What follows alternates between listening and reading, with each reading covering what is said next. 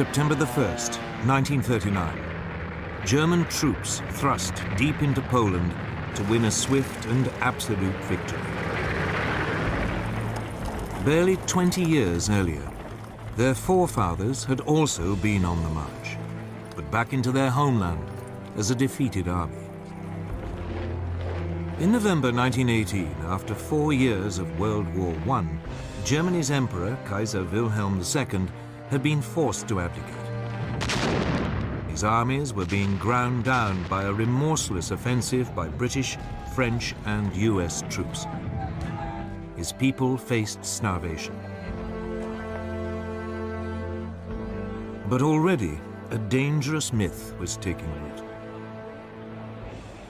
The German generals and troops claimed that they hadn't been defeated in battle, but betrayed by their own cowardly politicians. Even so, at 11 in the morning on November the 11th, 1918, the 11th hour of the 11th day of the 11th month, World War I came to an end.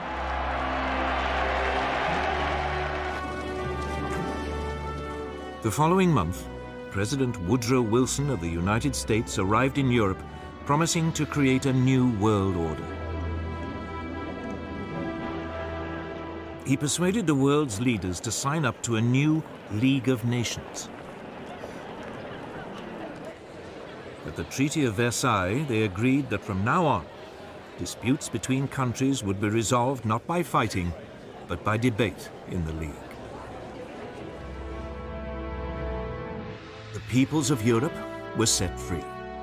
Germany's ally, the Austro-Hungarian Empire, was dismembered. Out of it, new nations were created: Austria, Poland, Hungary, Czechoslovakia, Yugoslavia, Latvia, Lithuania, and Estonia. Germany itself was greatly reduced in size.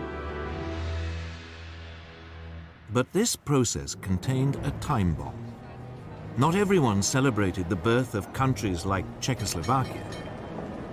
Several of them contained substantial German minorities. One day, the desire to reunite the German peoples would come to haunt Europe. The war-torn German people also had one final indignity inflicted on them. They were forced to pay a massive £6.6 billion in reparations to France and Britain, something they could ill afford. And when he returned to America, Wilson's new world order immediately fell apart. The US Congress decided it could not risk being sucked into another war in Europe. It refused to join his league, and the US withdrew into isolationism. Germany was now a very different nation. It was still Europe's biggest country, but its militaristic monarchy had gone. It had become a democracy. But its government, the so-called Weimar Republic, was soon struck by a series of hammer blows.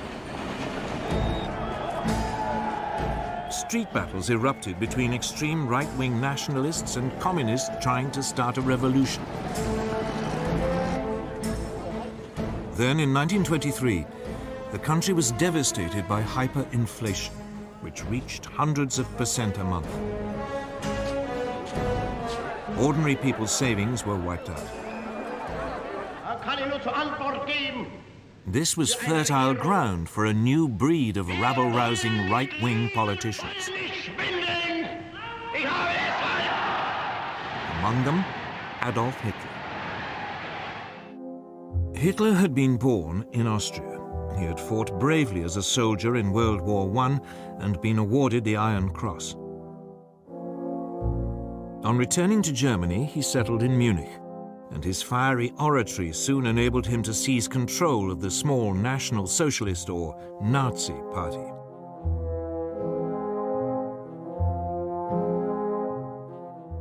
In October 1923, Hitler and his henchmen attempted an armed coup against the Weimar government.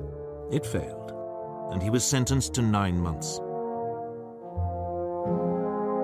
In prison, he wrote a book, Mein Kampf, My Struggle, in which he blamed Germany's ills on the Jews and demanded that it rebuild its strength and seek new territories in the East. On his release, he set about building the Nazis into a proper, disciplined political party. From now on, he would use the democratic system to achieve power.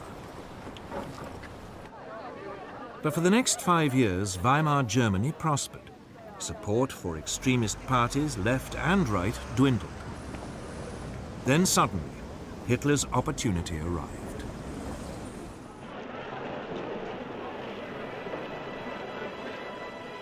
In October 1929, the US stock market crashed. Billions of dollars were lost, and an economic depression swept across the world. Unemployment in Germany soared to over 6 million. Only extremist politicians seemed to offer a solution. Wir haben ein Ziel uns gewählt und verfechten es fanatisch rücksichtslos. Politicians like Hitler. By 1931, his Nazis were a true mass movement. And they had their own brown-shirted thugs, the SA stormtroops, who numbered almost 3 million. In the 1932 elections, the Nazis became the largest party in Germany's parliament, the Reichstag. But Hitler refused to join a coalition, leaving parliament paralyzed. To break the impasse, President Hindenburg made him chancellor in January 1933, head of the government.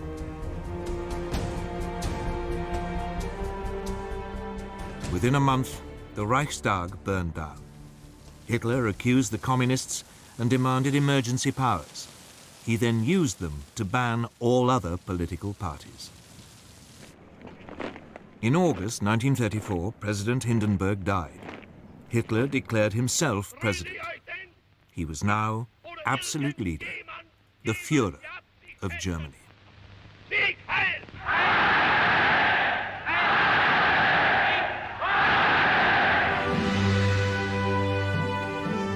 At first, there was little sign of what was to come. For the next 3 years, the Führer concentrated on rebuilding Germany's economy. He spent millions on public works, including the 5,000-mile Autobahn system, to soak up the unemployed. But in secret, Hitler was also spending lavishly on a huge rearmament program. Under the Versailles Treaty, the German army had been limited to 100,000 men. The country was forbidden to have an air force, tanks, or submarines. This small army was trebled in size. Then, in 1935, Hitler came out into the open. He unveiled a brand new air force, the Luftwaffe. It had 2,500 planes, far more than Britain or France. Unemployment plunged, and the Nazis became enormously popular. Now emboldened, the Führer made his first expansionist move. In 1935, he reoccupied the Saarland district on the French border, after it voted to return from League of Nations to German rule. A year later, he sent German troops into the Rhineland, part of Germany which had been demilitarized at Versailles. At the time, many felt that Hitler was only claiming back what was rightfully Germany's. Neither Britain nor France objected.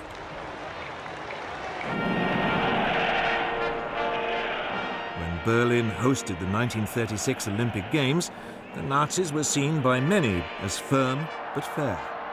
A government which was restoring the nation's pride and which didn't threaten anyone. Of course, there were signs. The 1935 Nuremberg laws forbade Jews to marry true Aryan Germans and deprived them of their citizenship. But when the first threats came to world peace, they didn't come from Hitler at all, but from somewhere else entirely.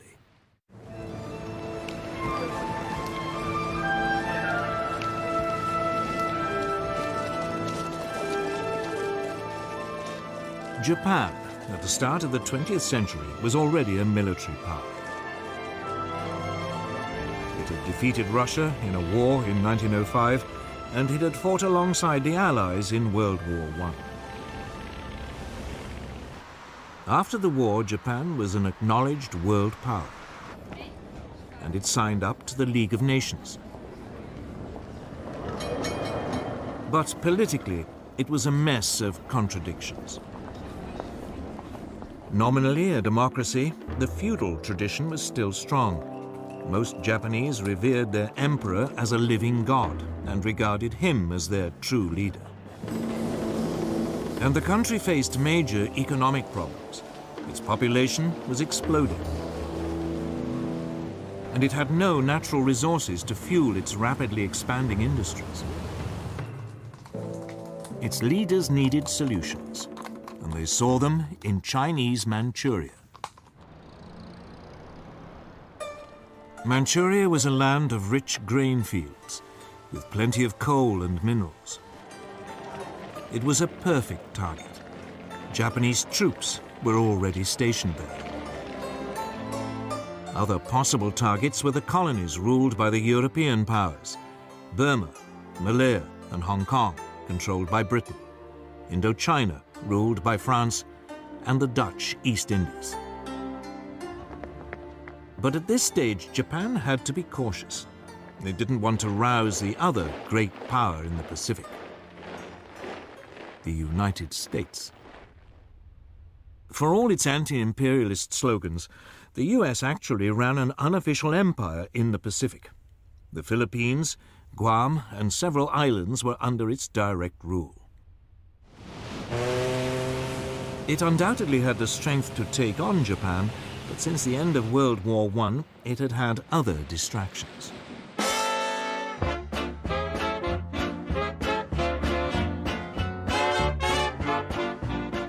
This was America's Jazz Age.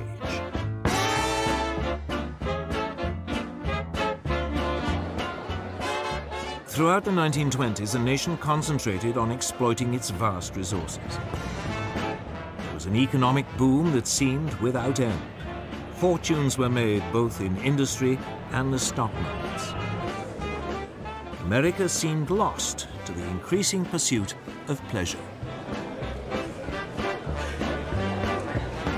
With distractions like these, Japan's growing pains in the Pacific seemed very far away. America had slashed its army after World War I and agreed a naval reduction treaty with Britain, France, and Japan. This, in effect, handed naval superiority in the Pacific to the Japanese. And then came the Great Depression.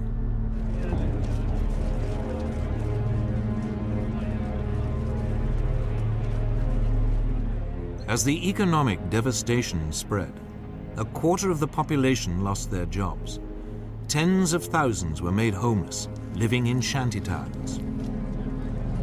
Whereas before it had been distracted by pleasure, now America was distracted by pain. It was time for Japan to make her move.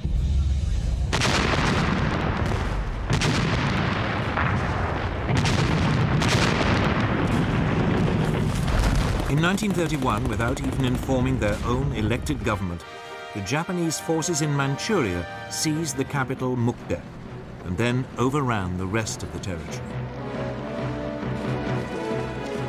A puppet state, Manchukuo, was proclaimed under a puppet ruler. Henry Puyi, the last emperor of China, who had been deposed in 1911, was dragged out of retirement.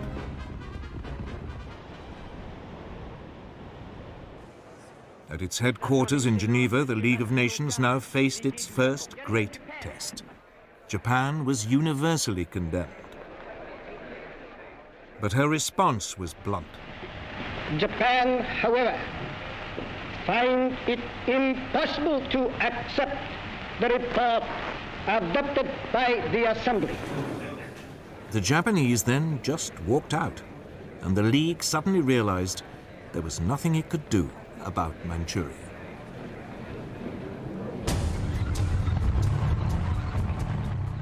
Japan was declared an international pariah, but it didn't care.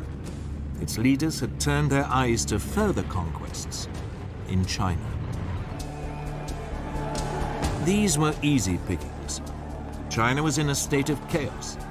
The government of Generalissimo Chiang Kai-shek was locked in conflict with the Chinese Communist Party under Mao Zedong.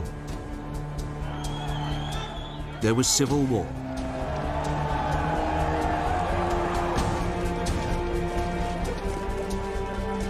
In 1936, as a precursor to invasion, the Japanese signed a pact with Hitler. The aim was to guard against any attack by Soviet Russia were it to move on China. Then in July 1937, the Japanese provoked an incident with Chinese troops and invaded.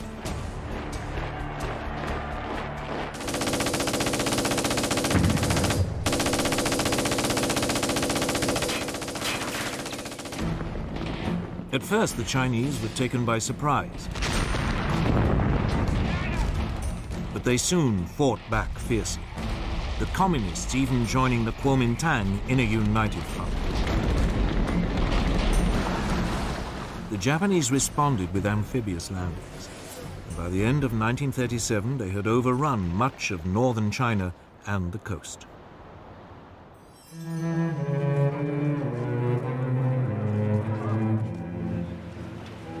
The Japanese fought this war with exceptional brutality, bombing cities indiscriminately. Westerners living in the commercial center, the port of Shanghai, were now evacuated. The city was then besieged for 3 months.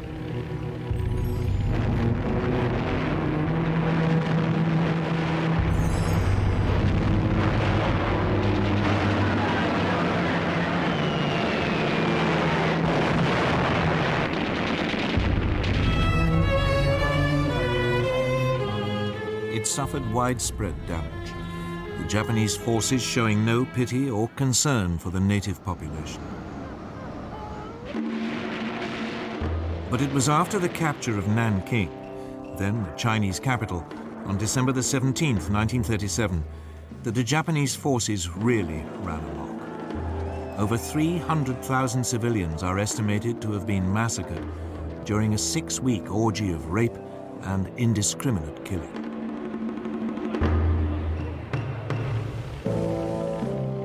The Japanese even attacked British and US warships which had been sent to protect their shipping and trade.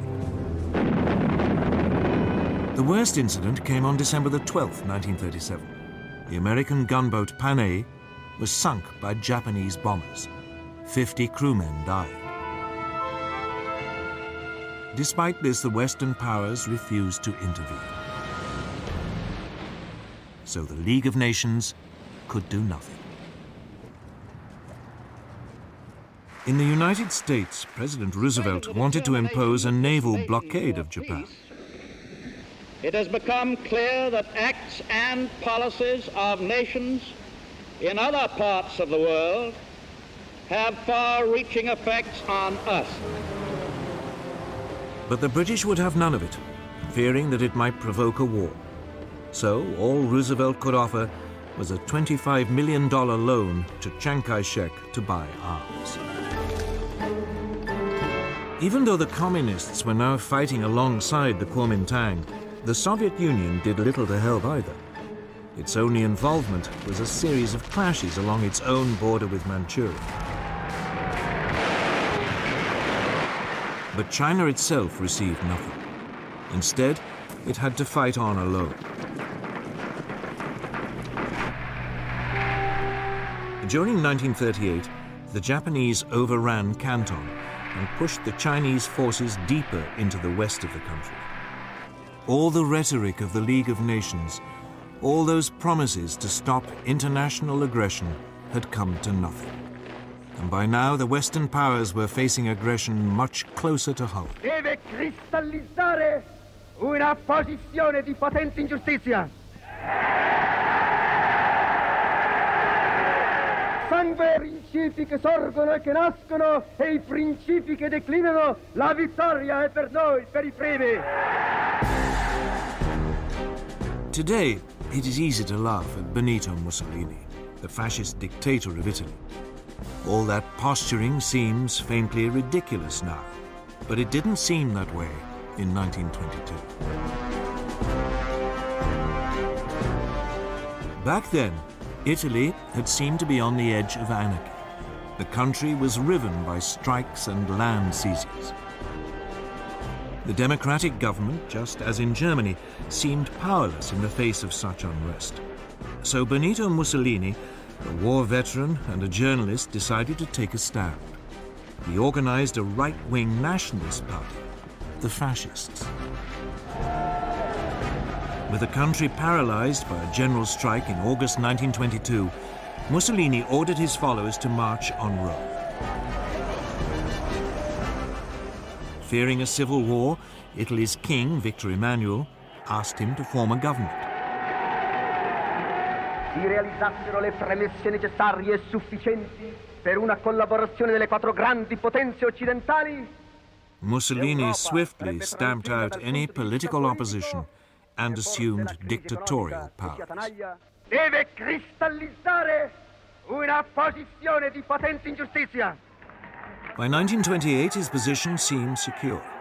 Parliament was appointed rather than elected, and all power was firmly in the hands of the fascist Grand Council.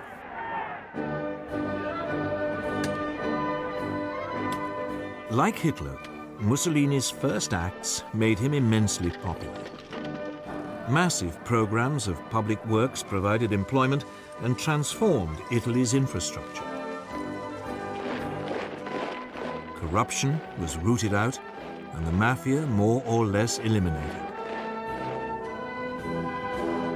Italy's armed forces were built up, including an advanced modern air force. In the Mediterranean, Mussolini launched a powerful navy, bigger than the combined might of the British and French Mediterranean fleets. When the Great Depression came, Italy seemed to weather it better than most. Mussolini became a source of worldwide inspiration. Political leaders, not least Adolf Hitler in Germany, saw the fascist system as a role model, strong and purposeful, in contrast to the weakness of the democracies in Britain and France. But Mussolini wanted more than adulation.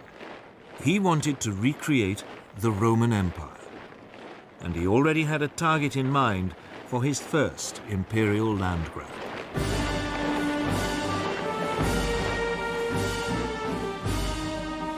His target was Abyssinia, today's Ethiopia. Italy already had colonies on its borders in Eritrea and Italian Somaliland. In December 1934, Italian forces provoked a clash with Abyssinian troops at an oasis in the Ogaden region, well inside Abyssinian territory. Mussolini then sent reinforcements to Eritrea and Italian Somaliland, demanding that Abyssinia pay reparations. The Emperor of Abyssinia, Haile Selassie, appealed in person to the League of Nations.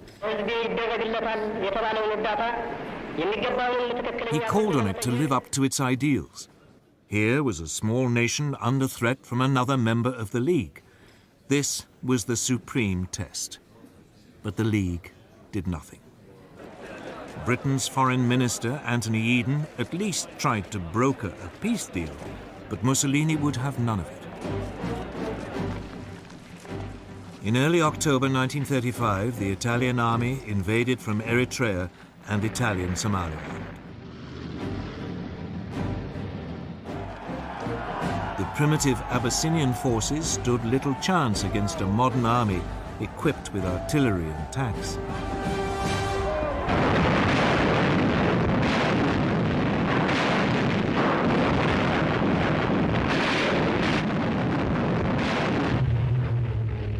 The Italian Air Force had total command of the air and harried the Abyssinians, on occasions dropping gas bombs, even though gas had been outlawed at Versailles.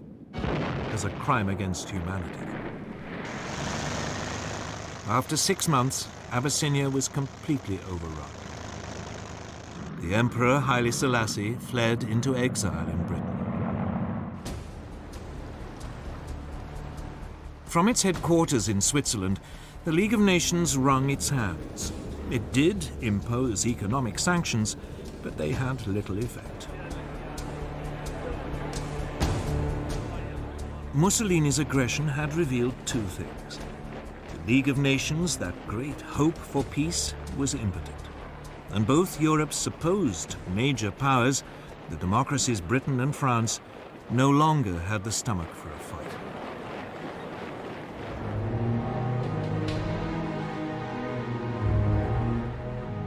Both Britain and France had been shattered by World War I, and their economies had never really recovered. Both had witnessed waves of strikes and unrest. Both had suffered mass unemployment, even before the Great Depression.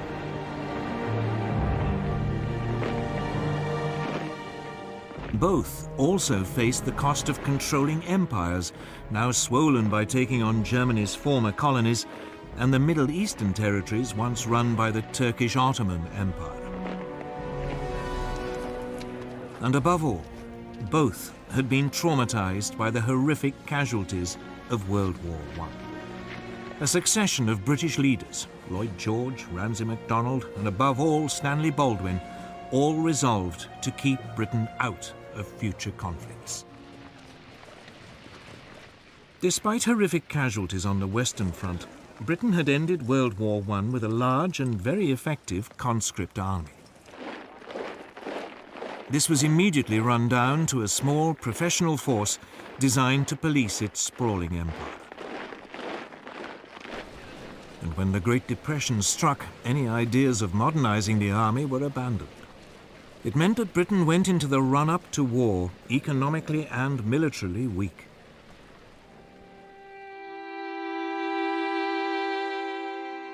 French losses during World War I had been even worse than the British. Ever mistrustful of the Germans, a large conscript army was maintained. But throughout the 1920s, France's birth rate had declined. It became clear that there would be a manpower shortage by the mid to late 1930s. France realized it could never compete with Germany on the size of its army alone.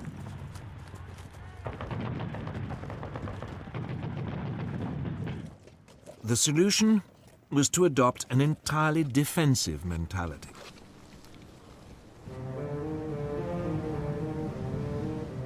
The Maginot Line, a series of fortifications, was begun in 1930 along the frontier with Germany and ran as far as the Belgian border.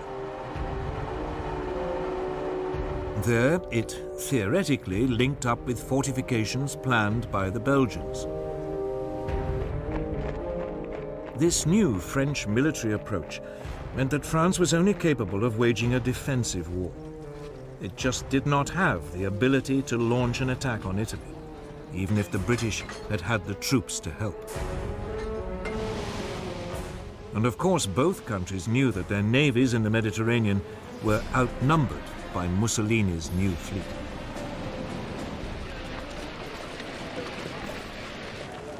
So when Italy conquered Abyssinia, it made sense for both powers to do nothing. It just seemed too remote, too much someone else's problem.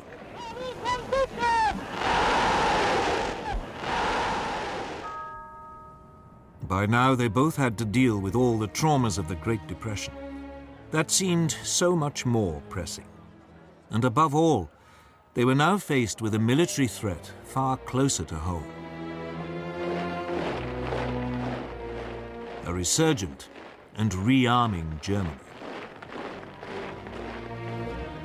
And Germany's power, and that of Italy too, was soon about to be demonstrated in supporting the rise of another dictator in Spain.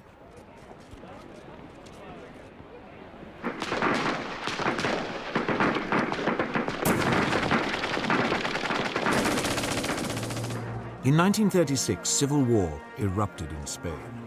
He was exceptionally vicious, setting family against family, communist against fascist, believers against atheists. In 1931, a left-wing government had come to power determined to get rid of the centuries-old Spanish monarchy. The king was forced into exile and a republic was declared.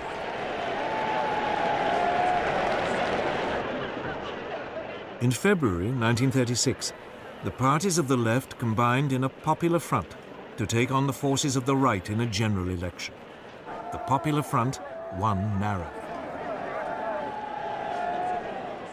Even though its reform program was modest, a wave of strikes and land seizures led the right to fear that a communist takeover was inevitable.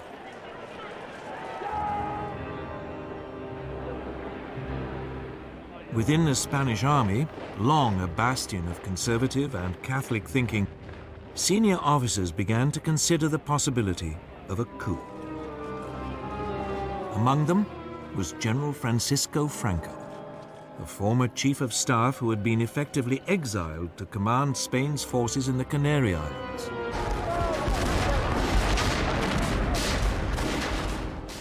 On July the 17th, 1936, the units of the army fighting guerrillas in Spain's colony in Morocco mutinied. The next day, Franco flew to join them, proclaiming a new nationalist movement which would save Spain from communism. Mainland garrisons now joined this revolt. The Popular Front responded by calling for volunteers to defend the Republic. Battle lines had been drawn.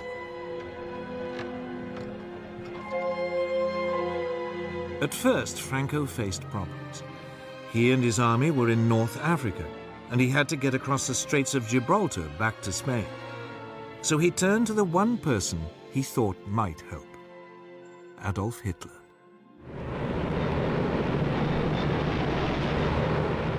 Within a month, transport aircraft from Hitler's new Luftwaffe had begun an airlift, taking Franco's battle-hardened veterans over to southern Spain.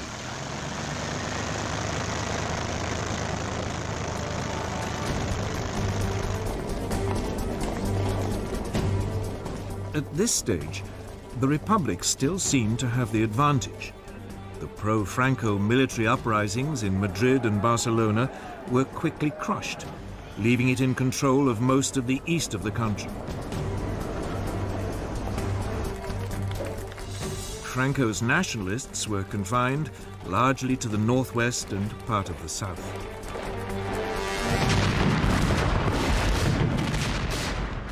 But the nationalist situation was transformed when Hitler and Mussolini started to pour in troops and weapons. The German dictator seized the opportunity to test his new equipment and expanding armed forces. The first panzer tanks were sent, along with some 12,000 troops. And the Luftwaffe deployed its Condor Legion, with its ultra-modern new bombers and fighters.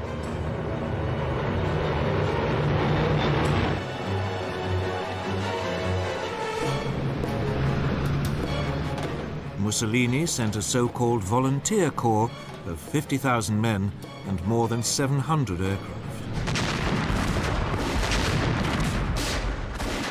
In vain did the Republicans appeal to Britain, France, and the Soviet Union for help. But London and Paris were scared of setting off a European war. They declared a policy of non-intervention. Cynically, both Germany and Italy signed up to this.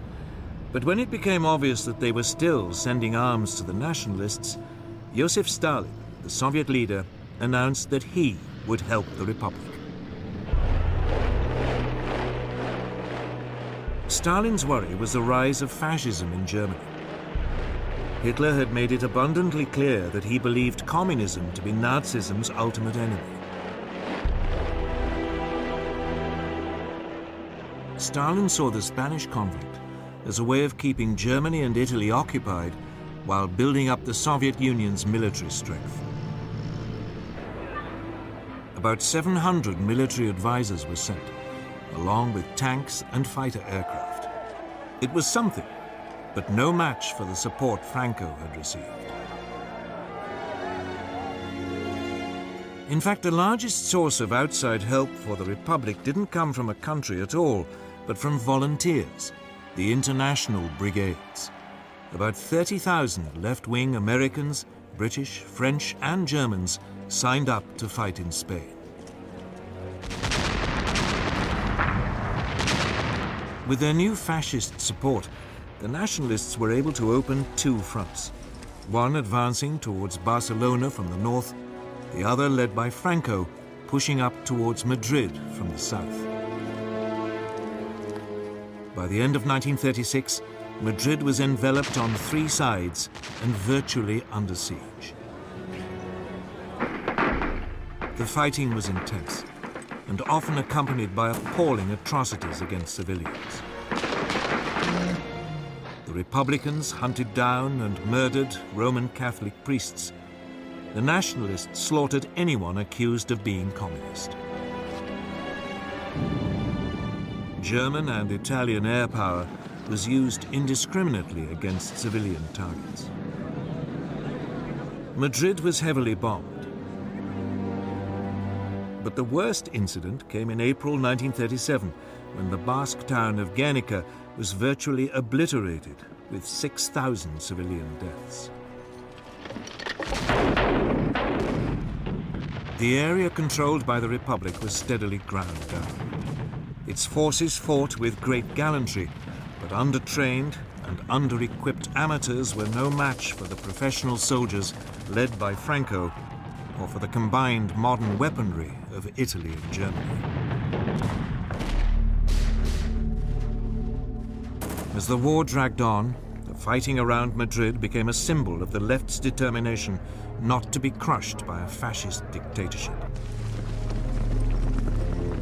But behind the scenes, the Republican alliance was falling apart. The communists and socialists wanted to concentrate on winning a military victory. But the more idealistic anarchists and syndicalists saw the war as an opportunity for a mass revolution by the workers. These disagreements burst out into the open in May 1937. Fighting broke out in Barcelona between the anarchists and communists. It was a fatal weakening of the Republican cause. By the end of 1938, the nationalists had penned their enemy into a small enclave around Barcelona, and another stretching eastward from Madrid to the coast.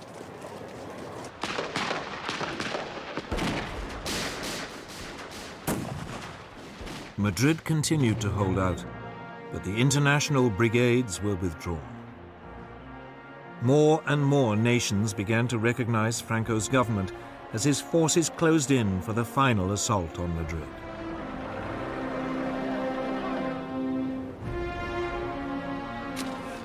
At the end of March 1939, its defenders, exhausted after nearly 3 years of fighting, the capital finally surrendered.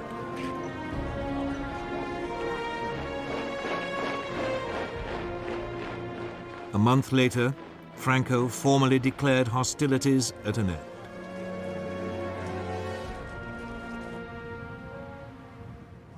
The scars of Spain's civil war took years to heal, and in some ways, they never have. And internationally, Franco's victory over the Republic proved a disaster. Hitler and Mussolini were confirmed in their belief that the democracies of Britain and France were impotent to resist any real pressure. While Stalin despaired of their willingness to confront fascism. Hitler in particular saw his way open to begin the aggressive policies outlined in Mein Kampf.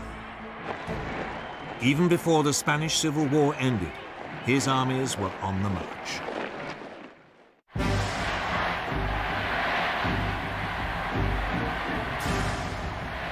From the moment he became Chancellor of Germany on January the 30th, 1933, Hitler had begun to put his long-term ambitions into action. On February the 3rd, he told his top commanders that his ultimate aim was to conquer territory in the east and ruthlessly Germanize it. They were instructed to prepare for a massive expansion. Although Germany had been forbidden tanks, a secret treaty with the Soviet Union in 1923 had allowed the development of tank designs and experimentation with new mobile armored tactics. Energetic young German officers like Heinz Guderian read the theories of British thinkers like Basil Liddell Hart and Colonel John Fuller. They even watched exercises being carried out by the British during the 1920s on Salisbury Plain. It was from these that they came up with the idea of fast-moving units combining tanks, artillery and infantry that could thrust fast and deep into enemy territory. Hitler adopted their ideas with enthusiasm. The new army was to have 3 panzer divisions. Similarly, the new Air Force, the Luftwaffe, under former World War I fighter ace Hermann Goering, had a framework to build on.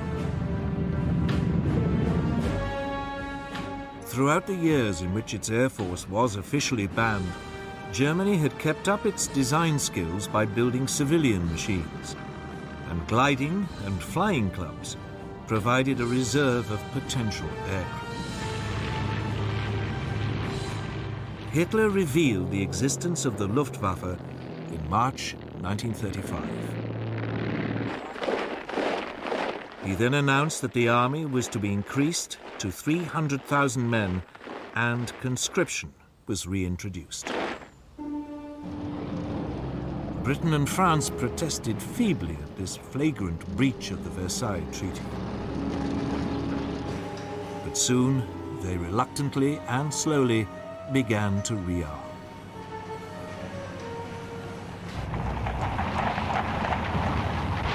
Until this point, Hitler had been modest in his goals. He had only taken back what was his, the Rhineland and Saarland. But now he had a grander target in mind, his homeland, Austria. In 1934, Austrian Nazis had attempted to seize power and unify the country with Germany. The Austrians, after all, spoke German, even if they had never been part of a German state. In February 1938, another Nazi plot was discovered. Austrian Chancellor Kurt von Schuschnigg protested to Hitler. Hitler responded by demanding that Austria stop mistreating the Austrian Nazis and unite with Germany. Die Jugend ist uns verschrieben und verfallen mit Leibesmitteln. Schuschnigg promptly called a referendum so that the Austrians could vote on whether to remain independent. But on March the 12th, 1938, the eve of the referendum, Hitler, fearing that it might produce the wrong result, sent in his troops. Complete surprise and an enthusiastic welcome by Nazi sympathizers made it a bloodless invasion. Within hours, Hitler announced Austria's incorporation into the Third Reich. The sovereign nation had, for the first time, been subsumed into a greater Germany. Once again, the Western democracies failed to react. In the summer of 1938, he turned on his next prey, Czechoslovakia. A substantial German minority lived in the northwest of the country, an area known as the Sudetenland. These Sudeten Germans had been part of the old Austrian Empire, but had been cut off when Czechoslovakia was created in 1919.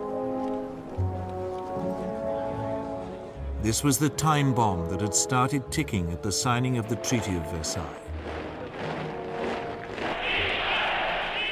Hitler encouraged Sudeten German demands for autonomy and then threatened the Czech government with force if it refused to agree. Undaunted, the Czech government ordered general mobilization and prepared to resist. The Czechoslovak army was large and well equipped, with formidable fortifications on its frontier with Germany. Hitler backed off. But then at the beginning of September, concerned that war might be imminent, the British Prime Minister Neville Chamberlain decided to act as a peacemaker. He flew to meet Hitler twice. The Nazi dictator assured him that if he could have the Sudetenland, he would make no further territorial demands in Europe.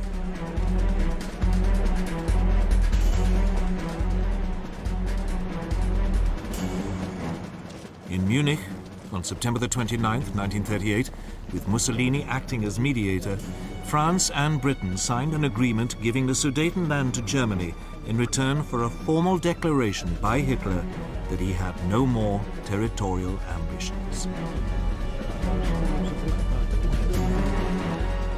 Chamberlain flew back to Britain waving the piece of paper, which he claimed guarantees peace in our time. And so, on October the 1st, German troops occupied the Sudetenland and seized the Czech frontier fortifications.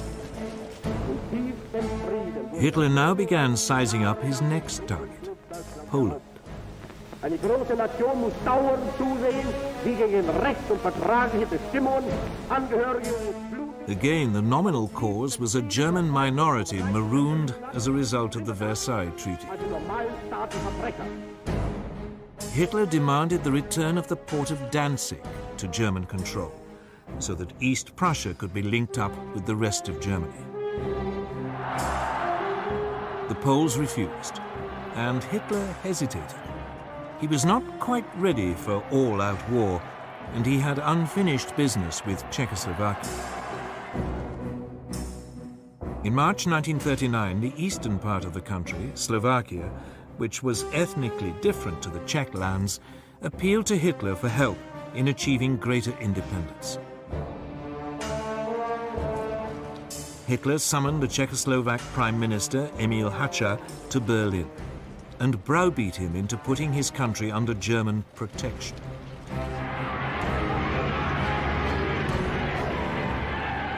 German troops now marched into the rest of Czechoslovakia, unopposed.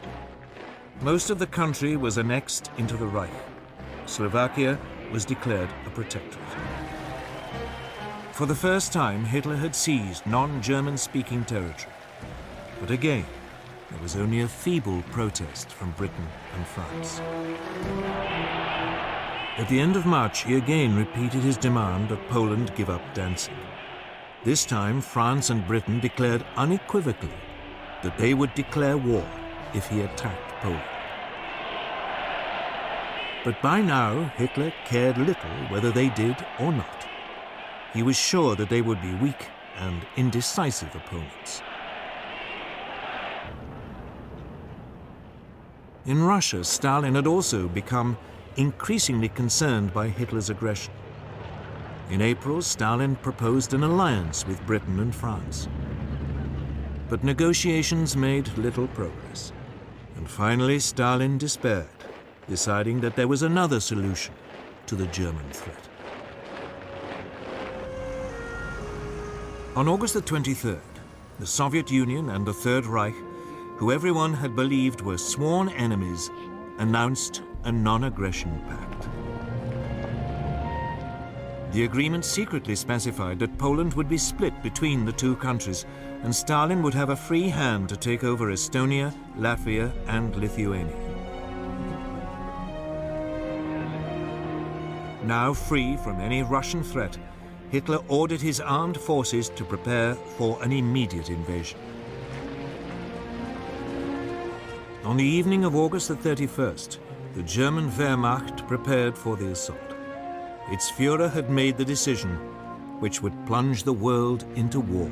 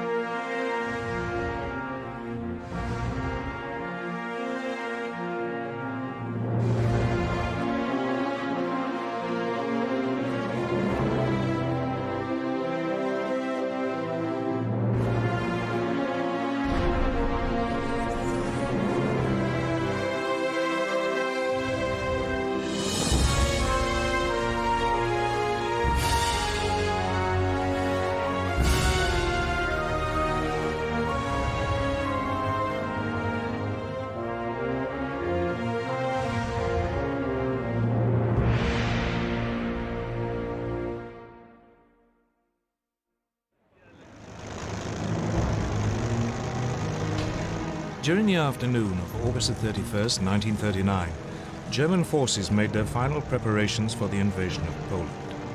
Air crews studied their targets. Tanks moved to their assault positions. Then, in the early hours of September the 1st, German soldiers dressed in Polish uniforms attacked a radio station on the German side of the border, leaving behind some bodies.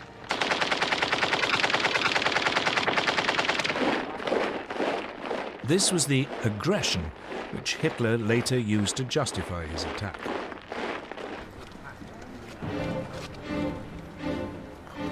At 8 that morning, German troops pushed aside the Polish frontier barriers and mobile forces raced forward.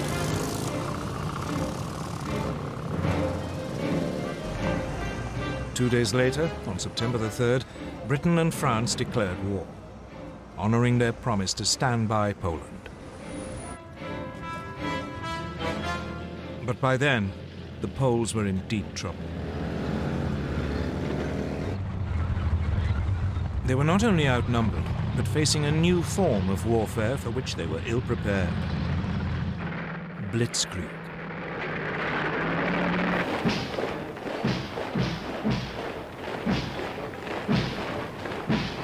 In 1939, the German army consisted of 1.5 million men.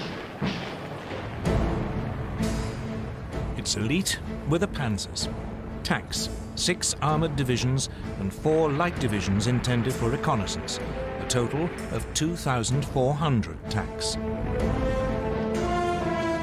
These had been designed to break through an enemy's defenses and strike deep, cutting communications and spreading confusion. Enemy strong points would be bypassed, left to the following infantry to mop up.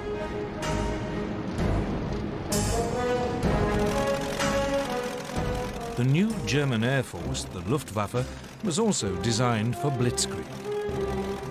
It had 2,500 aircraft lined up against the Poles.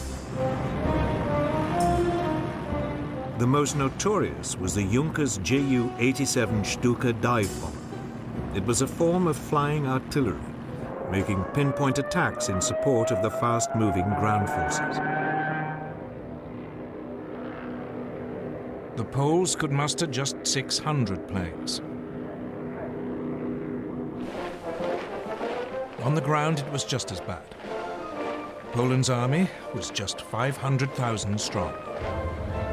It had only 880 tanks. It even had 11 brigades of cavalry, lances and horses against army. But it wasn't just numbers that gave the Germans their advantage. They used their panzers in a radically new way, as separate, hard-striking units. The Polish tanks were dispersed to support their infantry. The Poles' task had been made even more difficult by the German takeover of Czechoslovakia.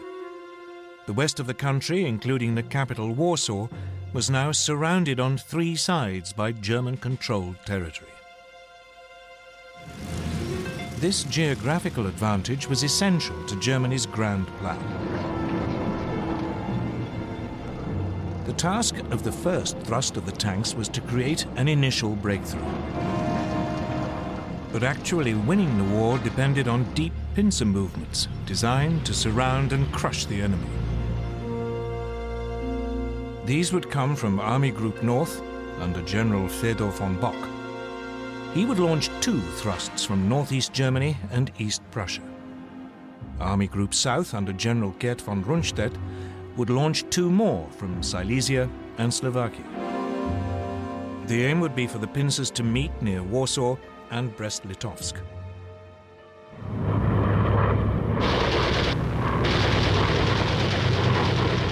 From the start, it went well for the Germans.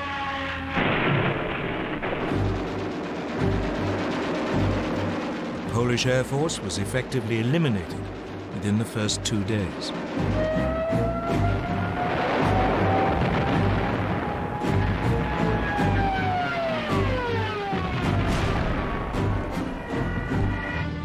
Panzers cut through and struck deep. Stukas and medium bombers proved devastatingly effective.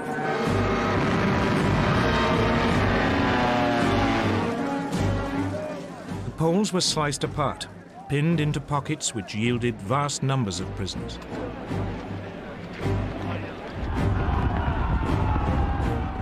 Legend has it that some Polish cavalry units gallantly tried to attack the panzers,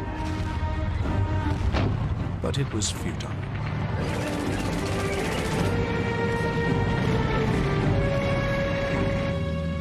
They were just brushed aside. By September the 8th, the inner pincers had met up. German troops were advancing on the outskirts of Warsaw. On September the 17th, the outer pincers met at Brest-Litovsk.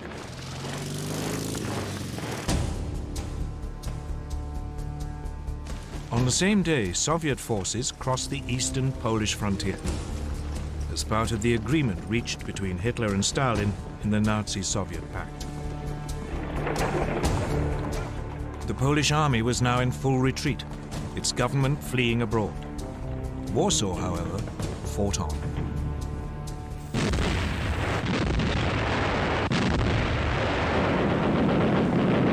Its defenders rejected a German offer to surrender, so the full fury of the German war machine was turned on it.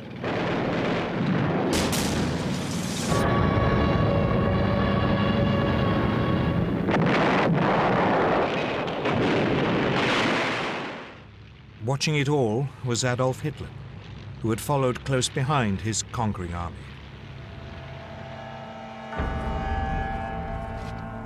On September the 27th, Warsaw surrendered. The next day, the victors carved Poland up according to the Nazi-Soviet pact. The Soviet Union annexed slightly over half the country to the east. Germany took the rest. Both regimes began rounding up anyone who might present a danger in future. Many were murdered. And for the first time, the Germans revealed how they would behave against those peoples in Eastern Europe whom they considered inferior. They sent in the Einsatzgruppen, special SS squads, to round up Jews.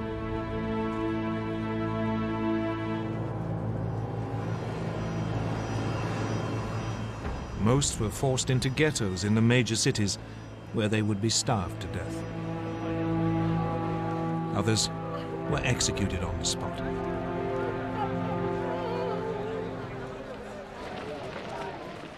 This was not, however, the end of the Polish army. More than 50,000 troops escaped and eventually reached France. There, a provisional government had been formed by General Władysław Sikorski. The Poles would fight on bravely from abroad.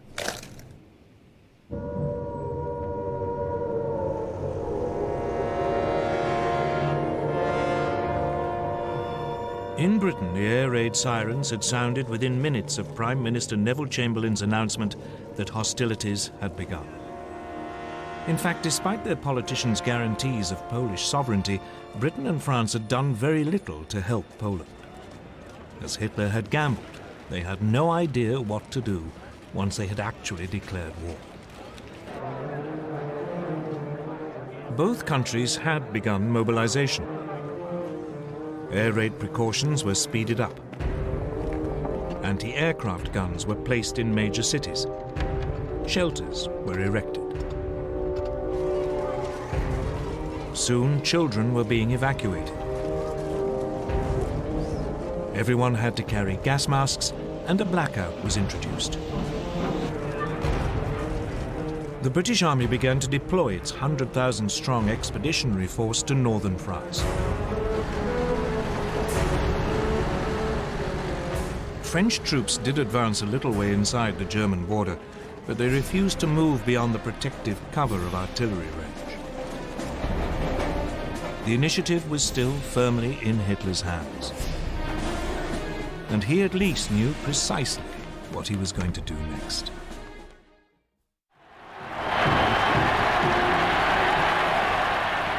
The Blitzkrieg against Poland had been a stunning success for Adolf Hitler. He had subdued an entire country in less than 4 weeks, and he was hungry for more. So he ordered his generals to plan to attack the British and French in November 1939, less than 2 months after the fall of Poland. His general staff was appalled. The bulk of the German army was still out east and had to be moved west. And there had been some serious losses in the Polish campaign. Lessons had to be learned. Polish anti-tank guns had destroyed a division's worth of the lightly armored panzers. A quarter of the aircraft used had been lost. The panzers were too light and unreliable, and they had frequently outrun both their supply columns and the marching infantry. Reluctantly, after furious arguments, Hitler agreed to wait until the following spring.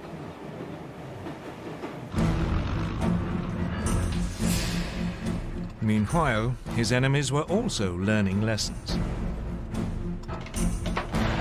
Britain had thought that bombers would be a key weapon in the coming conflict.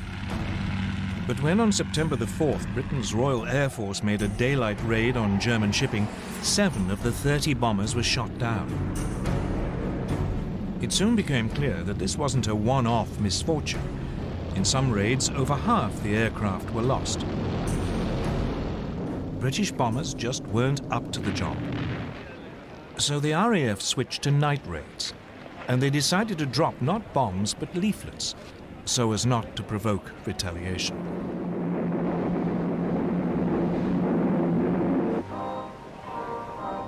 So, with the Blitzkrieg stalled and the air war quiet, the focus now went to the one remaining arena, the sea. Germany's navy was still in the middle of an ambitious building program that wasn't due to finish until 1948. The commander of its submarine arm, Admiral Karl Dönitz, planned to cut Britain's supply routes across the Atlantic. For this, he wanted 300 ocean-going submarines, but he had just 38. Nevertheless, Dönitz ensured that all available U-boats were at sea on September the 3rd, the first day of the war against Britain. That evening, believing it to be an armed merchant cruiser, U-30 sank the liner Athenia without any warning.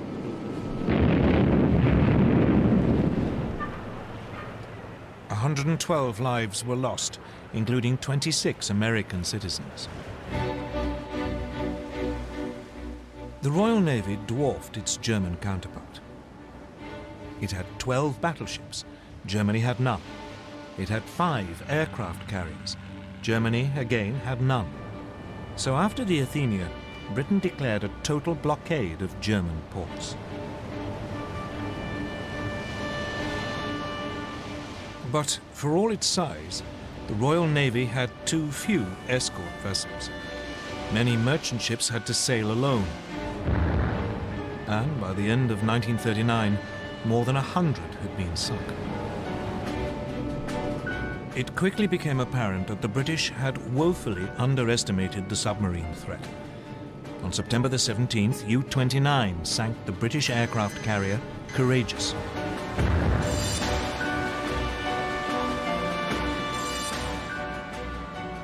On October the 14th, the battleship Royal Oak was sunk when U-47 slipped through the defenses of the British main fleet base at Scapa Flow in the Orkneys. Meanwhile, Germany's small surface fleet had also been unleashed against the sea lanes. In the North Sea, the battle cruisers Scharnhorst and Gneisenau intercepted a convoy on November the 22nd.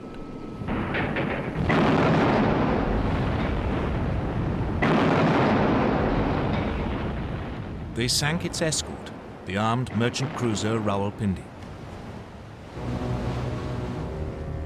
But it was the pocket battleship Graf Spee which caused the greatest problems. Designed specifically for commerce raiding, its 11-inch guns could overwhelm any ship fast enough to overtake it, and it had the speed to escape from any battleship. The Graf Spee had slipped away from Germany before hostilities began. Soon it was cutting loose in the South Atlantic and Indian Oceans. Finally, 3 British cruisers, Exeter, Ajax and Achilles, intercepted it off the River Plate on the east coast of South America. The British ships damaged the pocket battleship so badly that it had to take refuge in the neutral Uruguayan port of Montevideo. The Germans were then fooled into thinking that a more powerful British force had arrived. When the Graf Spee was commanded to leave port, her captain scuttled her rather than risk annihilation.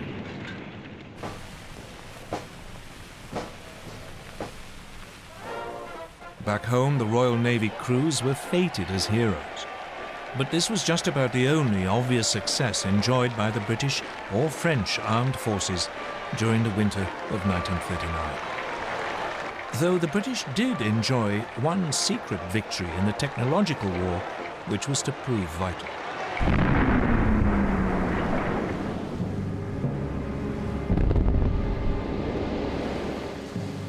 As soon as the war began, Britain began to lose large numbers of ships to German mines. What was so mysterious was that the ships didn't seem to have actually struck them. The mines had simply exploded as the ships passed nearby. Then, on the night of November the 22nd, 1939, a German plane was spotted dropping a mine at low tide in the Thames estuary. Disarmed and rescued from the mud, the mine was found to be set off by the magnetic signature of a ship passing close by. The solution was to reduce a ship's magnetic signature by hanging a copper cable round the hull and then passing an electric current through it, a process called degaussing. Once degaussing was applied to all ships, the danger from the magnetic mine was massively reduced. But otherwise, as 1940 began, the war was quiet. The two sides did little during the winter except to patrol, train, and try to keep warm, for it was a particularly cold one. An American journalist called it the phony war. For the Germans, it was the Sitzkrieg.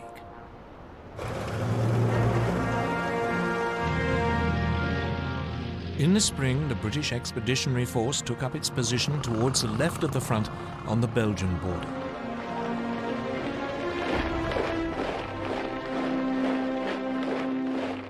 But it was dwarfed by its French ally. France had some 100 divisions along the Belgian and German frontiers or in reserve nearby.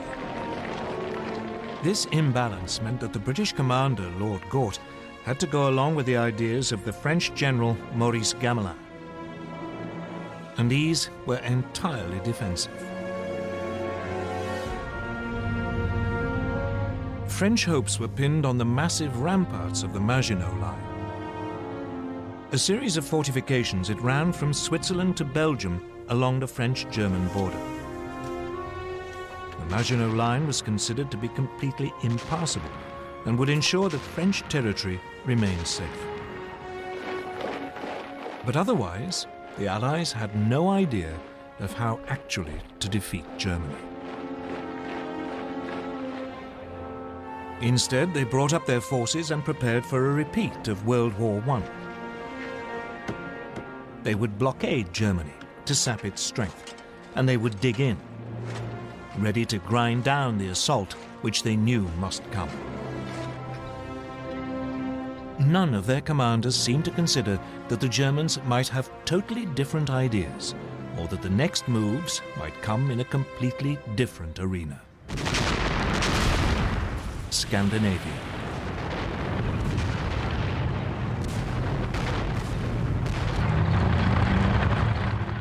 On November the 30th, 1939, a new theatre of war was opened up.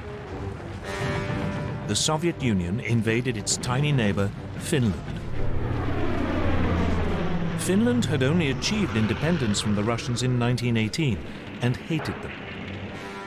Soviet dictator Joseph Stalin was convinced that one day the Finns might allow the Germans in to attack Leningrad and the vital Arctic port of Murmansk. The Red Army outnumbered its Finnish opponents by more than 10 to 1. The invasion should have been a walkover. But its leadership had been devastated by Stalin's terrible purges. The Finns were led by General Gustav Mannerheim. He fought back using hit-and-run tactics amid the deep snow, often on skis. The Soviet troops, confused and poorly led, suffered massive losses. Finland's gallant resistance caught the imagination of the British and French. Soon they were planning to send help via Norway and Sweden. The fact that this might suck two neutral countries into the war was ignored.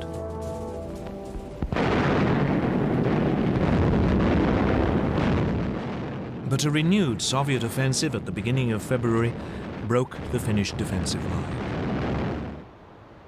In early March, the Finns had to cede territory to Stalin. By now, Hitler too had become interested in Scandinavia. The Nazi war machine relied on iron ore from Sweden.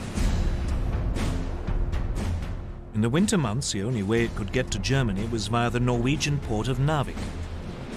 If the Allies landed in Norway, this vital supply could be cut off. So he ordered plans to be prepared for an invasion of Norway. Denmark, which was in the way, would also have to be seized. The Norway theatre heated up on February the 16th, 1940. The British destroyer Cossack boarded the German supply ship Altmark in a Norwegian fjord to release prisoners.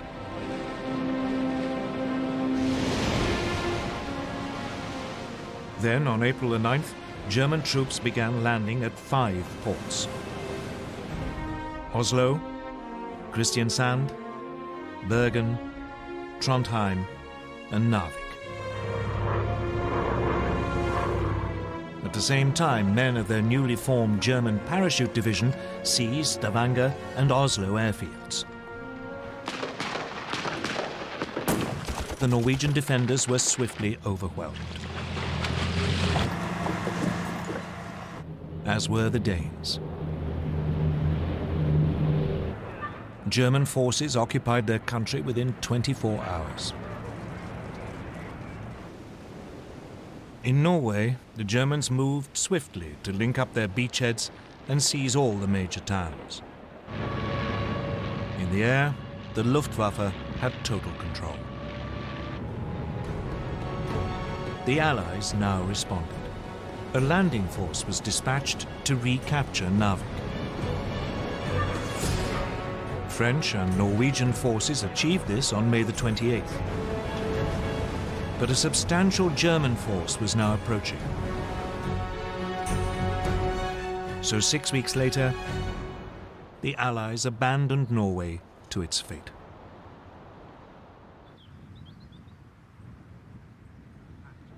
Hitler had spent most of that winter and spring at his country retreat, the Berghof in southern Bavaria. For him, the events in Scandinavia were a sideshow. Instead, he was preparing for his next major blitzkrieg against Britain and France. The first plan his generals brought him had a familiar ring to it. The Germans would advance into Belgium, aiming to swing down towards Paris. It was a repeat of the Schlieffen Plan, which the Germans had used at the start of World War I. The Allies were expecting this, and their main strategic discussion was how to prepare for it. When the Germans attacked, the Allies planned that their forces west of the Maginot Line would swing forward into Belgium to hold them on the shorter and more defensible line of the rivers Dyle and Meuse.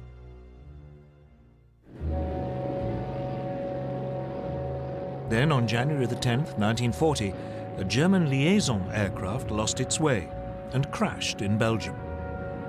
A copy of the German plan was found.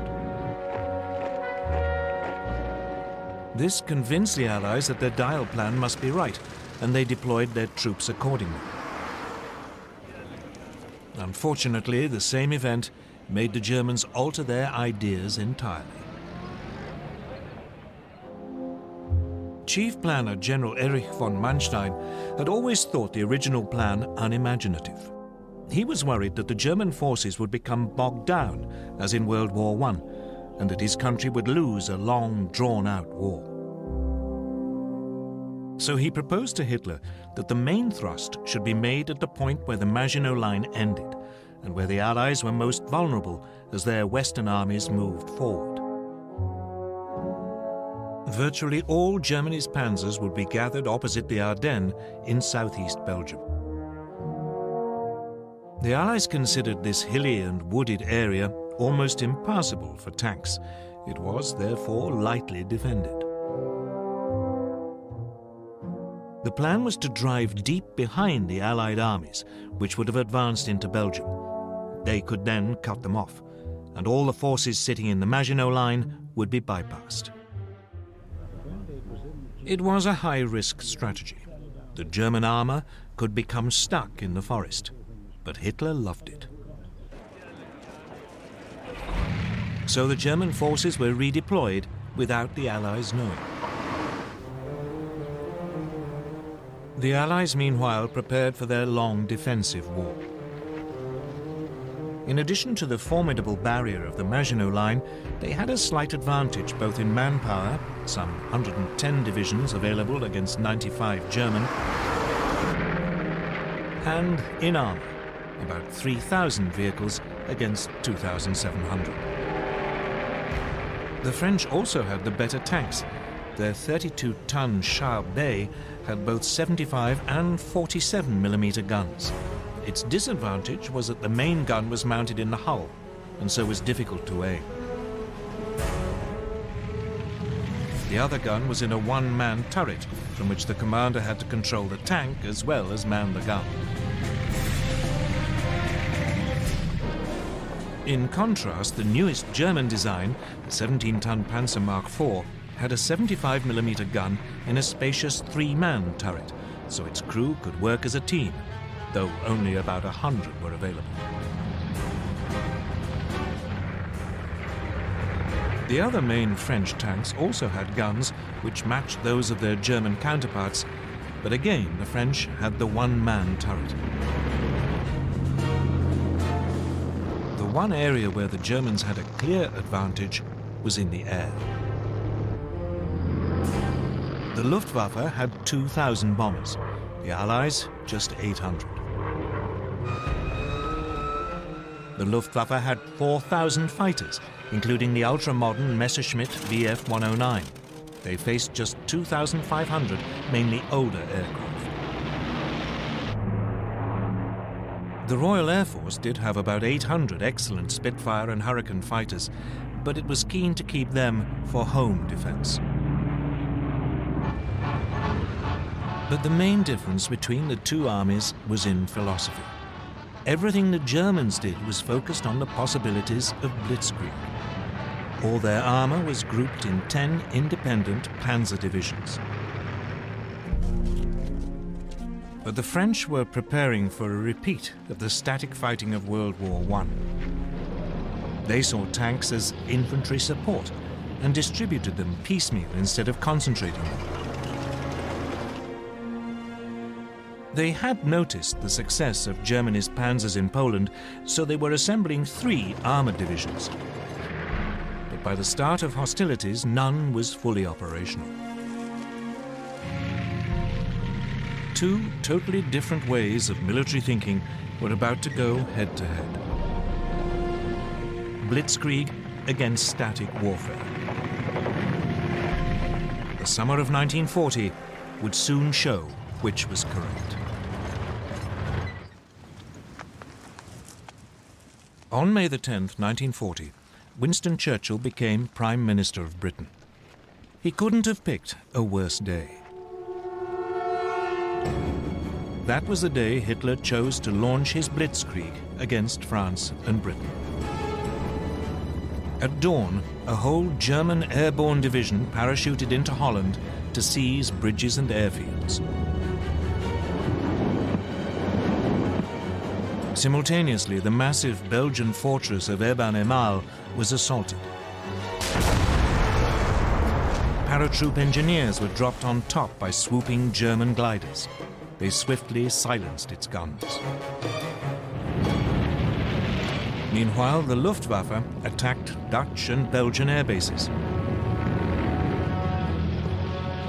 Then the frontier barriers were pushed aside.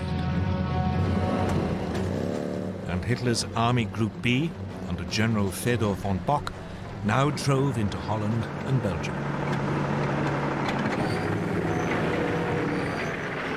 As planned, the French and British armies along the Belgian border moved forward to their new defensive line along the Dyle and Meuse rivers. But none of the Allied commanders seemed to have noticed that German Army Group A, which had the bulk of the panzers, after brushing aside the Belgian frontier troops, had now begun driving through the hills and woods of the Ardennes to their south.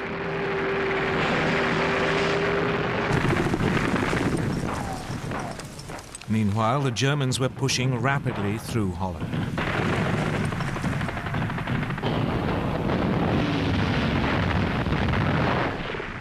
The obsolete Dutch army was no match for the highly tuned German war machine. And it was under continual heavy air attack by the Luftwaffe, which roamed the skies unchallenged. On May the 14th, the Germans demanded the surrender of the port of Rotterdam. A large force of bombers took off as the Dutch hesitated. While they were airborne, the Dutch agreed to surrender the city, but apparently a recall message never reached the bombers.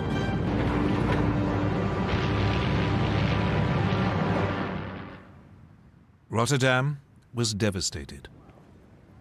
The Dutch capitulated the next day.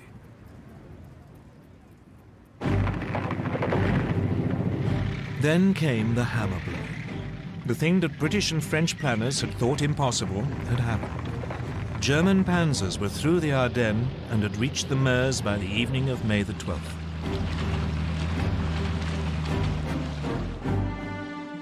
Among the first to arrive at Sedan, well north of the Maginot Line, were the men of the 19th Panzer Corps, commanded by General Heinz Guderian, fresh from the triumphs in Poland. Guderian now showed how blitzkrieg should be done. He ignored the troops in the Maginot Line, and he didn't wait for his own infantry to catch up.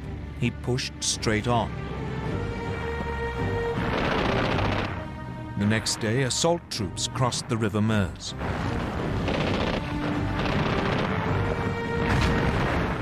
Engineers began building bridges for the armor while under heavy French fire.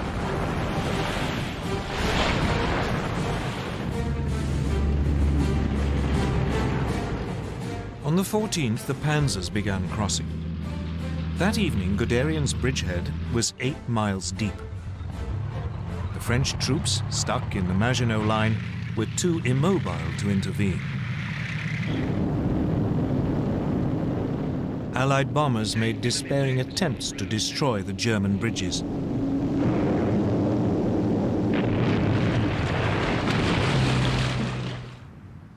But most were shot down.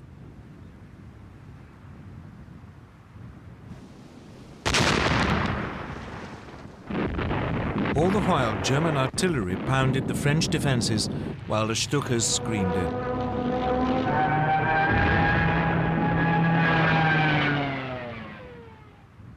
Just 3 days after the attack had been launched, the French defenders around Sedan broke. Guderian's panzers began racing westwards. By nightfall, they had advanced more than 40 miles behind the northern group of Allied armies. These had been holding firm on the Dial line, but now the French Supreme Commander, General Gamelin, realized that they were about to be encircled. He ordered them to fall back. This sudden decision to withdraw bewildered the Allied troops, who had no idea what was going on behind them. As they fell back, they were hindered by a growing flood of refugees clogging the roads. That day, the French Prime Minister Paul Reynaud phoned Churchill. He said, "We are beaten. We have lost the battle." But for all the brilliance of the Blitzkrieg, the Germans were vulnerable. As the panzers raced westwards, they created an ever longer corridor just a few miles wide. The Allies realized that this was open to counterattack. The bulk of the German army was still totally dependent on horsepower or its own feet for transport, so the gap between the rampaging panzers and the follow-up infantry grew with every hour. On May the 17th, Colonel Charles de Gaulle, commander of one of the newly formed French armored divisions, made the first of 2 attempts to cut through the German line near Crécy. But the cumbersome French command system meant that units were sent into battle piecemeal, not in a coordinated thrust.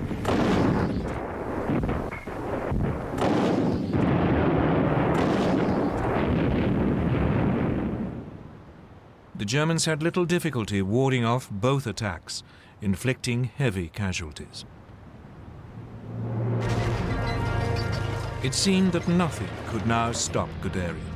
He plunged on, further and further into France. By the 19th, his lead units were past Péronne. On the 20th, in an extraordinary 56-mile dash, Amiens had been taken by lunchtime. Abbeville, just 14 miles from the English Channel, was seized by 9 that evening. And at midnight, a battalion of the 2nd Panzer Division reached the coast at Noyelles. The Germans had split the Allied front in 2. Everything now depended on whether they could defend this long, thin corridor, or whether the Allies could successfully counterattack.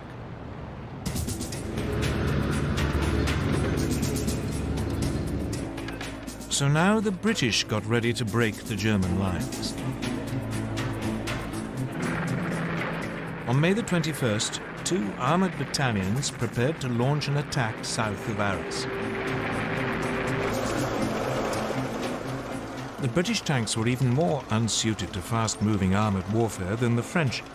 Their most effective machine, the Matilda II, had been designed for infantry support.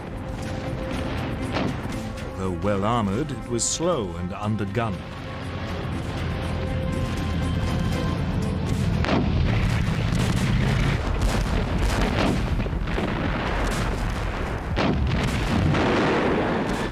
The Germans had little trouble in repulsing the attack.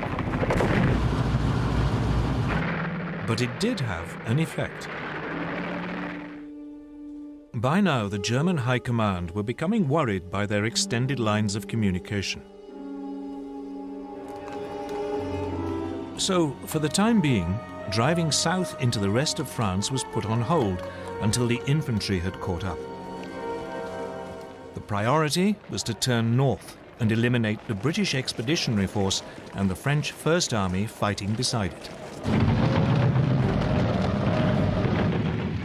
On May the 22nd, Guderian and the panzers began their attack to destroy the Allied armies. These were now pulling back to the ports of Boulogne, Calais, and Dunkirk, but they were trapped. On May the 23rd, General Alan Brooke, commander of British II Corps, wrote, "Nothing but a miracle can save the British Expeditionary Force." 2 days later, the Germans seized Boulogne.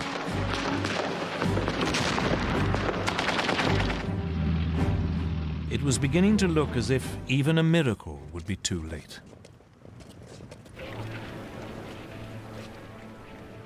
May the 25th, 1940. The situation of the British Expeditionary Force and the French First Army was desperate. The port of Boulogne had been overrun. German troops had isolated Calais. The British were being forced back to the port of Dunkirk. Lord Gort, the British commander, advised his government that the only hope of saving even a fraction of his troops was to organize an evacuation by sea. But as the dive bombers screamed down and the panzers were poised for the final assault, evacuation seemed a forlorn hope. The British anticipated that Dunkirk would be overrun within a day. But unknown to the British, Hitler and the German High Command had made a decision which was to save them from total annihilation. The Germans were only too aware that their panzer crews were exhausted and their machines needed urgent repairs. Those attacks by de Gaulle and the British may have failed, but they have shown very clearly how vulnerable the German lines of communication were. This was the great weakness of Blitzkrieg. So the High Command made a fateful decision. It decided to stop the panzers' advance to save them from further damage and wait for the infantry to come up. Only then would the Allied pocket around Dunkirk be eliminated. So the Blitzkrieg was halted and the panzers lay idle. They would not advance for 2 days, just enough to buy the British in particular a little time to prepare. As the tanks waited, the only major action was in Calais. There the British and French garrison refused to surrender. Instead, they had to be overrun in 3 days of bloody hand-to-hand fighting. When the panzers got going again 2 days later on May the 26th, the weather had changed.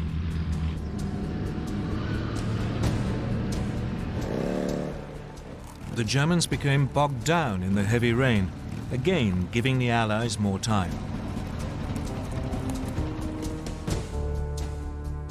So it was that at 7:57 p.m. on May the 26th, Vice Admiral Bertram Ramsay, flag officer commanding Dover, received a signal that he was to put Operation Dynamo into action. Operation Dynamo was a plan to withdraw the British Expeditionary Force by sea. He had prepared it more in hope than expectation that it could ever be used. The following day, a makeshift fleet of destroyers, tugs, and passenger ferries crossed the English Channel. But by the end of the day, less than 8,000 of the over 300,000 troops at Dunkirk had been rescued.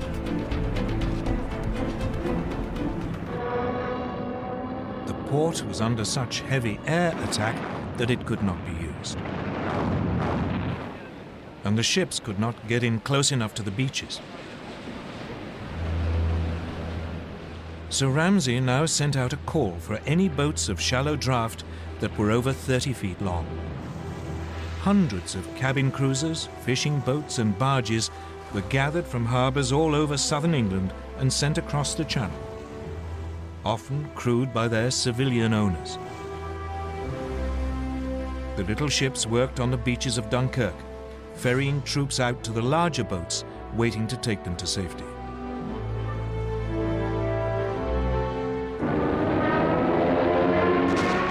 All the time, they were under constant air attack. The British Air Force threw every fighter it possessed into the battle to drive the Luftwaffe off.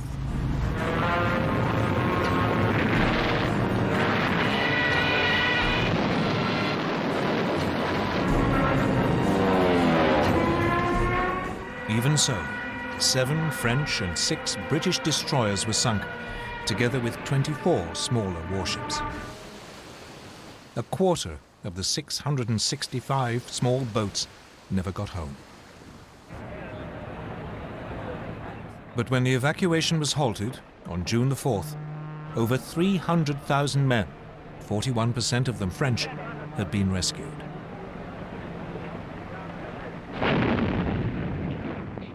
None of this would have been possible without the heroism of the French army. It played a vital role in slowing down the German advance.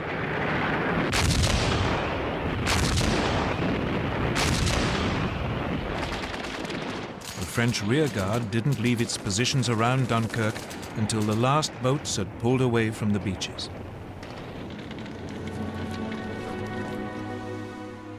One British officer compared them to the last stand of the Spartans at Thermopylae. Even so, the British army had lost most of its heavy weapons. It wouldn't be fit to fight the Germans again for a long time. France still had to fight on, but it had lost more than half its army. Against them, the Germans had 92 divisions, including masses of armor.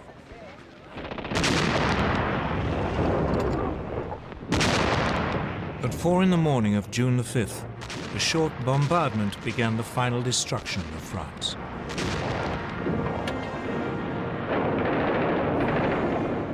Assault troops crossed the Somme and the Aisne. At first, the French resistance was fierce, and the Germans struggled to break out of their bridgeheads. But, once again, the Luftwaffe helped crush the defenses. Soon the panzers were pushing south, and the trickle of surrendering French troops turned into a flood. By the 9th, the panzers had reached the River Seine, and the infantry were only a few hours behind. Once across the river, the Germans fanned out into the interior of the country. On the 14th, the German army marched into Paris.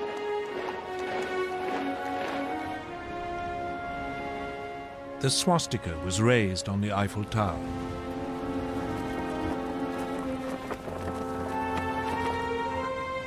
Hitler had secured the prize which had eluded the Kaiser in 1914. The Parisians could only watch in stunned horror. Throughout the period of the French collapse, Winston Churchill paid 5 visits to France, trying to bolster French resistance. On June the 16th, he even offered Paul Reynaud a union with Britain if France stayed in the fight. But it was too late. Reynaud's cabinet rejected the proposal, and the Prime Minister resigned that evening. He was succeeded by Marshal Philippe Pétain, who immediately asked the Germans for an armistice.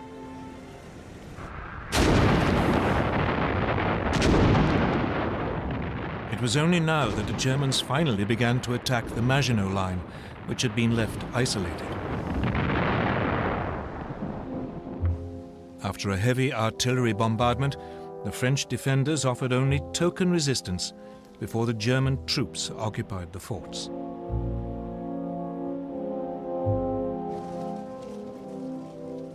On June the 21st, Hitler went to Compiègne, where the railway carriage in which the Germans had signed the armistice in 1918 was kept.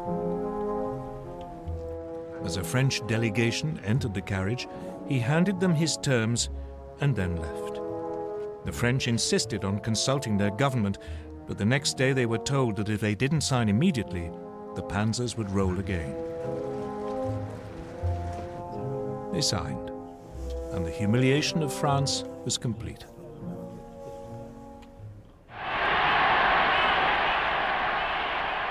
For Hitler, his control of Western Europe seemed absolute. He felt sure that Britain must now seek peace, and that soon he could turn to the next stage of his master plan. But even though the Blitzkrieg had achieved so much so fast, it hadn't won him the war.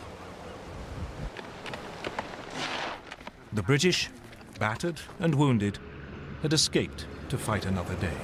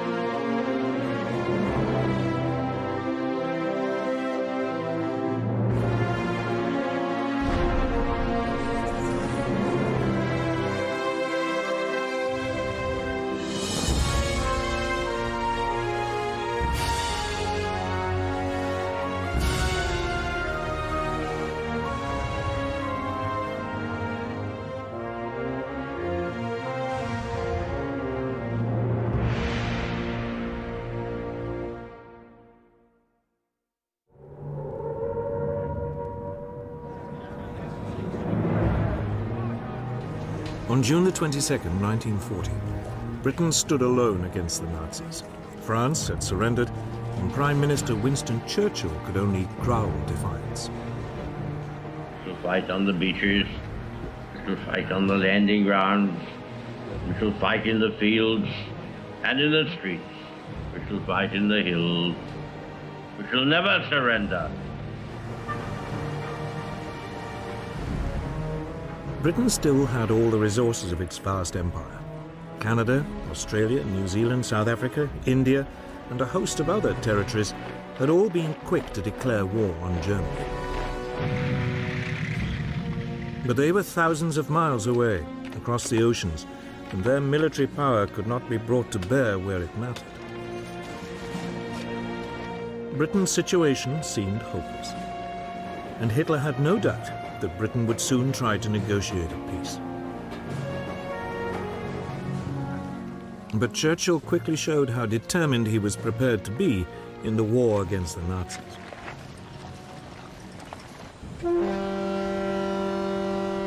A powerful squadron of 2 French battleships and 2 battle cruisers was lying in the port of Mers el Kebir in French North Africa.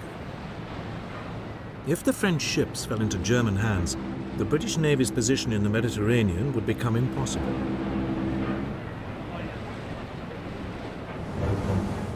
So on July the 3rd, a Royal Navy task force demanded that the French ships either join it or sail to a neutral port to be interned. The French refused. So the British opened fire on their former allies.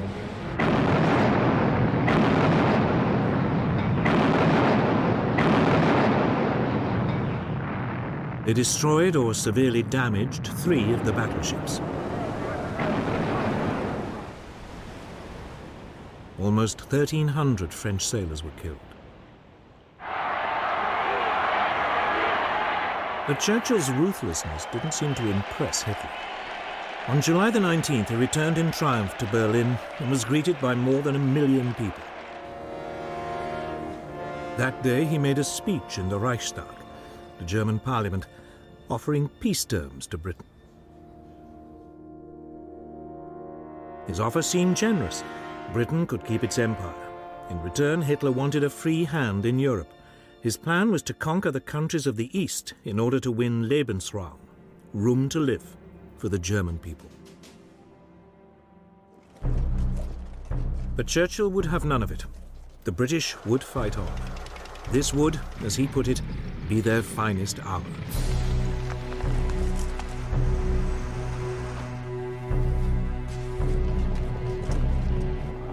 Churchill's defiance was immensely popular. King George VI wrote in his diary, "Personally, I feel happier now that we have no more allies to be polite to and to pamper."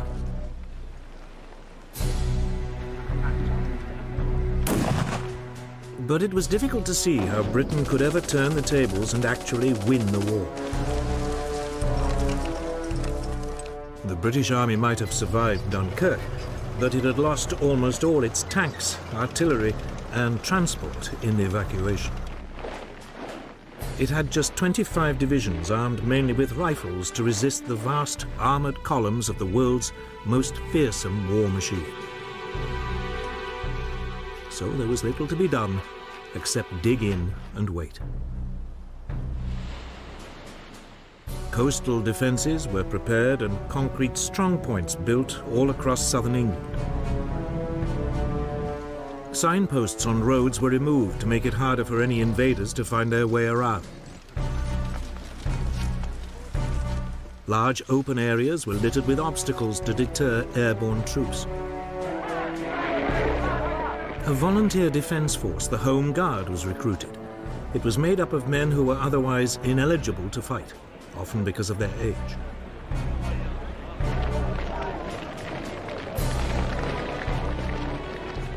By the end of June 1940, almost 1.5 million volunteers had signed up, but there were few weapons with which to arm them. Hitler, meanwhile, was getting on with his invasion plans, codenamed Operation Sea Lion.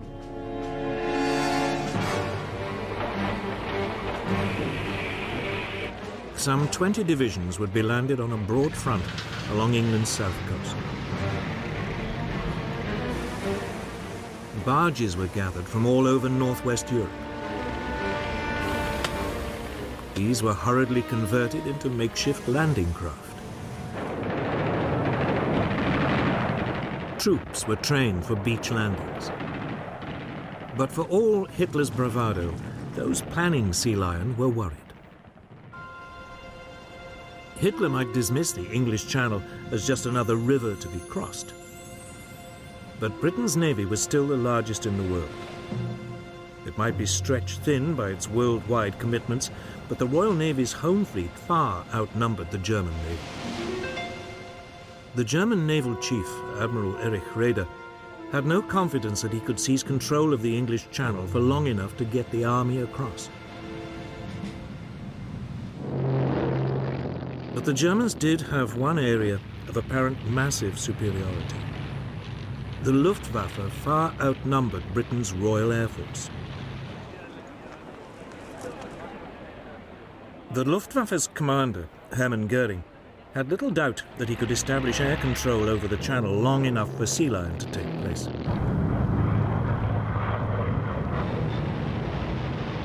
On July the 10th, the Luftwaffe began attacking shipping in the Channel.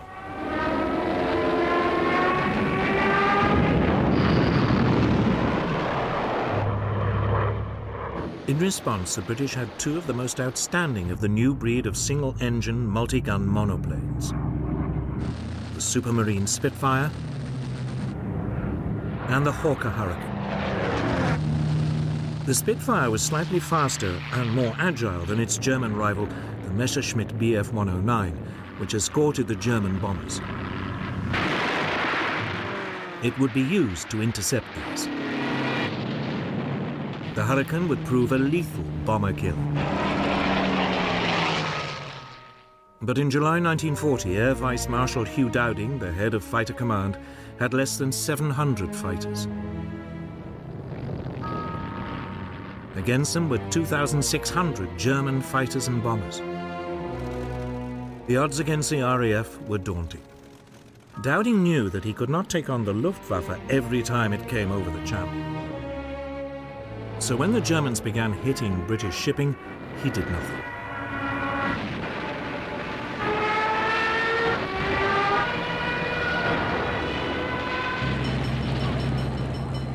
Instead, he would only use the RAF to stop the Luftwaffe from establishing the air supremacy needed for invasion. So he would only take on its big attacks.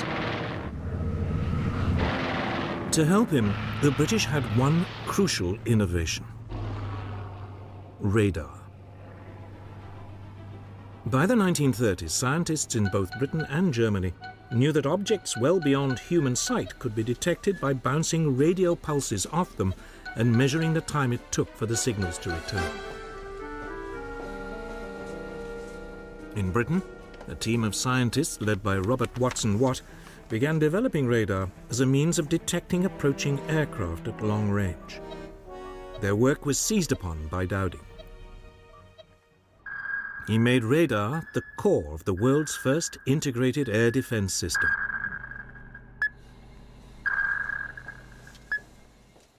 Known as Chain Home, this was a string of 21 300-foot-tall radar masts sited along the south and east coasts of Britain.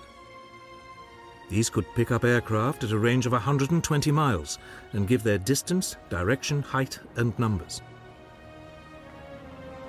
The information would be passed back to RAF Fighter Command's headquarters at Bentley Priory, just outside London. There, it would be assessed and warning of an impending raid passed to Fighter Command's operations room. Moonshine 1 for Sky Blue, take target 1, channel G George. Roger. Controllers would then alert the nearest RAF airfields and scramble the necessary number of fighters. The question was, would radar make up for Germany's massive superiority in numbers? The stage was now set for what would become known as the Battle of Britain. Since June the 10th, 1940, the German Luftwaffe had been battering British shipping in the English Channel. The Luftwaffe's commander, Reichsmarschall Hermann Göring, was determined to lure the British Air Force into combat. But Britain's Air Chief Marshal Hugh Dowding refused to take the bait. He used his fighters sparingly, knowing that the real battle was still to come.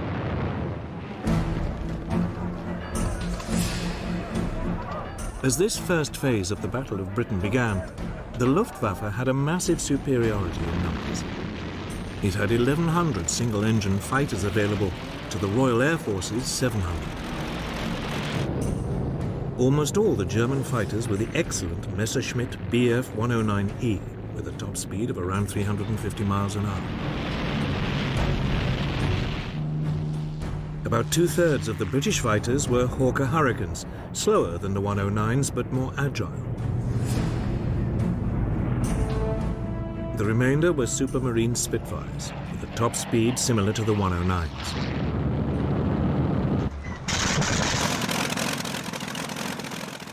For their assault, the Germans had over 1,300 medium bombers, Dornier Do-17s, Heinkel HE-111s, and Junkers Ju-88s, each carrying about 4,000 pounds of bombs.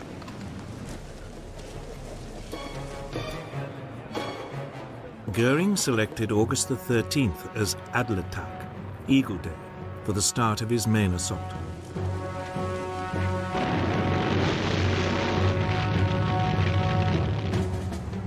His aim was to destroy RAF fighters in the air and the RAF's airfields and Britain's aircraft factories.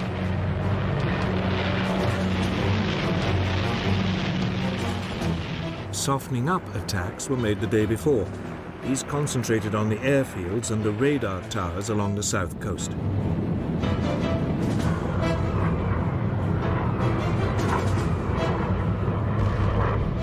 One station on the Isle of Wight was put out of action, and several were damaged, but these were working again within hours. Göring did not believe that radar had a significant role to play in the battle, and so these attacks were not repeated. It was a big mistake. Adlertag dawned cloudy, so the main assault was postponed until the afternoon. When it came, radar gave ample warning. Tomas calling. Planes heard 3 miles southwest.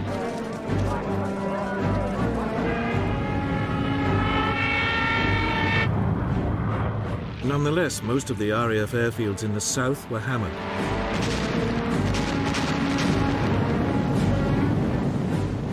But by the end of the day, none had been put out of action. The Luftwaffe lost 46 aircraft. Britain, just 13.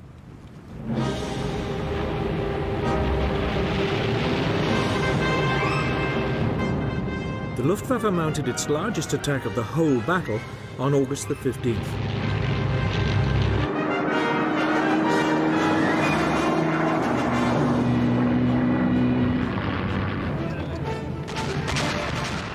Waves of heavily escorted German bombers forced their way through to the RAF airfields. The RAF was so overstretched that some pilots flew 7 sorties that day. By the time the raids died away, some 90 German aircraft had been shot down for the loss of 42 British fighters.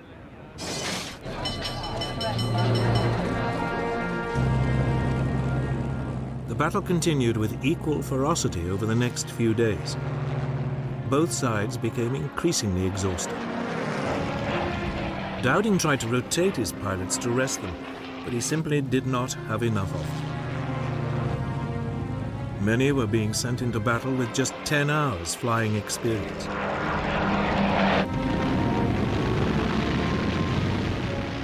The Luftwaffe was suffering too. Its pilots were shocked and increasingly demoralized by the resilience of the British. The RAF fighters always seemed to be waiting for them.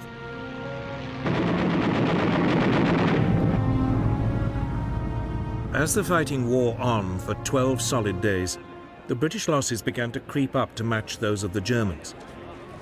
The Royal Air Force was close to breaking. To turn the screw, Goering began using his bombers to attack at night as well. But this decision had an unexpected outcome. On the night of August the 24th, a flight of Heinkel bombers lost its way and bombed the city of London.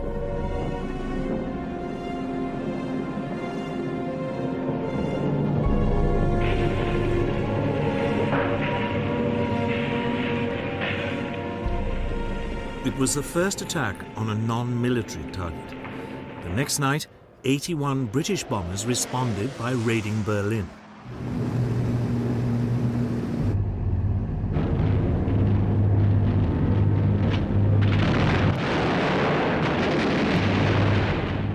Hitler was infuriated and demanded massive retaliation.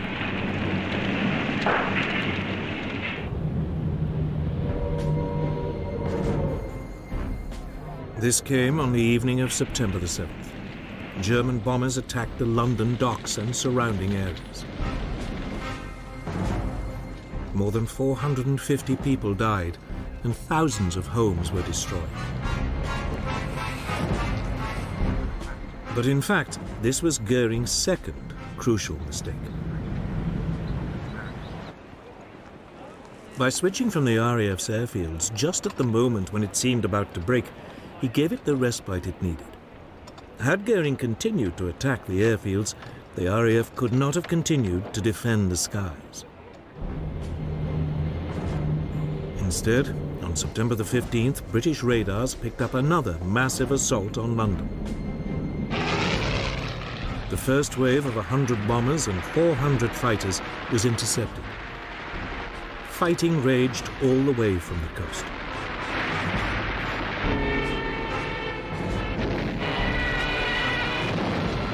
In the afternoon, another fleet of 150 bombers renewed the attack. Winston Churchill was at Fighter Command headquarters that day. After he heard controllers calling in reinforcements from neighboring groups, he asked, "What other reserves have we got?" The reply was, "There are none."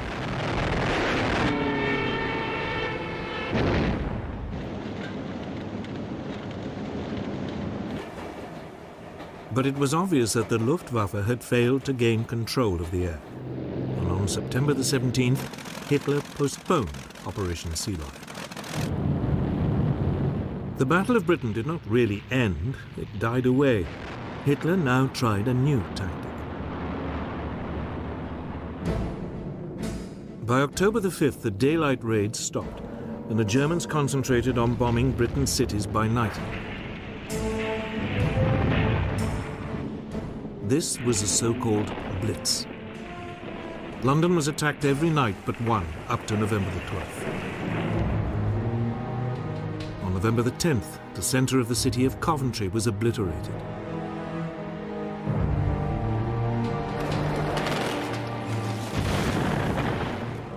The Blitz continued into 1941, with the last major raid being made on London on the night of May the 10th.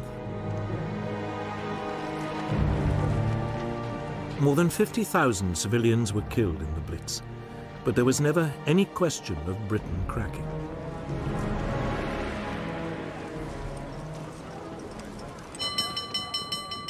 Victory in the Battle of Britain was a moment of huge national relief. Pilots had come from all over the empire to join the RAF, and from countries occupied by the Nazis like Poland and Czechoslovakia. Churchill summed up the nation's gratitude. Never in the field of human conflict was so much owed by so many to so few. But for Hitler, this was no more than an irritating setback. Britain, he was convinced, could never be a serious threat. So he now turned to Eastern Europe. For Britain, there was now a chance to rebuild with a view one day to taking the fight to the enemy. But to do that, Churchill would need help.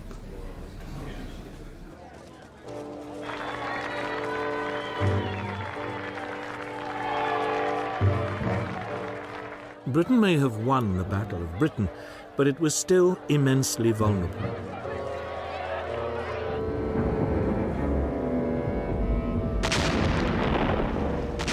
Night after night, its cities were hammered by the Nazis' Blitz.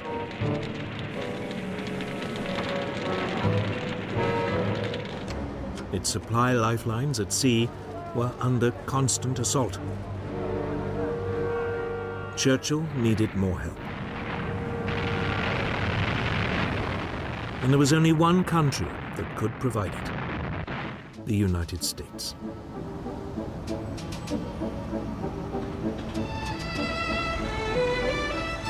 By 1940, the US had recovered from the Great Depression and the economy was booming again. It had immense reserves of manpower and unrivaled industrial strength. But the people of the United States were utterly opposed to becoming involved yet again in Europe's wars. In July 1940, a poll showed that only 8% of them were willing to enter the war. Undeterred, Churchill lobbied the US President, Franklin Delano Roosevelt. Roosevelt had long admired Churchill for his outspokenly anti-Nazi views, and the two men shared an interest in naval affairs. Roosevelt had been Undersecretary for the US Navy in 1917. After he became president, Roosevelt kept in touch with Churchill. The two began a correspondence, Churchill signing himself former naval person. For all his avuncular image, Roosevelt had no illusions that German aggression would one day suck America into the war. So he began the long job of preparing American public opinion. I am a pacifist, but I believe you and I will act together to protect and to defend our science, our culture, our American freedom, and our civilization. In July 1940, he got approval for a massive expansion of the US Navy, including the building of 6 large battleships and a new class of aircraft carriers. The following month, Congress agreed that the National Guard and other reserves should be called up for 1 year's active duty. And in September, the large expansion of the 150,000-strong US Army was agreed, with a limited number of conscripts being chosen by lottery. The first number drawn by the Secretary of War is serial number 158. That same month, Roosevelt announced a deal under which the US would supply Britain with 50 World War I destroyers in return for 99-year leases on bases in Newfoundland and the Caribbean. The British Navy, desperate for more escorts to fight the U-boats, began taking them over within days of the deal being signed. The clearest sign that Roosevelt was slowly winning the argument came in the November 1940 presidential election, when he convincingly defeated the isolationist Wendell Willkie with 27 million votes to 22 million.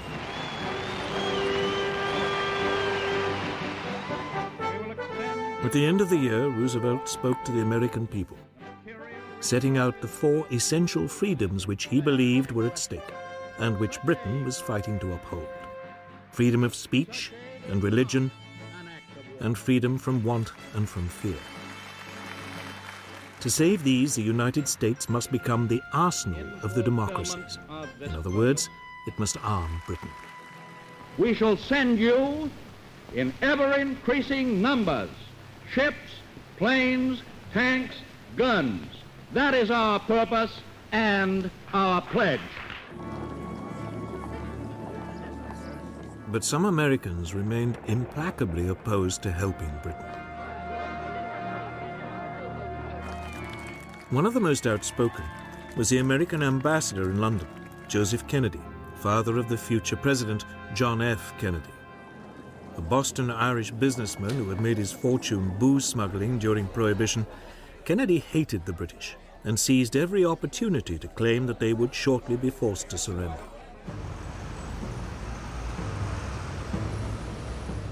However, Kennedy's virulence was counterbalanced by the growing admiration many Americans felt for the bravery shown by the British people during the Blitz. In particular, the broadcasts by the CBS London correspondent Ed Murrow helped to change public opinion.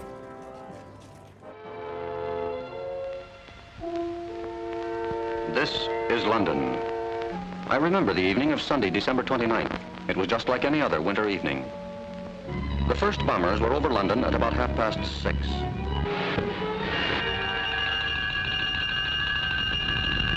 Soon the fires hissed from the top-story windows.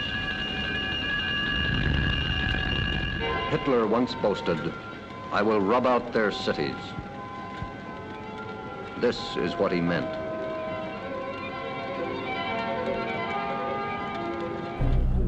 Encouraged by his electoral success, in January 1941, Roosevelt introduced his so-called Lend-Lease Bill.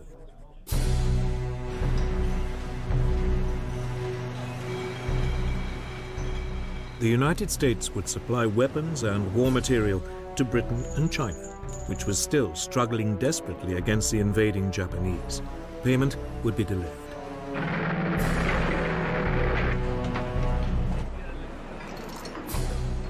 Roosevelt likened Lend-Lease to lending a neighbor a hose to put out a fire. He would worry about the payback later. Roosevelt was also being canny. It also meant that, unlike in 1917, if America had to enter the war, it already would have a substantial weapons industry. American war preparations didn't end there. Roosevelt secretly authorized U.S. military staffs to discuss a common strategy with the British should America enter the war. By April 1941, he felt confident enough to take another step to help Britain at sea. He greatly extended the Pan-American Security Zone, the area within which U.S. warships would protect U.S. merchant vessels.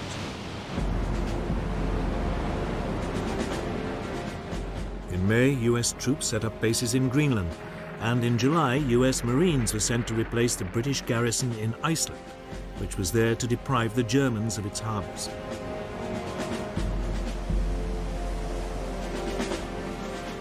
The U.S. Navy also began providing limited convoy escorts, particularly for U.S. ships carrying Lend-Lease materials.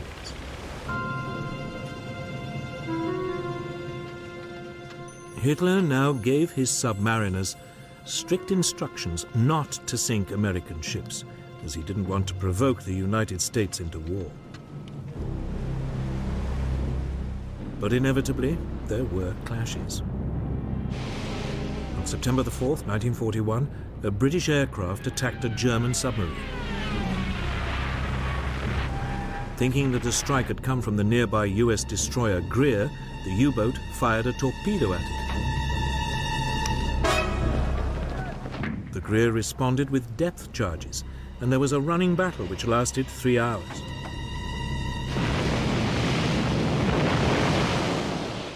Neither vessel was sunk, but the tension was mounting.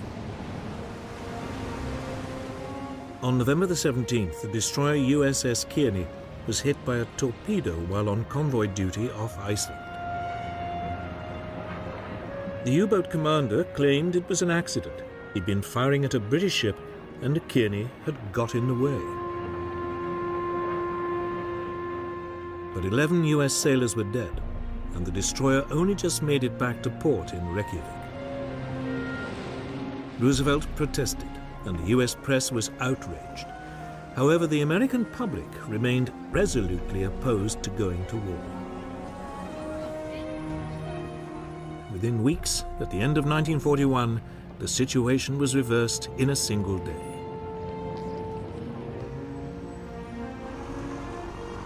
But in the meantime, Britain would have to fight on alone. And luckily, it had an astonishing weapon to hand.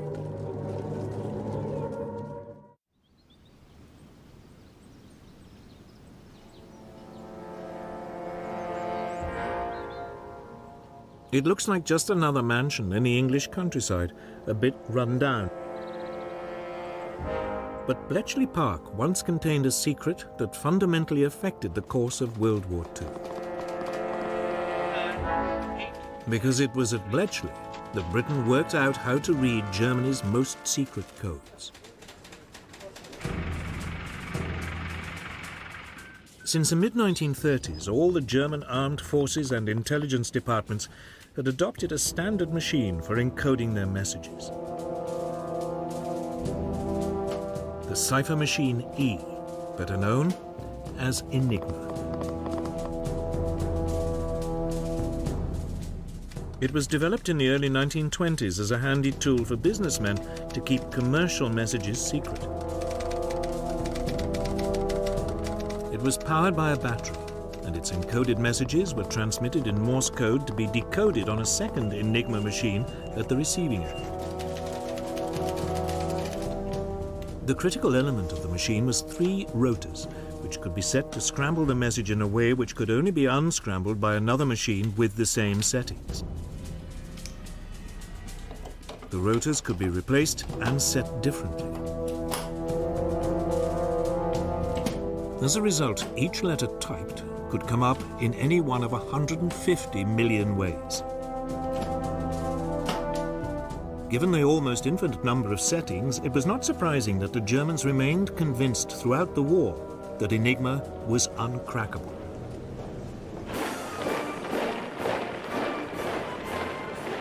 It was the Poles who took the first steps in solving this baffling puzzle.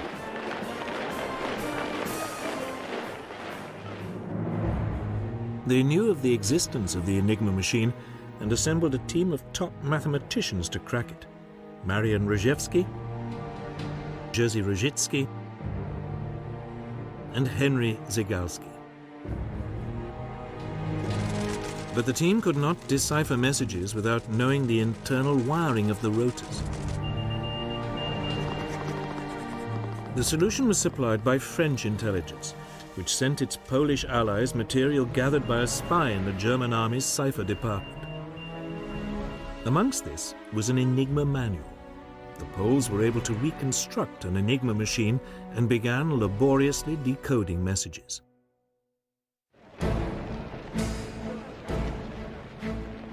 By July 1939, Hitler was sounding increasingly threatening towards Poland. Britain and France had promised to come to its aid. It was clear that war was coming. So intelligence officers from the 3 allies met in Warsaw. There, the British and French were astonished at how much the Poles had done in decoding Enigma, and the Poles agreed to send 2 of their reconstructed machines to London. Just 2 weeks after they were handed over, Poland was invaded.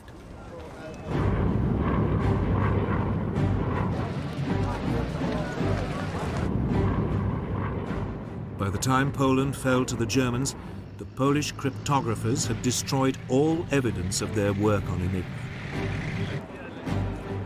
Some were captured and tortured, but none revealed what they'd been up to.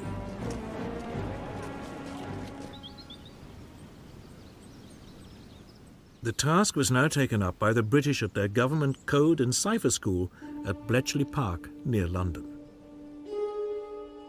Its head was Commander Alistair Denniston. Denniston recruited a strange collection of mathematicians, chess masters, and crossword puzzle experts to continue the decoding. Among these experts was Alan Turing at Cambridge Don. In 1936, Turing had described the idea of a universal computing machine, a machine that he believed would one day be able to solve all mathematical problems. He used his ideas to design decryption machines known as bronze goddesses. The raw material for Bletchley came from the British Y service, a chain of radio listening stations which monitored and recorded German transmissions.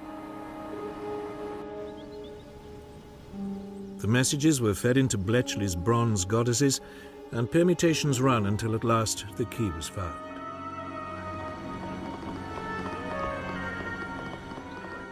Once a message had been decrypted, it was translated, analyzed, and passed on to the appropriate authority. From the moment he became Prime Minister and learned of Bletchley's work, Winston Churchill understood its extraordinary importance. He referred to Bletchley's output as his ultra-secret information, and Ultra became its code name. The distribution of Ultra was tightly controlled. Senior commanders were shown only that information which directly concerned their operations. The need to keep the source of the intelligence secret was so great that Churchill insisted that no action could be taken on the basis of Ultra material unless a cover plan had been developed to convince the Germans that the intelligence must have come from another source.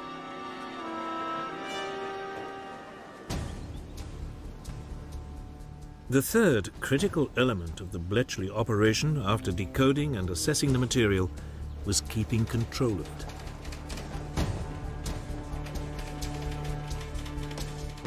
Often Ultra revealed vital information about German plans and actions. News of forthcoming attacks and other intelligence was filed away in a massive card index system. This was constantly mined for answers to questions great and small. By the end of the war, Bletchley was decoding much of the German traffic almost as fast as it was being sent. It was jokingly said that it would have been quicker for a German commander to ring Bletchley to get his orders. It was at sea that the Allies first became aware of how vital information from Ultra could be.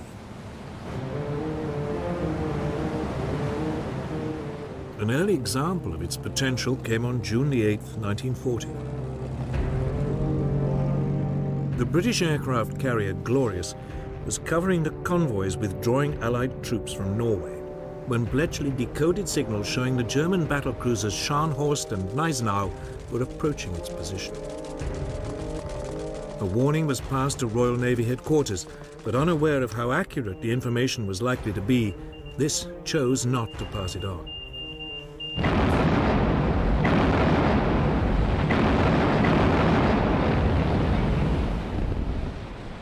The Glorious was intercepted and sunk. The British Navy had learned the hard way just how important the new source of intelligence could be. It was not a mistake it would make again.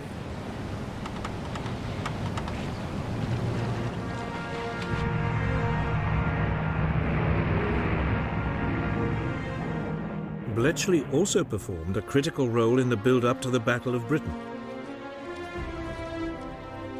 It had provided a clear picture of the Luftwaffe's order of battle and the overall strategy being adopted by its leader, Hermann Goering.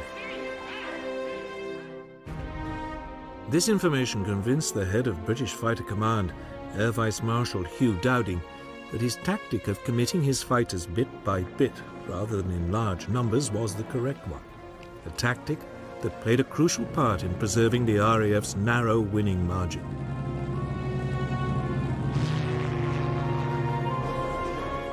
As Britain continued its lonely fight into 1941, it had at last found a way of fighting back. Bletchley Park was ready for action. The major breakthroughs had been made, the systems for exploiting them put in place and well tested. In the coming years, Ultra and the work of Bletchley Park would prove vital to the Allied successes.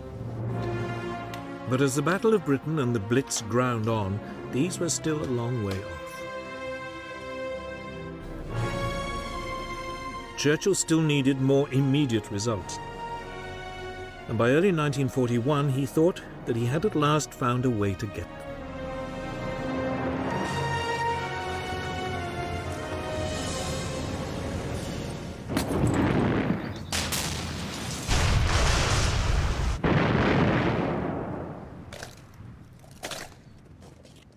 Nazi Germany might now control most of Western Europe, but Britain's Prime Minister, Winston Churchill, now decided to take the war to the Germans. We shall not flinch from the supreme trial. All will come right. Out of the depths. Even before France had surrendered, he was looking for ways of striking back and of keeping resistance alive in the countries which had been overrun.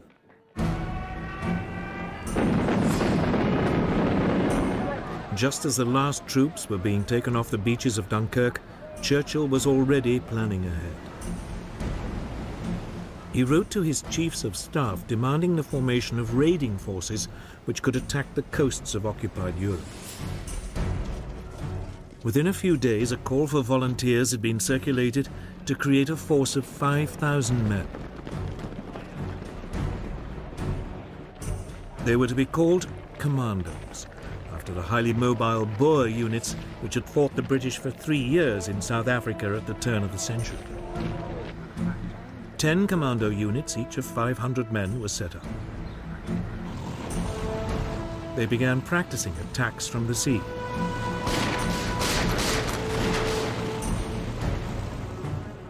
One unit was ordered to specialize in parachuting and using assault gliders. This soon became the basis of the separate parachute regiment.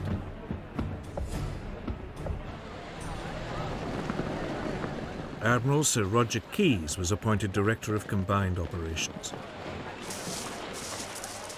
Churchill instructed him to prepare to mount 3 major raids as soon as the threat of an invasion of Britain had passed. One of Keyes' first tasks was to develop ships which could land his new troops. 3 cross-channel ferries were converted so as to carry landing craft.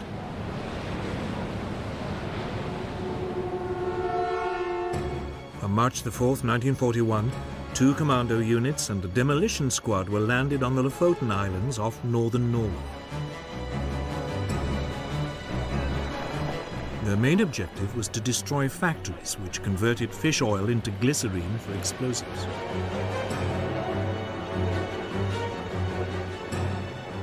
The commandos achieved total surprise and landed without a shot being fired. A German armed trawler in the harbour was seized. They quickly destroyed the factories and the fish oil tanks.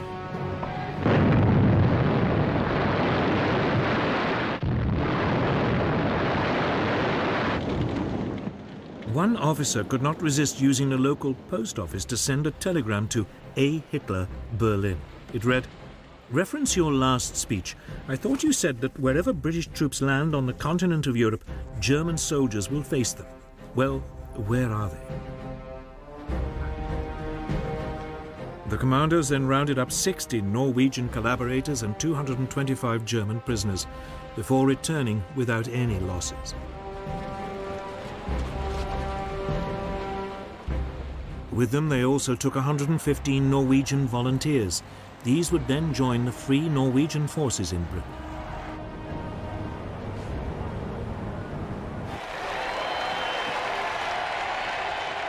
The Lofoten raid was an enormous public relations success and a huge boost for British morale. But its most important result was one which could not be publicized: the capture of a set of rotors for an Enigma machine. Although the machine had been thrown overboard from the armed trawler, its crew forgot the spares. They were to give invaluable help to the cryptographers of Bletchley Park in breaking the German naval codes.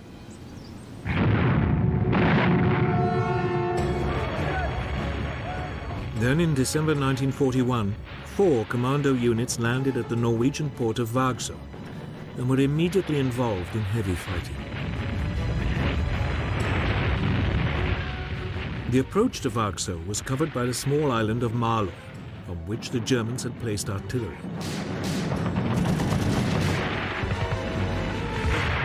This was quickly overrun, but across the water in Vagsø, the fighting was intense.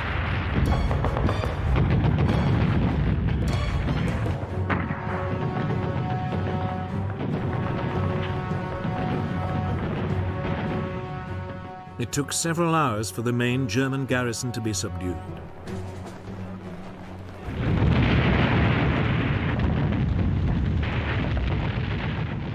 The commandos then blew up several factories and sank 8 ships before withdrawing. These raids convinced Hitler that sooner or later the British would attempt to retake Norway.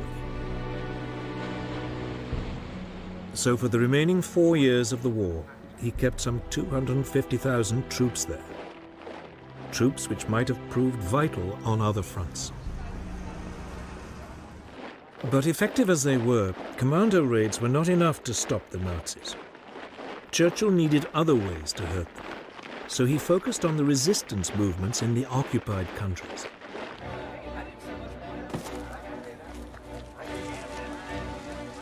In July 1940, a Special Operations Executive, SOE, was formed, as Churchill put it, to set Europe ablaze.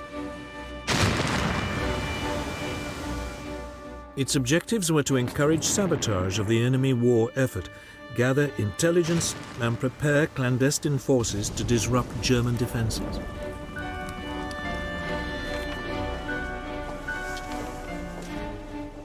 The bulk of SOE's activities centered on France. Soon agents were recruited in Britain to build up and coordinate the French resistance networks. Radio operators and couriers were also trained to support them.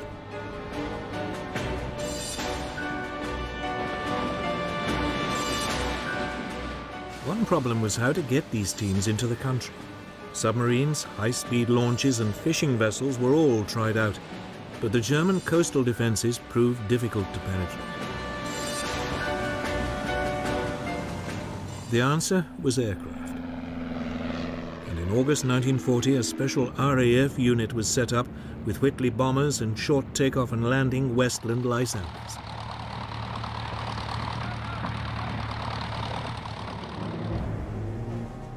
Agents and equipment were either parachuted in from the bombers or flown in and brought out by the Lysanders.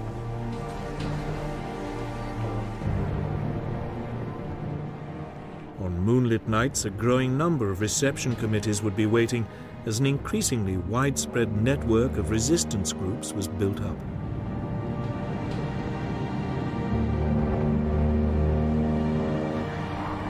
But all the while, they were hunted by an increasingly sophisticated German counter-espionage system. This used direction-finding equipment to locate hidden radios and double agents to infiltrate networks.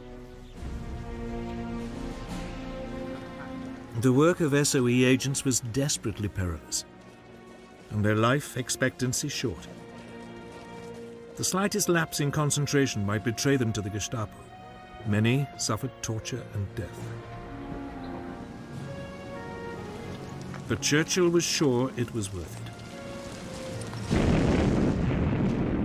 Keeping resistance alive in the occupied countries gave hope to millions that liberation would eventually come.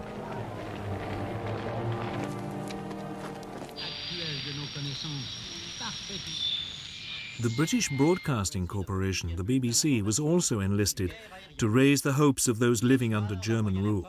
It broadcast the news in all the languages of the occupied countries. The German penalty for listening to these bulletins was death. But people tuned in regardless. The BBC also played a crucial role in transmitting coded messages to resistance groups. These always came after the 9 o'clock news. Message très important pour le chef de Gaël. Attention, il va pleuvoir bougrement ce soir. For the peoples of occupied Europe, the prospect of liberation might only be a distant dream, but in the middle of 1941 it suddenly became more likely. For by then, Britain was no longer alone in fighting Nazism. It had gained a massive ally, but it wasn't America, which Churchill had assiduously been courting. It was the Soviet Union.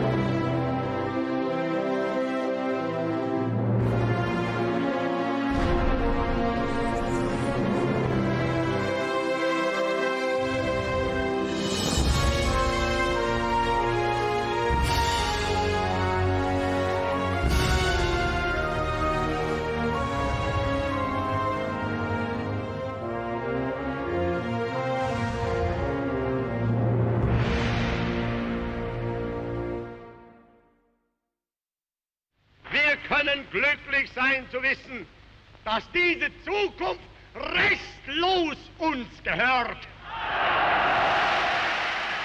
Adolf Hitler had never disguised his belief that the Soviet Union would be his regime's ultimate enemy. Der sich als Träger seines besten Blutes fühlen und dieses wissend zur Führung der Nation. He hated communism and saw the vast open spaces and abundant natural resources of Soviet Russia as the prize which would finally enable the German people to become the master race.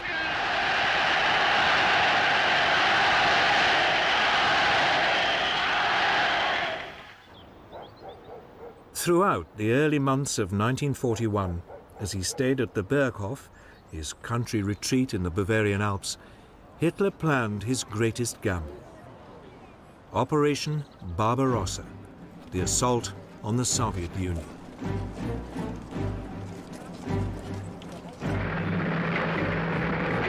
Steadily, his armies were redeployed to the east and re-equipped for what would be their greatest challenge.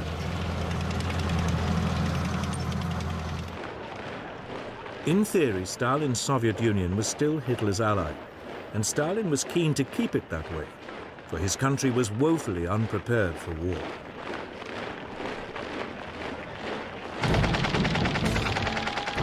The mighty Red Army, once the largest and most technologically advanced in the world, had been devastated by Stalin's purges in the late 1930s.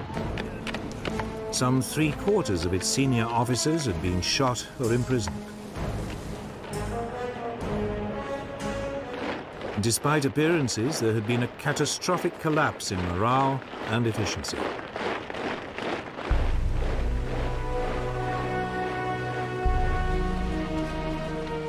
As German soldiers now flooded into neighboring Poland, Stalin, desperate to maintain the peace, gave orders that nothing should be done to offend Hitler.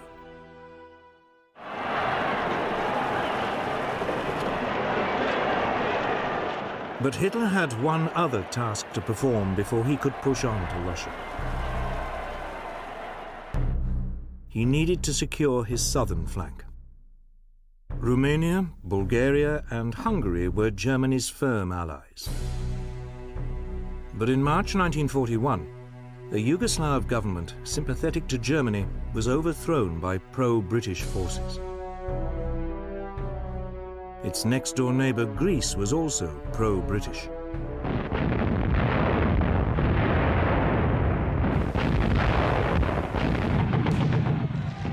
So, on April the 6th, 1941, the German army invaded the Balkans.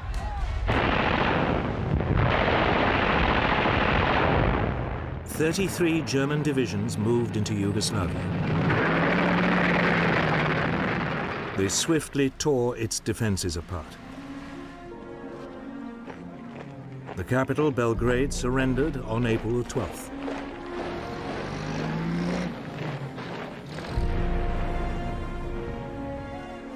Greece fell almost as quickly.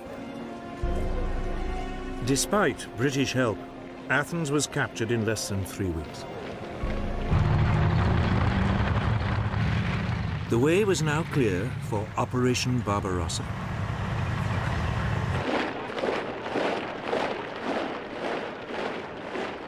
Over 4 million men were to be deployed. They were supported by more than 3,000 aircraft.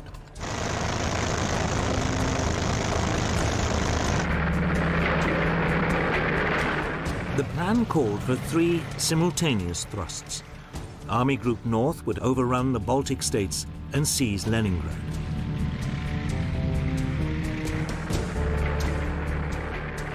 Army Group Center was to advance to Moscow.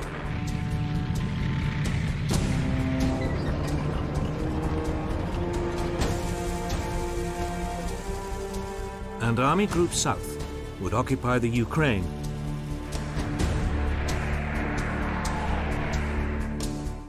Hitler's generals went silent when he showed them the plan. They were worried it was too ambitious and would spread their forces too thinly. But none dared voice their doubts. The Red Army was much bigger. It had nearly 2 million men within striking distance of the Western Front and millions more in reserve.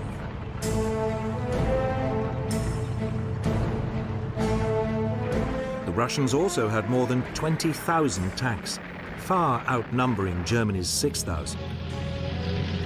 They were older and less powerful, but they were still a formidable fighting force.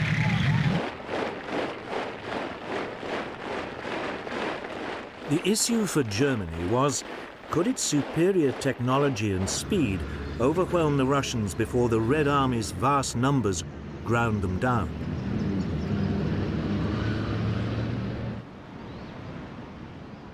Operation Barbarossa began at 3:15 a.m.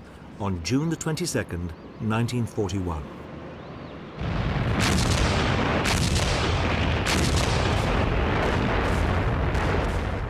The Luftwaffe joined in at dawn, targeting Soviet airfields.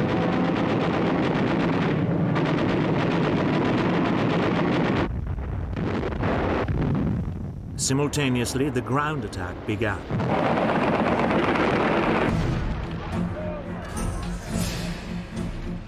The Germans swiftly crossed the River Bug on the border between Poland and the Soviet Union.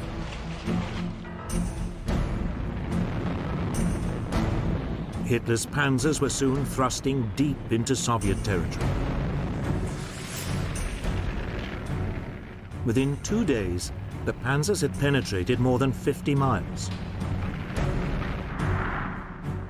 Ill-coordinated Red Army counterattacks were swiftly brushed aside.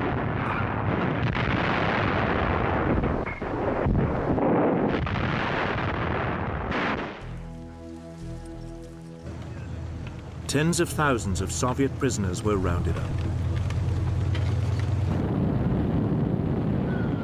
Meanwhile, the Luftwaffe had total domination of the air.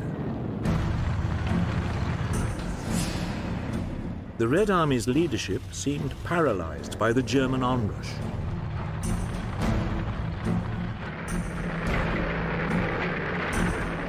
On June the 29th, 7 days after the start of the assault, 2 panzer thrusts met up near Minsk, surrounding huge pockets of Soviet troops.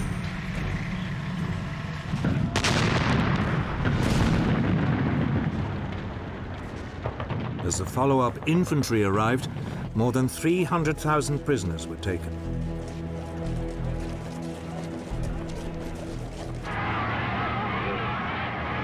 Often the Germans found themselves welcomed as liberators, particularly in the Ukraine, where anti-Russian feeling was widespread.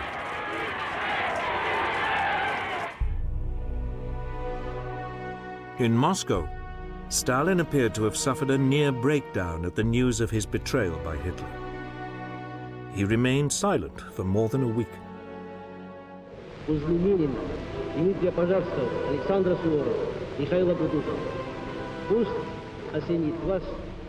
Not until July the 3rd did he appeal to his people's patriotism to save the motherland.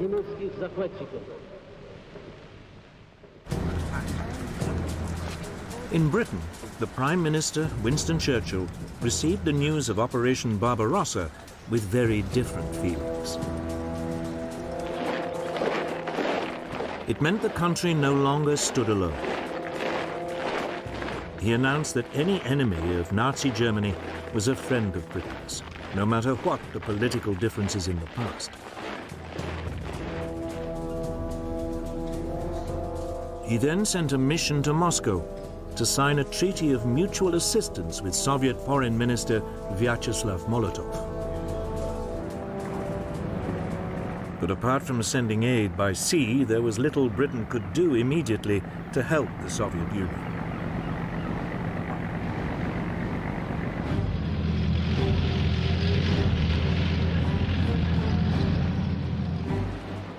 As June turned to July, the German blitzkrieg slashed deeper into Soviet territory. It was beginning to look as if nothing could stop Hitler, but he was about to make his first major strategic blunder.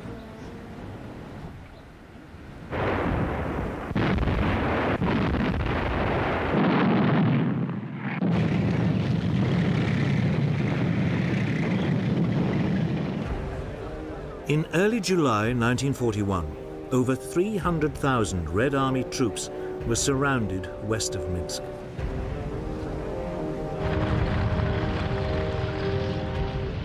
Hitler's panzer commanders, in particular General Heinz Guderian, begged to be allowed to race on.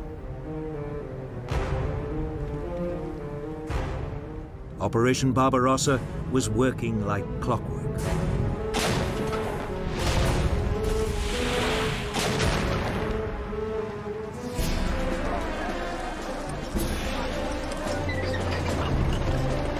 Within a week, the panzers were at Smolensk, deep inside Russia and only a couple of hundred miles from Moscow. On July the 22nd, a panzer pincer movement met to the east of Smolensk, trapping another 310,000 Soviet troops.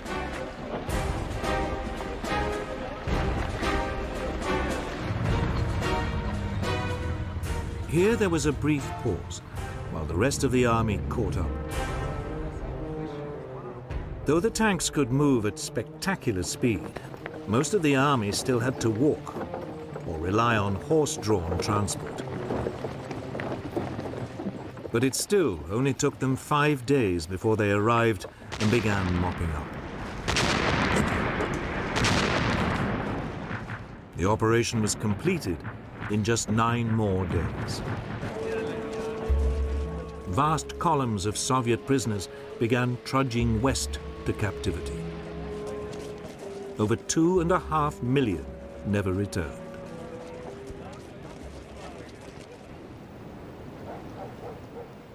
Moscow was now only 200 miles away, and the road lay open. It seemed certain it would fall by the end of the summer, as planned.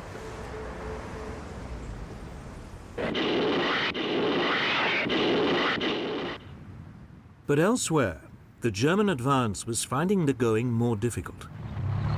The Red Army was counterattacking more effectively, and by mid-July, Army Group South was still more than 50 miles from Kiev. Hitler decided Guderian's panzers should delay their advance on Moscow and swing south to Kiev to provide help. Guderian objected strongly, but Hitler was adamant. There should be no further advance on Moscow until Kiev had fallen. It would turn out to be a fateful decision. There were already worrying signs the Red Army was not going to be the pushover Hitler had been expecting. Soviet manpower seemed endless. More than 16 million troops were now mobilized. And the Red Army now had some formidable new weapons.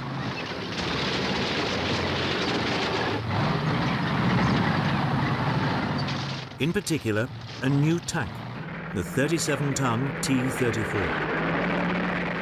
It had a 76mm gun and was faster and better cross-country than the Panzer Mark IV.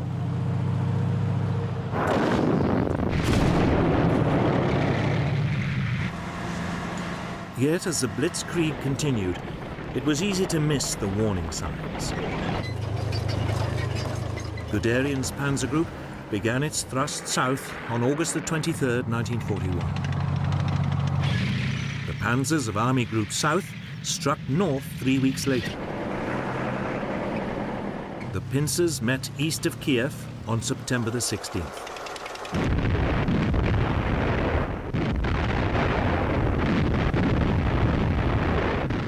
Two more Soviet armies were utterly destroyed. 500,000 men were killed or captured.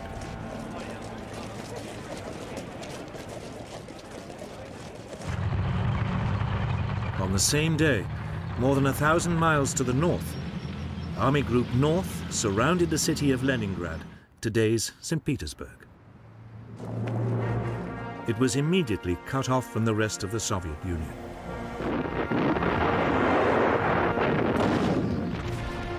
The city was besieged. Hitler decided not to storm it, and the German troops settled down to starve it into surrender. Conditions in the city became dire. The only link to the rest of the Soviet Union was across Lake Ladoga to the east, but only a small amount of food could come in by water. Starvation set in. Over 11,000 people died in November.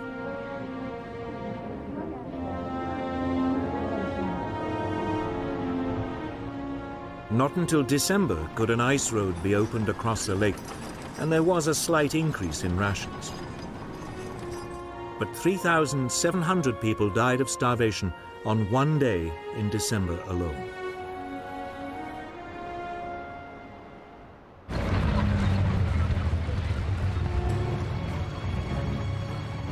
Meanwhile, Army Group Center now prepared for the final assault on Moscow.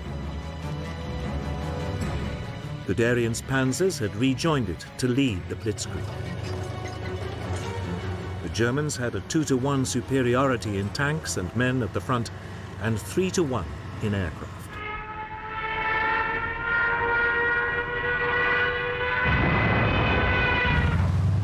The assault started on September the 20th, 1941. Once again, Guderian's panzers slashed deep through the Red Army. By October the 7th, yet more Soviet troops were surrounded.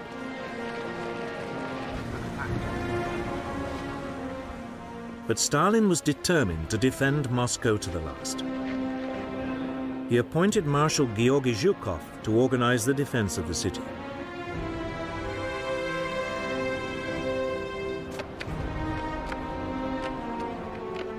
The people of Moscow were mobilized to dig a series of defensive lines.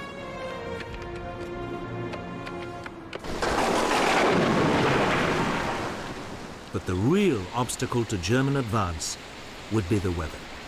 On October the 8th, heavy rains set in. German vehicles soon became bogged down in a sea of mud.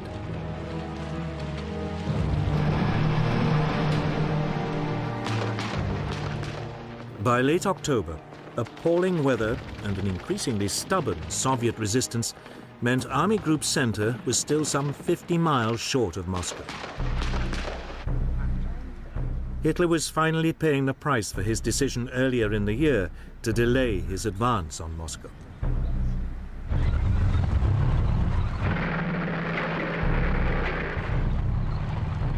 At around the same time, Army Group South reached the Black Sea, trapping yet more Soviet soldiers. Another 100,000 prisoners were taken. But they too were hampered by the weather.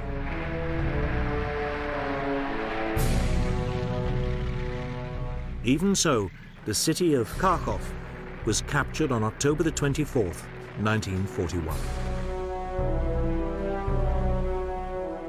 But the weather was now starting to freeze.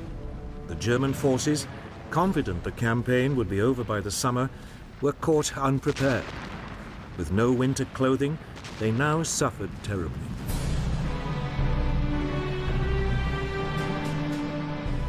On the Moscow front, Army Group Center was now beginning its final push to capture the Soviet capital.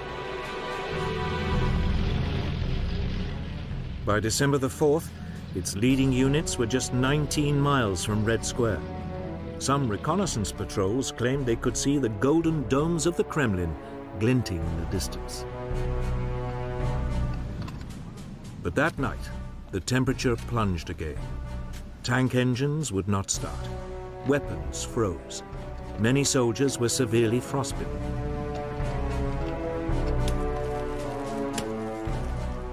On December the 5th, the Germans halted the attack. Winter had come to the rescue of the Red Army. But the Germans were confident that come the spring, they could finish the job.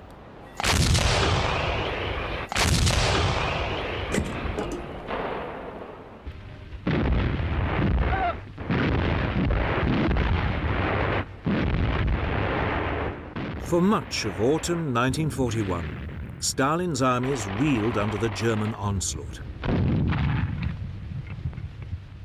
But all the while, he had another worry, that the Japanese would attack his forces in Siberia.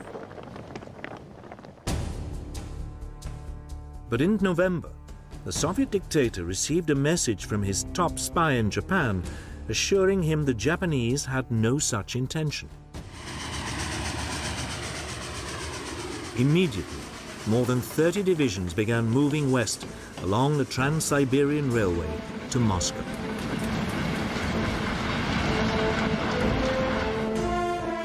They were well equipped and well trained in winter fighting.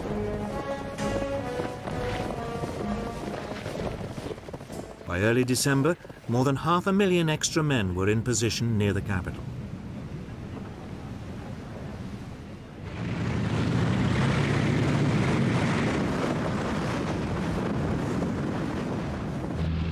On December the 5th, just as the Germans were abandoning their attempt to capture Moscow, they were hit by a savage Russian attack.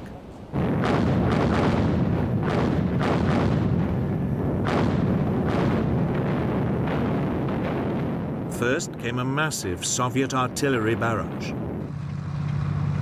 Then swarms of Soviet T-34s crashed through the German defenses. Stunned by the savagery of the attack by an enemy they had assumed was on the ropes, the Germans fell back.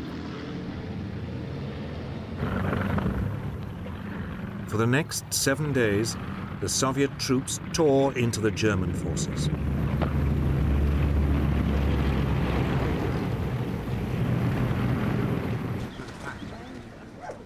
For Hitler, who had only reluctantly agreed to halt the attack on Moscow, it was a terrible blow.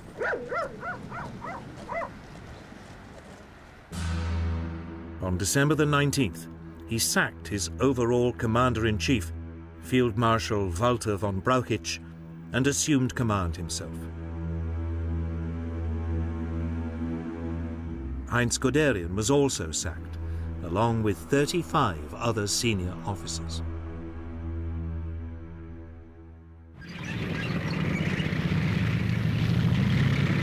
Hitler now ordered that there would be no more retreats. The German troops should fight, and if necessary, die where they stood.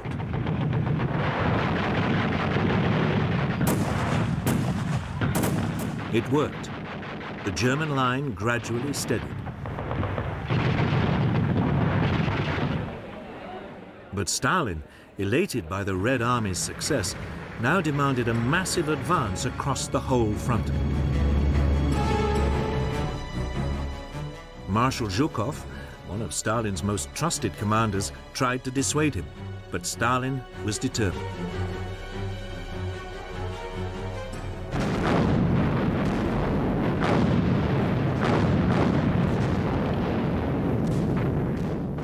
For the next 4 months, fighting swirled inconclusively around the German defensive positions. For Hitler, this was a very uncomfortable situation. He was used to and expected quick results. Now he was dangerously bogged down in the Soviet Union and facing an enemy that never seemed to give up.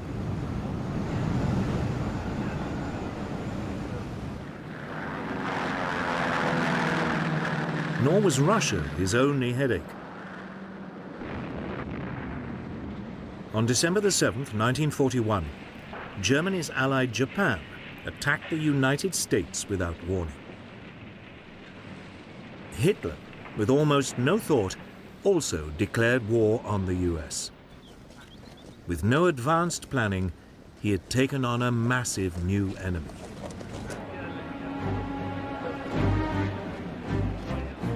As 1941 became 1942, Hitler remained determined to go on the offensive again in Russia. But he needed a new strategy. The original plan of fighting across the whole front was no longer tenable.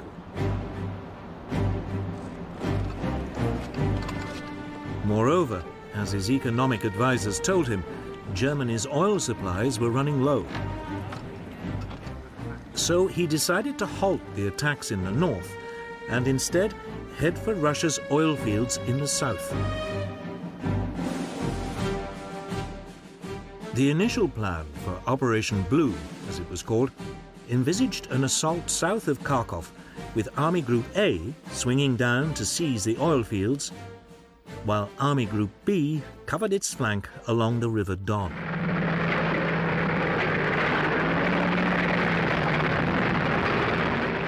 Straight away, there was a brutal encounter with Soviet forces trying to retake Kharkov.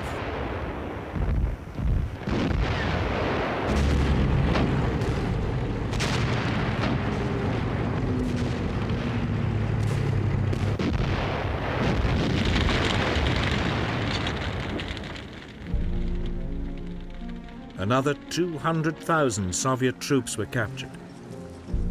70,000 were killed.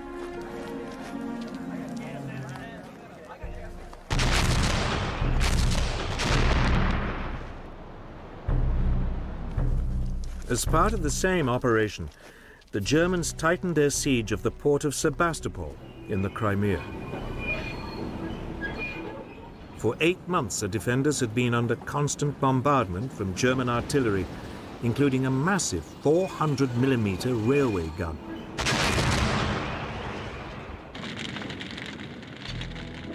In late June 1942, Sebastopol finally fell to the Germans. It was now safe to head for the oil fields.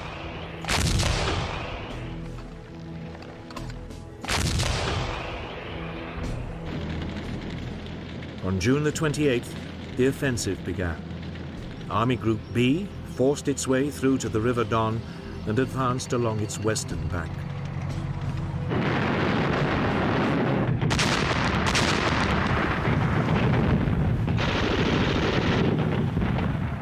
Army Group A faced stronger resistance.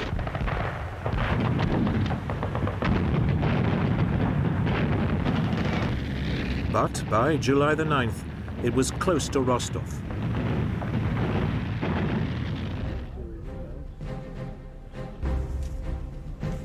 Hitler now made a series of what would turn out to be serious strategic blunders.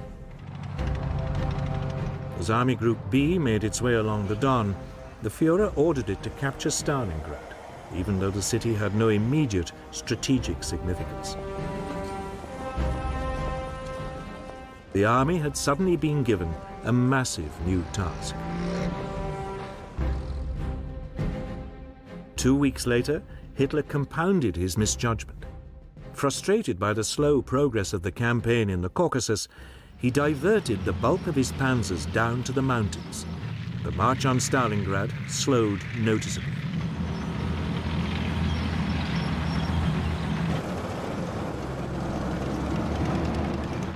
The reinforced Army Group A now raced across the Caucasus to within 70 miles of the Caspian, threatening to cut off all the Soviet armies in the area.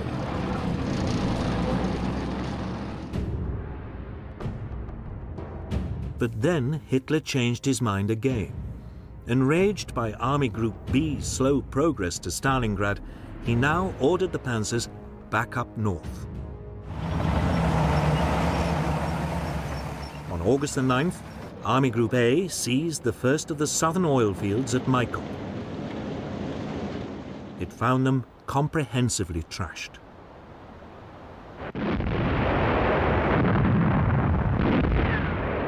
But without reinforcements, it could get no further, and the huge oil fields in the central Caucasus and those near the Caspian Sea remained beyond its grasp. But by now, Hitler's attention had shifted again. In late August, German forces were within striking distance of Stalingrad.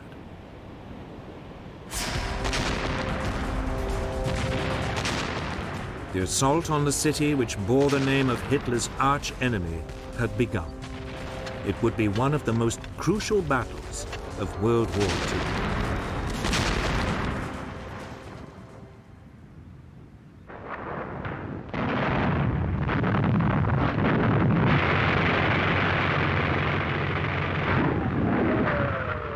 On August the 17th, 1942, General Friedrich Paulus's 6th Army crossed the Don and began a final push on Stalingrad.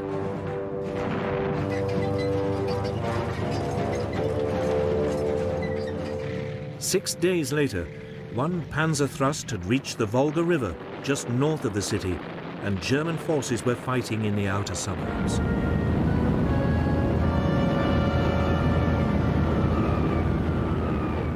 Hitler seemed poised for a famous victory.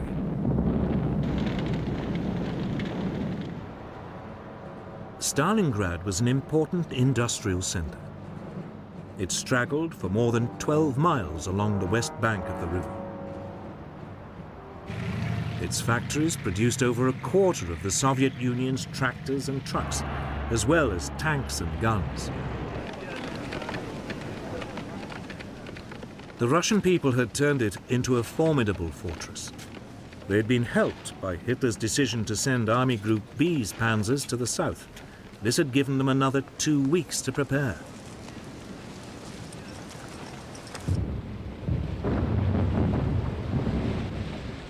The German plan was to make a direct assault on the city.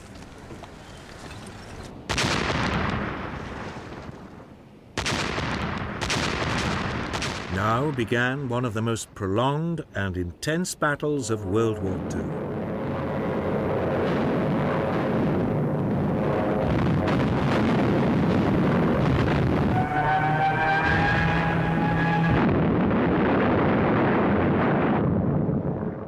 Slowly, the Germans edged forward, street by street, with Stuka dive bombers blitzing just ahead of them.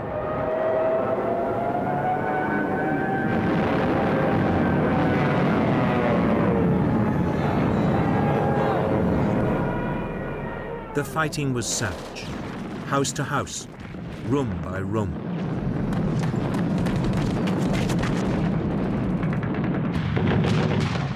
Soviet defenders used the sewers for shelter and communications, and the ruins above for sniping.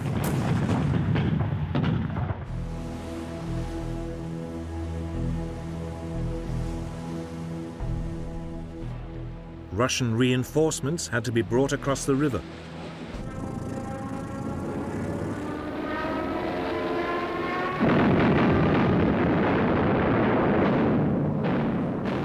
Often they were under assault from the air. But even so, thousands got through.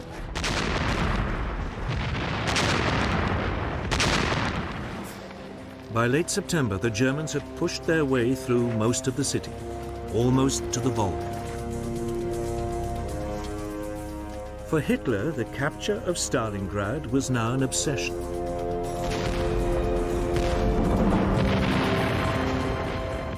On October the 4th, 1942, General Paulus launched what was meant to be the final assault on Stalingrad.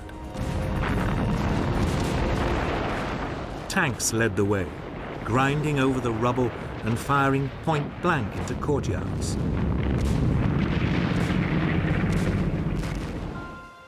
One German officer said, "The advance is measured in corpses, not meters." German victory seemed certain, but in fact, the Germans were dangerously overextended. By mid-November, the Soviet army was bringing in reinforcements. More than 1 million troops, 13,500 guns, 900 tanks, and over 1,000 aircraft were secretly moved to the battle zone.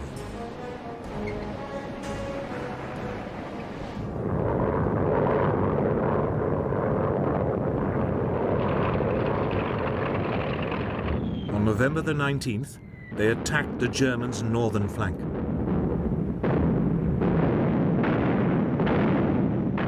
After a massive artillery barrage, the T-34s and assault infantry burst through the German positions. Now it was the Germans who surrendered in their thousands.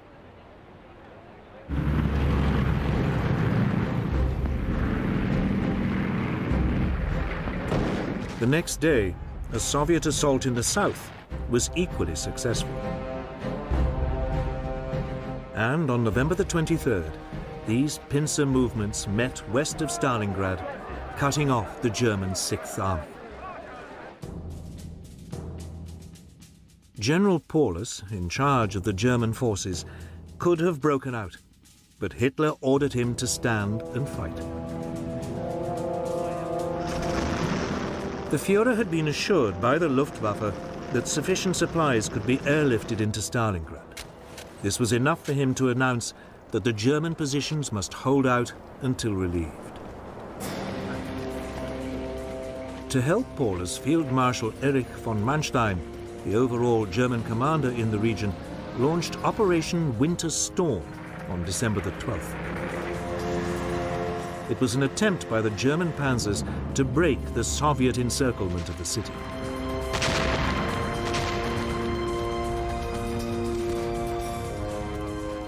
For 2 days it went well, but then Red Army resistance increased. By December the 23rd, the German rescue attempt had ground to a halt about 30 miles from the city. Manstein advised the beleaguered Paulus to attempt to break out of Stalingrad.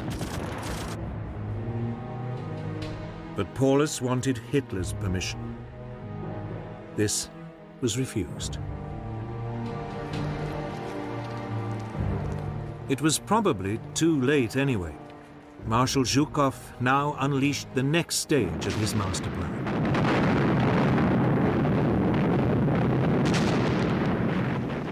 It was a massive assault on the Panzer Relief Operation.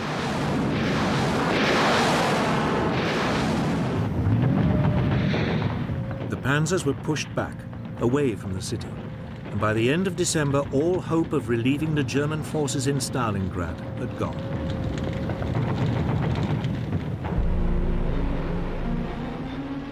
worse still, plans to airlift aid into the city were a fiasco.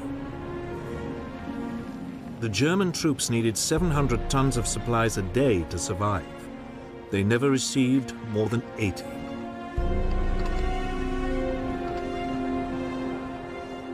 The weather was too bad, and the Red Air Force now commanded the skies.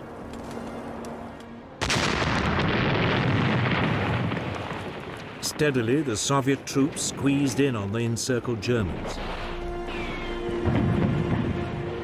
200,000 men were trapped.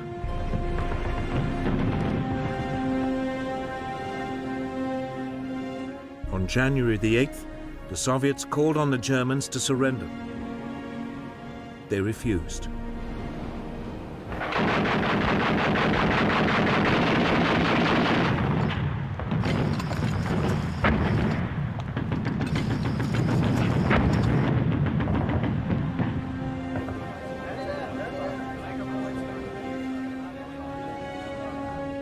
On January the 31st, 1943, Paulus was forced to surrender.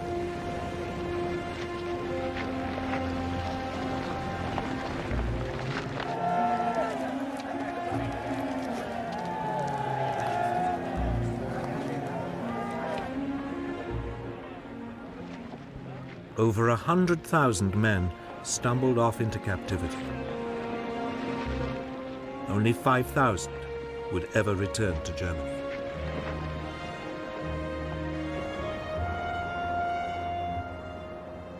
Stalingrad had been a bloody battle. The Germans had been savaged. They had lost some 300,000 of their men and at least as many of their allies.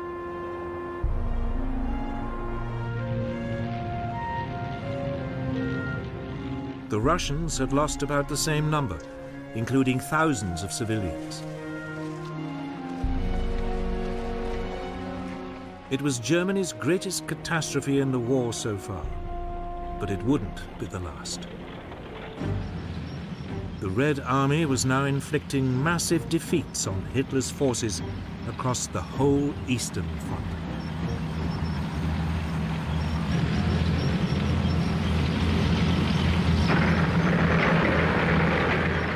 Stalingrad had been a great triumph for the Soviet army. Now its operational commander, Marshal Zhukov, set his sights on Germany's Army Group A, still camped in the Caucasus. Soviet troops thrust their way west of Stalingrad, and by early December 1942 were within 120 miles of Rostov. There was a real possibility all the German forces in the south would be cut off. With little choice, Hitler reluctantly gave Army Group A permission to fall back.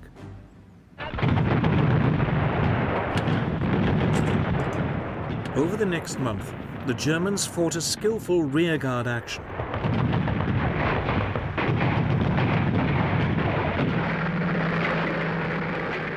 Hundreds of thousands of troops withdrew. Then, on January the 12th, 1943, Zhukov launched an all-out assault.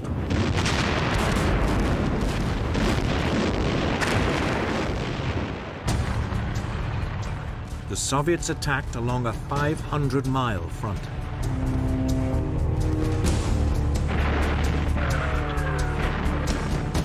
Outnumbered 7-1, von Manstein, the overall commander of German forces in the region, fought a brilliant mobile retreat.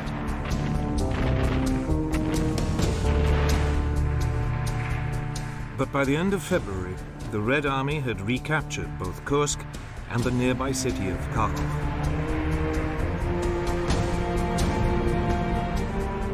This Russian winter offensive had struck a crippling blow to German power. Over a matter of months, it had lost 1 million men and vast numbers of tanks and guns. The Red Army still had enormous reserves of manpower.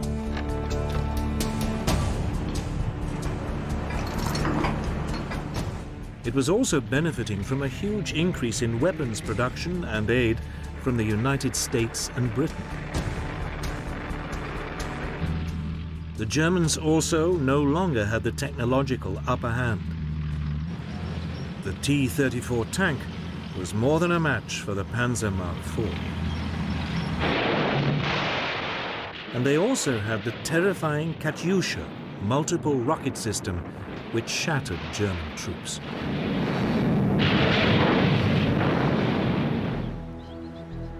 Yet Hitler refused to give up hope. He still dreamed of a preemptive summer assault that would throw the Soviet Union off balance and regain the initiative. The city of Kursk seemed the obvious place to start. Here, the Soviet assault had pushed a bulge deep into the German lines. It looked temptingly exposed. Hitler decided it should be cut off and annihilated. He also had an ace up his sleeve. The German counterattack would be led by a new generation of German tanks, specially designed to combat the formidable Russian T-34. The massive but slow 55-ton Tiger had a lethal 88mm gun, and its frontal armor made it almost impervious to Soviet tank guns.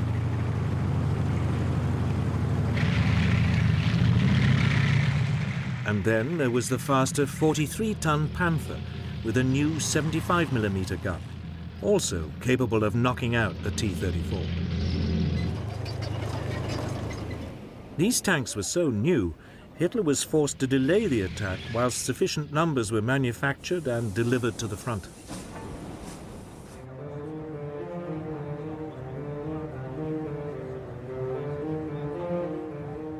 But even as the German forces began to assemble, the Soviet commander, Marshal Zhukov, guessed what was about to happen.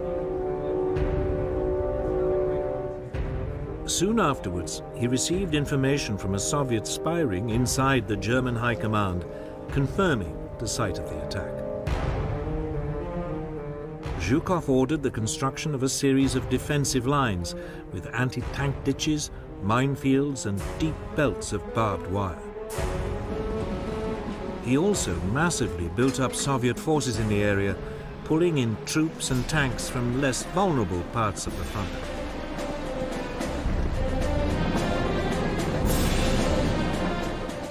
By the eve of the assault on Kursk, the Germans were hugely outnumbered by Soviet defenders, who also knew exactly when the Germans would attack.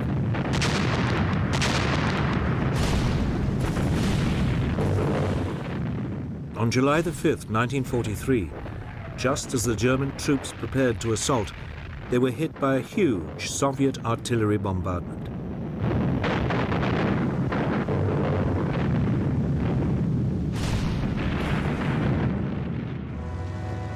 Even so, the next morning, the panzers still rolled forward. But this time, they were up against a well-entrenched enemy.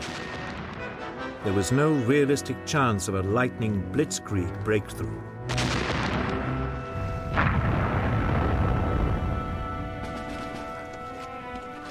The results were disastrous. In the north, the German army gained a mere 6 miles for the loss of 25,000 men and more than 200 tanks.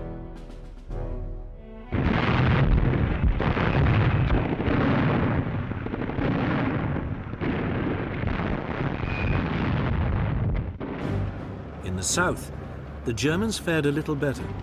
A wedge 25 miles deep was driven into the Soviet defenses, but it also came at a high price. 10,000 men were killed and 350 tanks destroyed.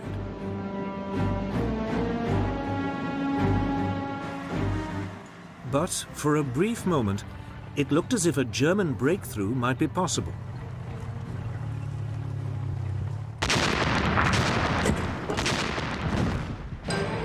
Then Zhukov threw in his reserves. On July the 12th, 1943, 900 tanks charged into the German flank.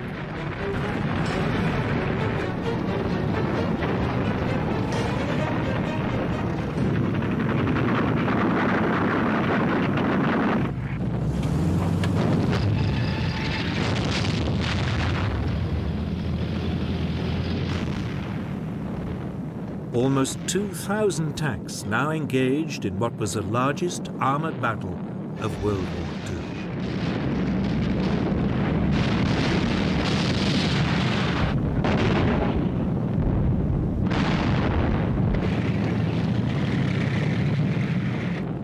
The Soviet T-34s drove into the German lines and opened fire at point-blank range.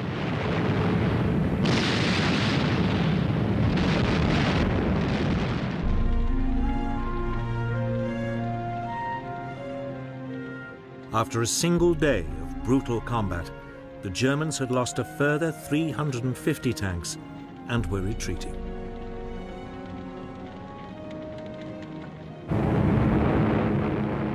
Meanwhile, overhead, there was an epic air battle. Eventually, the Soviet Air Force established supremacy over the Luftwaffe.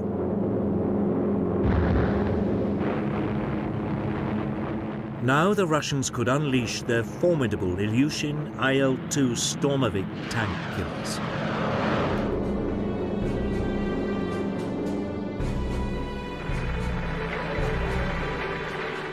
By July the 23rd, the Germans had lost any ground they had gained, and with it, the cream of their army.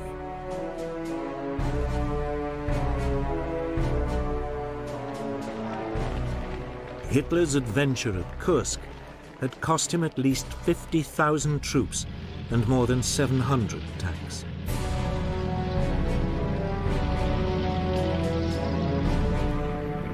Never again would the Germans launch a major offensive on the Eastern Front.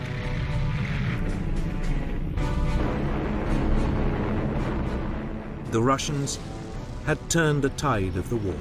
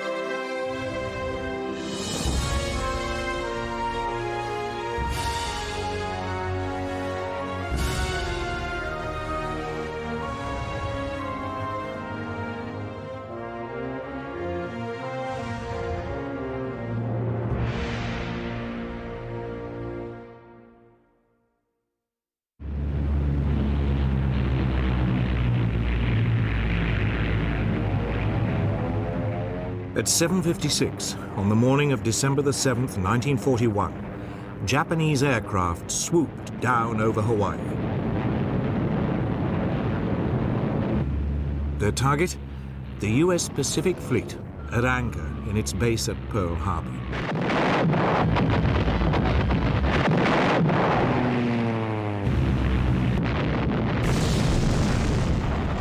Five US ships were hit immediately.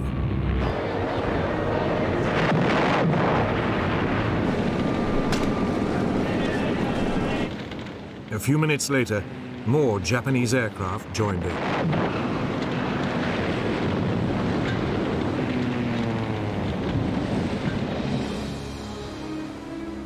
By 8:35, 2 US battleships were sinking, 2 had capsized, and 2 were badly damaged.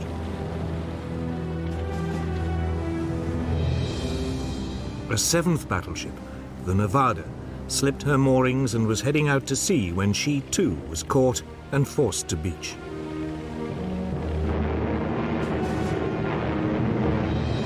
Simultaneously, Japanese Zero fighters strafed US aircraft lined up on the island's airstrips.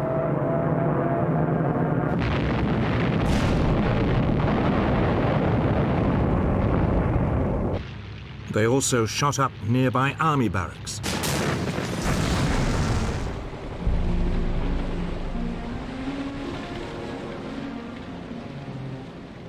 By the end of the attack, dozens of US warships had been sunk or damaged. 188 aircraft were also destroyed.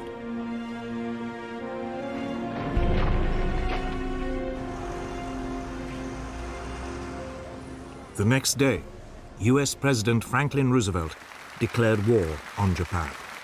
Since the unprovoked and dastardly attack by Japan on Sunday, December 7th, 1941, a state of war has existed between the United States and the Japanese Empire.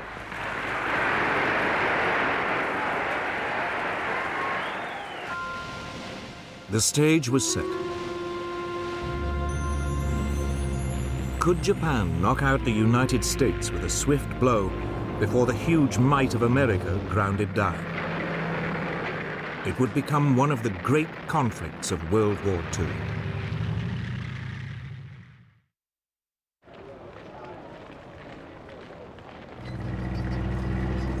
Japan's first steps towards war had come in August 1940. Capitalizing on France's defeat in Europe, it seized control of air bases in the north of the French colony of Indochina. It was looking for a quick and easy expansion of its empire.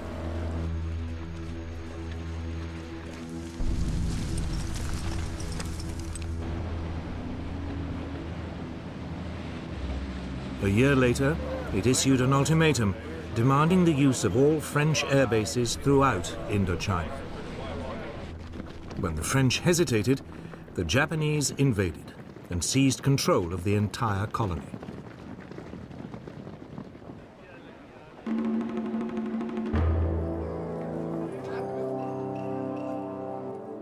Japan felt the consequences almost immediately. The United States froze its overseas financial assets, effectively robbing the country of its ability to buy oil. Japan faced a choice: climb down and lose face, or seize more territory and up the stakes.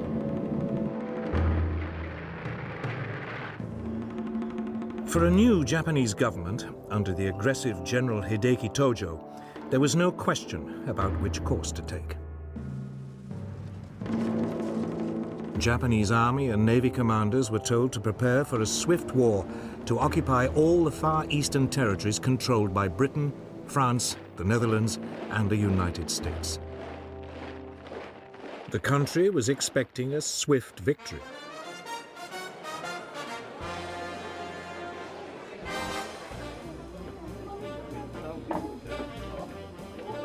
Japan saw the Americans, in particular, as a nation of pleasure lovers with no stomach for a lengthy war and heavy casualties. The Japanese military calculated that if they could destroy the US Pacific Fleet, the US would quickly sue for peace. It was now that they decided to attack Pearl Harbor. Admiral Isoroku Yamamoto, commander of the Japanese Combined Fleet, was put in charge.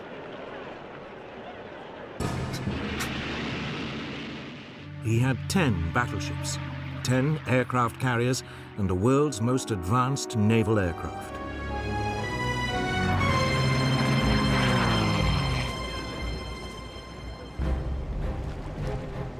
Against him, the US Pacific Fleet had 8 World War I vintage battleships and 2 carriers.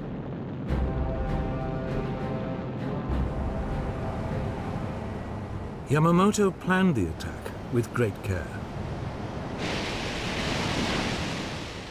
He would hit the US fleet in Pearl Harbor on a Sunday, since, according to intelligence reports, it usually spent the weekends in port.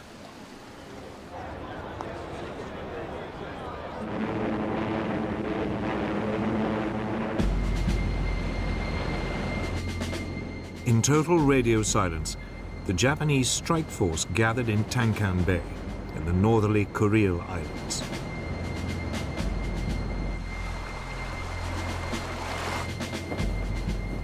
The fleet set sail on November the 26th, 1941.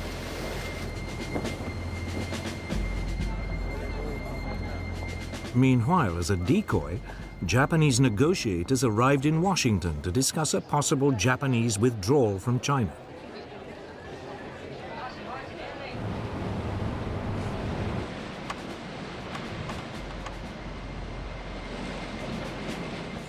The Japanese fleet refueled after several days at sea. 3 days later, it was off Hawaii. The Americans were still blissfully unaware that anything was wrong.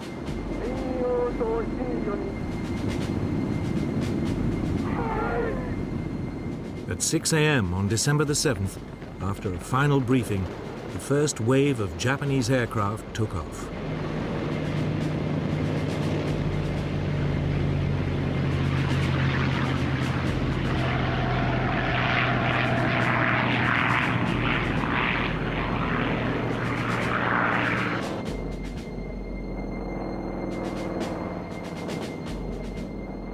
As the Japanese aircraft dived into the attack, US personnel were still just stirring on a fine Sunday morning.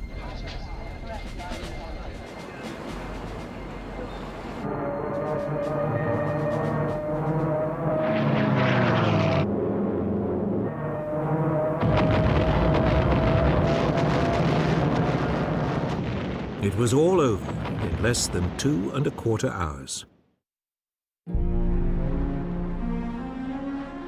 Yamamoto's plan had worked like a dream. Or had it? There was only one problem. The US fleet's 2 aircraft carriers had not been in Pearl Harbor at the time and had escaped the attack.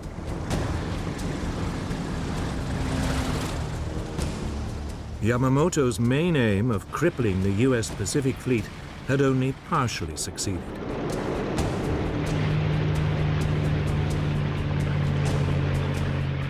US naval air power in the region was still intact.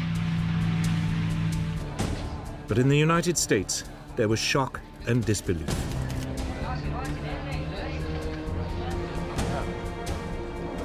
It quickly turned into a mood of fury and determination. Angry mobs attacked the Japanese embassy. Japan had disturbed the sleeping giant.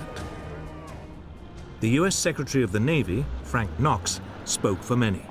The Japs started this war. We are going to finish it.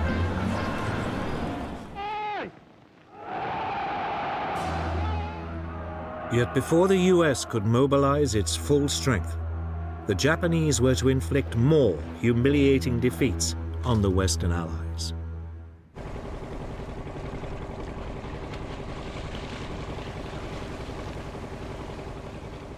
In December 1941, as America was licking its wounds after Pearl Harbor, Japan launched a series of attacks on Western colonies in Southeast Asia.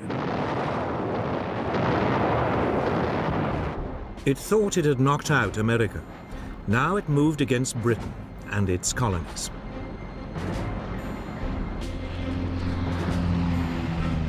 The first to be hit was Malaya, where a Japanese force came ashore in the northeast of the country.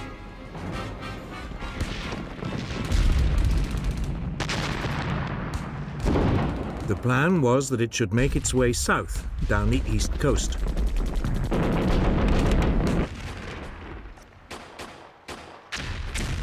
The invasion force was met by a contingent of British Indian troops.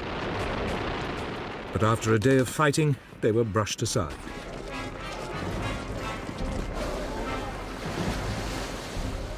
Meanwhile, further north in Thailand, a second Japanese landing was unopposed.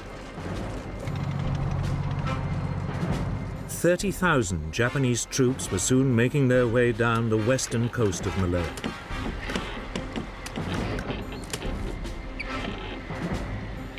The target of the two groups, Singapore, the center of British military and political rule in the Far East.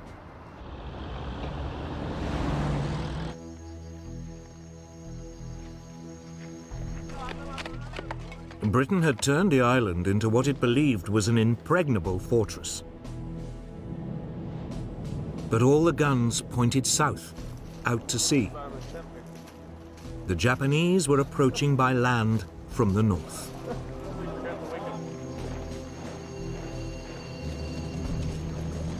Yet British military commanders remained remarkably untroubled.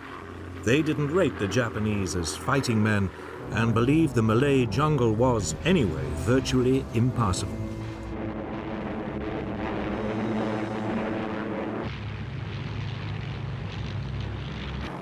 But the Japanese had other ideas. To soften up Singapore, they attacked the city from the air.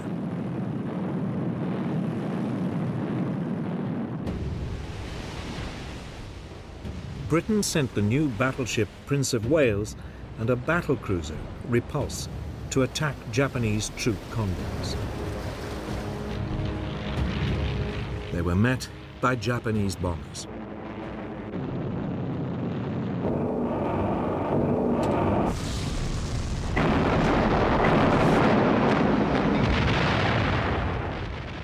Both warships were sunk in less than 2 hours. Almost 1,000 of their crew were lost. It was the greatest British naval disaster of World War II. In an era of aircraft and aircraft carriers, it was now clear the battleship, for years the mainstay of the British Navy, had had its day.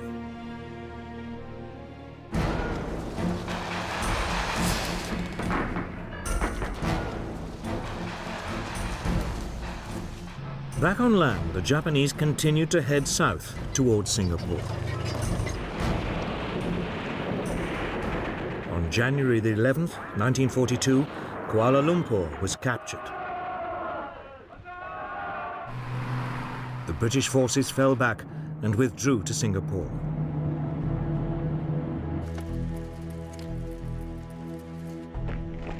There were now about 100,000 British soldiers to defend it. They faced a force of only 30,000 Japanese.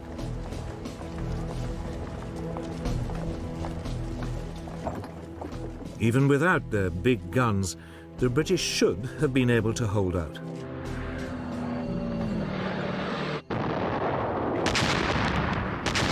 The Japanese launched an assault in early February. It was supported by more airstrikes.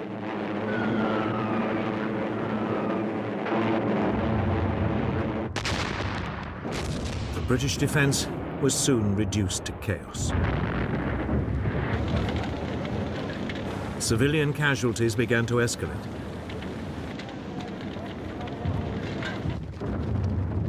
Four days later, the Japanese had pushed through the last of the British defensive lines.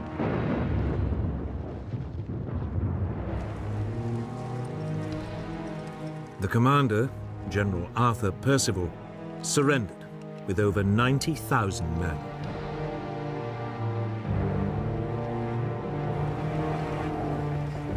Never in the history of the British Army had a commander in charge of such a large force had to surrender, and to an enemy general whose force was outnumbered more than 3 to 1.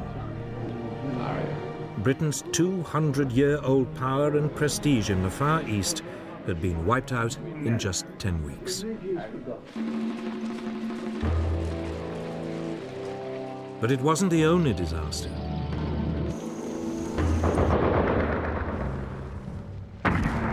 Elsewhere in Southeast Asia, the Japanese forces were equally triumphant. The British garrison in Hong Kong fought for 2 weeks before succumbing to a Japanese invasion.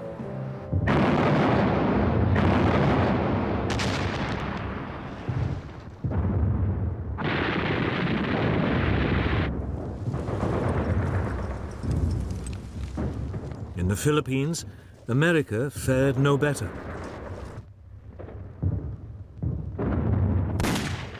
Here, a preemptive bombing raid caught large numbers of US aircraft neatly lined up at Clark Field.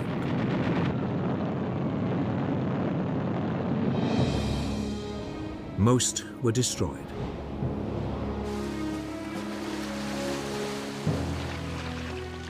Two days later, with US air power virtually non-existent, Japanese troops began to land.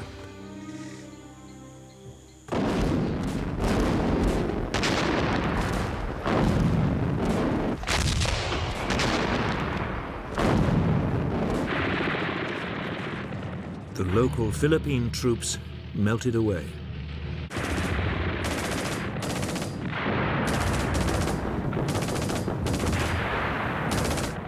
The Japanese advanced rapidly.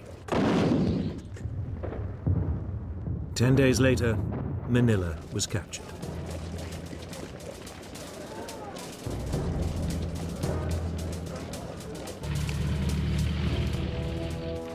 The US soldiers were forced to withdraw to the Bataan Peninsula. Here they hoped to hold out until a relief force could be sent. It never came.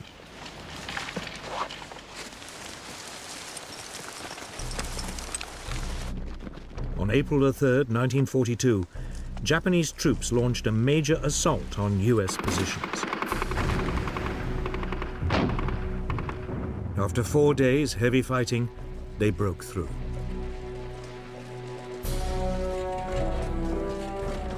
The Americans surrendered 2 days later.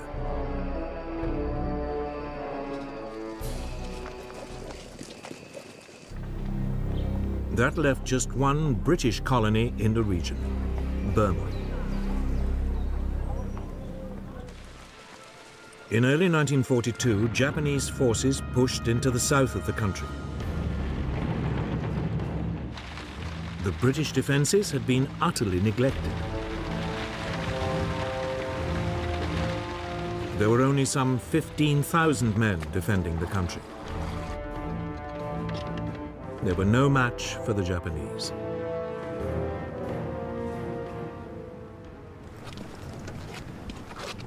The Allied troops mounted a brief but doomed resistance.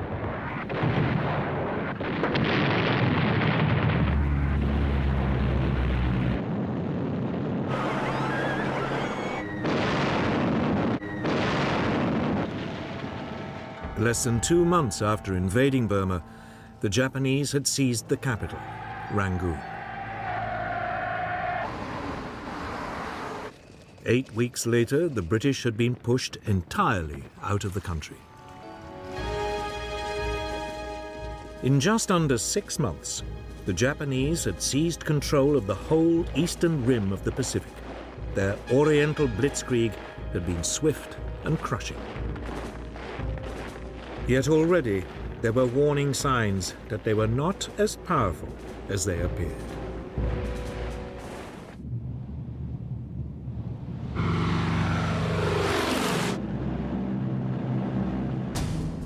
On April 18, 1942, 4 months after Pearl Harbor, America struck back at the Japanese.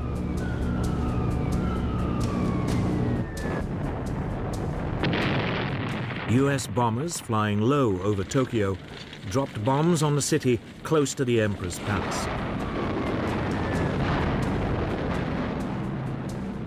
Others struck Yokohama, Kobe, and Nagoya.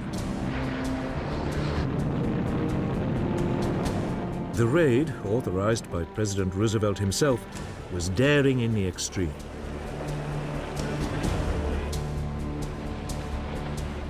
The B-25 Mitchell bombers had not been designed to be launched from aircraft carriers. They barely managed to lumber off the deck of the USS Hornet, which had brought them to within 700 miles of the Japanese capital.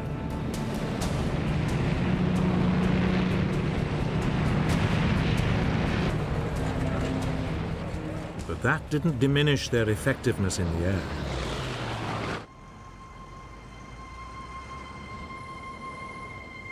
In Japan, the raids caused profound shock.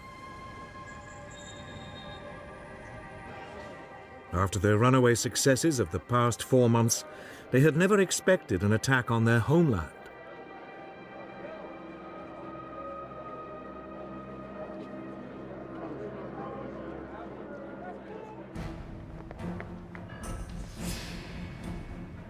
Japan's military planners now decided to extend the country's defenses.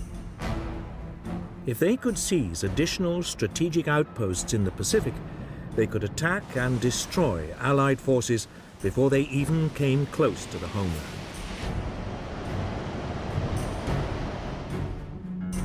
Japan already controlled much of the Chinese coast, Southeast Asia, and the Philippines.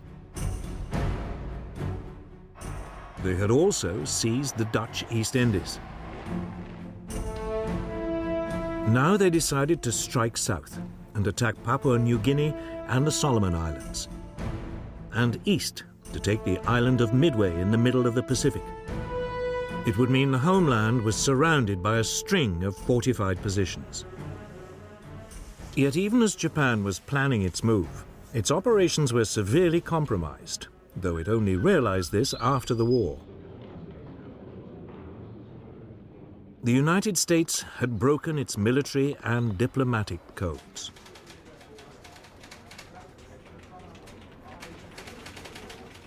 By spring 1942, the US Navy's code-breaking team in Hawaii was reading enough messages to give it a remarkably accurate insight into Japan's intentions. So it was that the US Commander-in-Chief in the region, Admiral Chester Nimitz, learnt the details and timing of Japan's planned invasions of the Solomon Islands and Papua New Guinea. If successful, they would cut off Australia from her allies. A Japanese bombing raid on Darwin had already caused widespread fear of an invasion.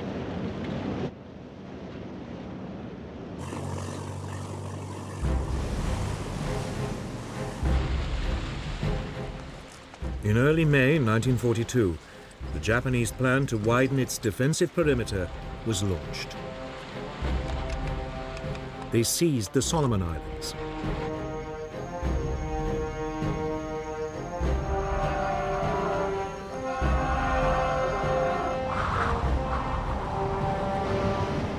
Two days later, the Japanese carrier force entered the Coral Sea in preparation for the main assault on Papua New Guinea.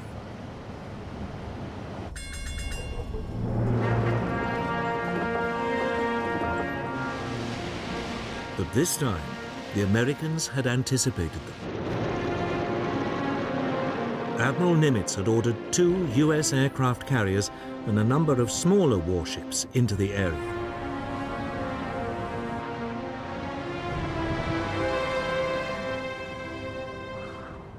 For 2 days, the rival fleets searched for each other.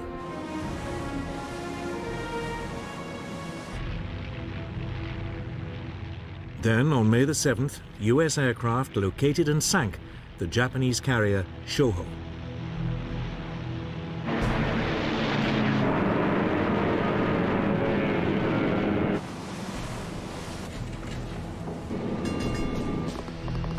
The Battle of the Coral Sea was underway.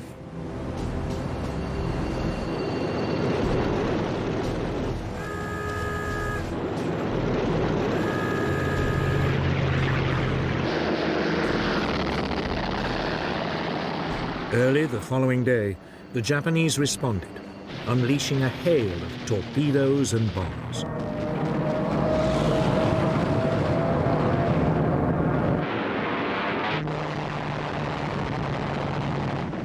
To begin with, the US aircraft carrier Yorktown managed to avoid the Japanese torpedoes.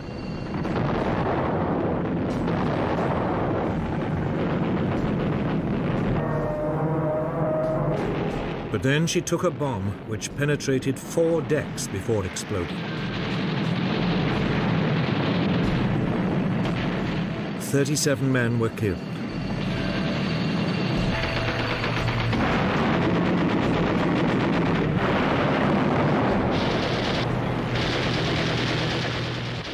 The larger and less maneuverable carrier, Lexington, was also hit by several bombs as well as 2 torpedoes.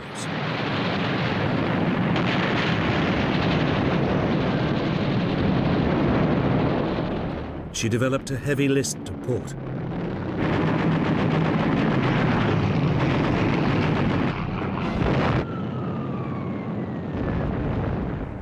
The Americans returned fire, attacking the Japanese carrier Shokaku.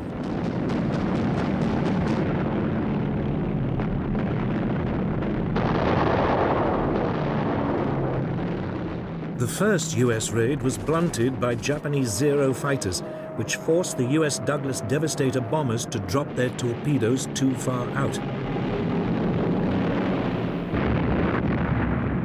All the torpedoes missed.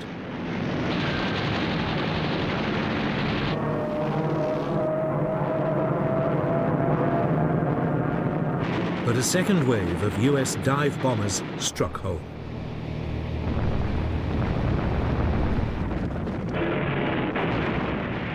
The Shokaku's deck was so badly damaged, she could no longer be used by aircraft.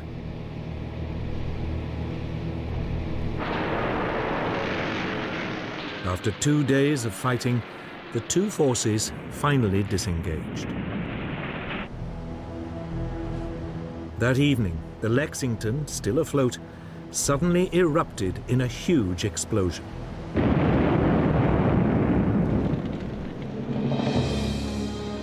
There had been an undetected leak of aviation fuel that had caught fire.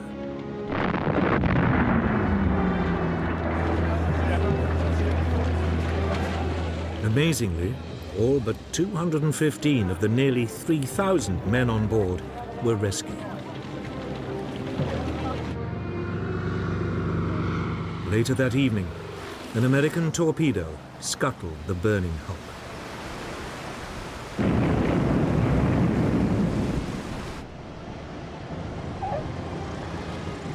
The Battle of the Coral Sea was, on paper, a draw.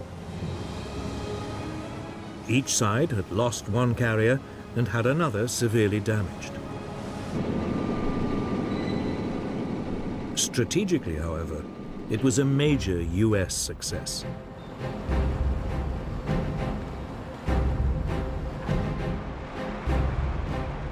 It had prevented the Japanese from seizing more territory, and it had stopped them from isolating Australia.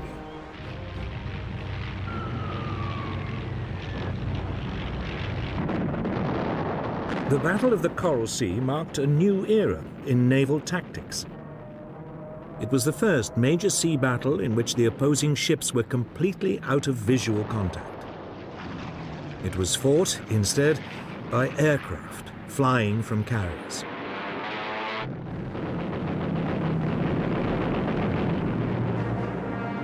It would soon become clear which side had adapted to the new form of naval conflict more successfully.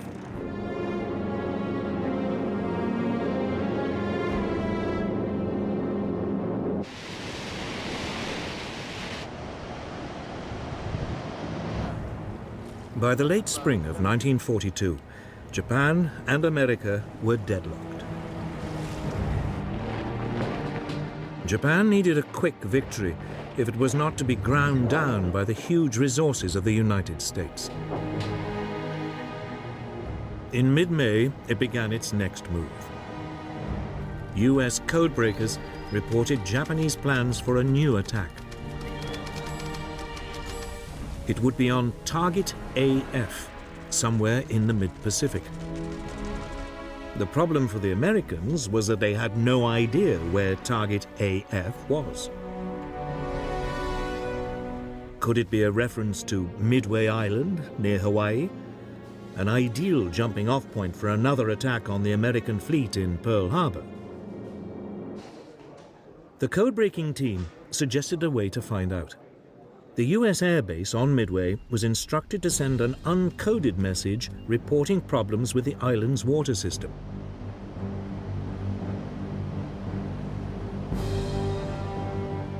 Almost immediately, the codebreakers intercepted a Japanese signal that Target AF was having water supply problems. Admiral Chester Nimitz now knew exactly where the enemy would strike.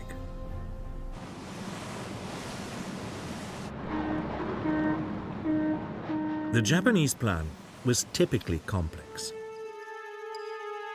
A diversionary attack on the Aleutian Islands in the North Pacific would draw away part of the US fleet, while Midway was seized by an occupation force.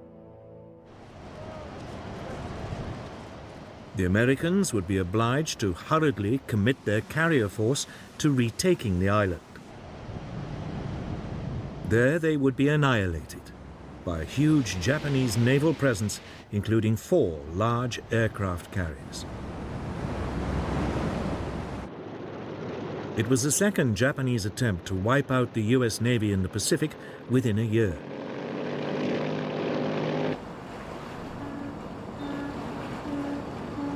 Forewarned, the American carriers left port and moved to a position where they could ambush the Japanese.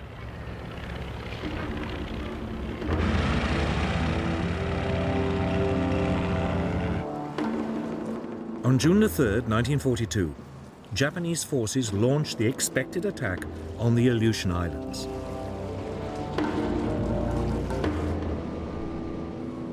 Nimitz didn't respond.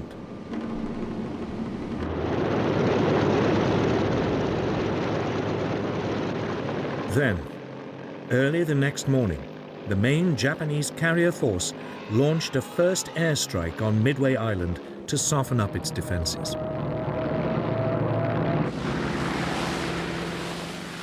US warplanes from the island intercepted them. Most were outdated Brewster Buffaloes and were easily shot down by the more agile Japanese Zero fighters.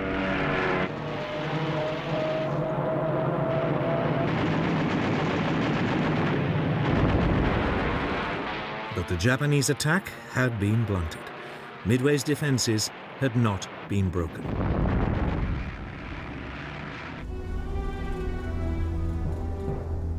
The Japanese commander, Admiral Chuiki Nagumo, faced a difficult decision. He'd kept some of his aircraft in reserve, loaded with munitions designed specifically for attacking ships, just in case the US fleet was spotted. Should he now order this reserve to be stripped of its torpedoes and armor-piercing bombs and reloaded with high-explosive and fragmentation bombs for a second strike on Midway? It would leave him ill-equipped to take on the US Navy, but he calculated it was a risk worth taking. Then, just as the reloading was underway, he received unwelcome news. A US naval force had been spotted.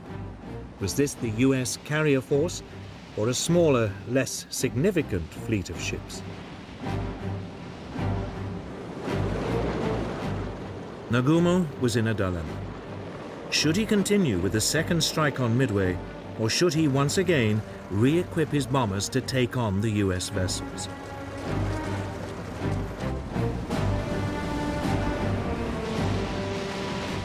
Nagumo decided to gamble. He would push ahead with the second strike on Midway. His hope was that when the bombers returned, there would still be time to rearm them to take on the US ships. Even as he weighed the odds, the Japanese carriers were attacked by US bombers.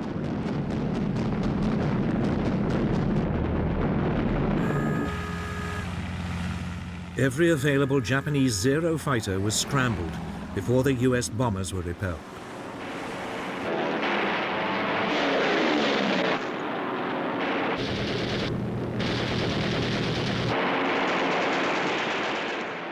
Then came another report from reconnaissance planes.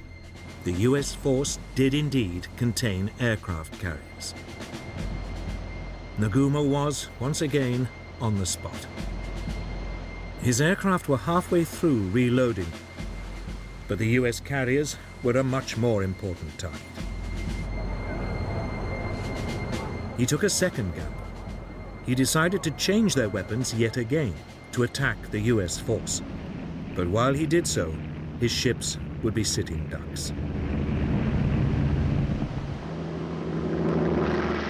Almost immediately, they came under attack from low-flying US torpedo bombers. But they were old and slow and attacked without fighter support.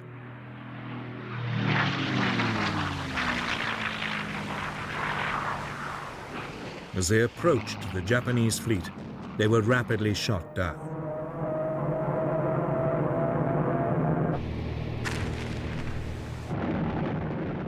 For a brief period, it looked as though Nagumo's gamble had paid off.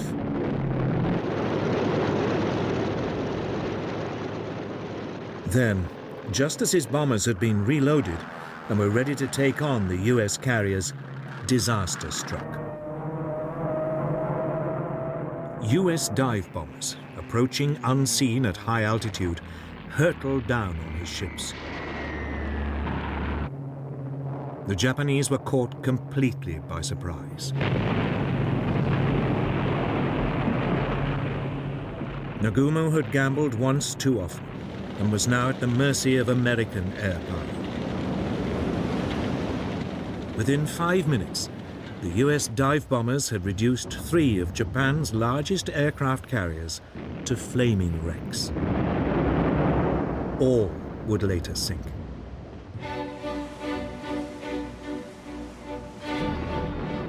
The 4th carrier, the Hiryu, had been masked by a rainstorm and that afternoon mounted a desperate counterattack.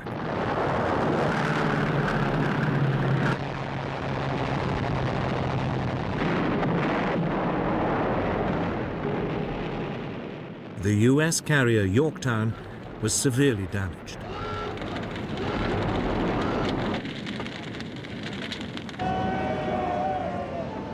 It was torpedoed by a Japanese submarine several days later.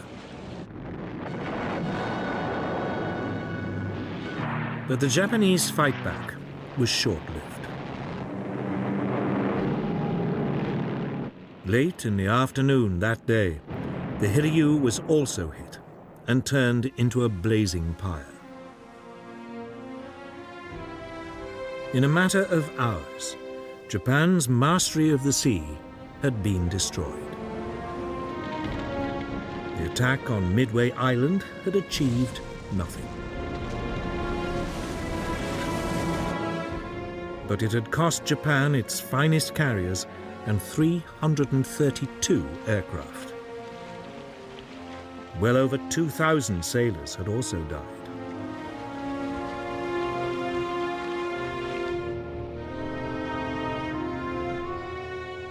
America now ruled the waves in the Pacific.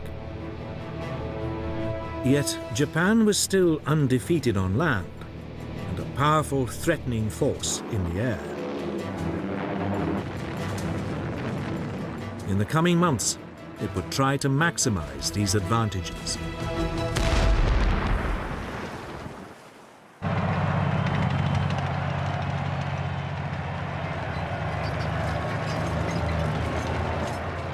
By summer 1942, Japanese plans to build a defensive ring of occupied territories around their homeland had still not been completed. Heavy losses at sea had frustrated their attempts to grab Papua New Guinea and islands in the Central Pacific. Japanese planners now came up with a new plan. If they couldn't do it by sea, they'd do it by land. On July the 21st, a division-sized force of experienced jungle troops landed on the northern coast of Papua New Guinea. They immediately struck west to capture Port Moresby, the capital.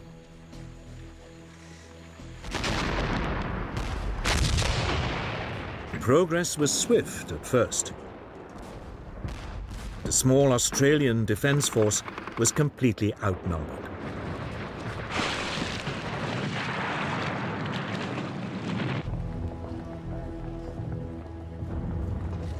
Within weeks, the Japanese had captured the main pass over the Owen Stanley Mountains,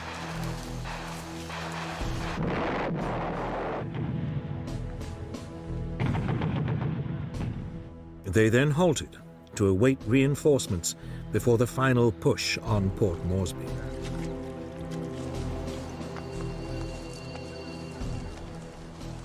The Australians also mustered new forces.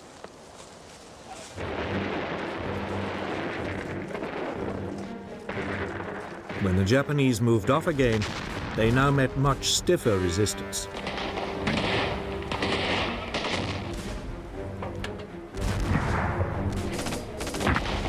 For the first time, Japanese troops were up against men who matched them for training, experience, and morale. The Australians stood their ground, and the Japanese were temporarily brought to a standstill.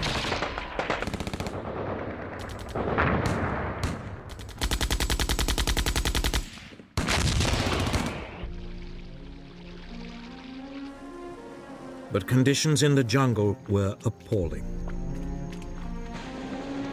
There was constant tropical rain. Malaria was rife. The Australians were eventually, again, forced to retreat.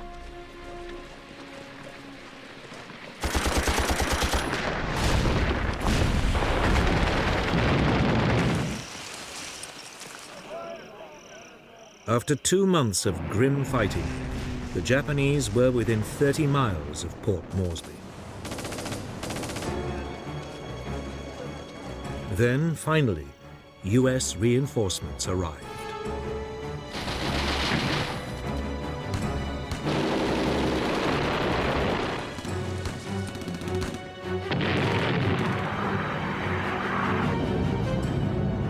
Through September and October, the Japanese were, in their turn, forced back.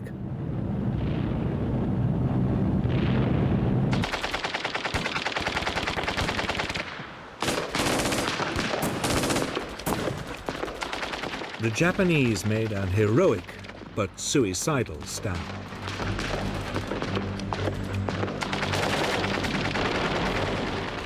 Many chose to die fighting rather than surrender.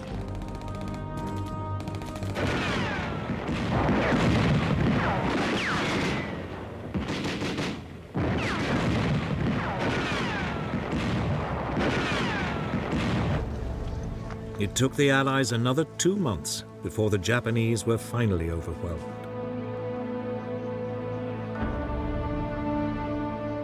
It had been a bloodbath.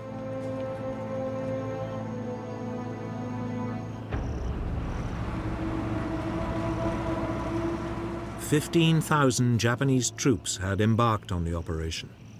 Only 3,000 got away.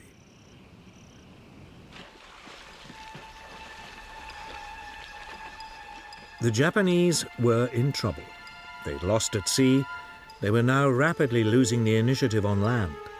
American military might was asserting itself.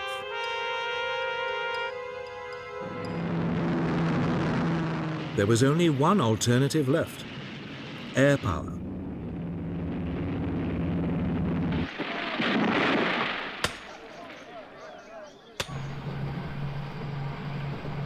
Through the summer of 1942, Japanese engineers began building a string of airstrips across the Pacific. One was on the island of Guadalcanal, in the southern Solomon Islands. It was particularly well situated to threaten US convoys heading for Australia. It would become the focus of an epic battle.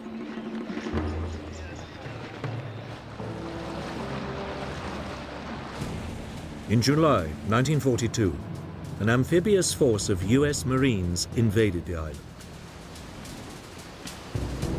They landed without resistance.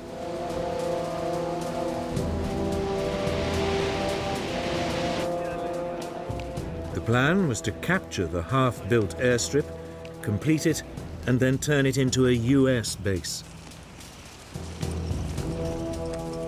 But the Japanese were not ready to give up. That night, they sent in a naval force to land reinforcements and to attack the fleet of US ships supporting the Marines.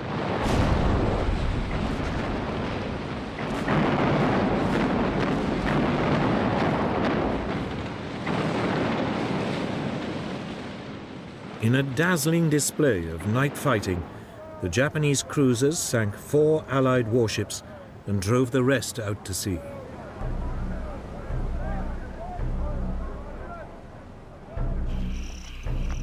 The Marines were now marooned, without supplies and without much of their equipment. They dug in around the airstrip. Despite constant bombardment, using construction machinery left behind by the Japanese, they pushed ahead with the completion of the airfield.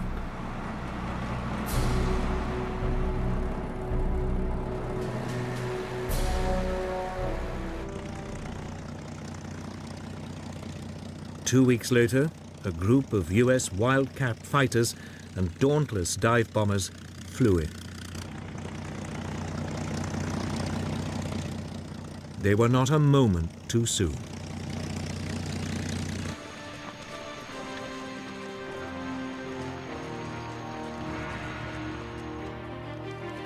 The next day, newly arrived Japanese troops launched a series of suicidal attacks on the airstrip.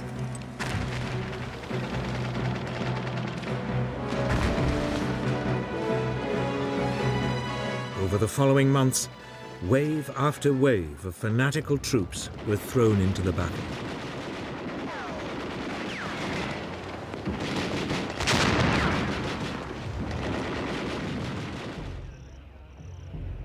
By the winter of 1942, the two sides had fought themselves to a standstill, both now dug in to defensive positions.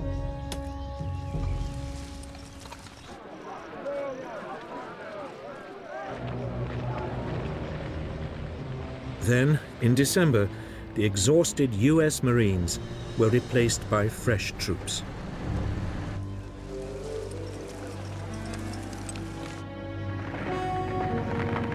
US soldiers now began a new push on the increasingly isolated pockets of Japanese resistance.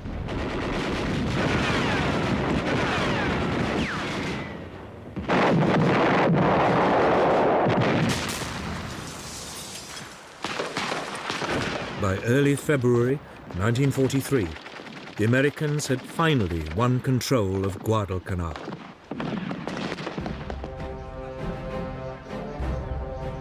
They had now beaten the Japanese at sea and on land.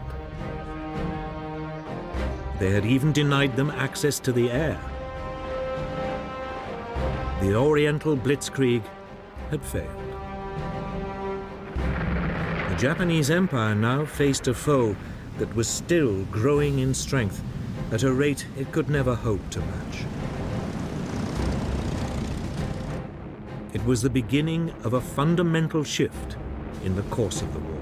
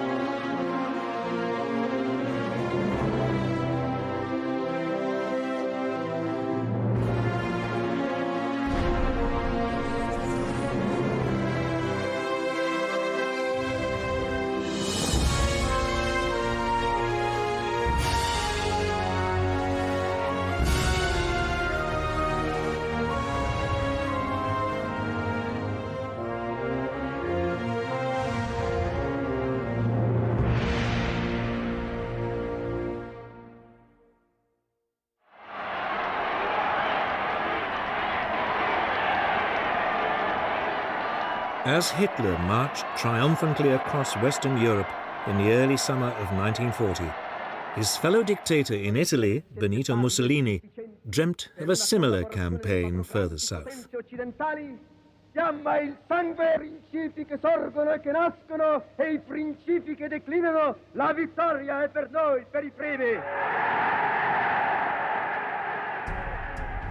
His dream was to build a new Roman Empire that would see Italy expand not only along the northern Mediterranean coast, but south through North Africa. He would turn the Mediterranean into Mare Nostrum, our sea. But it was a dream that would turn into a disaster. It would lead, in due course, to Mussolini's death and fatally overextend his German ally.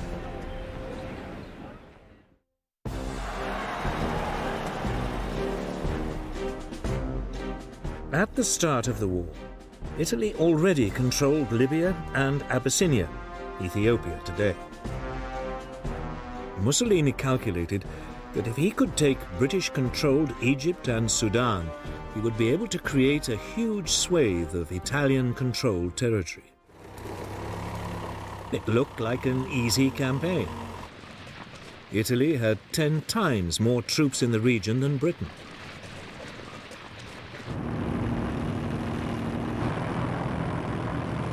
In September 1940, Mussolini invaded Egypt and captured the small coastal town of Sidi Barrani.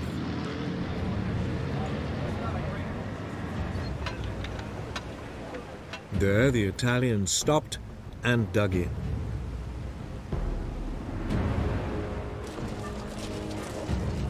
Britain gathered all available forces for a counterattack. On December the 6th, 1940, they moved in across the desert.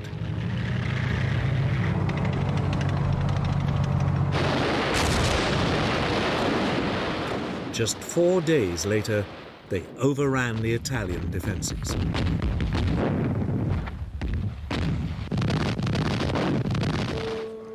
Nearly 40,000 Italians were taken prisoner.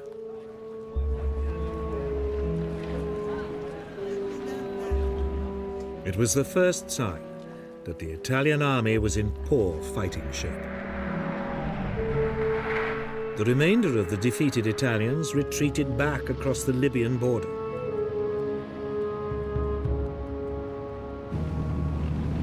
The British followed in hot pursuit.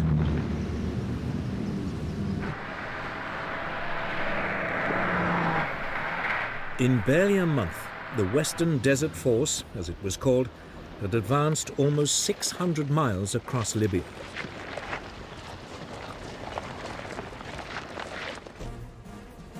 It now paused and dug in at the Libyan coastal town of El Agheila.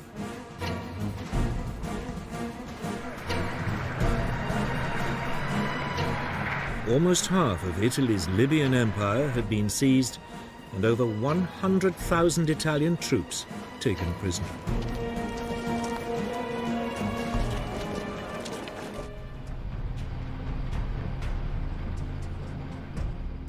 Meanwhile, to the south, British forces invaded Italian-controlled Abyssinia.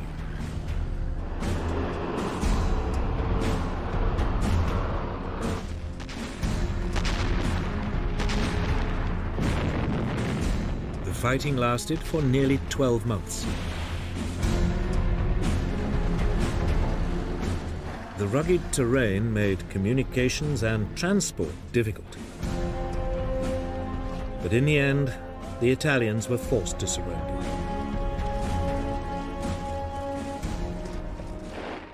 But even as Abyssinia was being secured, Mussolini's empire building was causing problems in another part of the Mediterranean.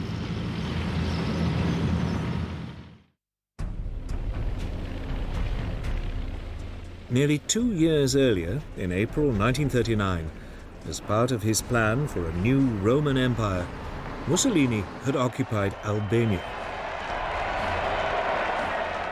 The following year, he demanded Greece become an Italian colony.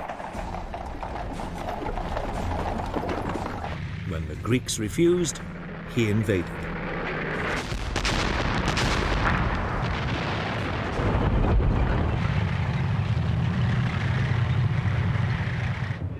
The Greeks were outnumbered more than 2 to 1, but they swiftly turned back the Italian advance.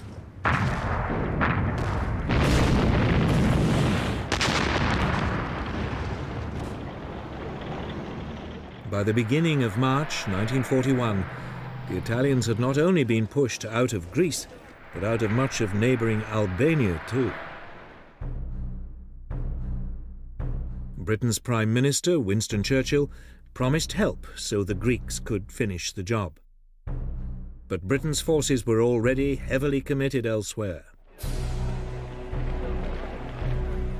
So it was that the British units in North Africa were told to abandon their Libyan adventure and ship much of the force across the Mediterranean to Albania.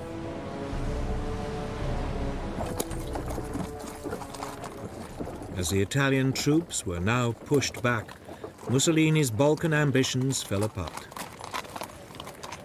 The Italians were in deep trouble.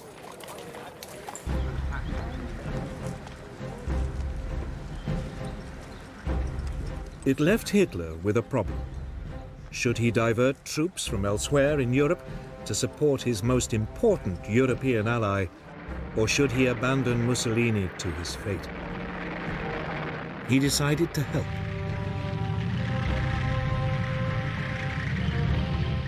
In April 1941, over 500,000 German troops swept down into Yugoslavia and Greece.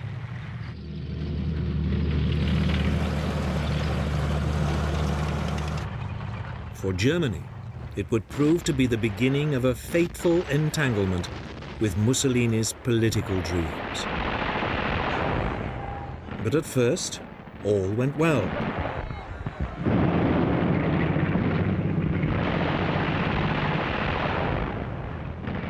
The Greeks, despite British help, were unable to hold the Germans back, and in late April, the Axis forces captured the Greek capital of Athens.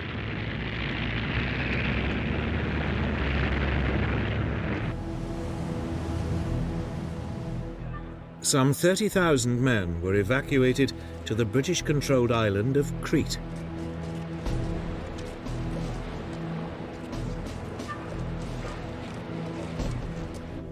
Hitler decided to flush them out.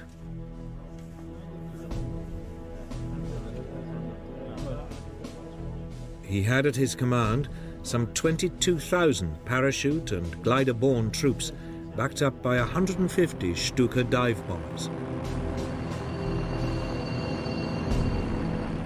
The landings began at first light on May the 20th.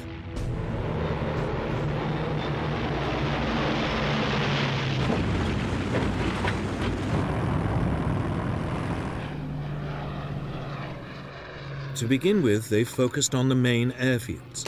The Allied forces were overstretched. There were incessant German air attacks.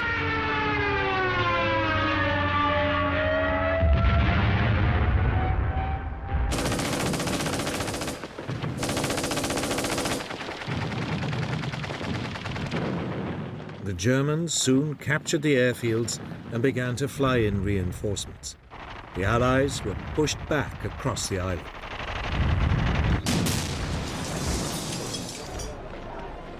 Two weeks later, it was all over. 15,000 Allied troops had to be evacuated.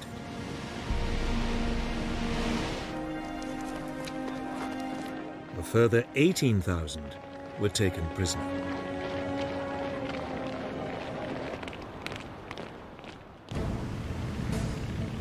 The Axis powers now controlled much of the Mediterranean and the critical supply routes to North Africa. It looked as though Hitler's decision to support Mussolini had paid off. He was poised to drive Britain out of the entire region.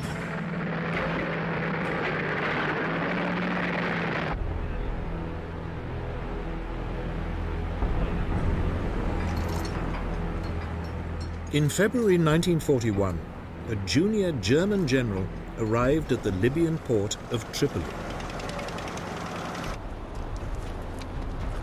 Erwin Rommel was one of the rising stars of the German army and had been chosen by Hitler as the man to rescue his Italian ally and retake North Africa for the Axis powers.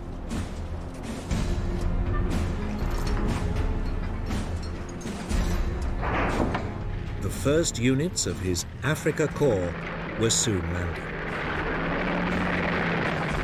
Some 16,000 men and over 100 tanks had been diverted from the European front. The Axis forces rapidly outnumbered the British troops, depleted by the war in Greece and Crete.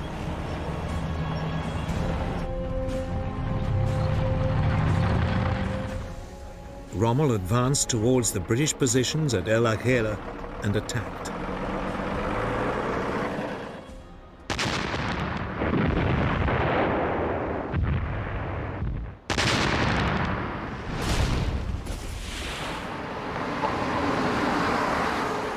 As the British fell back, Rommel pursued them.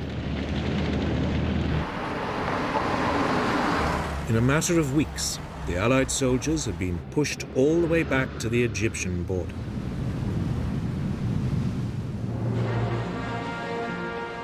But in the retreat, a division of Australian troops had been cut off by the Germans in the Libyan port of Tobruk. The British commander, Sir Archibald Wavell, now launched 2 successive attempts to relieve them.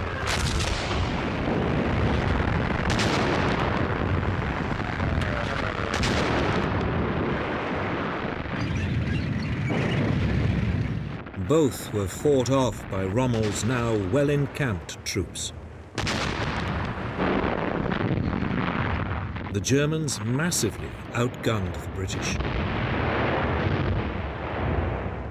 Their 88mm anti-aircraft guns, when used against tanks, far outranged the British. Moreover, Rommel took advantage of the wide-open landscape to drive his tanks around the British forces, outflanking them time and time again. It would become his trademark tactic.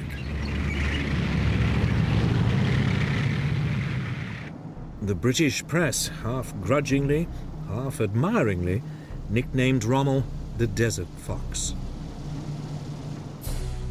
For Wavell, it was too much. Now exhausted, he was replaced by General Claude Auchinleck.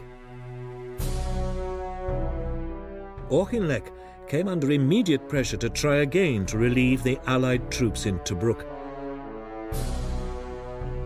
But he refused until his forces had been reinforced.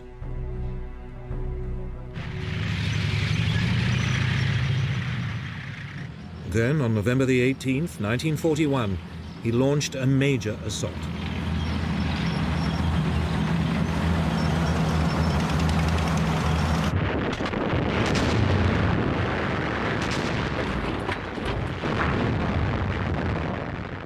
Operation Crusader, as it was called, started with a lengthy armored dogfight.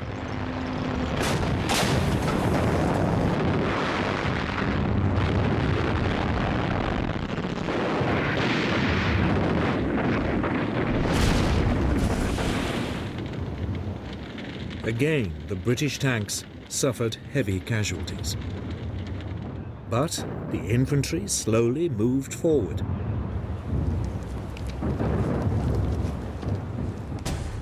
Finally, after a month of confused fighting, Rommel retreated. Tobruk had been relieved. The Axis units fell back along the coast, all the way to their starting point at El Agheila.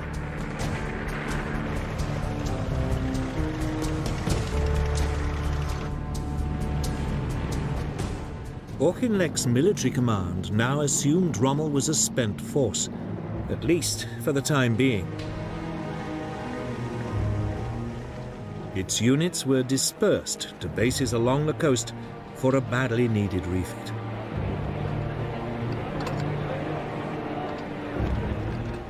it was a mistake.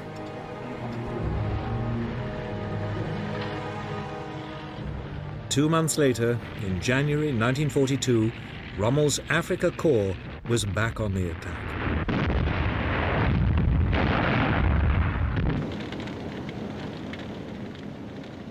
It quickly brushed aside the forward units of a now unprepared British army.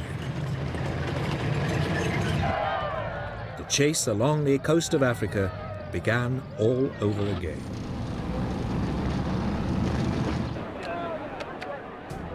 The Allies fell back towards a new defensive line just west of Tobruk.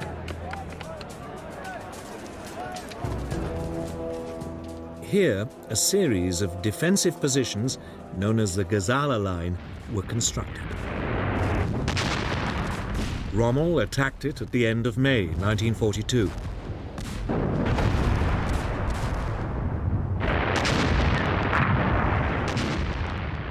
Once again, he swung his armour around the British forces in a great outflanking movement and came in behind the British positions.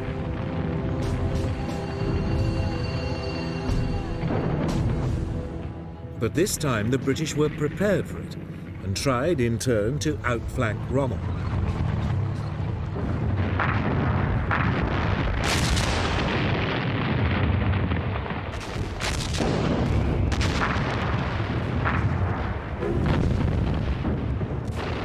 The fighting lasted for 3 weeks as each side tried to outmaneuver the other.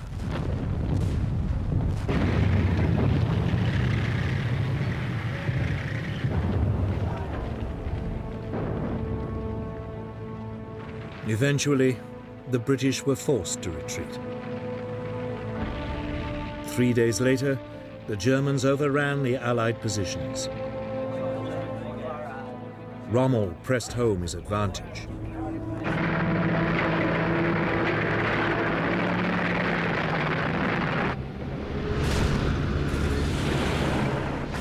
The British withdrawal threatened to become a rout. Finally, Auchinleck turned to face his enemy at the Egyptian village of El Alamein. His southern flank rested on the Qattara Depression, an area impassable to tanks.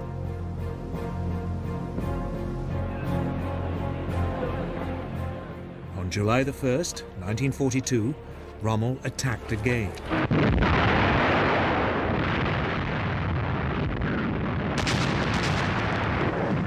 But this time, the British defences held.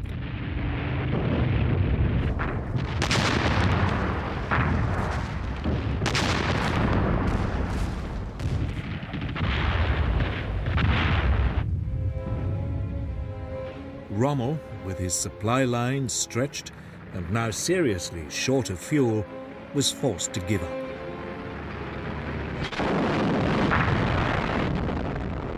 Now Auchinleck attempted a counterattack.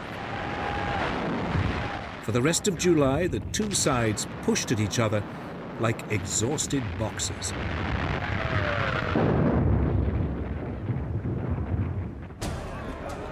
Churchill was furious at the lack of British progress and now visited Egypt.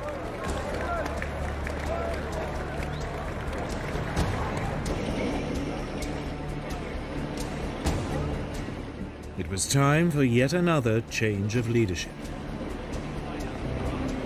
Auchinleck was replaced by not one, but two generals. General Harold Alexander as Commander-in-Chief near East, and General Bernard Montgomery as commander of 8th Army. The British and Axis forces had fought each other to a standstill. There was no clear winner, and the fate of North Africa still hung in the balance. Everything would now depend on whether the British could throttle the Axis supply routes across the Mediterranean.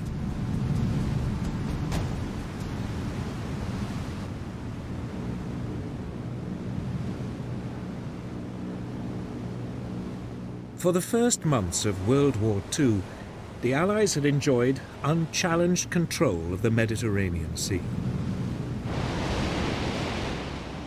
Britain's oil supplies from the Middle East passed through it undisturbed, and communications with the Empire in India and the Far East were secure.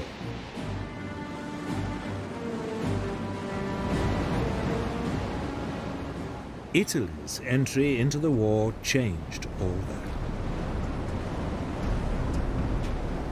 Its naval fleet was modern and well equipped. The Italians now concentrated their fire on the strategically crucial British-controlled island of Malta. The island was an important refueling base for British submarines and aircraft in the eastern Mediterranean.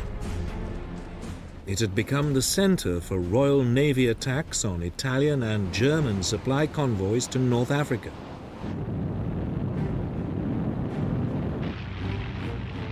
In summer 1940, Italy bombed it.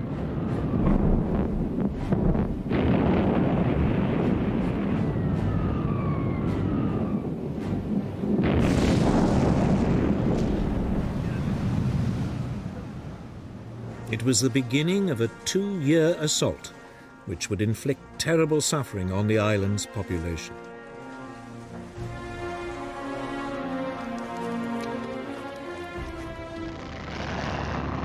Yet for all Malta's strategic significance, Britain was caught on the hop.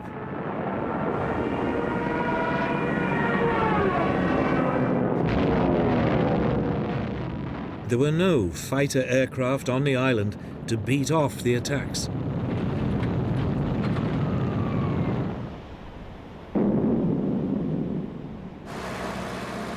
Then, almost by accident, 4 Gladiator fighter biplanes were found in crates on the island.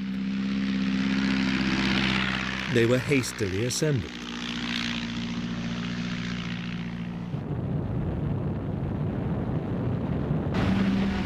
The aircraft put up a fierce resistance.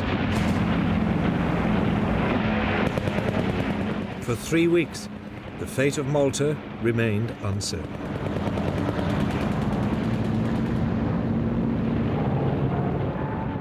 Then, finally, British fighter reinforcements arrived, and the Italian bombers were temporarily beaten off.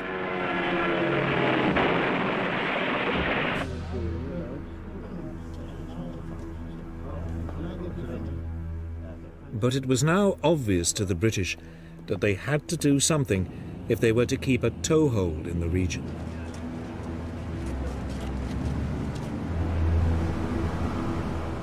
That winter, Britain launched what it hoped would be a knockout blow against the Italian Navy.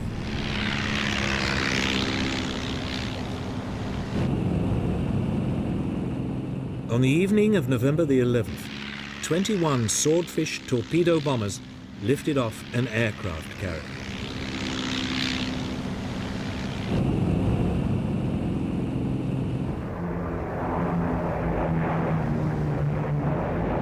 They swept in on the Italian fleet, anchored in its base at Taranto. The Italians hadn't expected it.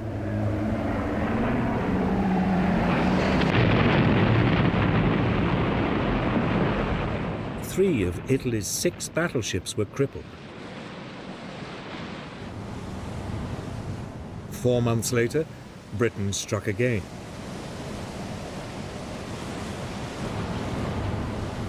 The Italian fleet was again caught off guard off the coast of Greece.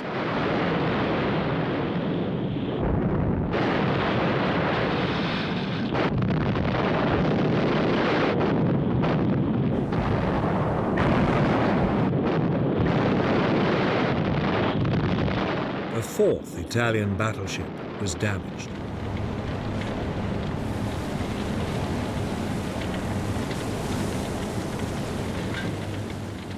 Mussolini's challenge to the British Navy was finished.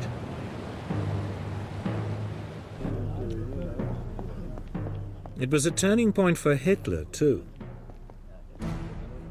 It was now clear that Italy could no longer be depended on to maintain control of the Mediterranean.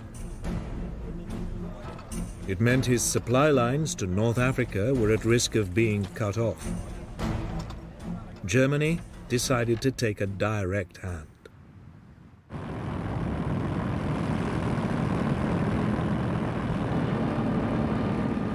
In early 1941, the Luftwaffe bombed Malta.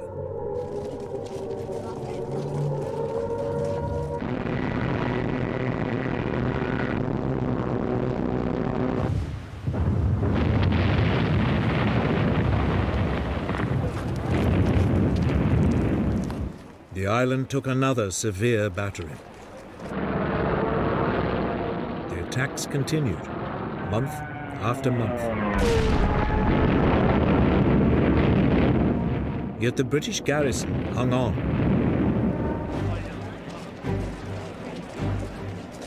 During an interlude in the German bombardment in autumn 1941, it even managed to step up its attacks on the Axis supply convoys to North Africa.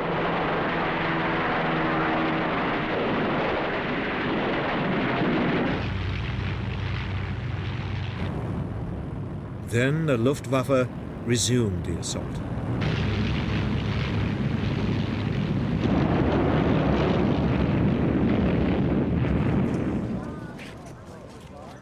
But despite the battering, the people of Malta held on.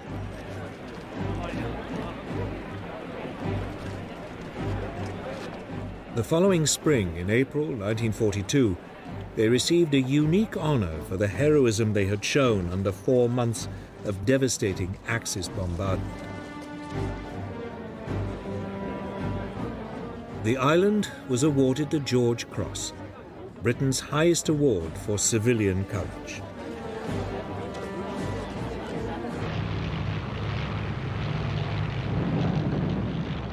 But by the summer of 1942, Malta was running short of supplies and ammunition. In mid-June, the British Navy sent convoys from Gibraltar and Egypt to relieve it.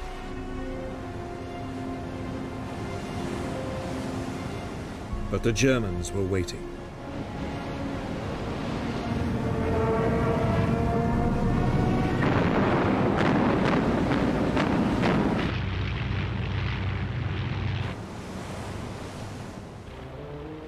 Just 2 of the 17 ships got through. The situation on the island was getting desperate. It was time for some decisive action. In August, Britain launched Operation Pedestal, the biggest convoy ever sent to Malta. 14 merchant ships entered the Mediterranean through the Straits of Gibraltar.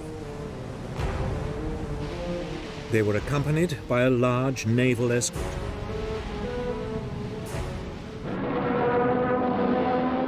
Almost immediately, they ran into German opposition.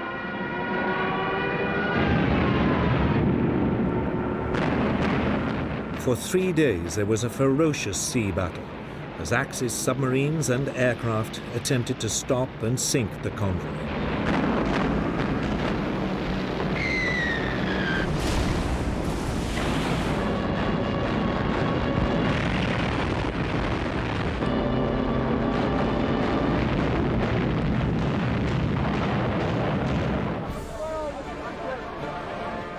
Finally, on the 4th day, 5 of the British merchant ships made it into port.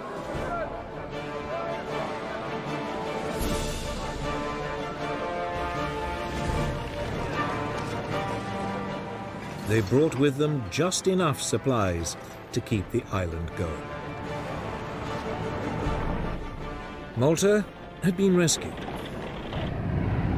It meant the Allies could continue to harass the Axis supply lines to North Africa.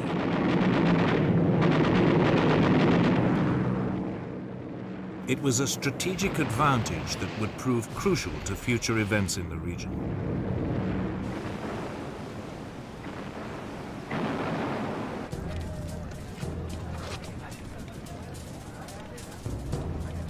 In North Africa, Churchill's orders to his new team, Generals Alexander and Montgomery, were simple. Destroy the army commanded by Field Marshal Rommel.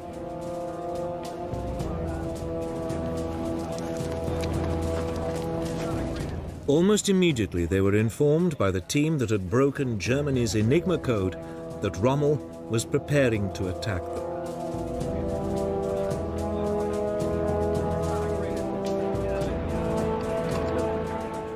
Montgomery assumed the Desert Fox would try another of his outflanking moves and fortified the ridge of Alam Halfa, just to the southeast of El Alamein.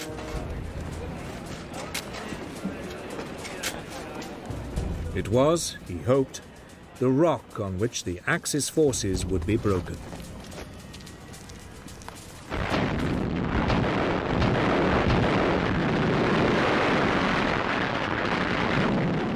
When it came, the fighting lasted for 3 days.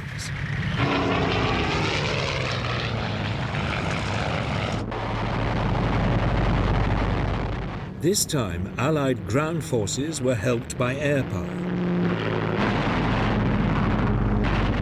The RAF played havoc with the advancing German tanks.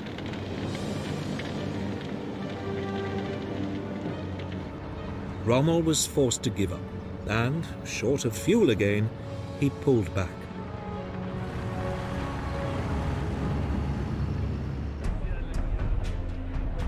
It was now Rommel's turn to dig in. He chose a line between the impassable sand sea of the Qattara Depression and the Mediterranean coast.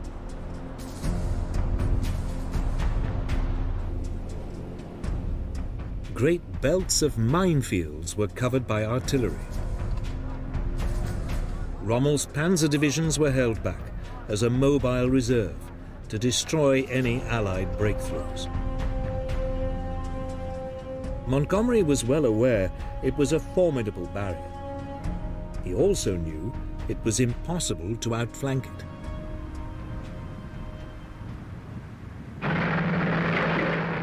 His only option was to punch his way directly through the middle of the Axis defenses. He was helped by a flood of new equipment from the United States, which included the new American Lee and Sherman tanks with 75mm guns. At last, the Allies had a weapon which could match the Germans.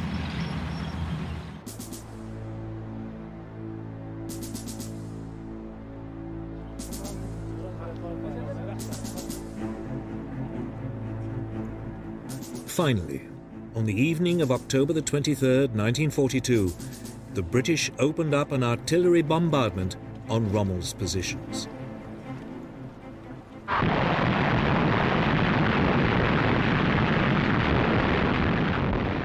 The Battle of El Alamein had begun.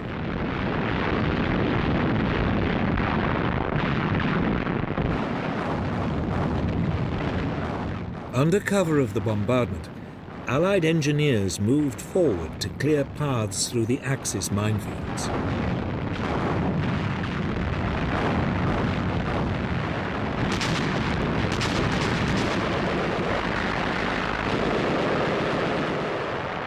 British, Australian, New Zealand and South African divisions fought to drive a hole through Rommel's defences.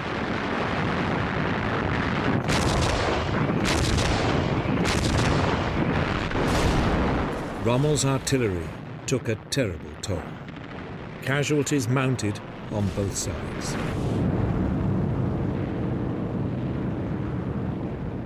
The Axis forces were harried by Allied air power.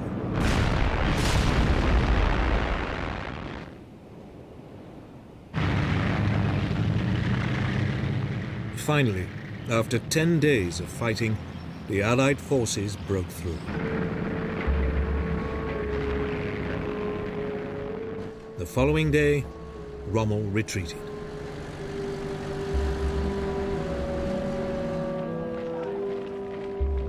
It was Germany's first major defeat at the hands of the Western Allies.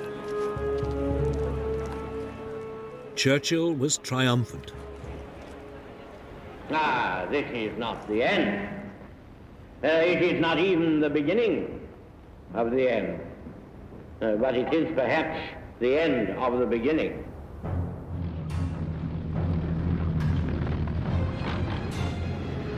For 2.5 months, Montgomery chased Rommel west along the North African coast towards Tunisia.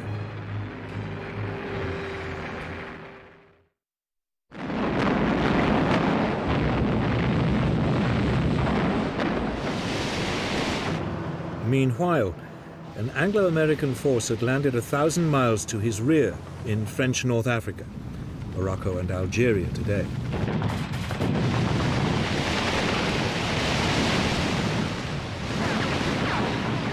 It was codenamed Operation Torch.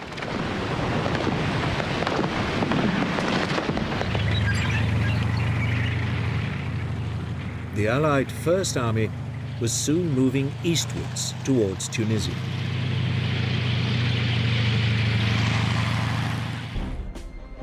Rommel was in danger of being attacked from behind.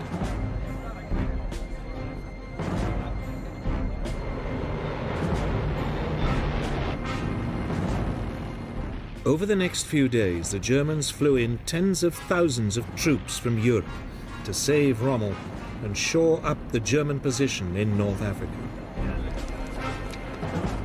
Finally, in late February 1943, Rommel, reinforced, set up a new defensive line 100 miles inside Tunisia and turned to attack Montgomery's advancing forces.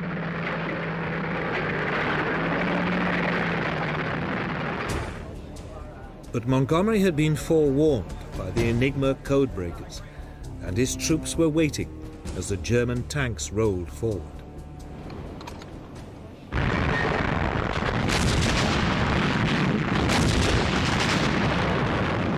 British artillery broke up the assault, and the panzers were quickly halted. It was Rommel's last battle in North Africa.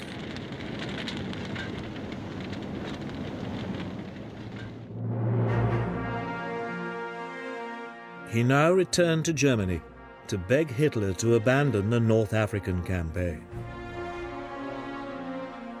But Hitler refused.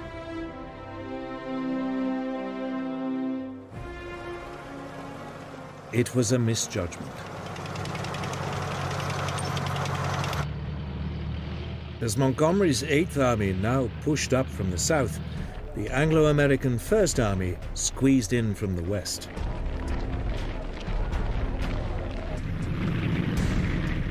On May the 7th, US forces took the port of Bizerta. The British 7th Armoured Division, the famous Desert Rats, drove into Tunis.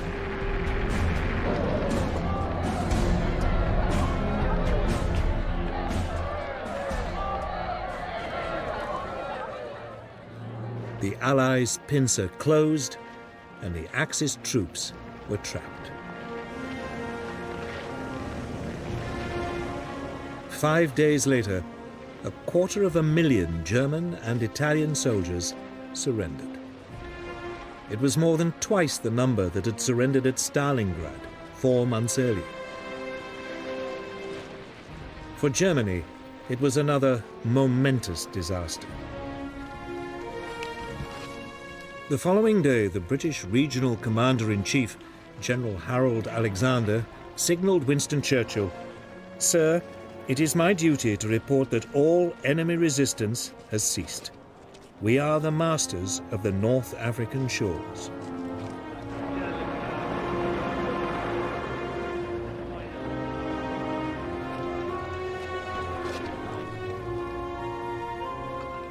Mussolini's gamble in North Africa had taken a terrible toll on German resources.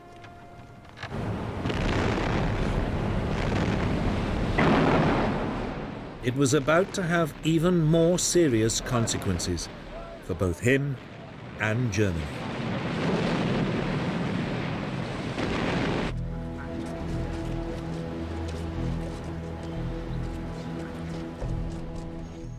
In January 1943, at a conference in the Moroccan city of Casablanca, Churchill and Roosevelt agreed to open a new front on German-dominated Europe. The obvious target was Italy, seriously weakened by its North African failures. The only question was, where should the invasion begin? Should the route go via Sardinia or Sicily? The Allied High Command chose the Sicilian route, but to throw the Germans off the scent, they organized a deception plan.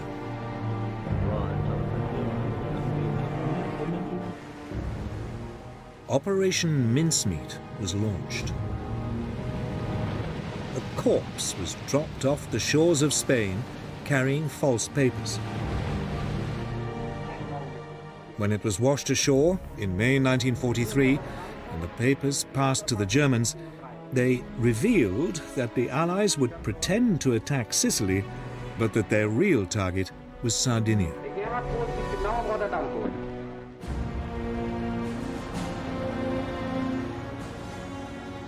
Enigma code breakers soon confirmed the Germans had fallen for it.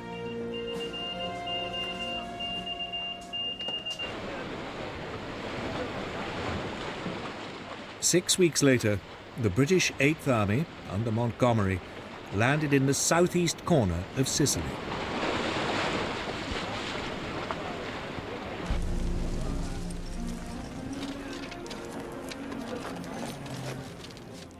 The Italian coastal troops presented few problems.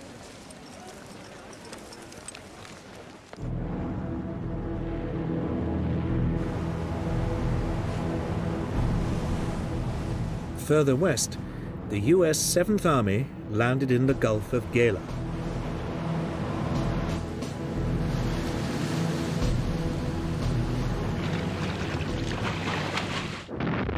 The Italian resistance was again overwhelmed.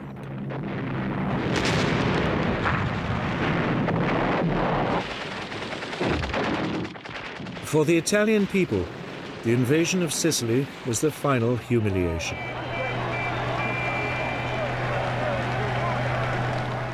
Mussolini was overthrown in a popular uprising. The new government now opened secret talks with the Allies for an armistice.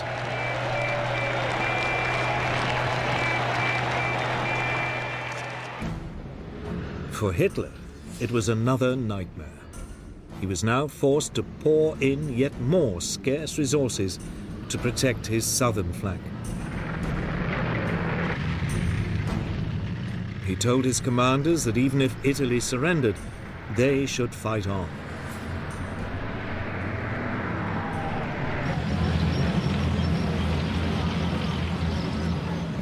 Within 5 weeks, the Germans had been pushed out of Sicily. The Allies now crossed to the mainland and pushed up through the country.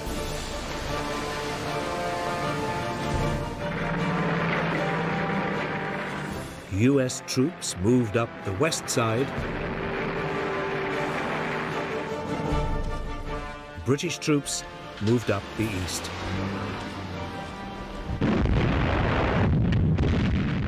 The Germans fought back savagely all the way.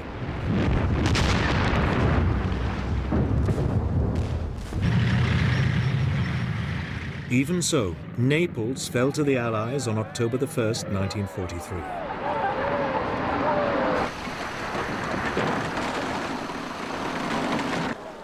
But then their progress was slowed by autumn rains and skillful German rearguard attacks.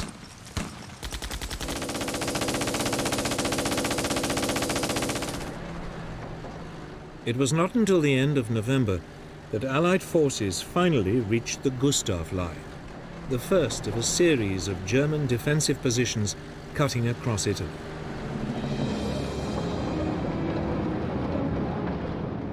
British troops managed to break through at the eastern end of the line, but winter was setting in, and bad weather forced them to halt.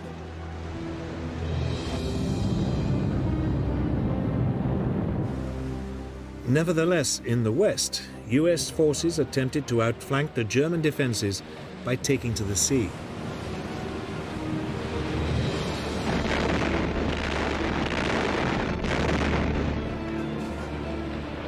They landed on January the 22nd, 1944, 60 miles to the north at the point of Anzio.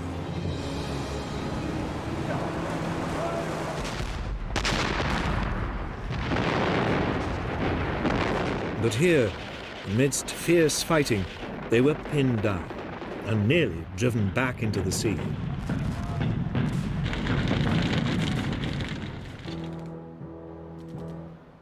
The Americans remained trapped at Anzio for the rest of the winter and into the spring.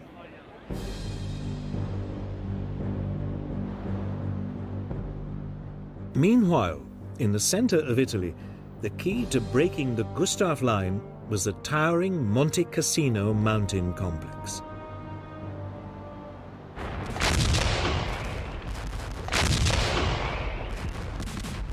As spring came, there was a series of attempts to capture it.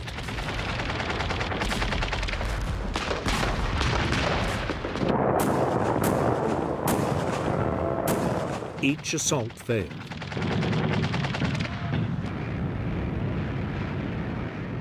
In desperation, the Allies bombed the historic monastery on the summit.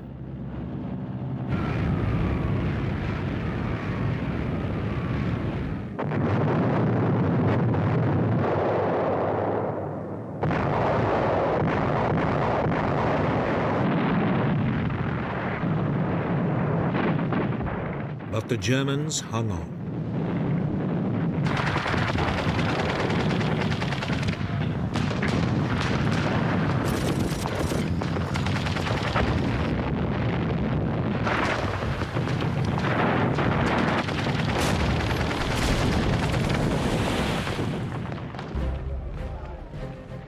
Finally, in late spring 1944, as the weather improved, the Allied forces broke through the German lines.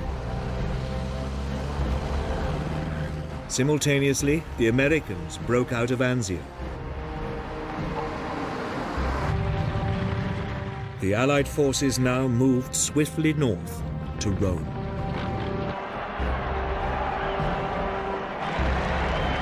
The Italian capital was liberated on June the 4th, 1944.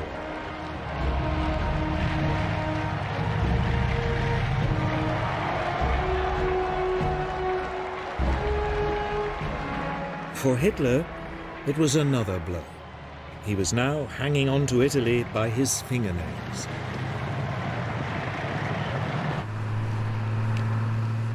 The Allies continued to push north.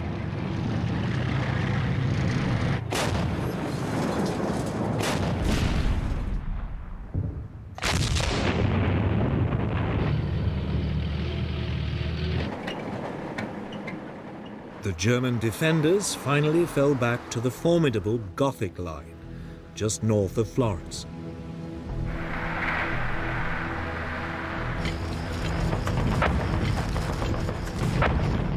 Here, bad weather again brought the Allied advance to a halt.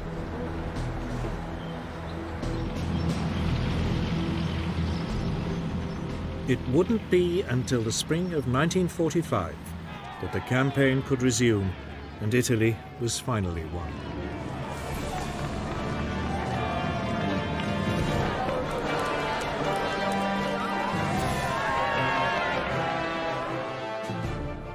By then, the Italians had had enough of Mussolini.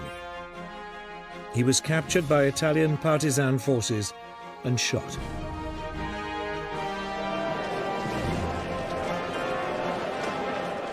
His corpse was hung by its heels in Milan. Mussolini's war had been a catastrophe for himself and his country. It had also left the German southern flank dangerously exposed. The German army was now overcommitted, short of troops, and retreating on all fronts.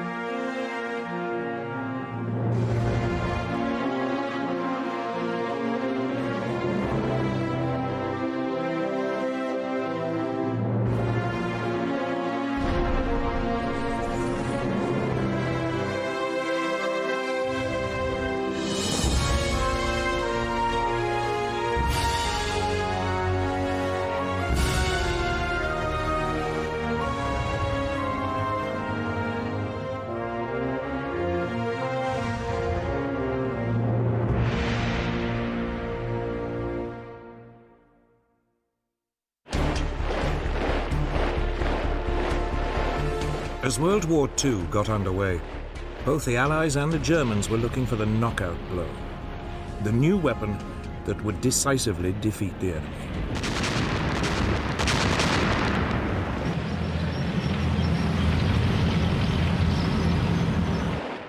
For Hitler's Germany, the problem was that Britain was an island. His tanks couldn't blitzkrieg across the Channel. The only way to defeat her was to strangle her seaborne supply routes.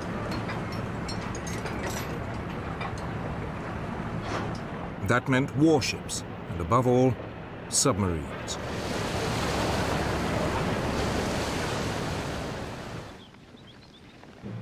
For the Western Allies, the problem was attacking Germany when there were no Allied troops in mainland Europe.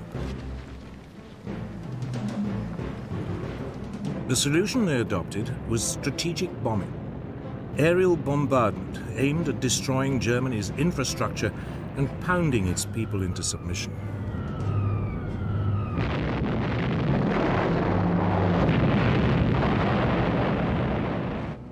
The two sides had adopted two very different tactics, but with one aim: to save their troops and to bring the war to an end as quickly as possible.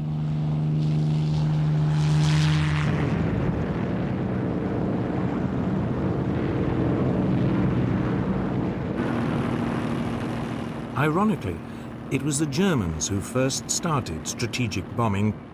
In August 1940, Luftwaffe bombers accidentally hit London. The RAF retaliated by bombing Berlin.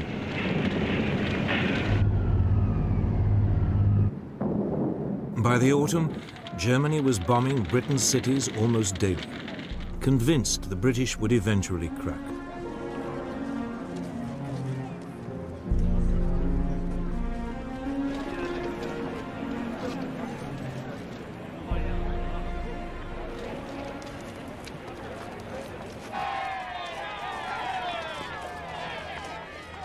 But the Blitz, as it was called, never showed any sign of forcing the British to surrender.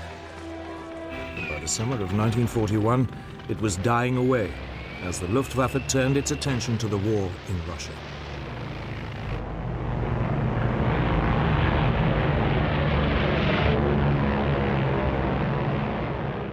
But for the British military command, bombing remained the only way of striking directly at Hitler's Germany.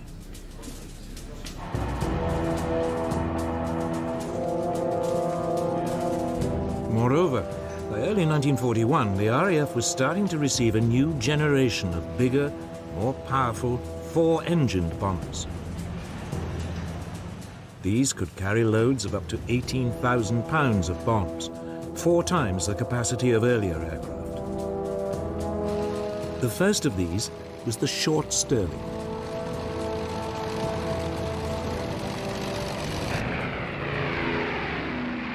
To begin with, the plan was not to hit the German population, but specific infrastructure targets, cutting transport and oil supplies, damaging Germany's ability to wage war. But it suffered one central problem. Britain's bombing was extremely inaccurate.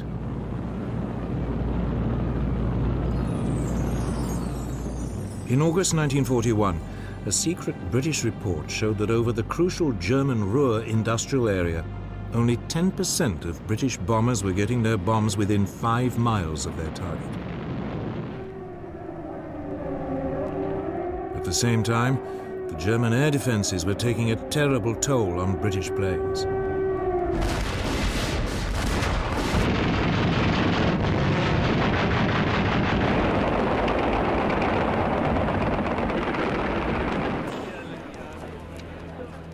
By late 1941, up to 10% of the bombers on any raid were being shot down.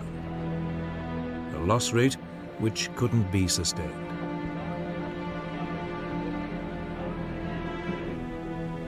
The Royal Air Force High Command decided to change tactics.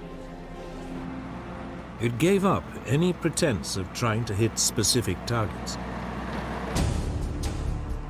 Instead, Bomber Command was instructed to undertake what it called area bombing, a euphemism for what is known today as carpet bombing. The idea was to deliberately target an entire area of a city, regardless of the civilian population. In the chilling words of the British Air Ministry, it would destroy the morale of the civilian population and, in particular, of industrial workers.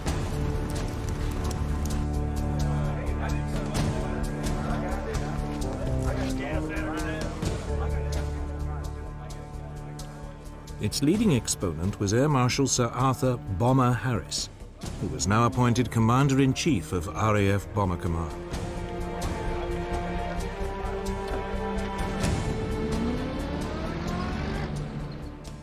There are a lot of people who say that bombing can never win a war. Well, my answer to that is that it has never been tried yet, and we shall see. They sowed the wind, and now they are going to reap the whirlwind. In spring 1942, Harris launched what was, in effect, a huge public relations stunt for what he preferred to call strategic bombing. He gathered every available aircraft in Bomber Command. Over 1,000 took off for the German city of Cologne.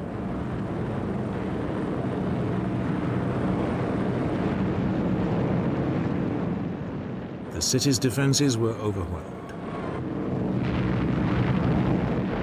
600 acres were destroyed.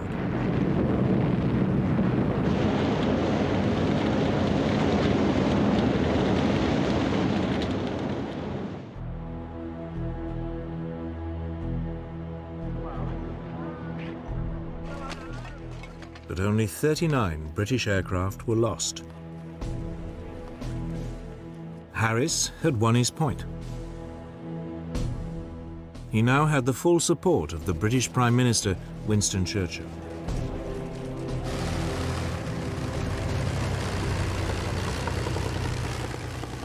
He also now had an outstanding new weapon, the Avro Lancaster, the finest heavy night bomber of the war.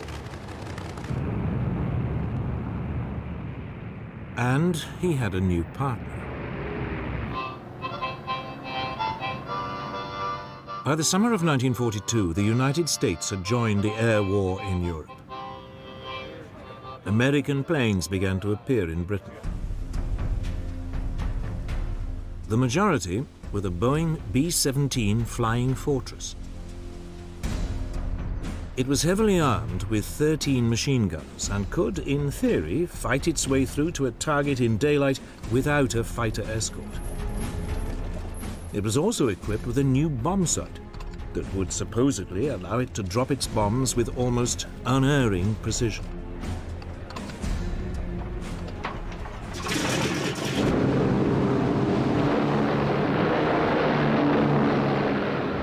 These features encouraged the Americans to ignore the lessons of the early British campaign and return to targeted raids on Germany's infrastructure.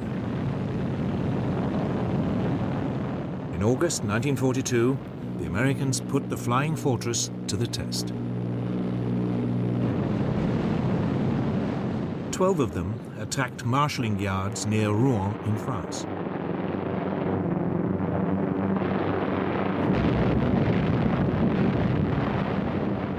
Damage was slight, but the United States lost no aircraft. For the Americans, it was the proof that daylight raids on infrastructure targets could work. For the British, it simply showed that the Americans could hit a minor and relatively undefended target. But that winter, the two allies agreed to combine their approaches. They would launch a massive bombing campaign against Germany's industrial heartland. The Americans would attack by day against carefully selected infrastructure targets. The British would attack by night, carpet bombing whole areas, destroying war production and civilian morale. They hoped it would be so devastating, it might even bring the war to an end.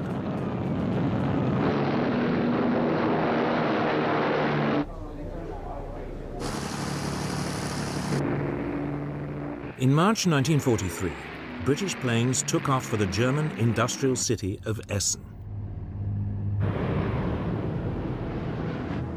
High-speed Mosquito light bombers went in first, dropping flares to highlight the targets. Then a force of nearly 450 Lancaster bombers swept over the city, dropping their loads.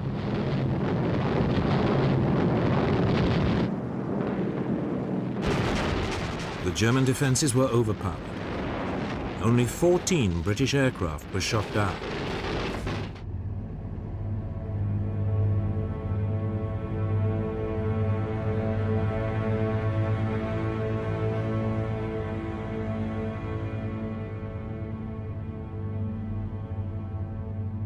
The Essen raid was followed by wave after wave of similar attacks on industrial towns in the Ruhr.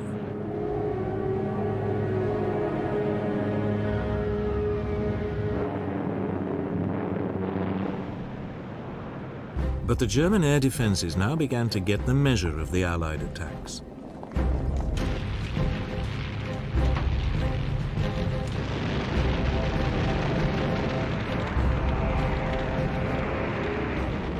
Britain's losses climbed to 1 in 10.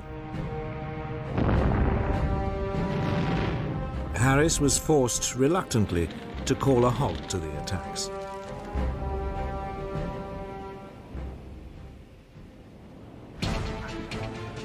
But then he was informed about a new Allied invention. Codenamed Window, it consisted of clouds of aluminium foil strips dropped from an aircraft. As the foil fell, it jammed any radar system. It promised to cripple the German air defenses.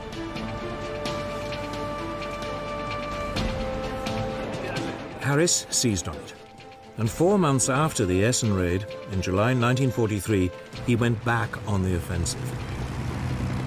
He called it Operation Gomorrah.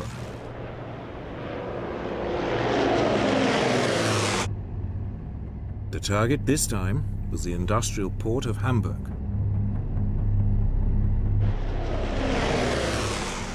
Bombers equipped with Window jammed the German radar.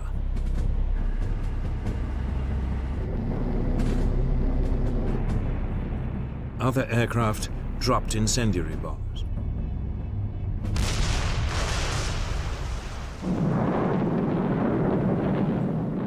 A giant firestorm engulfed the city center.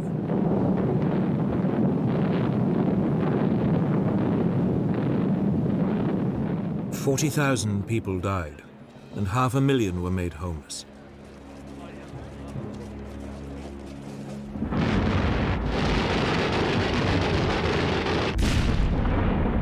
More raids on the port followed.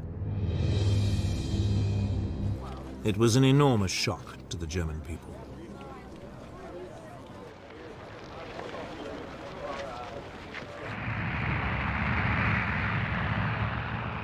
Four months later, in the autumn of 1943, Harris followed Hamburg with a series of attacks on Berlin.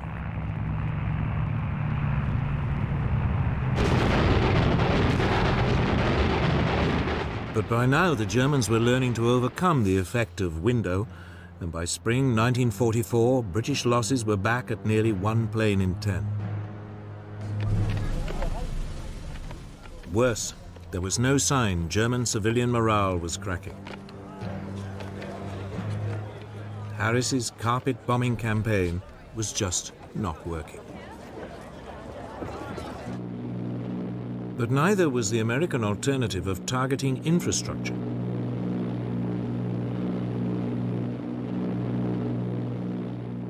By the spring of 1943, US Army Air Force daylight raids were steadily reaching deeper into Germany. But American losses were climbing. Around 1 in every 15 planes was being shot down.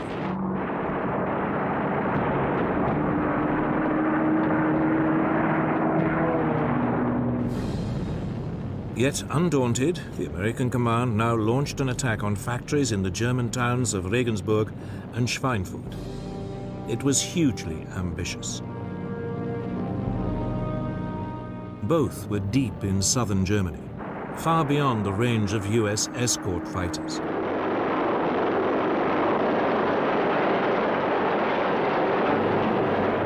It was a disaster. The 380 flying fortresses, which US bomber chiefs had assured everybody wouldn't need a fighter escort, were harried and shot down. The loss rate was over 16%.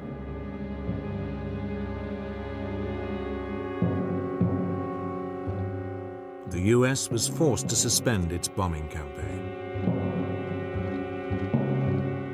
The war in the air had reached stalemate, and there was still no sign of it helping to usher in a victory.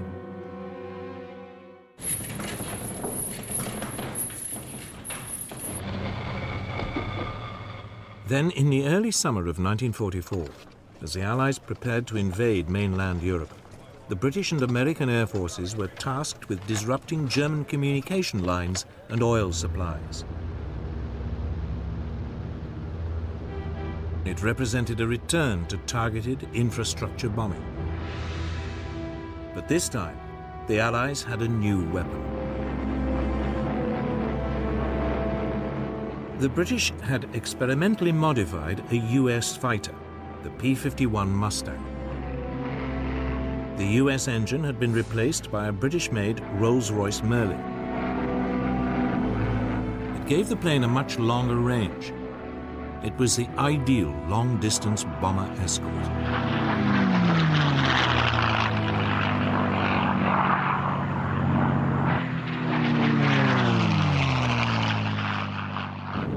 The Allied bombers hit bridges and roads leading to the German front in France with almost surgical precision. Oil supplies to the German military were drastically reduced.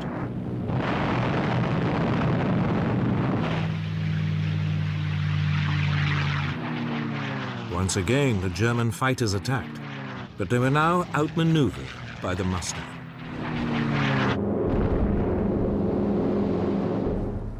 Much of the German Air Force, now running low on fuel, was grounded. The campaign of targeted bombing on Germany's infrastructure may not have been the knockout blow the Allies hoped for, but it was finally paying dividends. But one man was not impressed. Bomber Harris was still obsessed with the idea that ever more devastating carpet bombing attacks would stop Germany in her tracks once and for all. So it was that in late 1944, Britain returned to carpet bombing. German city after city was hit and devastated.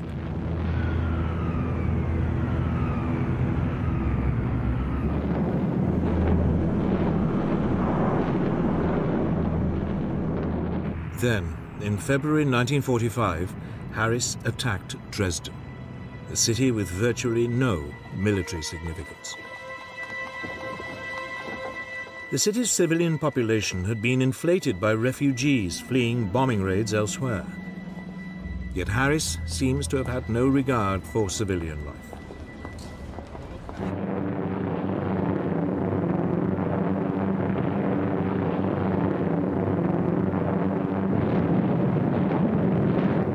The city was flattened. Some 50,000 people died.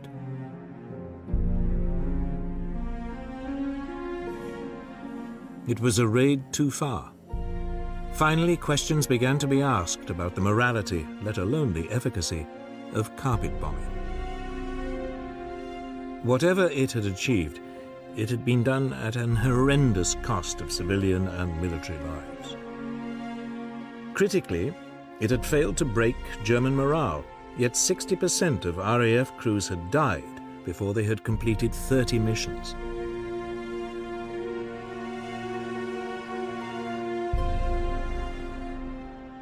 For all the hopes put in it, carpet bombing had not come up with the knockout blow.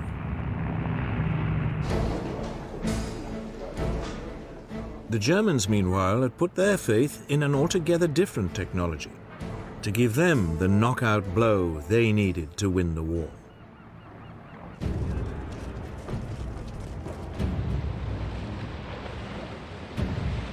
For Germany, Britain was a problem.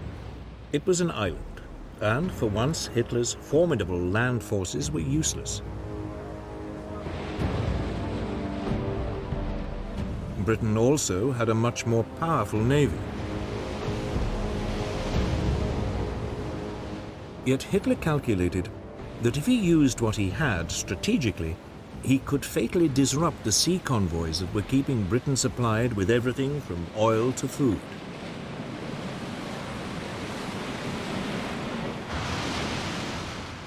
In the first 18 months of the war, German raiders sank more than 130 British merchant vessels.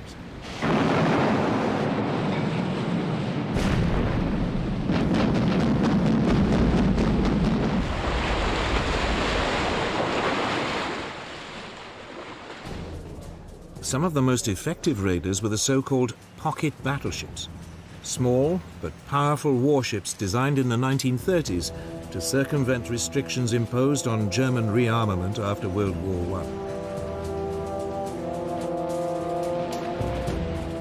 One, the Graf Spee, became particularly notorious.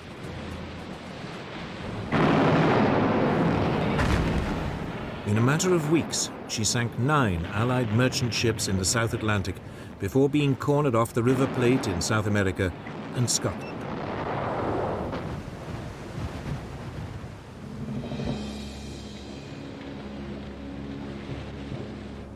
But the raids were taking a serious toll.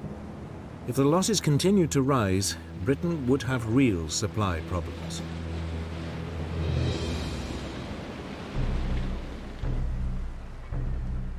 Then, in early spring 1941, Germany's first and only 2 full-sized battleships completed their sea trials.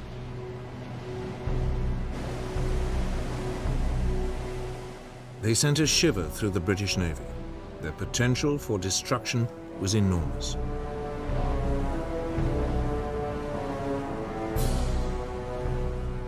First into action was the Bismarck. In May, RAF reconnaissance aircraft spotted her in the Norwegian port of Bergen, trying to sneak out into the North Atlantic. The British Navy set off in pursuit. 2 days later, the Bismarck was sighted in the North Atlantic. Britain's latest battleship, the Prince of Wales, was sent to intercept her. With her was the British battlecruiser, Hood.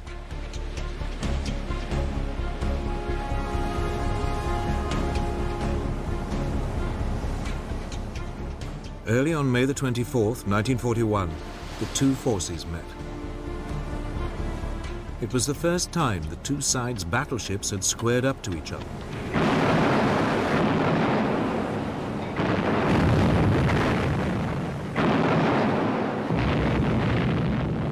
Almost immediately, a shell from the Bismarck plunged through the weak deck armor of the Hood. It penetrated one of the aft magazines. There was a huge explosion. Only 3 of the Hood's 1,200 crew survived. The Prince of Wales, now outnumbered, retreated. It was round 1 to the Bismarck. 2 days later, Bismarck was spotted again, this time far to the south, several hundred miles off the coast of France. British Swordfish torpedo bombers swooped in.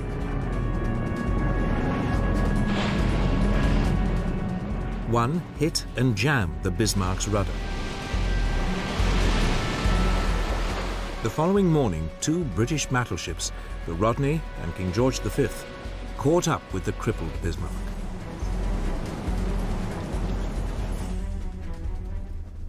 They started pouring heavy caliber shells onto the hapless German ship. She was soon reduced to a blazing wreck. Bismarck was finally sunk by a torpedo. All but 110 of her 2,300 crew perished. The Bismarck had been sunk before she'd had a chance to prove her worth.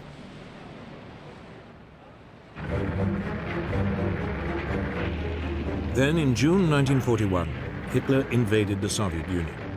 The war at sea entered a new phase.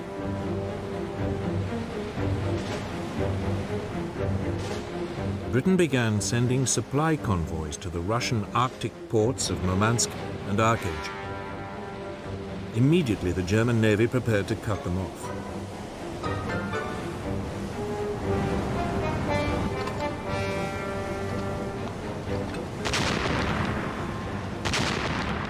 Convoy after convoy was attacked or threatened.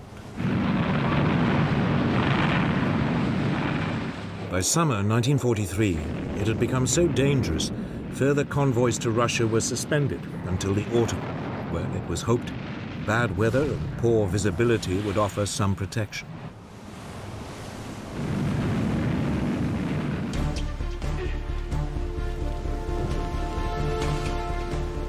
While the convoys were suspended, Britain turned its attention to one of the biggest threats it faced, the Bismarck's sister ship, Tirpitz. She'd spent months hiding in the Norwegian fjords, waiting for the moment to pounce. All the while, the British Navy had been keeping her under close watch, determined to eliminate Germany's last battleship.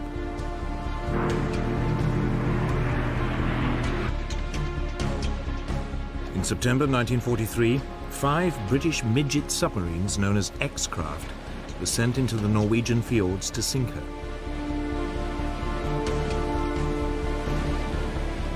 The attack caused only minor damage. By the following spring, the Tirpitz was once again ready to menace the Arctic convoys.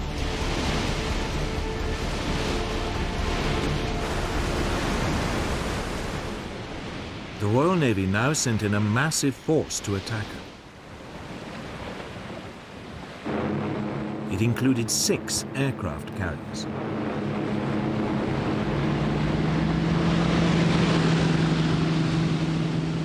They took the Germans completely by surprise.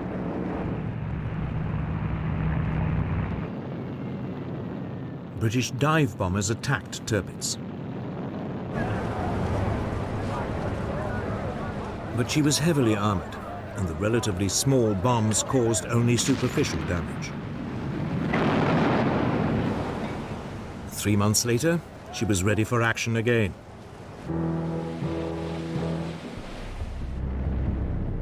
She was soon spotted in another Norwegian fjord. Lancaster bombers carrying massive 5-ton tallboy bombs were sent in to sink her once and for all. Tirpitz put up a smokescreen, which partially obscured her. Nevertheless, several bombs struck her bow, causing severe damage.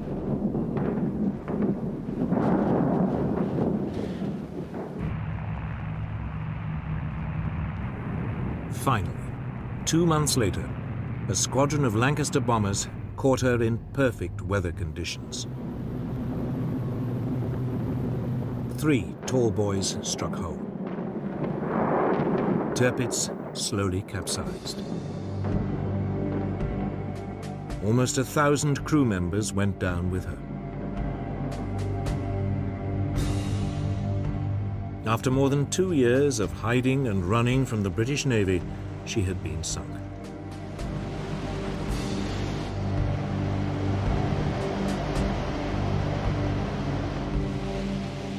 Germany's battleships had promised much, but against the overwhelming might of the British Navy, they'd never had a chance to prove their worth.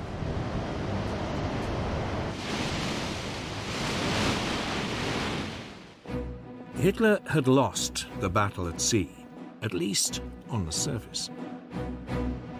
But below the waves, it was a different story.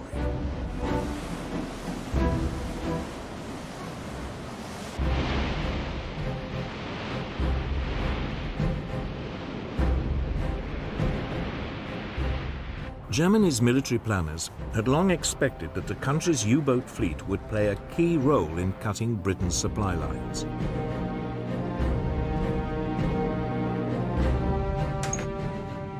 They could sneak up underwater on British merchant vessels, attacking them at the last moment. The submarines were also extremely agile on the surface.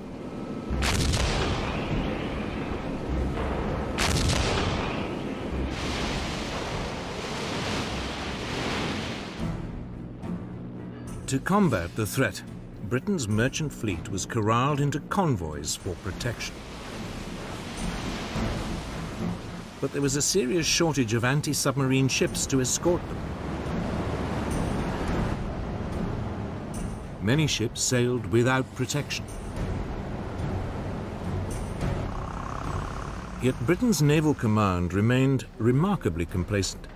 They believed they had the weapons and the technology to contain the U-boat threat. It was soon proved wrong.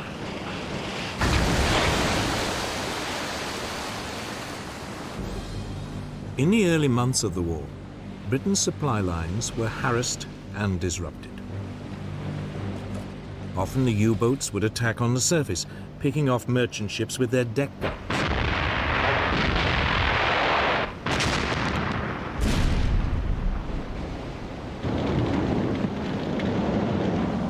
In response, the Royal Navy sent aircraft carriers equipped with submarine hunting aircraft to patrol the sea lanes used by the convoys. But they had only limited effect.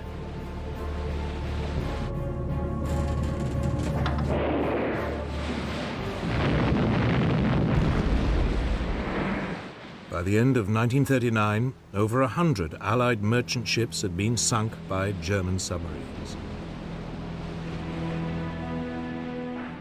If losses continued at this rate, Britain would face disaster.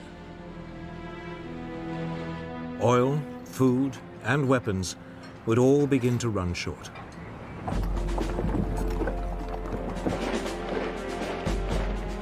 Then things got even more difficult.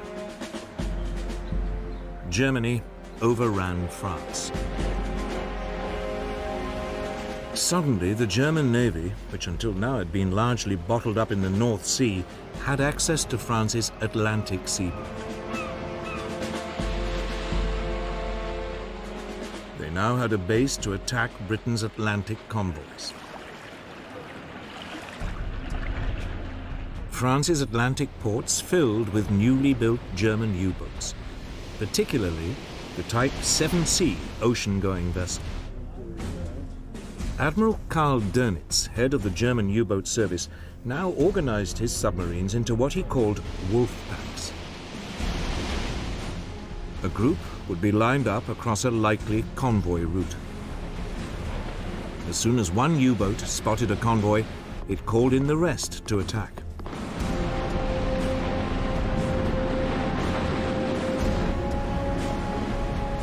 Sometimes the U-boats were also guided by long-range patrol aircraft.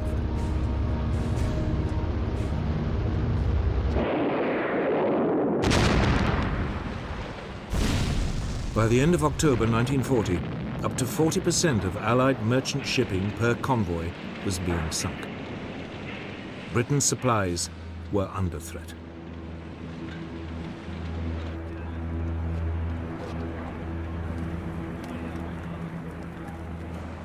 German U-boat crews called it the Happy Time, and top U-boat commanders became national heroes.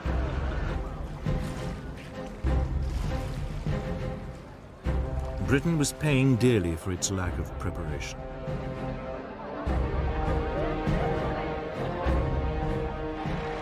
But finally, things began to change.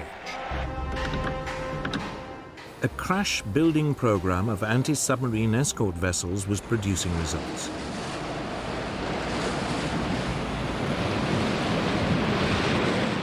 The first corvettes, as they were known, were coming off the slipways.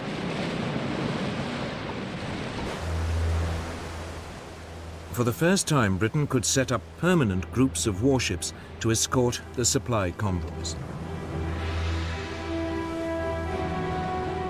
But their effectiveness was limited by the fact that their top speed was 15 knots, 2 knots slower than the surface speed of a U-boat.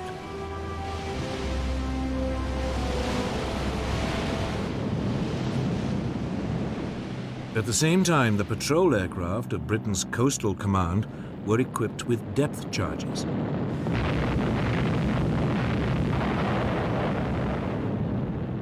They lacked the range to cover the mid-Atlantic, but U-boats on the surface near their bases could be harried and forced to submerge.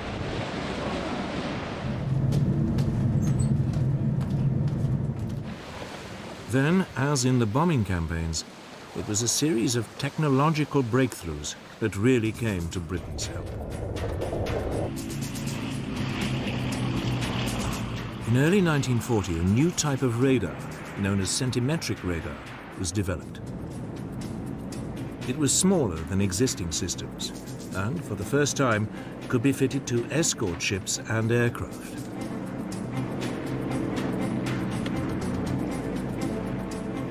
Now any German U-boat on the surface was vulnerable.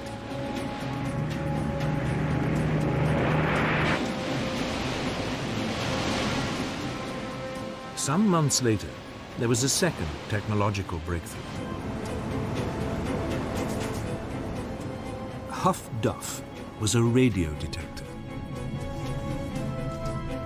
Anytime a German U-boat surfaced to communicate, Huff-Duff could pick up the radio signal and pinpoint its exact position.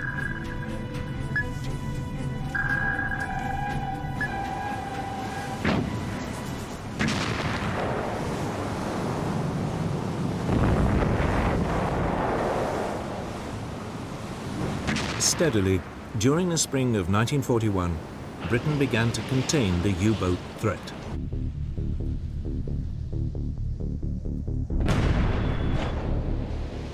Merchant shipping losses fell by more than half.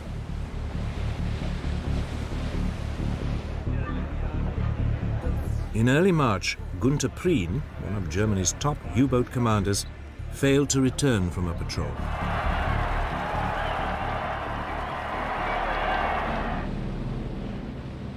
Shortly afterwards, 2 more top German U-boat commanders lost their lives in quick succession.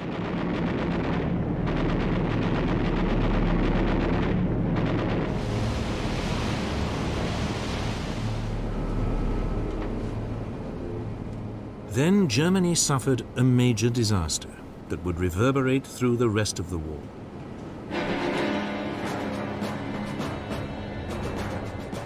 In May 1941, the British destroyer Bulldog forced U-110 to the surface and captured the submarine.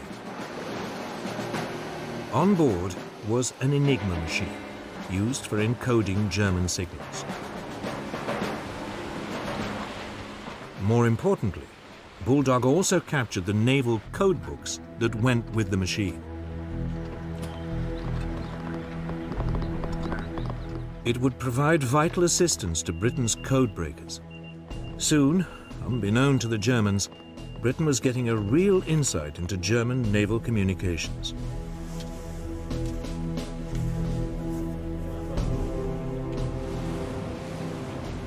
For the Royal Navy, it meant convoys could now be routed away from the U-boat wolfpacks.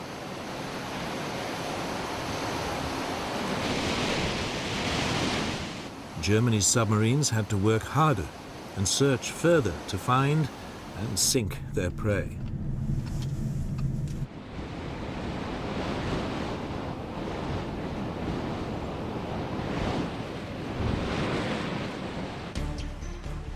Yet, despite the Allied gains, by the winter of 1941, the German war machine was producing ever greater numbers of U-boats.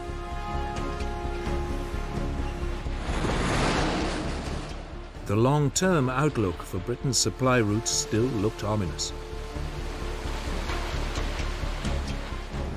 Then, in December 1941, the war at sea changed decisively.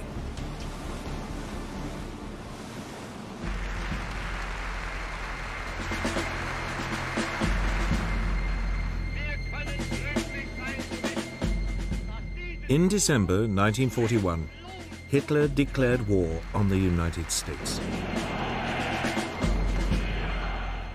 Almost immediately, Admiral Dönitz, head of the German U-boat service, sent submarines to attack US merchant shipping along the American seaboard.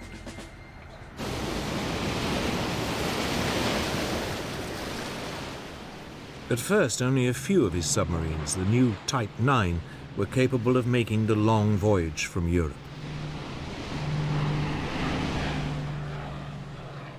They found easy pickings.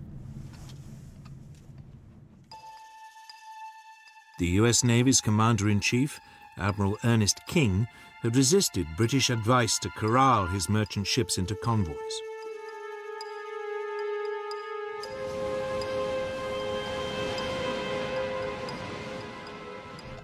Over a 3-month period, more than 400 US merchant ships were sunk or destroyed.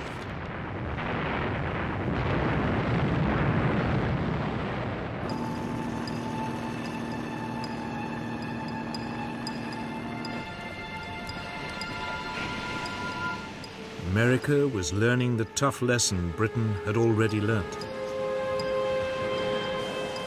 Something had to be done.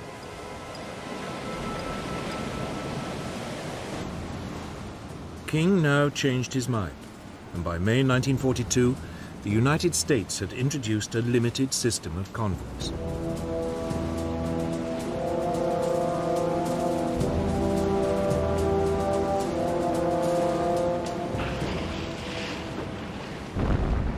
By July, the US losses were falling. It forced the Germans to adopt a new tactic. They would concentrate their U-boats in one particular part of the North Atlantic, the Black Gap, the area in mid-ocean too far from land for anti-submarine aircraft to reach.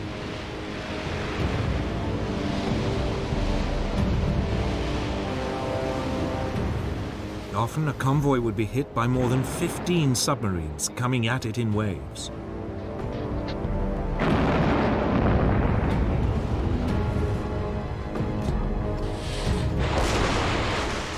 During October 1942, 56 Allied ships were sunk in the Black Gap. By the following March, Allied losses had reached 120 ships in a single month.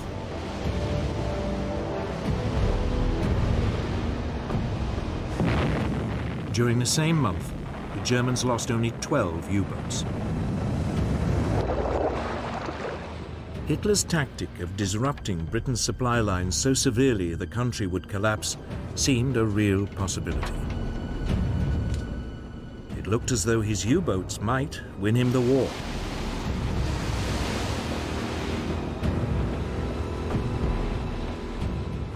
But now the Allies began to up their game. Britain had brought in a new commander. Admiral Max Horton was former head of the Royal Navy's submarine fleet. His first move was to set up permanent groups of destroyers and frigates that would provide additional support to convoys, rushing in as soon as an enemy wolf pack was spotted. Equally importantly, a string of yet more technological developments came on stream. The Hedgehog was an anti-submarine mortar that fired 24 bombs.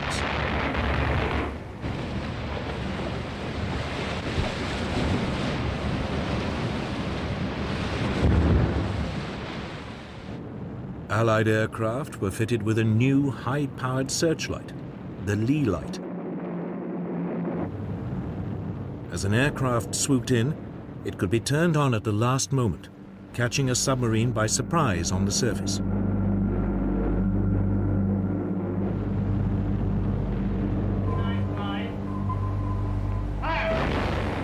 The steady technological advance now began to pay off.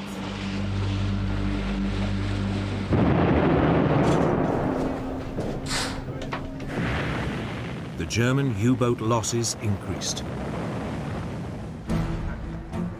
The German commander, Admiral Dönitz, struggled to regain the initiative.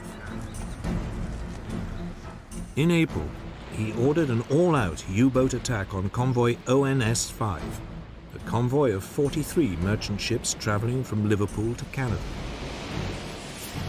It was designed to be a demonstration of German naval force. 40 U-boats descended on the convoy.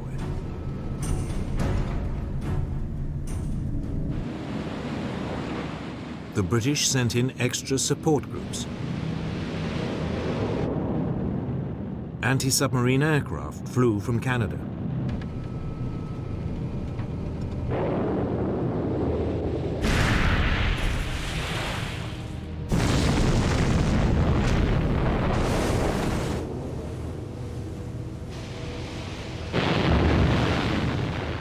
It would take 4 days for the Allies to beat off the German attack. 11 merchant ships were sunk, but the Germans had lost 7 U-boats.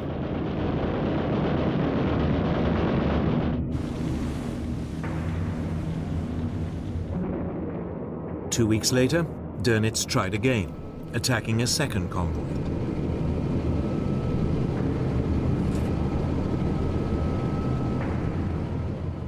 It was a disaster. 5 U-boats were sunk without a single merchant ship being lost.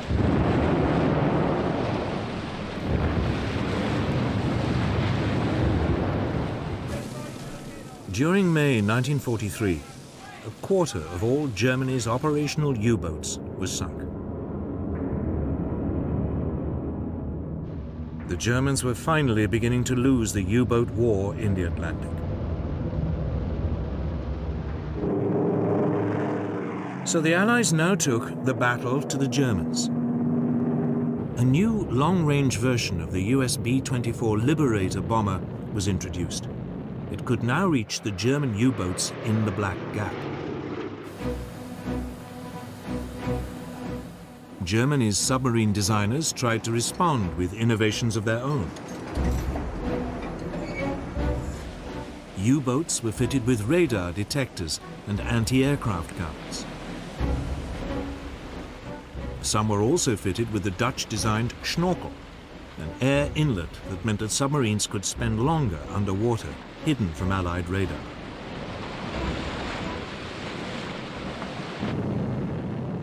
But it was too little, too late. The Allies still found them.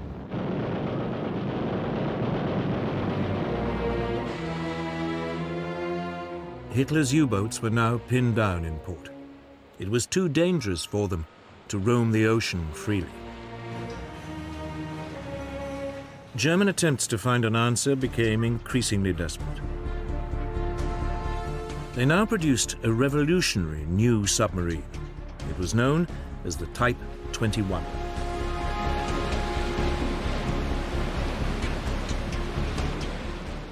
It was electric-powered and capable of 17 knots while submerged, over twice the speed of a traditional submarine and fast enough to outrun most surface vessels. But again, it was too late. Only one ever became operational, and it never made contact with the enemy. By the end of 1943, the Allies dominated the Atlantic. It was a turning point in the war. Hitler's U-boat campaign had taken a terrible toll on both sides. The Germans lost nearly 800 submarines. 75% of the U-boat crews perished. On the Allied side, some 32,000 sailors died.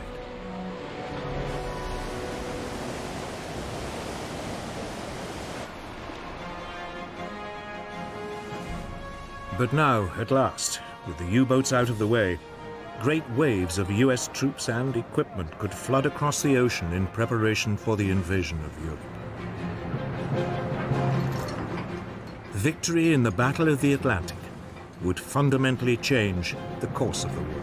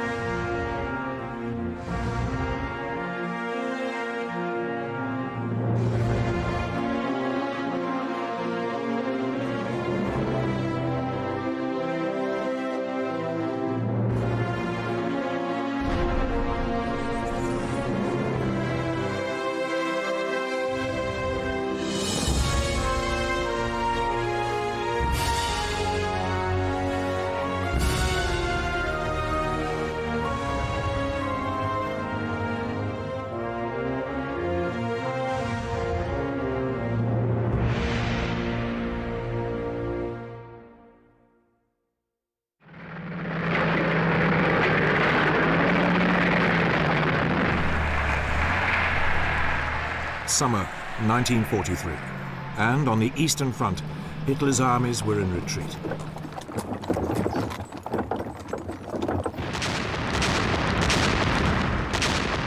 Huge Soviet artillery barrages and tank assaults were shredding the German lines.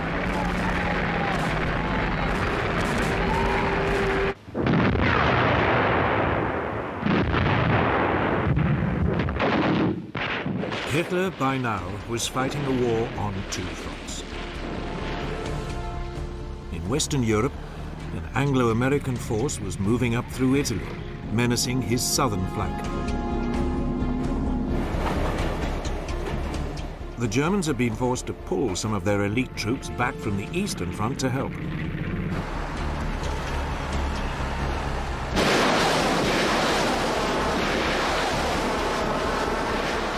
It left their forces in the east dangerously overstretched. The exhausted German soldiers were up against the enormous reserves of the huge Soviet military machine. The Soviet leader, Joseph Stalin, now seized this opportunity to wreak his revenge and move onto the offensive.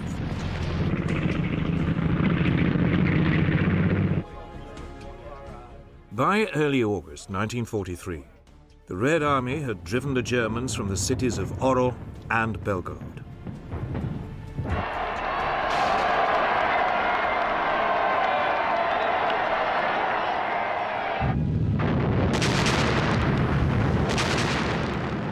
To celebrate the victories, Stalin ordered 12 124-gun salvos and a barrage of fireworks in Moscow's Red Square.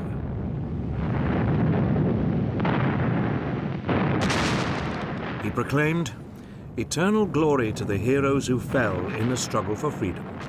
Death to the German invaders."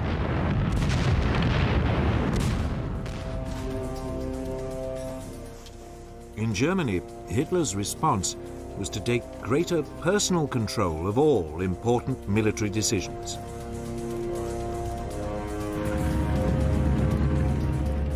The effects were felt almost immediately by Axis troops occupying the strategically important city of Kharkov.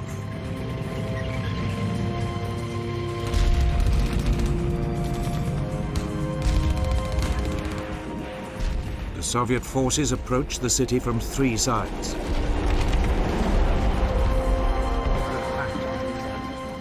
The German commander, Erich von Manstein, ordered a tactical withdrawal. Hitler immediately countermanded it. Kharkov should be held at all costs. Hitler would not accept anything that would reduce what he called Lebensraum, the land he believed Germany needed to ensure its greatness. Just as importantly, he also believed Germany would win the war, if not by numbers, then by the sheer will to win.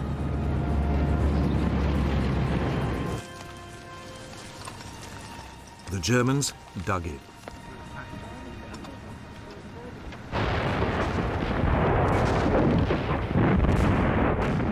At first, it seemed to work. For several days, repeated Soviet assaults were repulsed.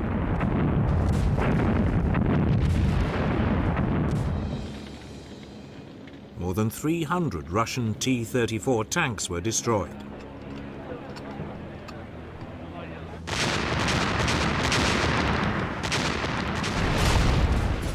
But by the end of August 1943, the German positions had been overrun.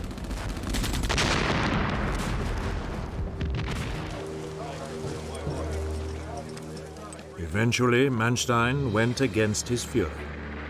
He ordered his men to get out.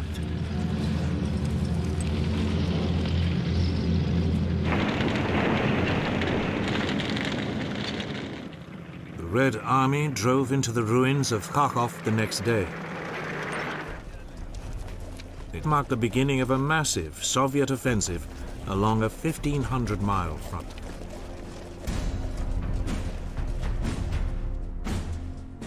It stretched from Rostov in the south to Smolensk in the north.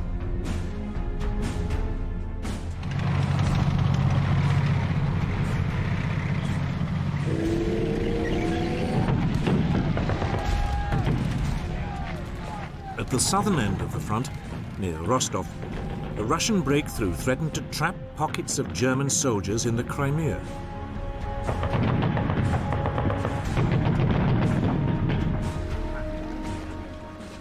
Once again, Manstein asked permission to withdraw. All he got was a message from Hitler. "Don't do anything. I am coming myself."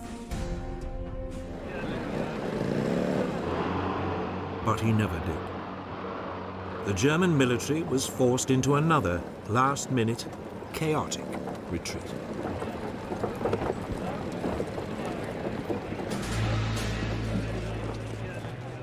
The withdrawal was made worse by bands of battle-hardened partisans.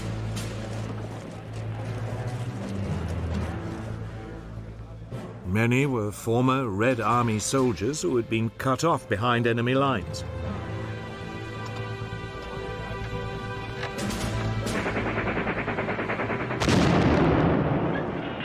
They now ambushed the retreating Germans, cutting their communication and supply lines.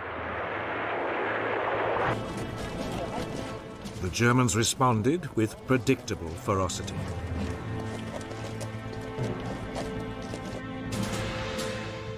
There were savage reprisals against the civilian population.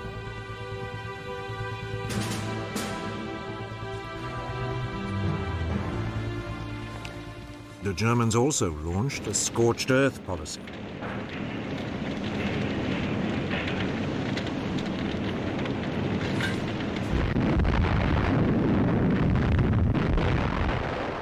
Factories, power plants, railways and bridges were all blown up.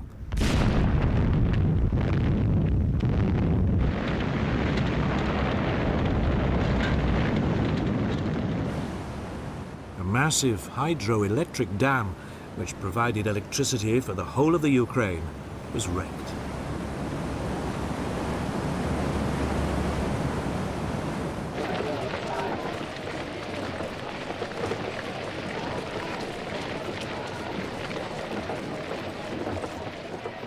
Meanwhile, in the center of the front, the Germans fell back across the river Dnieper. As they fled, they blew up yet more bridges, turning the river into a formidable defensive line.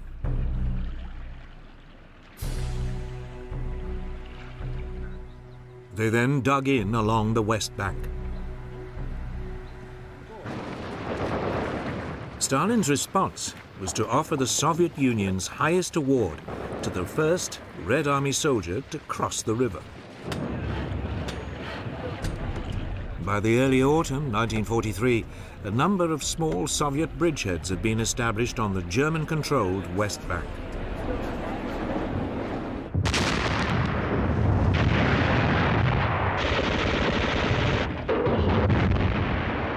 But they met determined German resistance. Fighting raged along the Dnieper throughout October 1943.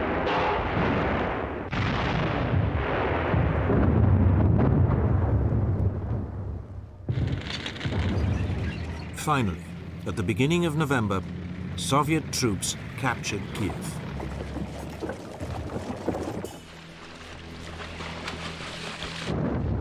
All along the river, the Germans were pushed out of their defensive positions and forced to retreat still further west.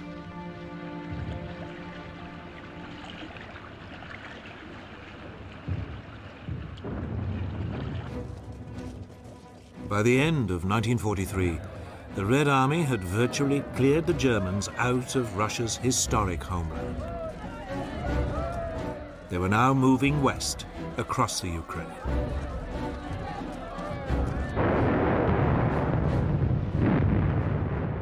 The countries of Europe were in their sights.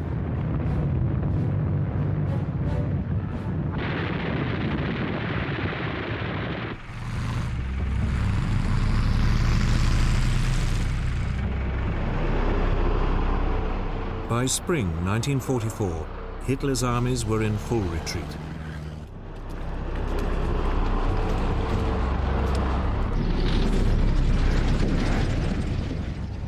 The Soviet leadership now poured in ever greater quantities of men and equipment.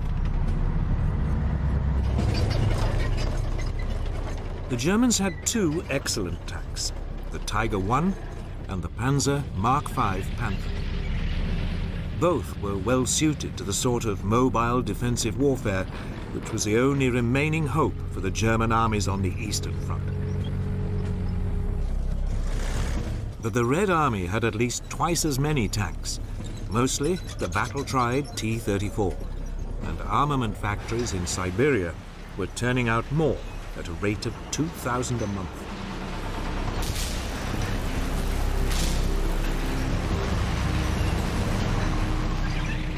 While Hitler was forced to divide his forces between a war on two fronts, Stalin's war machine was working flat out.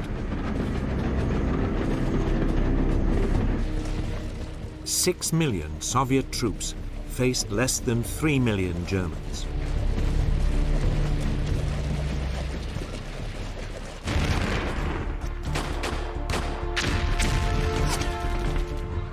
In early January 1944, the forces of the First Ukrainian Front moved in from the north on the German-held town of Korsun.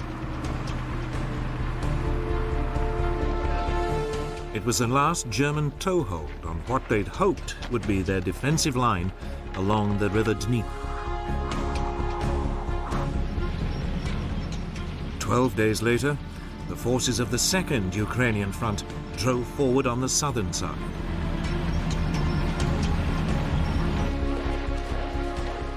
The attack followed a by now well-established Soviet pattern. First, there was a build-up of an overwhelming number of troops. The Germans were never quite sure where the first assault would come from.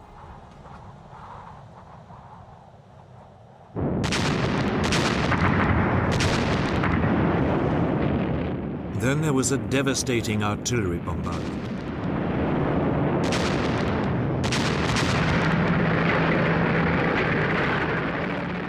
Next, the massed tanks of the Red Army would punch a hole through the German defenses.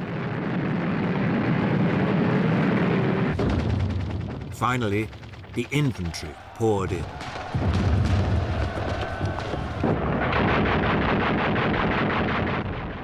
In Korsun, it quickly became obvious to the Germans they were about to be overwhelmed.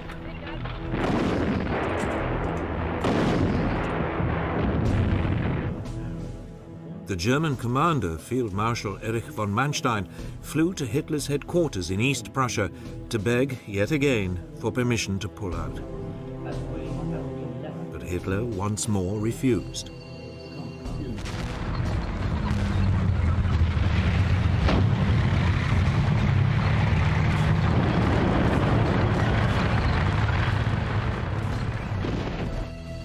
After a week of fierce fighting, about 60,000 men were trapped in what became known as the Korsun pocket.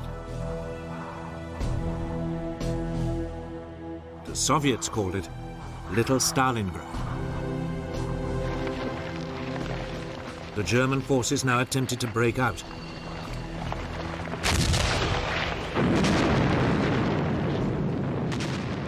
But the Russians were ready for it.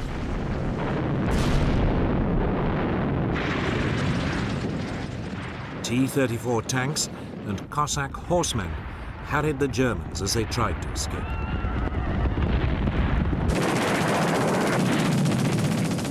The fighting lasted 2 days.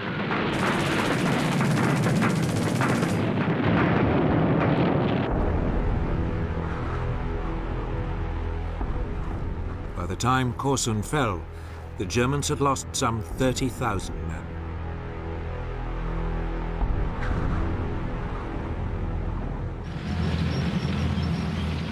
The Red Army forces were now moving forward at speed.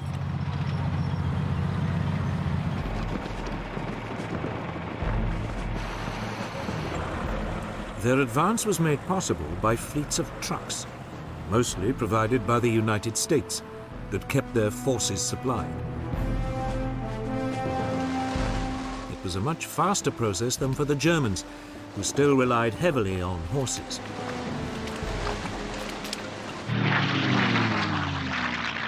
The Russians were also dominating the skies.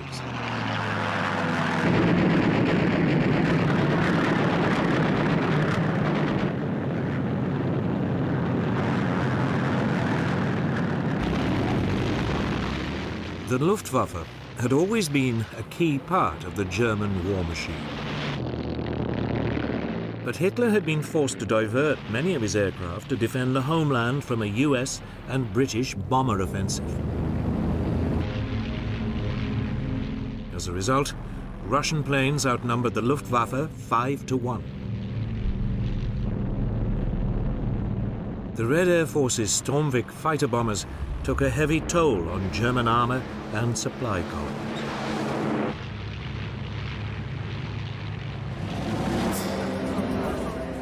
Yet Hitler refused to contemplate defeat, and now announced a new version of his no-retreat policy. He ordered the German troops to create what he called fortified areas, or local strongholds. These were to be defended to the bitter end. Only with his personal approval could any of these fortresses be abandoned. It was a desperate ploy, and would come to cost the Germans dearly. One of the first tests of the new strategy was near the Ukrainian town of Kamenets-Podolsky. Here, 20 divisions of panzers were threatened with being cut off. But Hitler declared it a fortified area and refused to allow a retreat.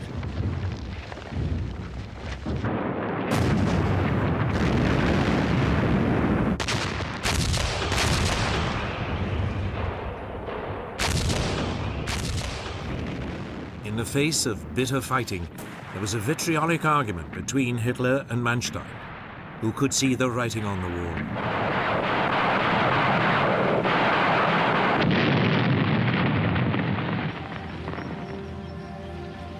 Finally, Manstein got his way, and the panzers were given permission to break out.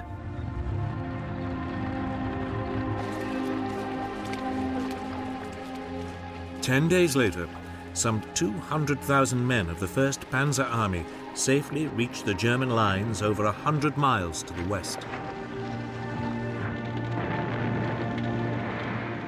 But they had lost most of their heavy equipment and weapons.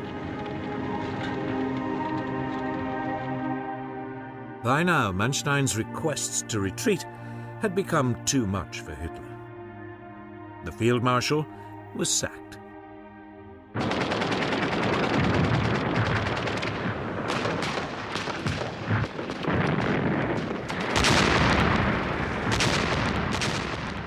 Further south, the Germans attempted to hold back the Soviet torrent on the Yezhny Bug River.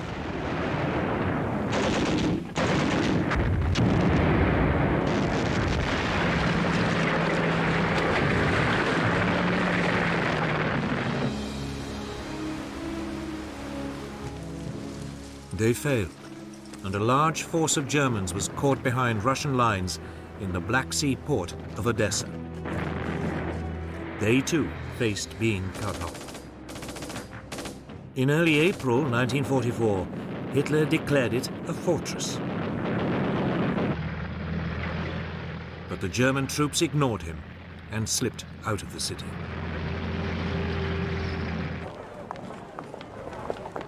Several days later, on April the 10th, Odessa was liberated.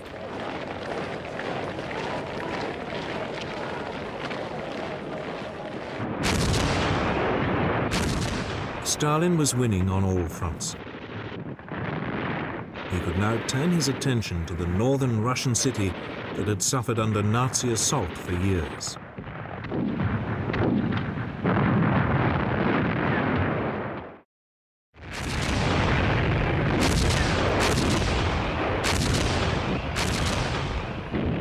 By the beginning of 1944, the Russian city of Leningrad had been under siege from German forces for nearly 2.5 years. During the first winter, almost 500,000 people had starved to death.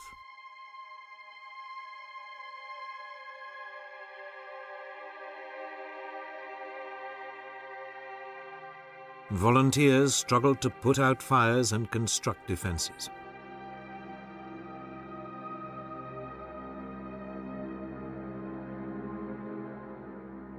But by 1944, life in the city had become almost unbearable.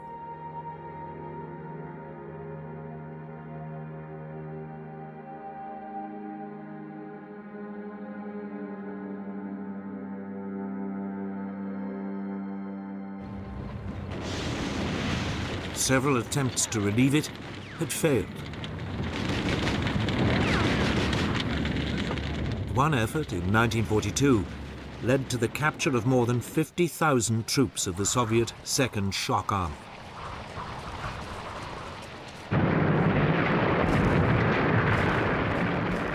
Another, in 1943, had enabled a trickle of supplies to get into the city.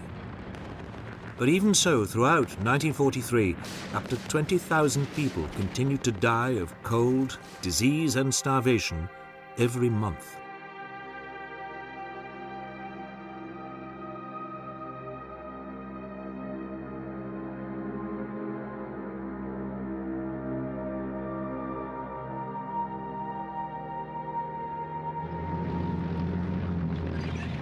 By January 1944, however, with the Germans in headlong retreat, Stalin now turned his attention to the plight of the city.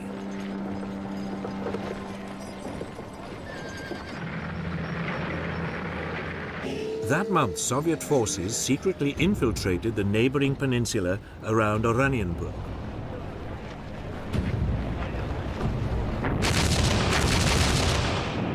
The attack on the German positions started with a savage 65-minute bombardment.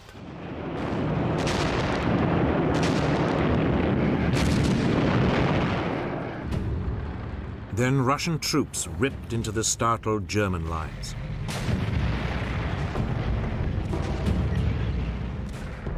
At the same time, another Soviet force attacked from the northeast around the city.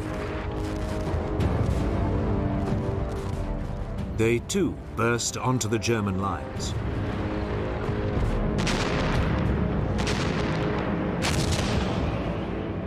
For 3 days, the German commander, Field Marshal Georg von Köchler, held out.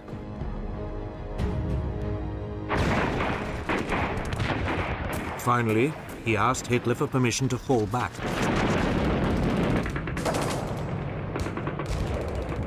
Hitler, as always, refused.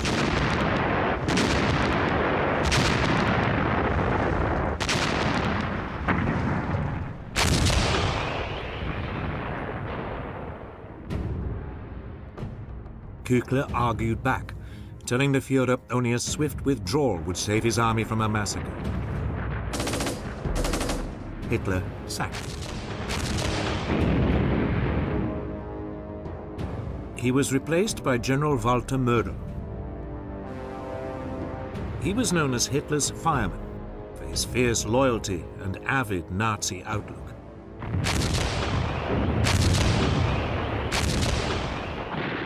But even to Mödel, the danger was obvious. He now disobeyed Hitler and pulled out.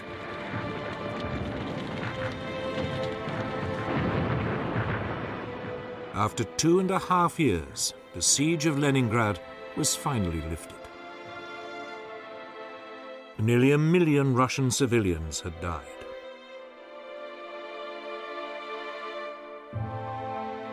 Relief in the city was overwhelming.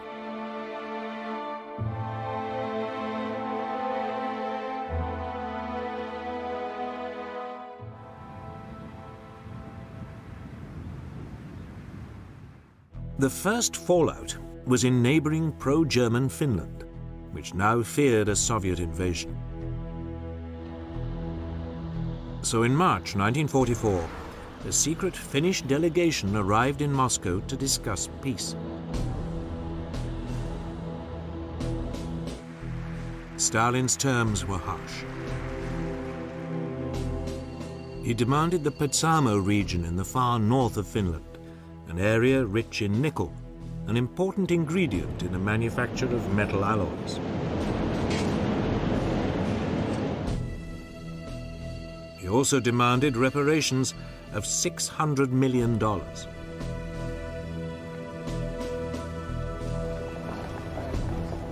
The Finns refused and prepared for a Soviet invasion. But Finland could wait. The Soviet High Command, or Stavka as it was known, had more pressing business further south.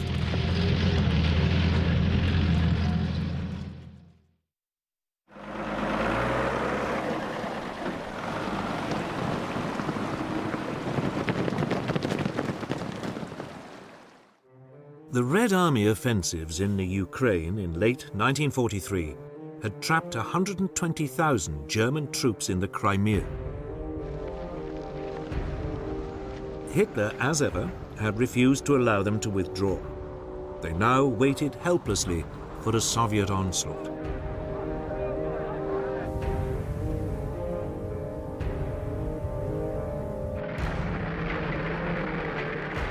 In early April, 2 months after the lifting of the siege on Leningrad, it came.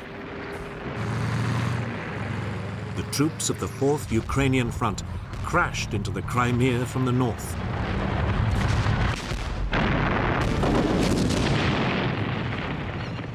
At the same time, a diversionary attack landed on the eastern end of the peninsula.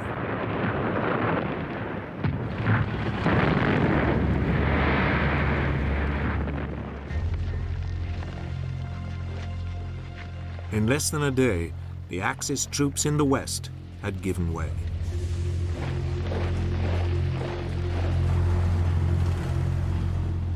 They fell back on the port of Sebastopol, and Hitler ordered Fortress Sebastopol to hold out to the last man.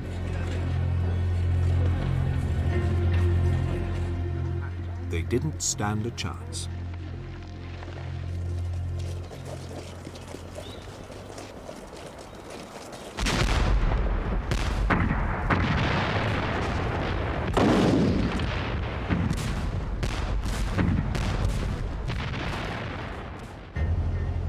Within 2 weeks of the siege, German troops were being evacuated by sea. 40,000 men escaped,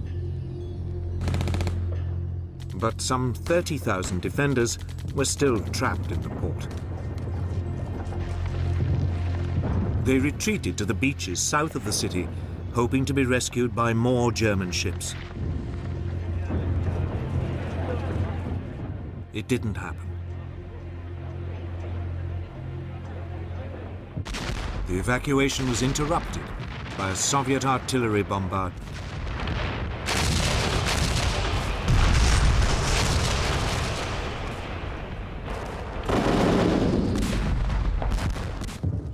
Three days later, the Germans surrendered.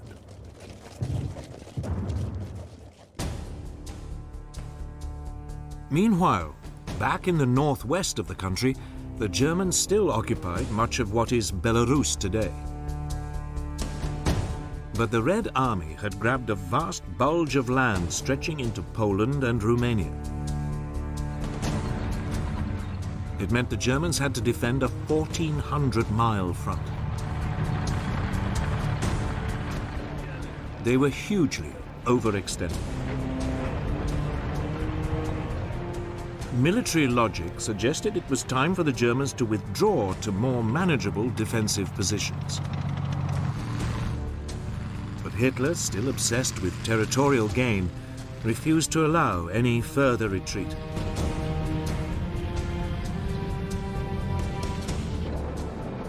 The German military would continue to pay a high price for Hitler's constant meddling and unrealistic ambitions.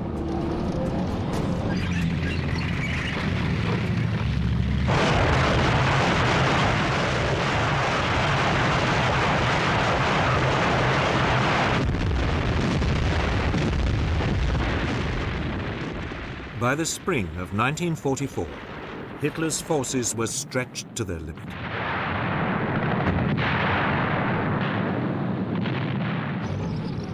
All along the Eastern Front, there was a desperate need for reinforcements.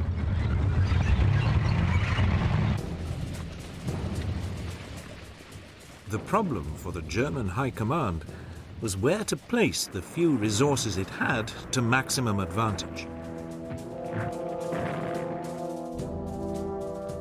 German intelligence reports suggested the next big Red Army offensive would be into Belarus.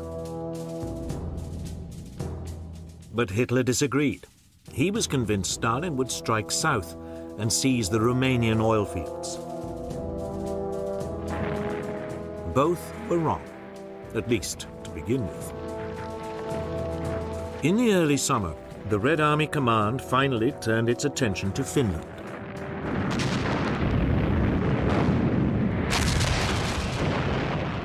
Russian troops attacked across the Karelian Isthmus.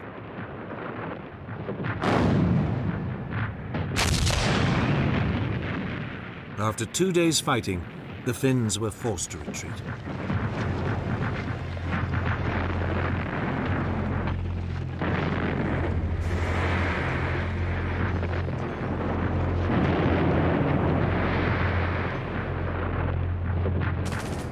Slowly, over the next month, the Red Army advanced north into Finland.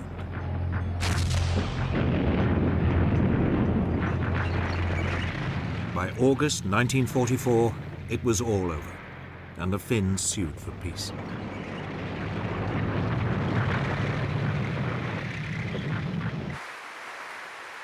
It was now that Stalin showed the first signs of a pattern that would be repeated across Europe. He seized land, in this case areas of Finnish Karelia and the nickel-rich Petsamo region.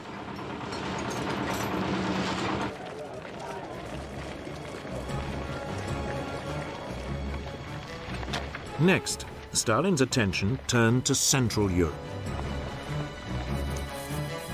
In the summer of 1944, he launched what he called Operation Bagration, named after a Russian hero of the Napoleonic Wars.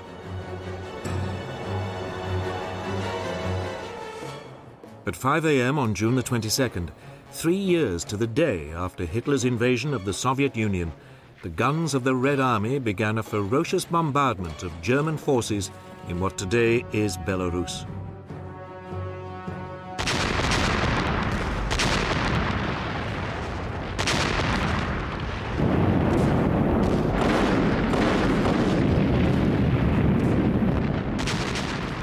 It was exactly where, months earlier, German intelligence reports had suggested a Soviet attack would come.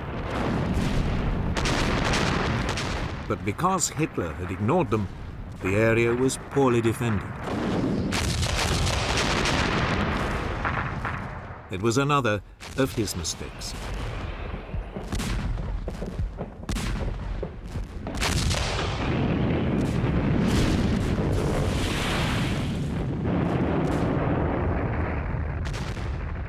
The Germans were now being pounded along a 350-mile front. In some places, the Russians used over 400 guns for every mile.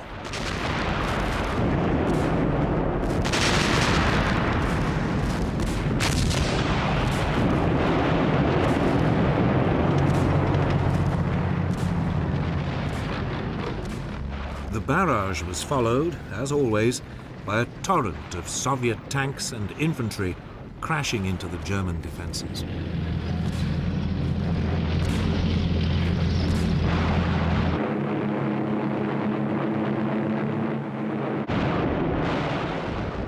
To make matters worse for the Germans, they had almost no air support. Much of the Luftwaffe was still tied up defending the German homeland. It was now that Hitler's folly of fighting a war on two fronts became all too apparent. The Red Air Force could operate almost unopposed.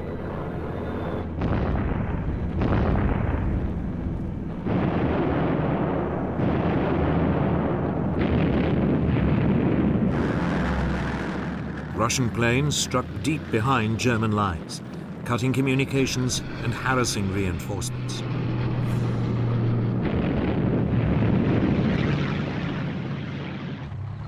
Within 36 hours, the German panzers had been swept aside.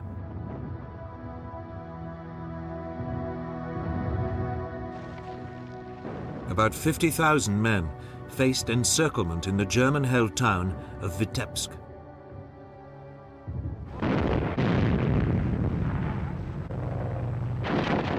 Hitler, as had become routine, initially refused to let it retreat. Then, when on the following day he relented, it was too late for many of his troops. 4 days later, Vitebsk fell. 20,000 Axis troops were killed and 10,000 taken prisoner.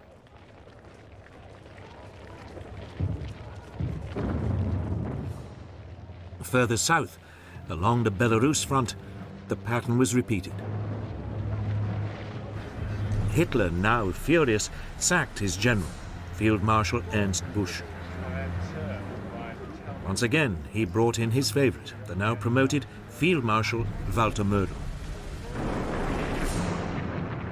But it made no difference. Town after town fell.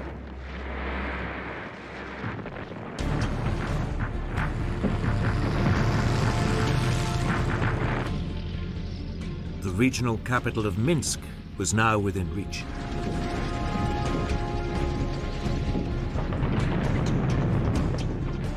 Two days later, the Red Army encircled it.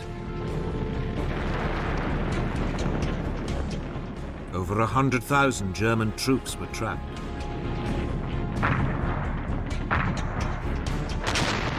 Soviet forces bombarded.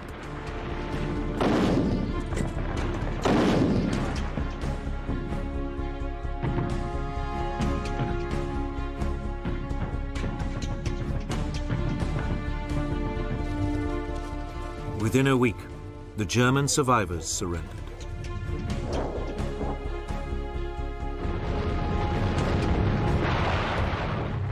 The unstoppable Russian advance now pushed on to the Baltic states.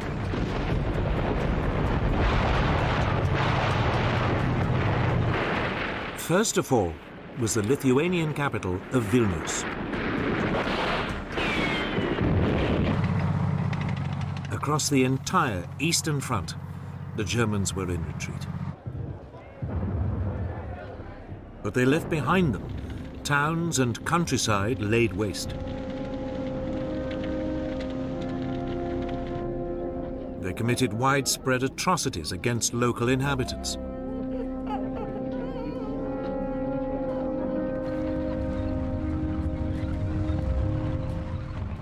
Nothing, however, could have prepared the Red Army for what it was about to discover.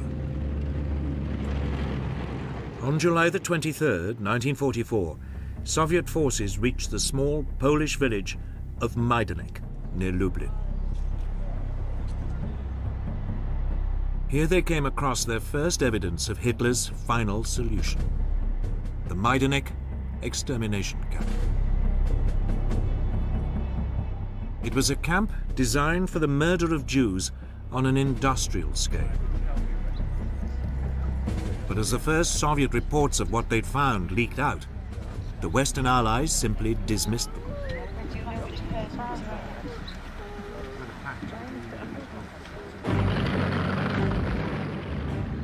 Three days after seizing Majdanek, the Russians were approaching Warsaw. But here the Red Army paused.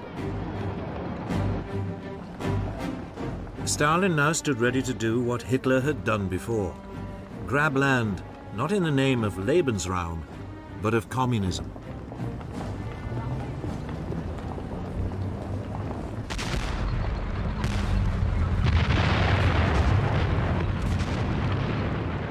By the summer of 1944, Operation Bagration had ripped the heart out of the German army in the east. more than 300,000 Axis soldiers had died.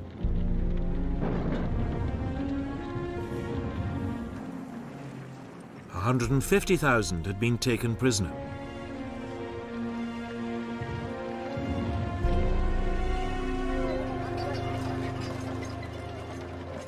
The Red Army now paused and dug in along the river Vistula, south of Warsaw.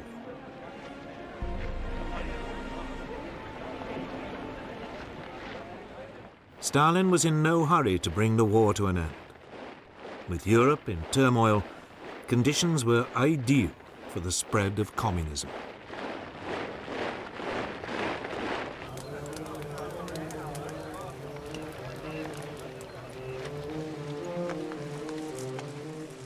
The first victims of Stalin's political calculations were the Poles. On August 1st, 1944, the Polish Home Army rose up in Warsaw against its Nazi occupiers.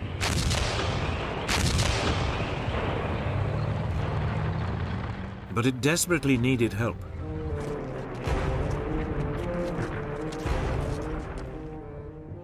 The Red Army, camped just to the south, was perfectly placed to provide it. But Stalin regarded the Polish Home Army as close to the Polish government in exile in London and hostile to communism.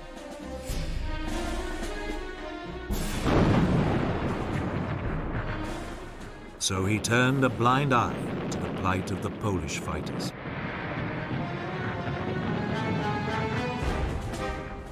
They were crushed with terrible brutality.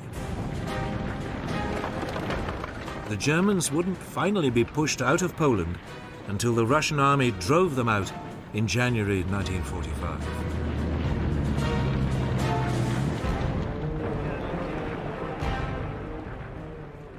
It was the start of a Soviet master plan that would eventually see communist governments across most of Eastern Europe.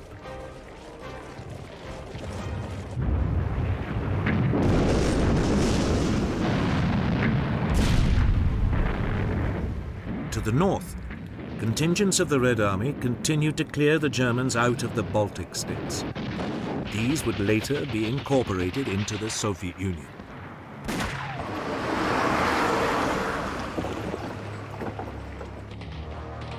Near the Latvian capital of Riga, over 200,000 Germans were trapped behind Russian lines.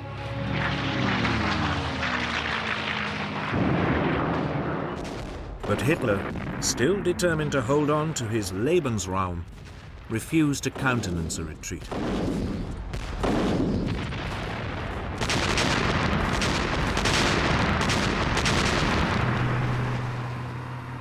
Even so, gradually the German forces were pushed back to the Baltic coast.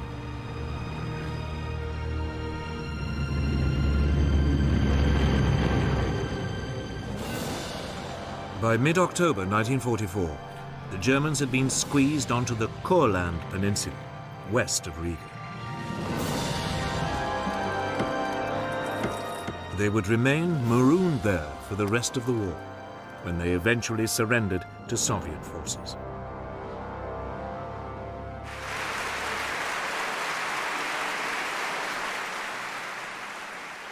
Stalin, meanwhile, was already sizing up other territory in Eastern Europe. He could have moved directly west towards Germany. Instead, units of the Red Army moved south in a vast thrust down through the Balkans.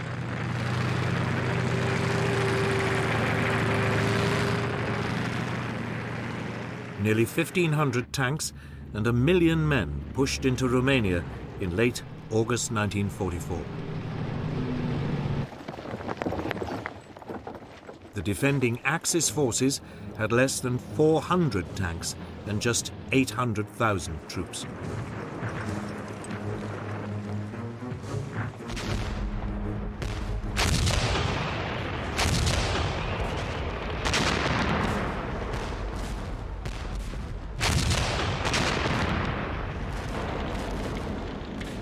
Pro-German Romanian troops gave way almost immediately all along the front.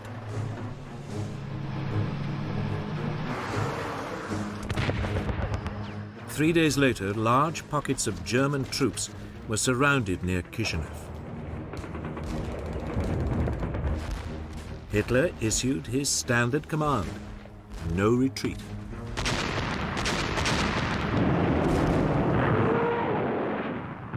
For 9 days there was bitter fighting.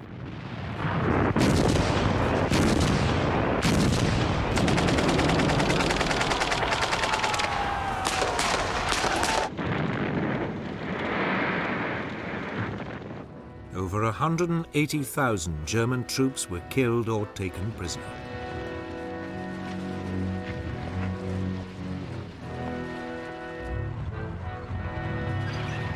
The remainder beat a belated retreat.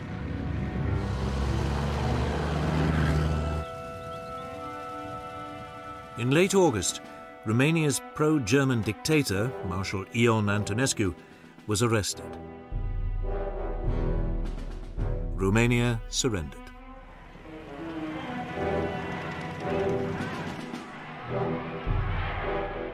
By the end of the month, the Red Army was in Bucharest and had occupied the strategically important Romanian oil fields. It meant Germany had lost its main supply of oil. 3 Soviet armies now moved south into Bulgaria.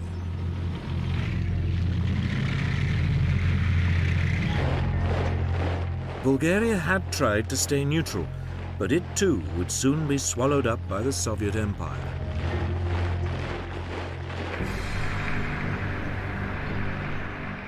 Meanwhile, the rest of the Russian forces now moved west towards Yugoslavia.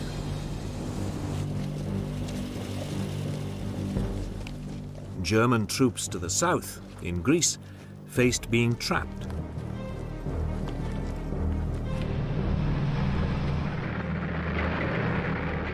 They began a hasty retreat up through Albania and southern Yugoslavia.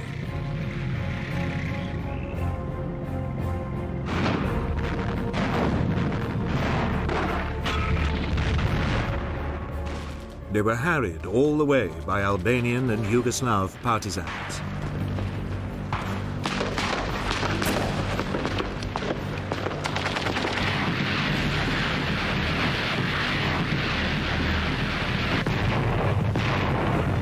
By mid-October 1944, the Red Army had reached the Yugoslav capital of Belgrade.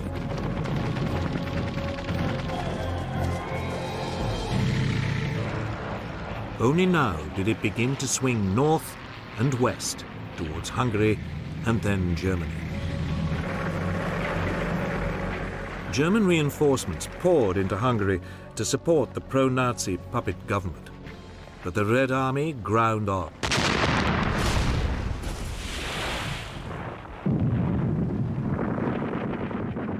Eight weeks later, it laid siege to Budapest.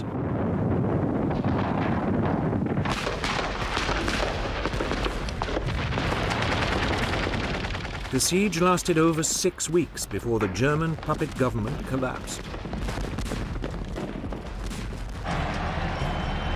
By the end of 1944, most of Eastern Europe lay in Stalin's grasp.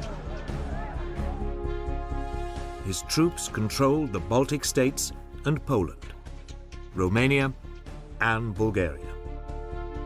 Pro-Soviet forces ruled in Yugoslavia and Albania. Hungary and Czechoslovakia were in his sights. Stalin had successfully laid the foundations for the future Soviet bloc. He could now, at last, move on to Germany.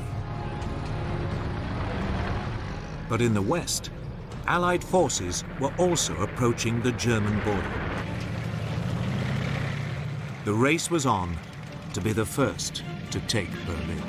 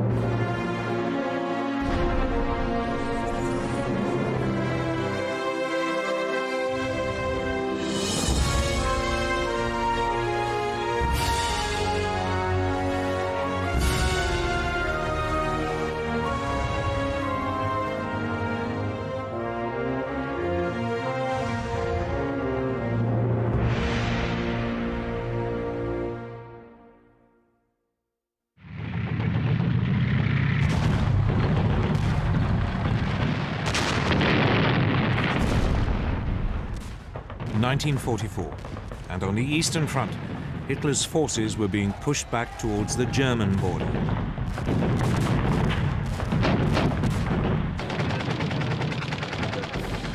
But Germany was about to face a new threat.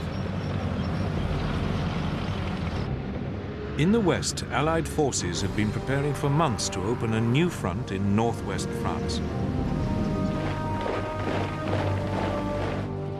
Training for it was well underway.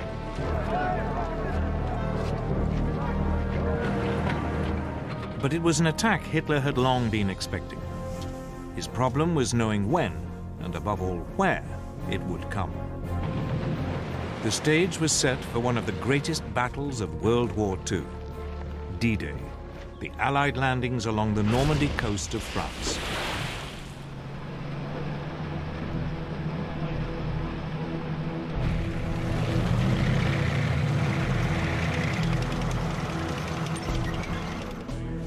Since the early years of the war, Britain's Prime Minister, Winston Churchill, had always been certain that at some point an Allied invasion of Northern Europe would be necessary.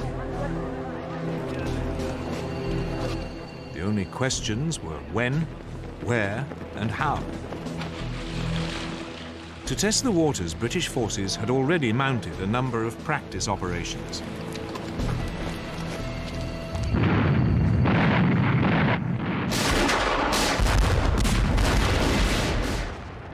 In December 1941, British commandos raided the Vargso Islands off the coast of Nazi-occupied Norway.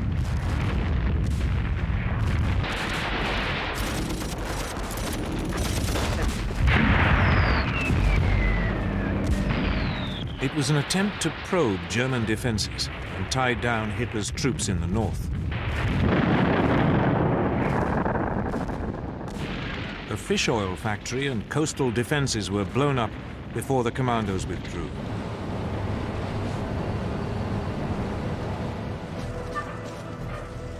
Eight months later, Canadian and British troops were sent in to mount a more ambitious raid on the French port of Dieppe.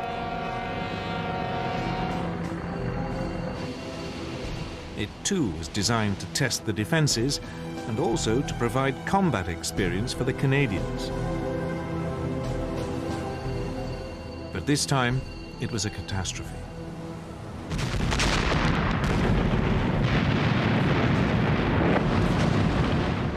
As landing craft approached the main beach, they were met by withering fire.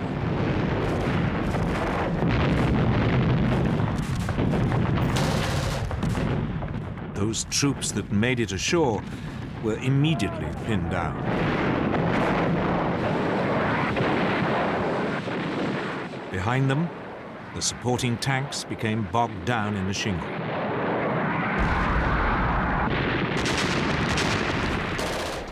Few managed to scale the sea wall.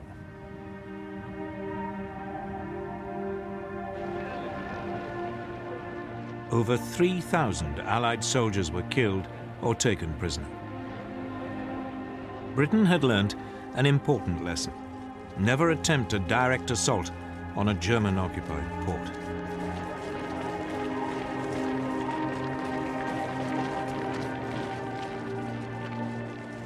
Equally importantly, the Dieppe disaster reinforced the British view that an invasion of Europe could not be rushed.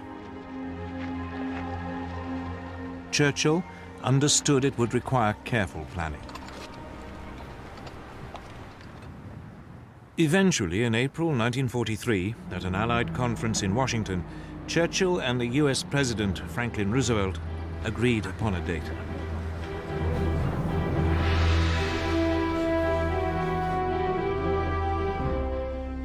D-Day, or Operation Overlord as the seaborne invasion of France was formally called, would take place in the summer of 1944. But by now, the Germans were preparing for it in earnest. Since the winter of 1941, they had been building an Atlantic wall. It was a massive series of fortifications running along the European coast from Denmark to the Spanish border. gun emplacements had been constructed at likely landing sites.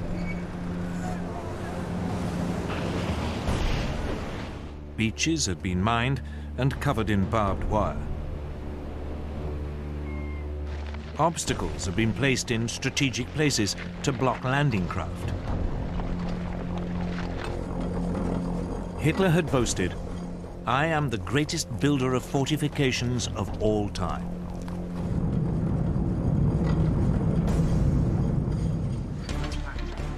In the summer of 1942, in the wake of the Dieppe attack, work on the Atlantic Wall had been stepped up. Hitler had also ordered an increase in troop numbers in the region.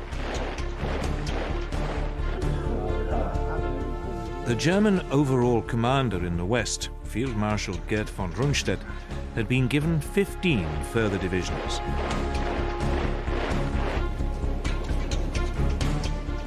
But the Western European coast stretched for some 2,000 miles. He didn't have the numbers to man the entire length.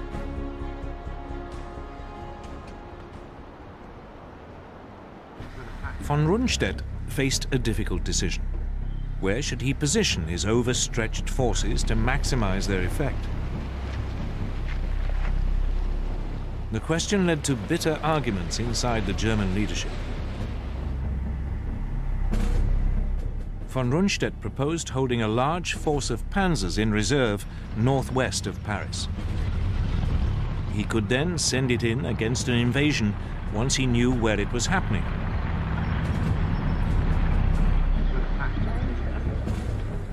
But the hugely respected Field Marshal Erwin Rommel, commander of the troops covering the sector from Holland along the French coast to the Loire, had a different view.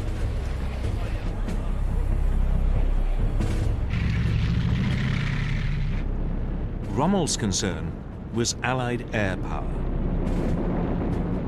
He'd seen it firsthand when he'd fought the British in North Africa, and it had left a profound impression. He feared that any counterattack would be broken up by Allied aircraft long before it could go into action.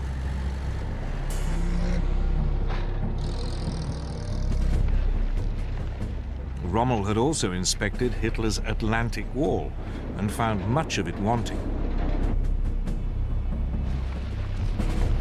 It had forced him to the conclusion that the best place to position the panzers was as close as possible to the most likely landing sites. That way, an invasion could be immediately pushed back before it got a foothold. Hitler compromised. Rundstedt was given a small force he could hold in reserve, though Hitler himself would have the final say as to when it could be used. The rest of the additional troops was scattered along the entire Atlantic seaboard, in accordance with Rommel's wishes.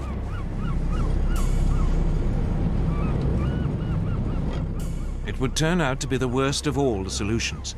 There were neither enough reserves nor enough tanks near the coast.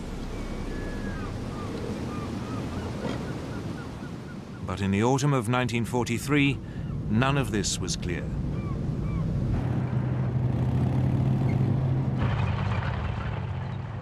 In Britain, the Allied planners were also grappling with the problem of location. Where was the best place to land? Their chief planner, General Frederick Morgan, quickly realized there were two principal options: the Pas-de-Calais and Normandy. The Pas-de-Calais was clearly the favorite. It offered the shortest sea crossing, and it offered the shortest and most direct way to Germany. But it was also the most obvious route, and Morgan was sure the Germans were expecting it. So he decided to wrong-foot them. Morgan would land in Normandy. It was the beginning of a huge gamble on which the fate of hundreds of thousands of soldiers would depend.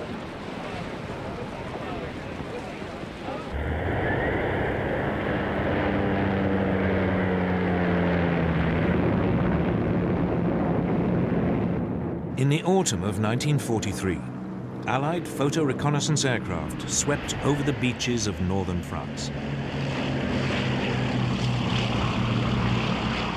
It was part of a huge planning operation for the seaborne invasion of Europe. The fortifications of the Atlantic Wall were monitored by the French resistance.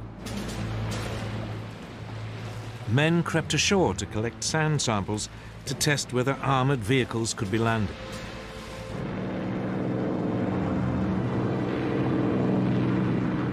Northern France became the most reconnoitered coastline in the history of warfare. It soon became clear any landing would need some kind of port facilities. But the disaster at Dieppe had shown that it was too dangerous to attempt a direct assault on a German-occupied port.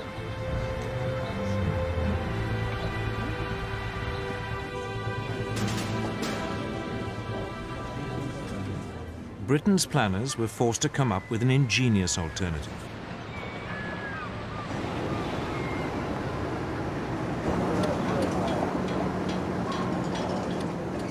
Giant hollow concrete boxes were constructed in Britain that could later be towed to the French coast. There they would be sunk to form an artificial harbour. They were known by their code name, mulberries.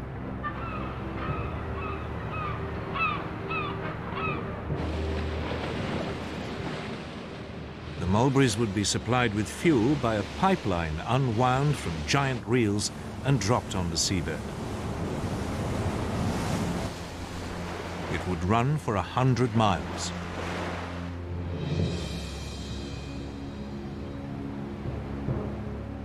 The pumping station on the Isle of Wight was disguised as an ice cream parlour. But the raid on Dieppe had also revealed a second problem. How to get the first wave of troops off the beaches and through the German fortifications. The man told to solve that question was General Percy Hobart, one of the pioneers of armoured warfare. Hobart came up with a series of ingenious devices. The troops called them the funnies. They included such extraordinary machines as flamethrowers and floating tanks. Flail tanks for clearing mines.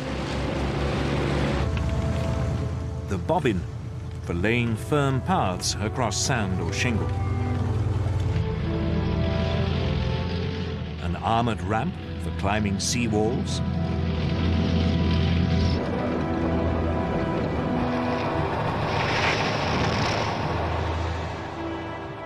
The fascine carrier for tackling ditches.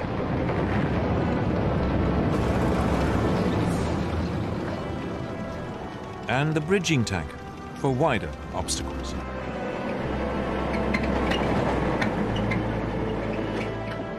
That left just one problem: how to stop the Germans rushing in overwhelming reinforcements before the Allies had established a foothold.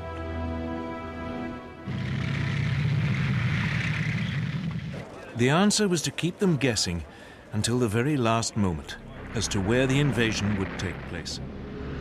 Operation Bodyguard was a massive and complex deception campaign.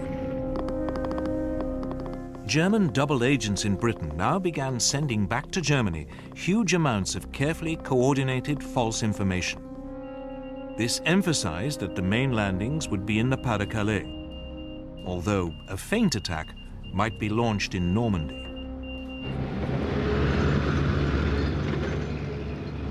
To muddy the waters still further, the Allied military created a fictitious army unit, the so-called 1st US Army Group, or FUSAG. It was stationed, very obviously, in Kent, bang opposite the Pas-de-Calais.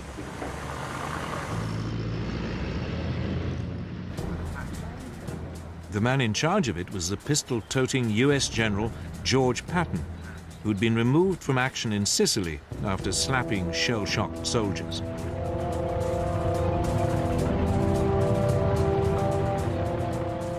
Patton was rated by the Germans as the Allies' best attacking general. Just the man they expected to command the invasion of Western Europe. Basher 5-2, this is Basher 1-1 on Alpha. Radio transmissions mimicked the wireless traffic of an army. For the benefit of any Luftwaffe reconnaissance aircraft flying over Britain, the fields of Kent were filled with inflatable tanks and carefully faked track marks.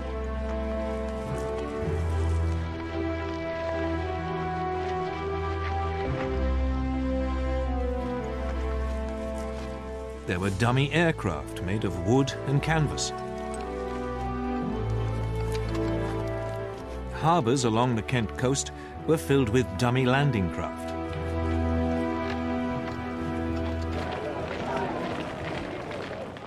There were even troops, though these were in reality backup units.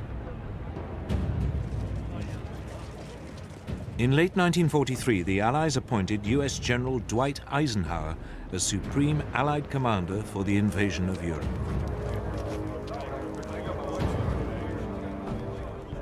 British General Bernard Montgomery would be in overall command of the initial assault troops.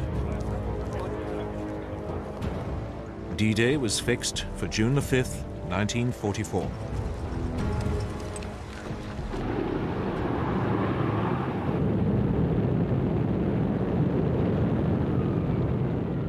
Two months before the landing, Eisenhower launched an elaborate air offensive to disrupt German links to the coast.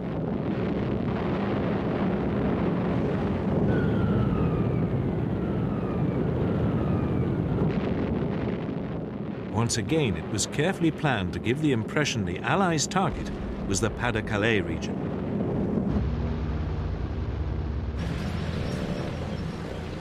As the date of the invasion approached, Allied troop numbers in England reached over 2 million. They were supported by more than 3,000 tanks and 12,000 aircraft. The Germans were well aware an invasion was imminent.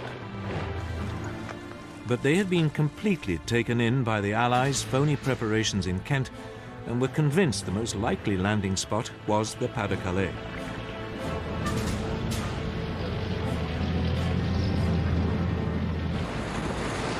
Everything seemed to be going the Allies' way. The troops were briefed. Then the weather turned against them. Rain lashed down, visibility was poor, and the channel was stormy.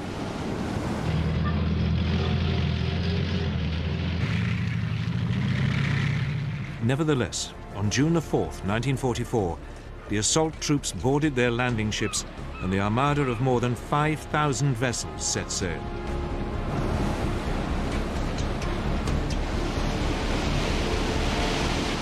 But the rain continued to lash down, and later that day the invasion had to be postponed.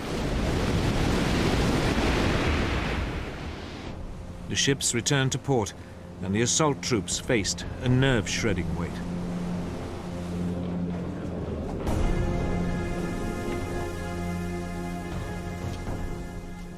Early the next morning, the military leadership met again. The naval commanders were keen to go ahead. But the air chiefs were doubtful. They worried the visibility would still be too poor to provide effective air support.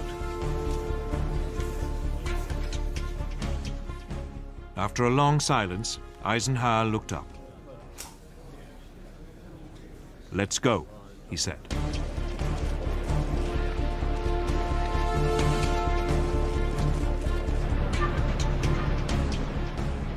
Operation Overlord, the greatest seaborne invasion ever, was underway. D-Day had begun.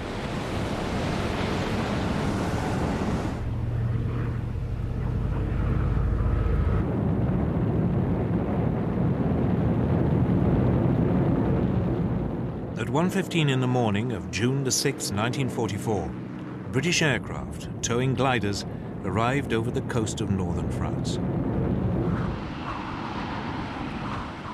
Then the gliders were released and plunged down to capture vital bridges over the Caen Canal in eastern Normandy. The Allies had launched their great gamble to invade Hitler's empire in Western Europe.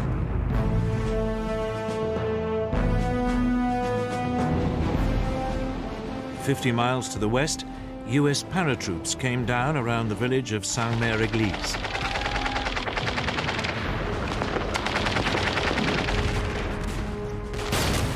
There was a fierce firefight.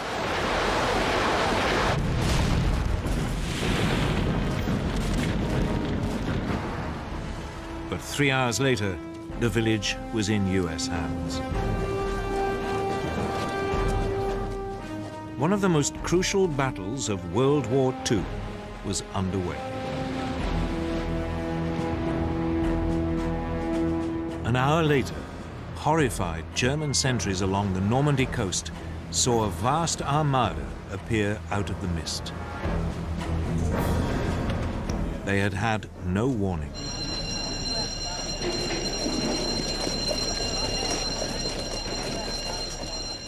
The Allied fleet had sailed under cover of darkness.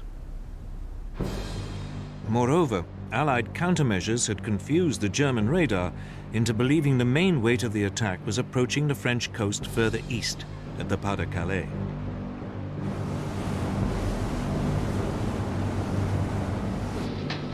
Allied warships off the Normandy coast now began pounding the German defensive positions.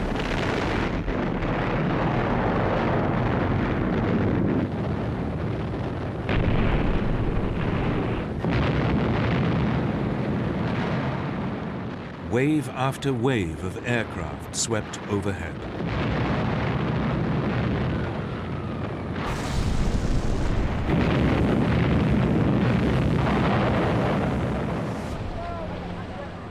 Under cover of the bombardment, assault troops headed for the shore.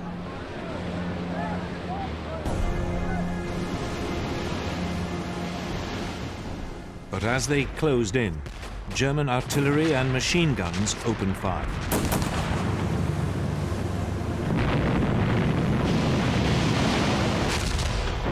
A number of the landing craft were hit. Others fell foul of underwater obstructions. But at 6:30 in the morning, the first waves of troops hit the beaches.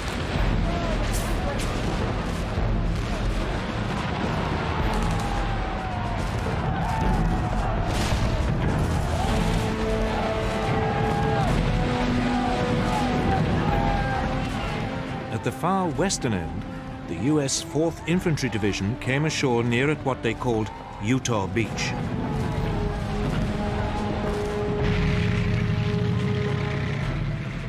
Within 2 hours, it was linking up with the US paratroopers who'd landed at Saint-Mère-Église.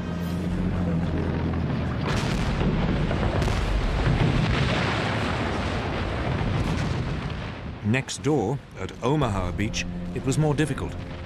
The beach was a defender's dream, with high cliffs and few ways inland.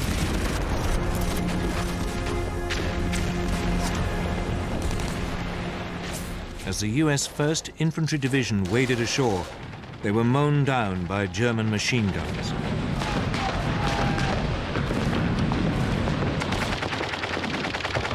To make matters worse, the Americans' amphibious tanks were swamped.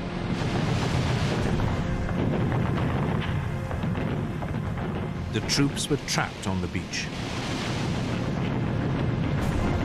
Disaster was looming.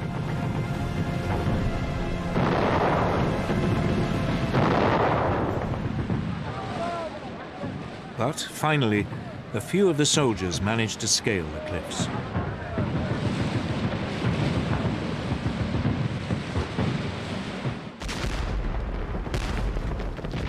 Against all the odds, the Americans hung on to the beachhead.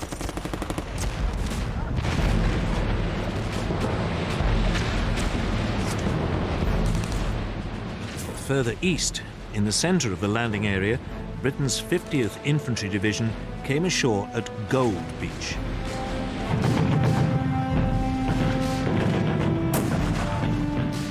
They too met savage fire.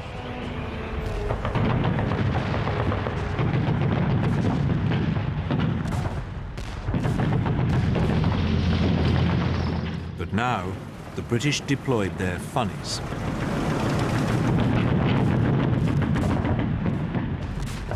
The troops were soon moving inland. At the adjoining landing spot, Juno Beach, the Canadian 3rd Infantry Division faced a similar situation.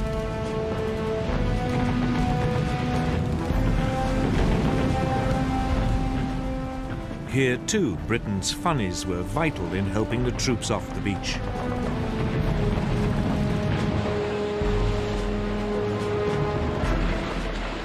Finally, on the far left flank, at Sword Beach, the British 3rd Infantry Division met only patchy resistance.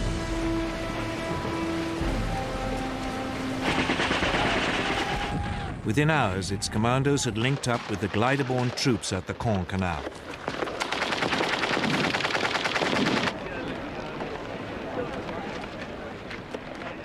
By early afternoon, the Allies had successfully established all of the beachheads.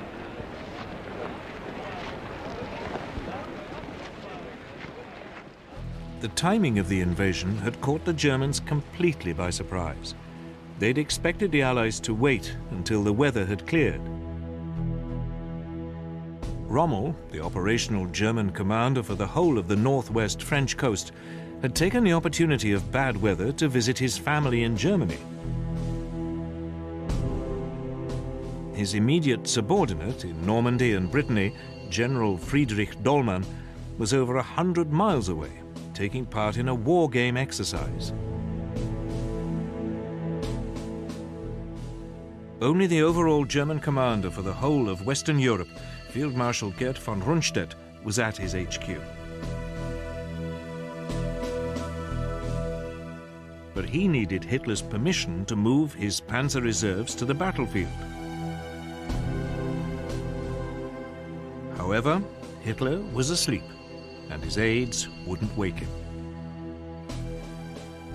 It wasn't until midday that the Führer finally learnt about the invasion, but he didn't take it seriously. He was still convinced the main attack would come in the Pas-de-Calais. Normandy, he believed, was just a feint.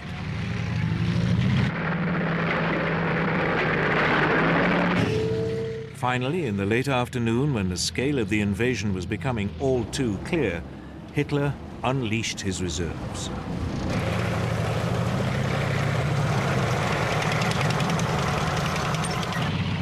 But they were too far away to provide immediate support.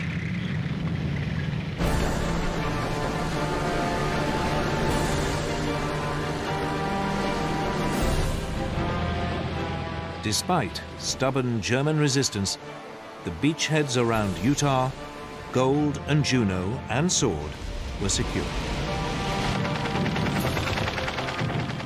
Only at Omaha was the situation more precarious.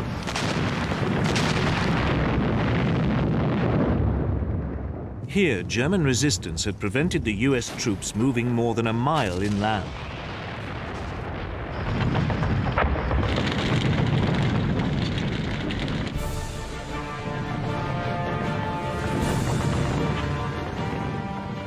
By nightfall on June the 6th, over 100,000 Allied troops had been landed in Normandy.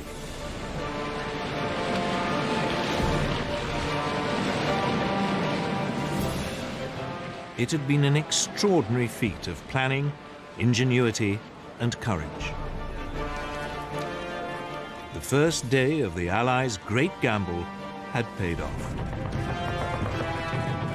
But it was just the beginning. Now they had to build up, break out, and push on into Europe.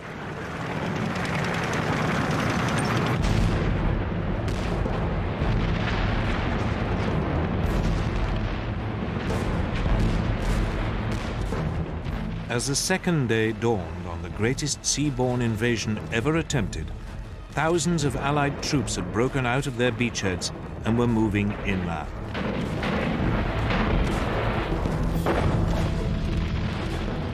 But they found the Normandy countryside hard going.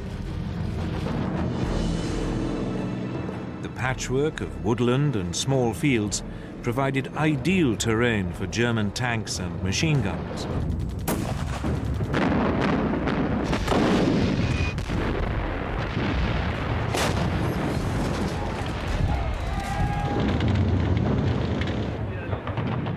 The Allies suffered heavy casualties.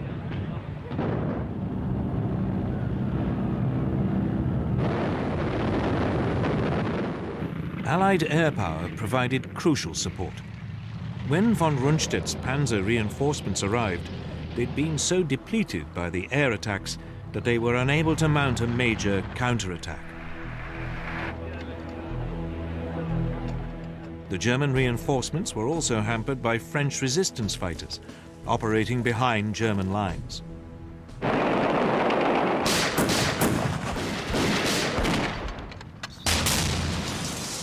They ambushed troop convoys and blew up bridges. As a result, the Das Reich SS Panzer Division took over 2 weeks to make a journey which should have lasted a mere 3 days. Its troops took out their fury on the French civilian population.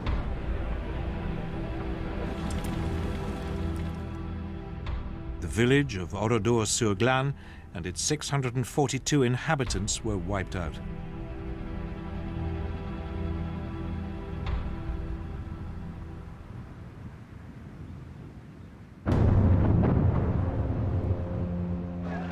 After 4 days of fighting, all the Allied beachheads were finally able to link up.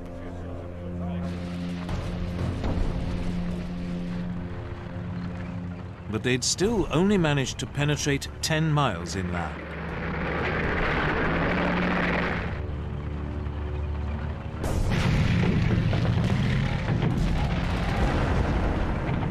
Eventually, 6 days after the landing, the British commander, General Montgomery, launched a major assault on the strategically important town of Caen. The British 7th Armoured Division, the Desert Rats, advanced.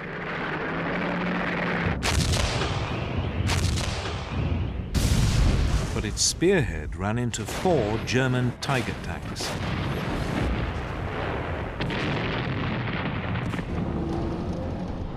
The Allies' Sherman tanks were completely outclassed. Their guns were outranged and their shells unable to penetrate the German armor. They were particularly vulnerable because many ran on petrol fuel and were liable to burst into flames when hit. The Germans nicknamed the Sherman the Ronson, after the cigarette lighter, or more macabrely, the Tommy Cooker. In less than 5 minutes, more than 10 British tanks were destroyed. The attack on Caen stalled.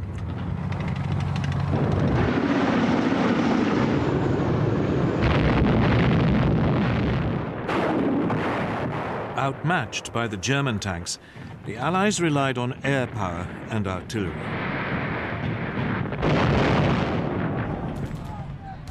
But it wasn't enough. The Desert Rats retreated.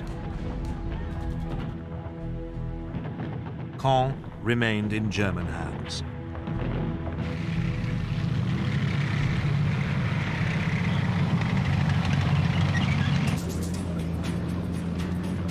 Meanwhile, further west, US forces advanced on the equally important port of Cherbourg.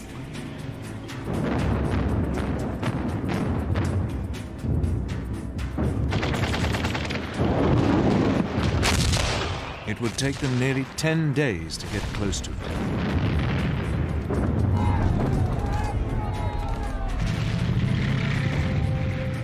They weren't helped by the weather. During the first week of the invasion, it had been relatively calm, and supplies and reinforcements had poured in through the Mulberry artificial harbours. But now the weather turned. Gales swept the English Channel. The US Mulberry Harbour at Omaha was destroyed. The other Mulberry, in the British sector, was badly damaged and put out of action for several days. The flow of reinforcements slowed. It meant the port of Cherbourg was an even more vital objective. As the US forces now approached it, the German garrison resisted.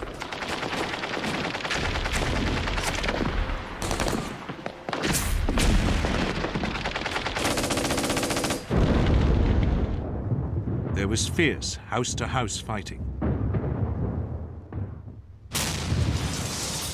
It would take the Allies a week to secure the city.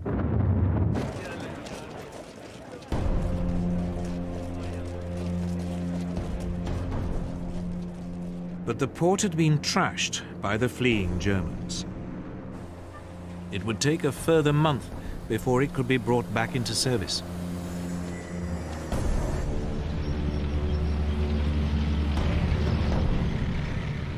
Meanwhile, Montgomery launched another assault on Caen.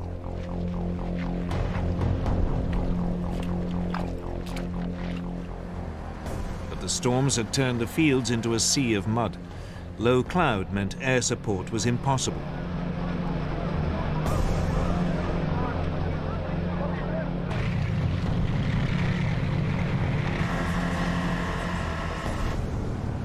To make matters worse, the newly arrived elite German 2nd SS Panzer Corps was thrown into the defense of the city.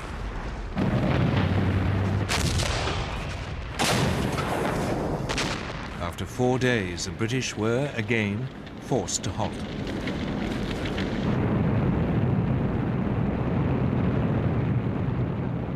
Then, as the clouds cleared, nearly 500 Allied bombers devastated Caen.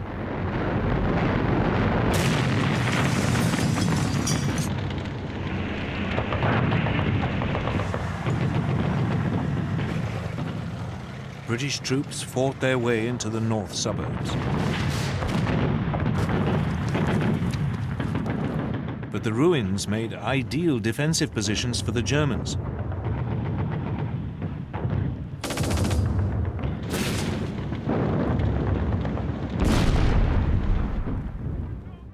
Allied casualties mounted.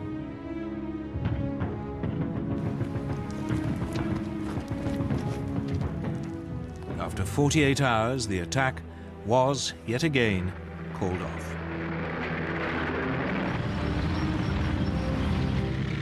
Three weeks later, Montgomery tried for a fourth time. The plan was to capture the remaining German strongholds and then push on south, deeper into France.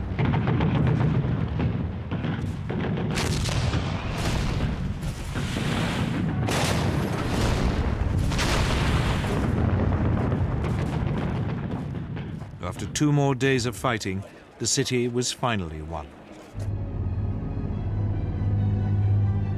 The way now seemed open for the British tanks to move south, deeper into France.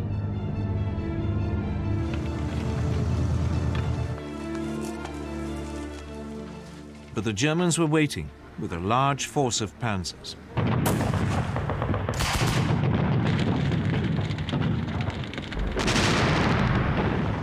The British advance stopped again.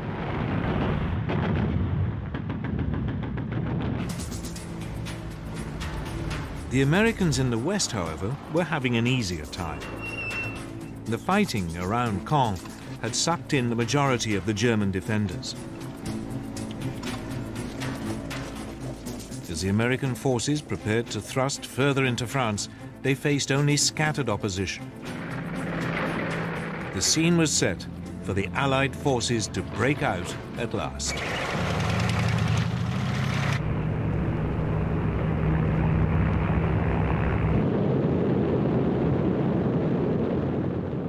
At 9:30 in the morning of July the 25th, 1944, over 1,800 Allied aircraft carpet-bombed a 4-mile stretch of the German front line south of Cherbourg.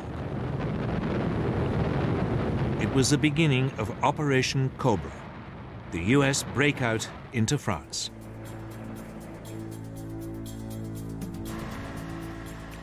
The German defenders were stunned by the size of the assault. But so too were some of the US soldiers. The plan had been for the bombers to fly in from the east, parallel to the US front line, to minimize the risk of bombing American troops.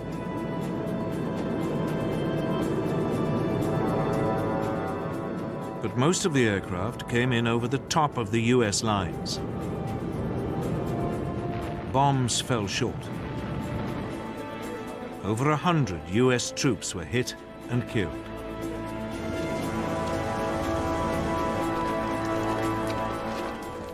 Yet despite the ferocity of the bombardment, when the US forces later picked themselves up and moved forward, they found to their astonishment substantial numbers of German troops had survived. The survivors mounted a stubborn resistance.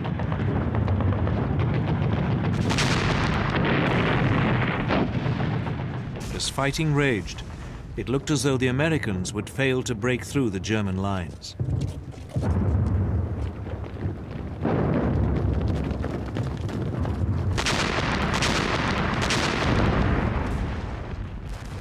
But then, the German defenses crumbled.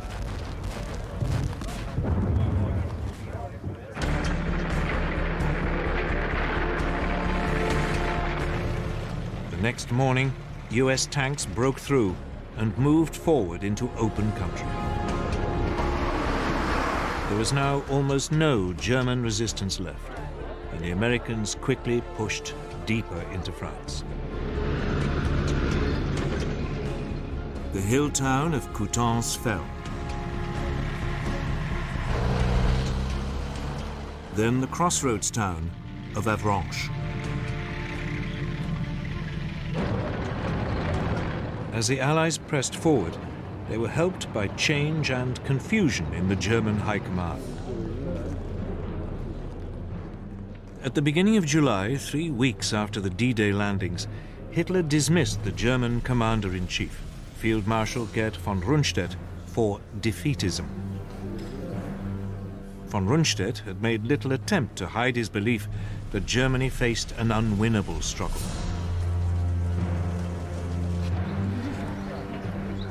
He was replaced by Field Marshal Gunther von Kluge, fresh from the Eastern Front, but with little knowledge of northwestern France.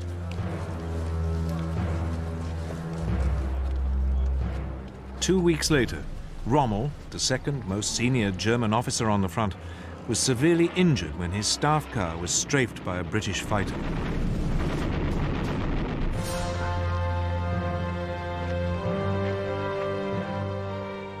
Then, with the Nazi command already in confusion, there was an assassination attempt on Hitler's life. On July the 20th, 1944, a disillusioned aristocratic war hero, Colonel Klaus Schenk Graf von Stauffenberg, planted a bomb in the planning hut at Hitler's headquarters in East Prussia.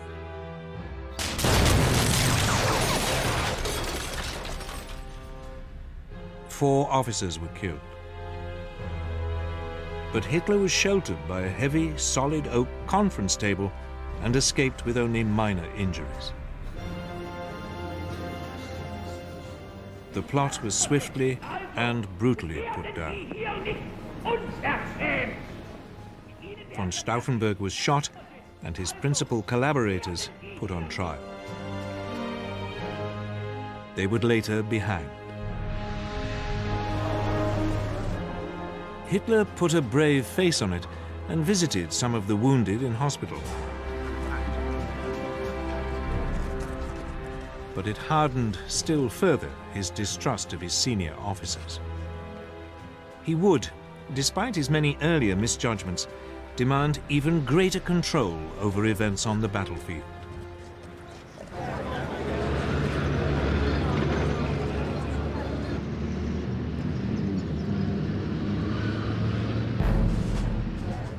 Back in France, General George Patton, back in charge of a real fighting force, ordered his troops to fan out. They took Rennes, Mayenne, and headed for Le Mans. They were now moving round behind the German forces, still battling it out with the British and Canadians near Caen.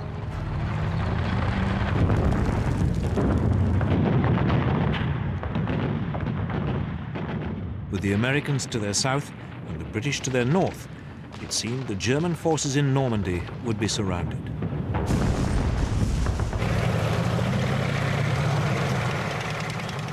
Hitler issued his usual order that there should be no retreat, but as the Allies squeezed in on them, the Germans began to flee.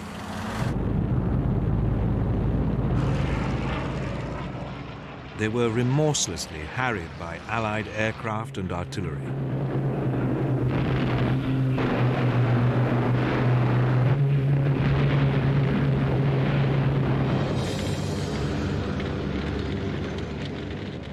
The casualties were appalling.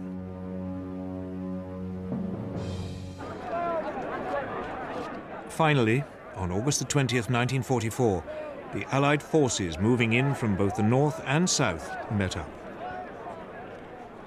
The so-called Falaise Gap, named after the nearby French village, had been closed. Large numbers of Germans were trapped.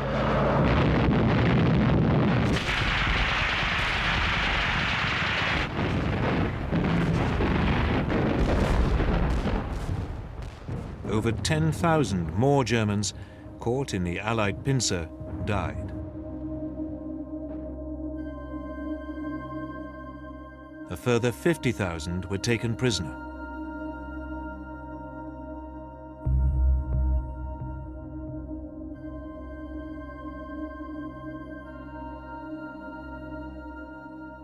The German army in Western Europe was in chaos.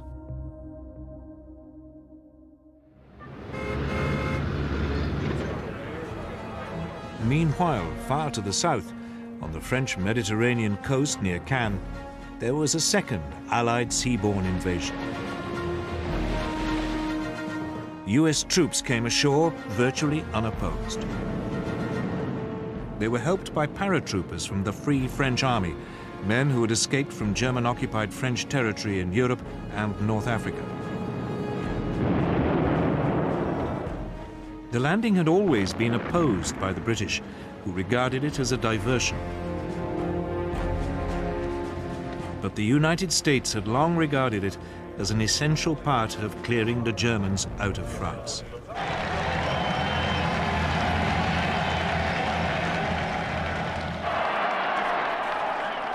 The troops were greeted by an ecstatic civilian population.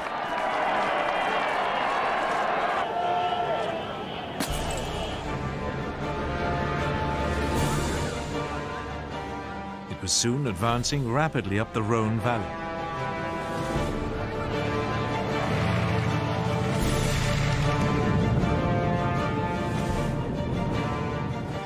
Lyon was liberated on September the 3rd, 1944.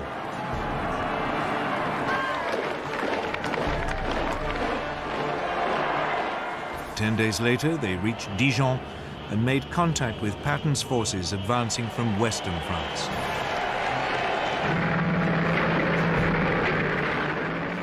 German units stationed across the region fled.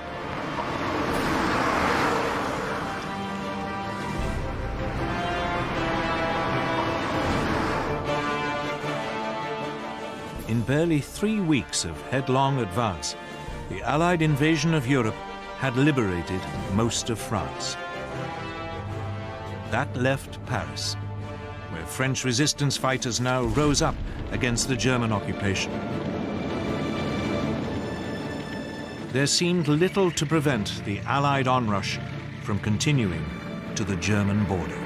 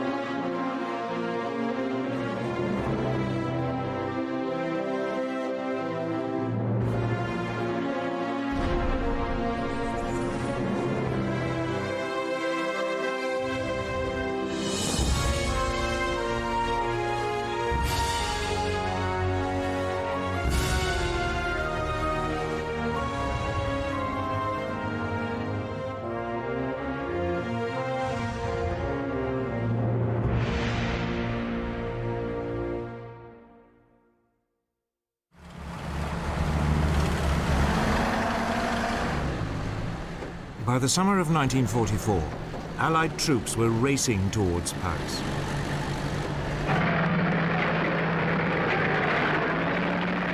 The final phase of the war in Europe was about to be played out. The Western Allies were squeezing in on Germany through France. The Soviet Union was approaching from the east.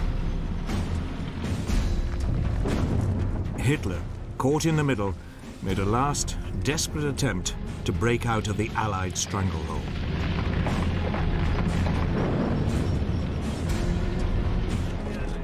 While he was doing so, Stalin was beginning to redraw the political map of Europe in an attempt to secure the Soviet Union's future. But as the Russians now advanced into German-occupied territory, they came across the most shocking discovery in modern history. A series of camps that would call into question the very nature of humanity. The world was about to discover the true horror of the Nazi regime.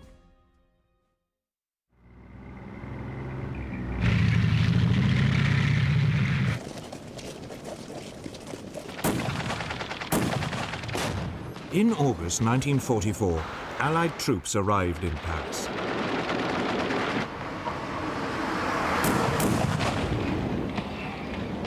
Even as Hitler desperately signaled to his generals, "Is Paris burning?" the German forces occupying the city surrendered.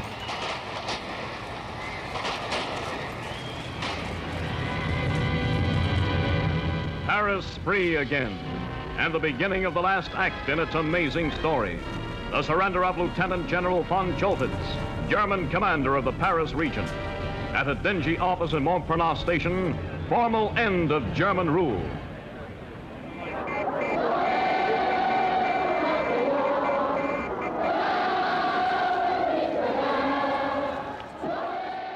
Paris threw itself into an orgy of celebration.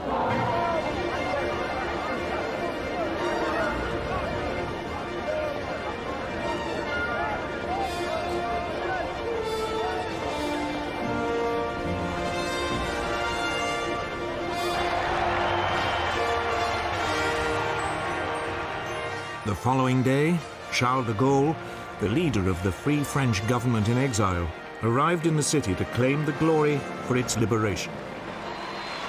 Paris, Paris outragé, Paris brisé, Paris martyrisé, mais Paris libéré, libéré par lui-même.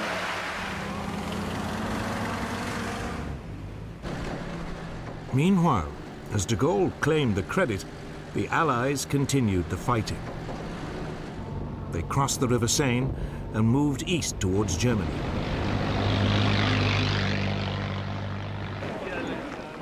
As they did so, the German army was retreating in confusion. But the Allies were running into severe logistical problems.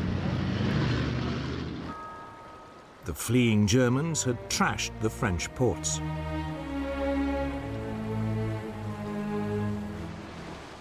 That meant Allied supplies had to be brought in from Britain across the beaches of Normandy and then transported several hundreds of miles along tortuous roads.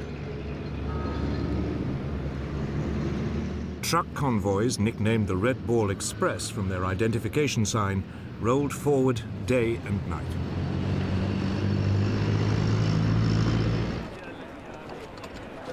But it was impossible to bring in enough supplies, particularly fuel, to maintain the Allied advance. The US Armored Division drank up to 25,000 gallons of fuel a day. Meanwhile, as supply problems slowed the Allied advance, Hitler was planning a new fightback. His plan? To destroy Allied morale by attacking civilian targets, particularly in Britain. His method? A new miracle weapon, the flying bomb. On June the 13th, 1944, 10 were fired at London.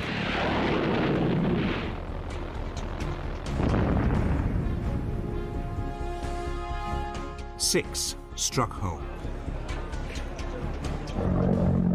The Germans called it Vengeance Weapon 1, the V1. The British simply called it the Doodlebug.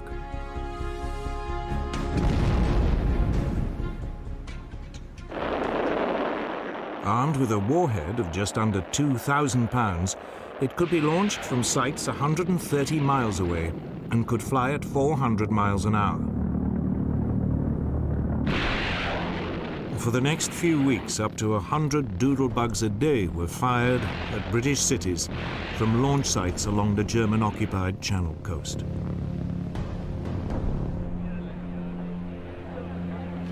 They caused panic and confusion. More than 20,000 people were killed or wounded.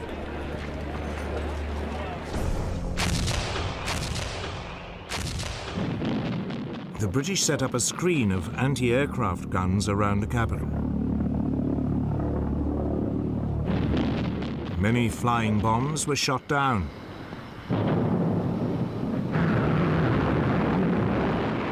The British also sent up fighters to intercept them, including their first operational jet, the Gloucester Meteor.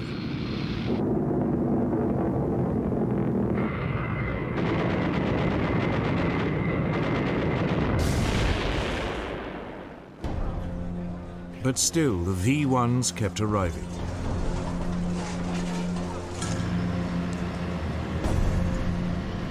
Only when the Allies tracked down their launch sites in northern France did they stop.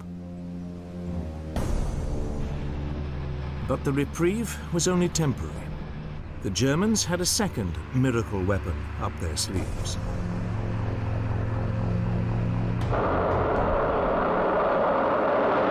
Hard on the heels of the V-1 came the much more sophisticated V-2 rocket.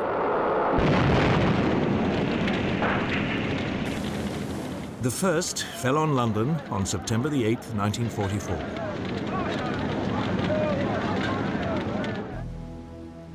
The V-2s were launched from easily concealed mobile launchers 200 miles away. They traveled at 3,500 miles an hour and carried a 1-ton warhead.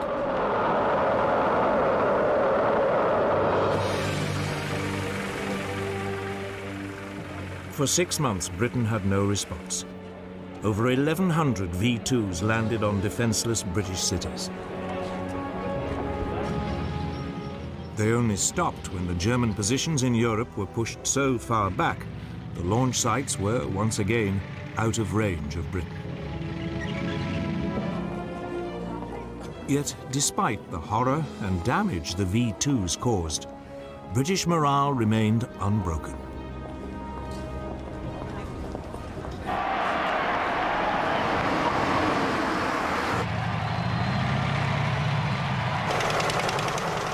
Meanwhile, in mainland Europe, the Allied advance reached Brussels on September the 3rd, 1944.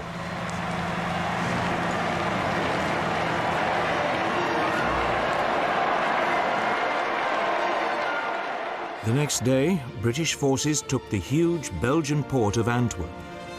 It was still intact. Here, at last, seemed an answer to the Allies' logistic problems.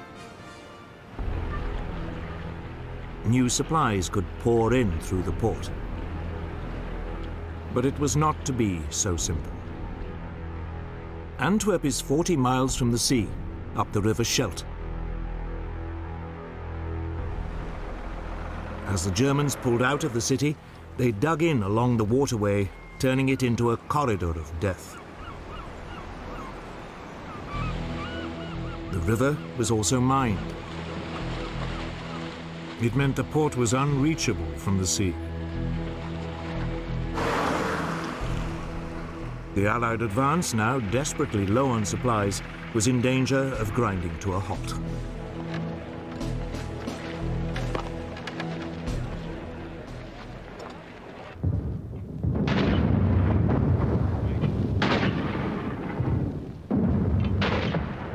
By autumn 1944, the Allied advance across Western Europe was running short of supplies. They needed a new plan if it was to move forward. It was now that the methodical and ultra-cautious British commander Bernard Montgomery came up with a bold, even reckless idea. Instead of large numbers of troops advancing across a wide front, why not send a smaller force to punch a single hole through the German defenses? It would be faster and much more economical. The idea was to drive a narrow corridor from east of Antwerp across southern Holland to the Dutch town of Arnhem, near the German border. The Allies would then push across the Rhine into Germany, outflanking the huge German defensive positions of the so-called Siegfried Line, and drive deep into the heart of Hitler's Reich. Montgomery's boss, General Dwight Eisenhower, the supreme Allied commander in the West, had until now favored a broad, steady advance. But he unexpectedly agreed. However, it was never going to be easy. The route went over a mass of waterways. Airborne troops would have to be sent in to seize strategic bridges behind German lines at the towns of Wegel and Zonn, Grave and Nijmegen, and finally across the Rhine at Arnhem. Their task would be to hold the bridges while the main attack, led by a column of tanks, drove up from Belgium. Timing was critical. If the tank column took too long, the airborne troops holding the bridges would be overwhelmed.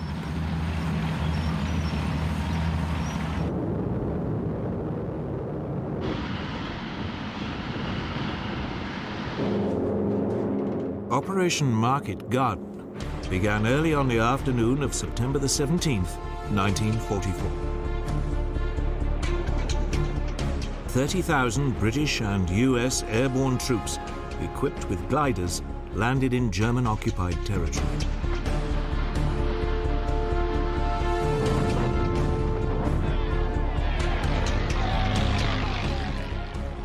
The US 101st Airborne, the Screaming Eagles, swiftly captured the bridge at Wegel.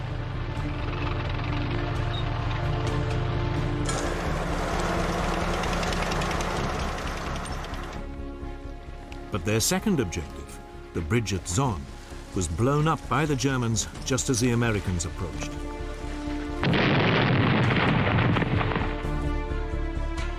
Further north, the US 82nd Airborne, the All-Americans, successfully seized the bridge at Grave.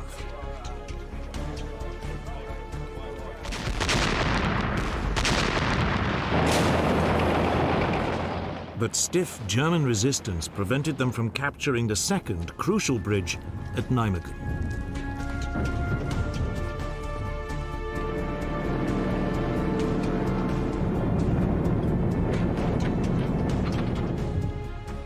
Meanwhile, at Arnhem, 2 brigades of the British 1st Airborne Division landed safely about 8 miles west of the town.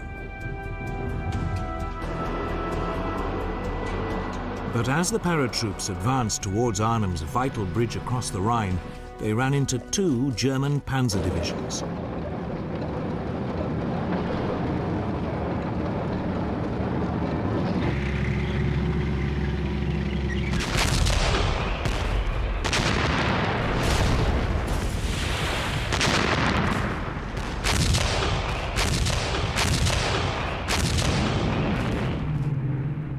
The British dropped reinforcements of men and machines.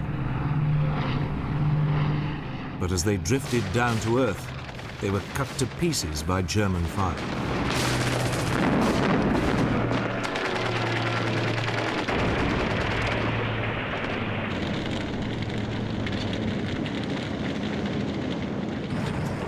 Finally, by 8 in the evening, after a day of fierce fighting, an Allied battalion reached the northern end of the bridge.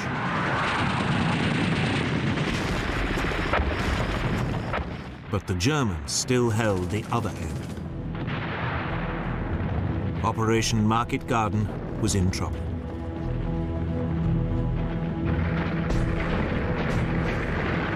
At the same time, the tank column, advancing up a single-track road, was also running into difficulties. As it drove towards the Dutch border on the first day, the lead vehicles were ambushed by German troops using the lethal handheld Panzerfaust anti-tank rocket. The advance was halted, while infantry was brought in to clear the way.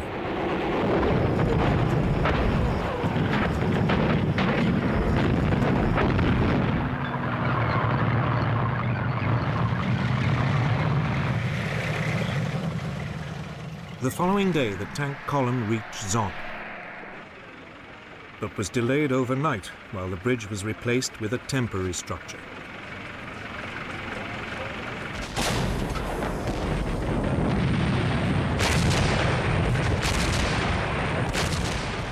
By the third day, it had crossed the bridges at Wegel and Grave, but was held up again by fierce resistance at Nijmegen.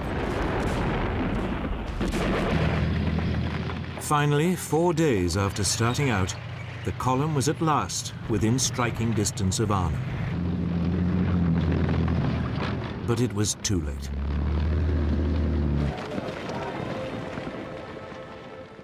The British paratroops holding the northern end of the bridge had surrendered. Montgomery's daring plan had failed. Arnhem had proved a bridge too far. The war on the Western Front seemed to have ground to a standstill again.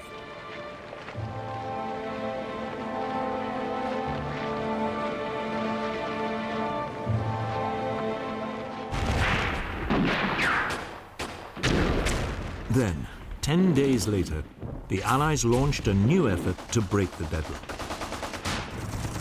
The plan was to clear the seaway into Antwerp so that urgently needed supplies could be brought in. It was slow going. The Germans had flooded much of the area.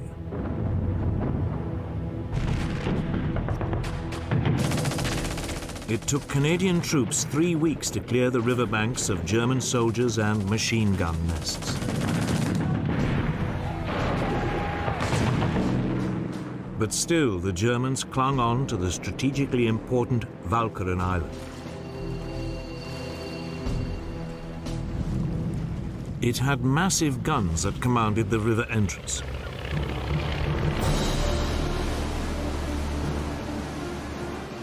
On November the 1st, 1944, British commandos were sent in to flush the Germans out. They were supported by 2 World War I monitors with huge 15-inch guns.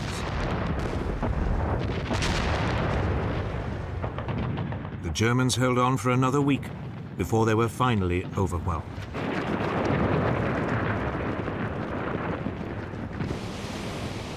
Allied minesweepers could now clear the seaway.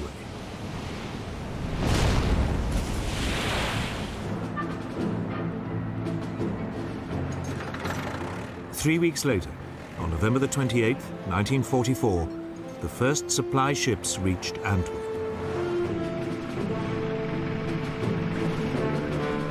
Now, at last, the Allies could move on towards the German frontier. But then, just as the supplies had begun to flow, the weather changed.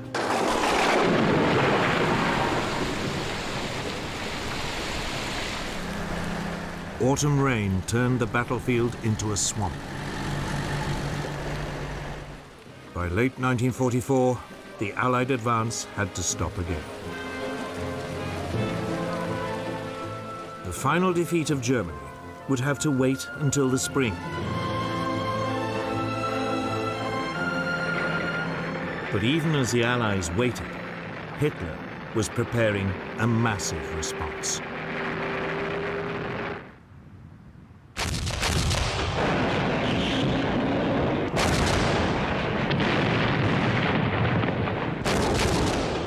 By autumn 1944, the Allied armies were virtually lined up along the Belgian-German frontier, waiting for the winter weather to clear before they pushed on. Germany's situation was disastrous. Her forces were hugely outnumbered. They lacked air support, and they were desperately short of fuel. Nevertheless, Hitler, against the advice of his senior commanders, decided to launch a huge counterattack. It was a desperate gamble, but if it paid off, it might just change Germany's fortunes. His plan was to burst through the Allied lines in the Ardennes Hills and head for Antwerp. If he could retake the port, the Allied supply lines would be cut once again.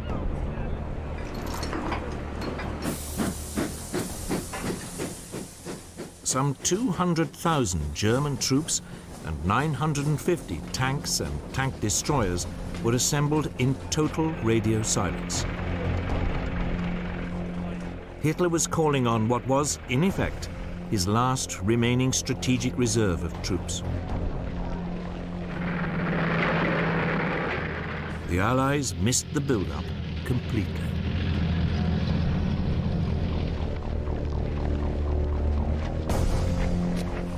As a result, the lines facing the German positions were only lightly manned.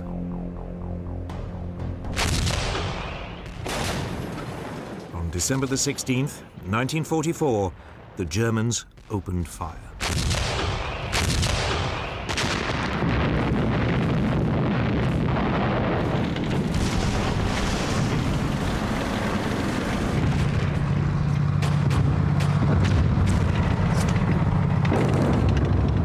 Soon afterwards, German tanks and infantry crossed the US lines. The Americans were caught completely by surprise. In fact, during the first day, General Omar Bradley, commander of US 12th Army Group, even refused to believe a major German assault was underway. American confusion was made worse when the Germans sent in English-speaking special forces in captured US uniforms and jeeps to carry out sabotage behind the US lines. American troops became so nervous that even General Bradley was stopped and asked to produce his identity papers to prove that he was not a German.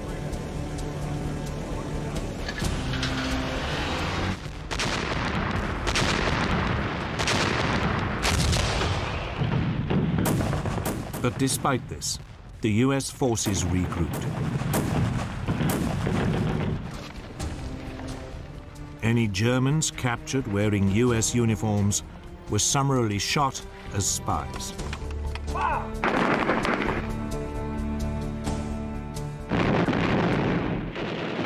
The Americans began to fight back.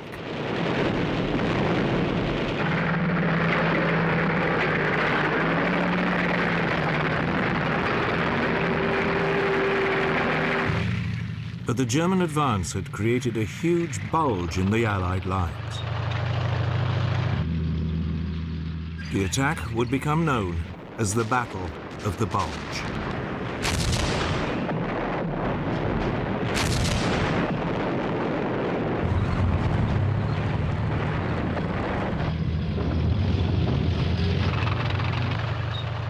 It was now on the northern flank of this bulge that the Germans committed one of the worst atrocities of the war in Northwest Europe.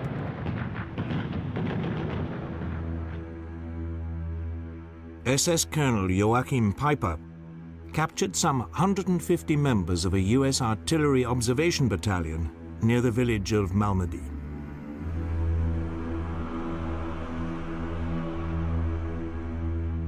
When, later, US forces retook the village, they found 85 bodies. Their comrades had been shot by their SS guards. It was a sign of how desperate the fight had become.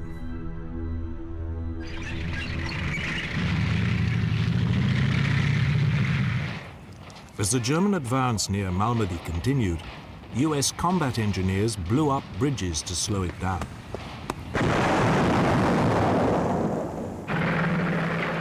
The Germans were forced to use precious supplies of fuel to look for alternative crossings.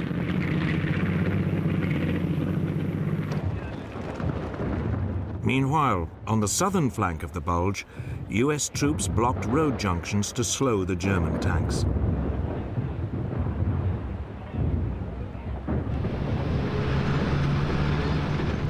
One of the most important crossroads was at the small Belgian town of Bastogne.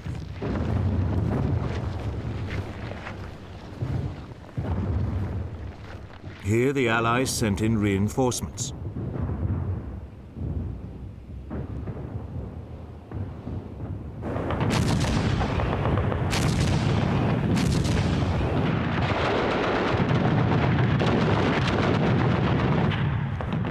The Germans were forced to bypass it, but the US forces holding Bastogne blocked their supply lines.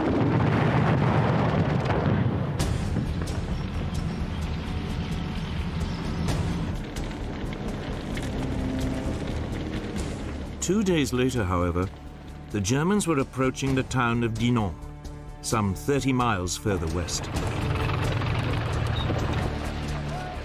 Despite the setbacks, Hitler's gamble appeared to be paying off. The German Bulge was moving forward.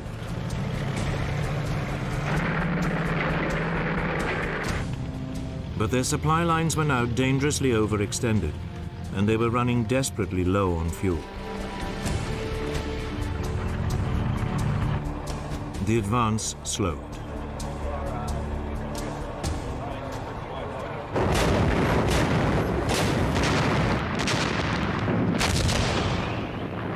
For almost a week in the biting cold, the two sides remained deadly.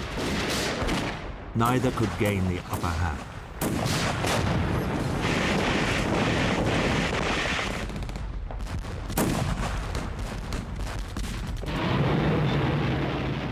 Then, on New Year's Day, 1945, the Luftwaffe launched a do-or-die assault on Allied bases.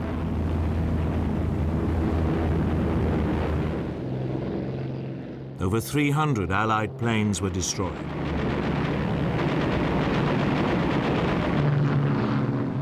But the Luftwaffe lost several hundred too, far more than it could replace.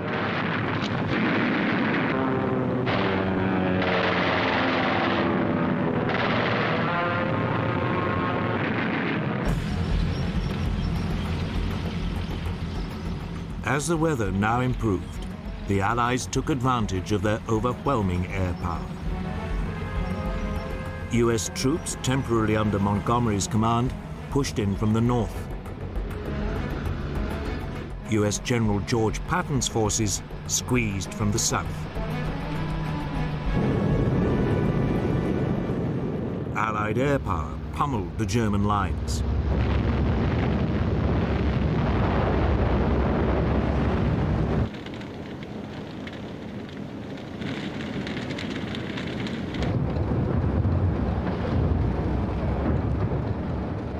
The German Bulge was slowly pushed back.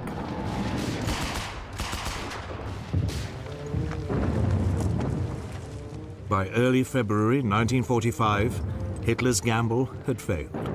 The Germans had retreated to their original positions.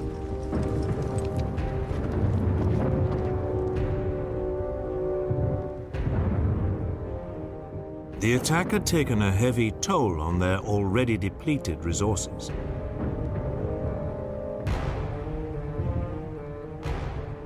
Over 120,000 men were killed, wounded, or taken prisoner.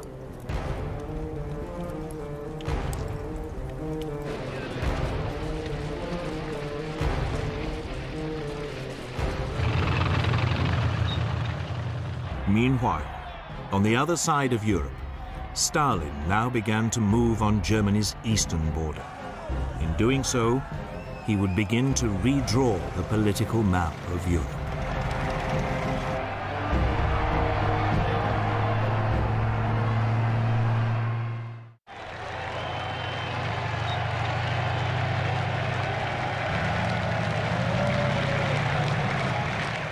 During the summer and autumn of 1944, as the Allies overran France and Belgium, in the east, the core of Stalin's Red Army was camped outside the Polish capital of Warsaw.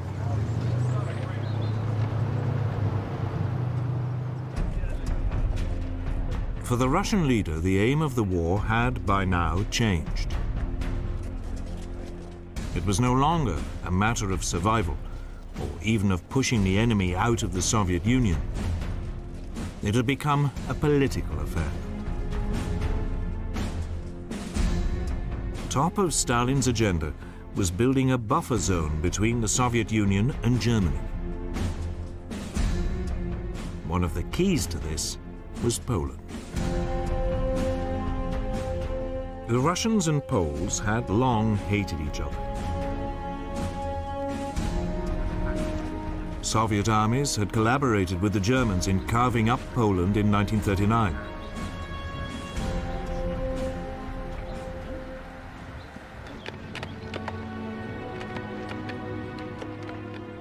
Then, in April 1943, German soldiers found the bodies of more than 4,000 Polish army officers in the Katyn woods near Smolensk in the Soviet Union.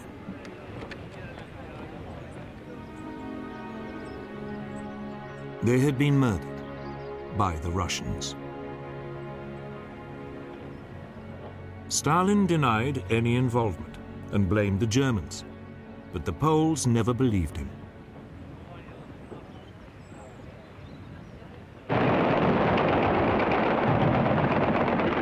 Then, in the summer of 1944, the Polish Home Army in Warsaw rose up against its German occupiers. It was now that hostility between the two countries came to a head.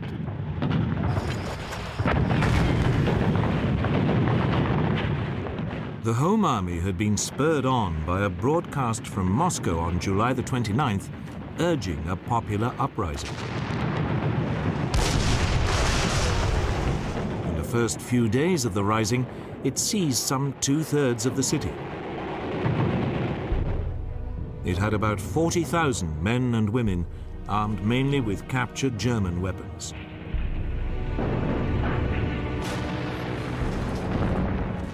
There were also more than 200,000 unarmed helpers.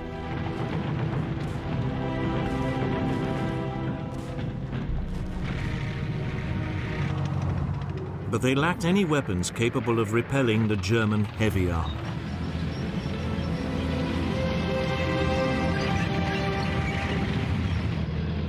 The Poles looked to the Soviet army, still camped just to the south, for help. But Stalin ordered it to do nothing and dismissed the Home Army's leadership as power-seeking criminals.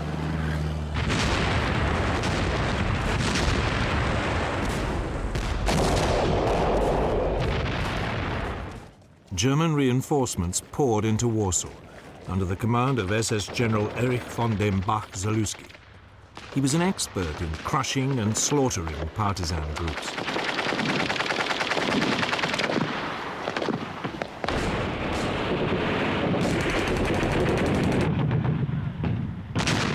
The situation in the city became desperate.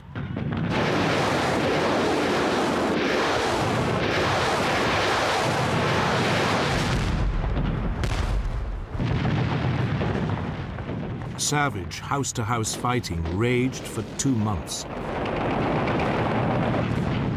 The Home Army was forced back into an ever smaller area. The German advance was accompanied by rape and murder. Wounded prisoners were burned alive. Women and children were used as human shields. The Polish forces were forced back into the cellars and sewers.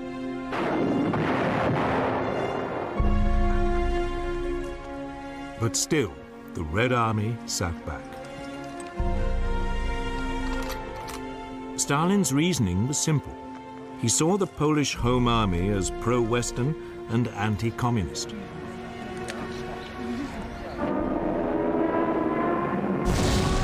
He reasoned that if it and its supporters were destroyed, it would clear the way for the Polish communists to take power.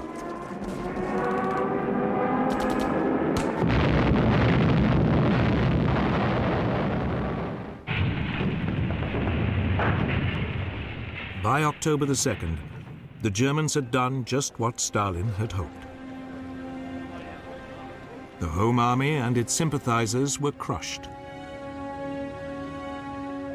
Over 15,000 army members and 200,000 civilians died.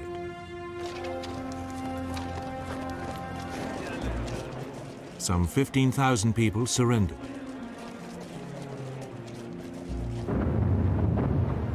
Hitler now set about the complete destruction of the city.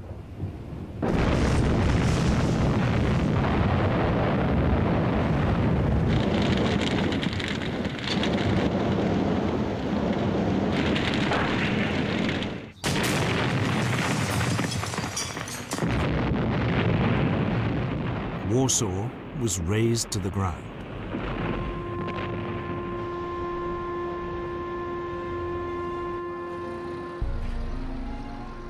The remnants of the Home Army went underground.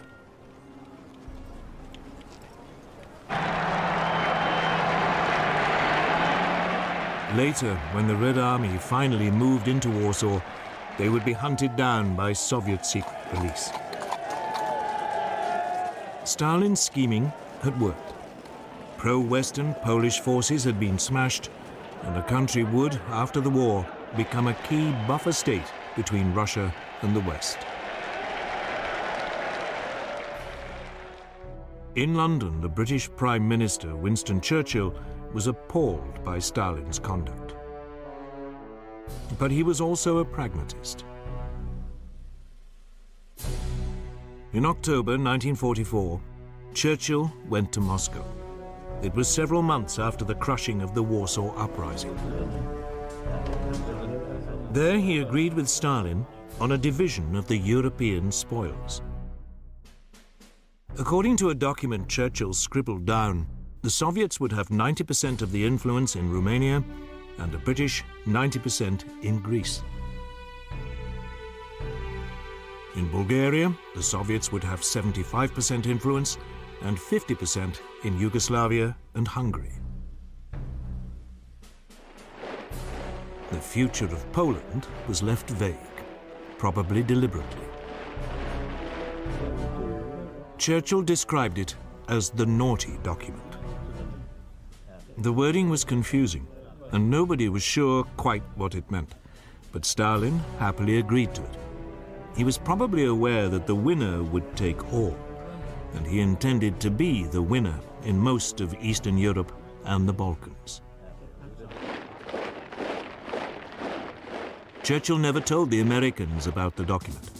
He knew that they would be horrified by such old-fashioned imperialism between the European powers. But the US found out soon enough.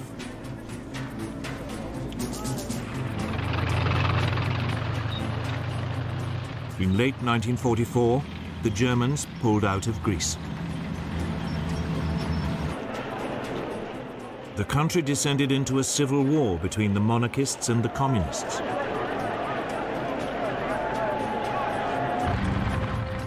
Churchill wanted his 90% influence and sent in British troops to support the pro-Western monarchists.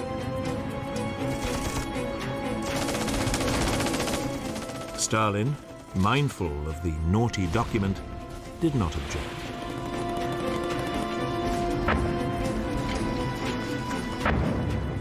But the Americans were outraged at what they saw as such blatant meddling in another country's affairs.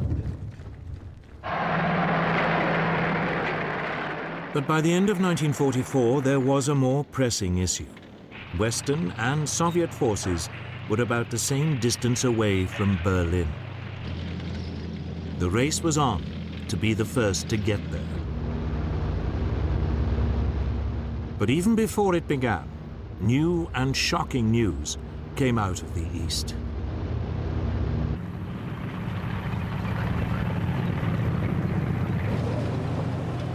On July the 23rd, 1944, as Soviet forces advanced through eastern Poland, they overran a small village called Majdanek. Nearby, they found a prison compound. They quickly realized it was no ordinary camp.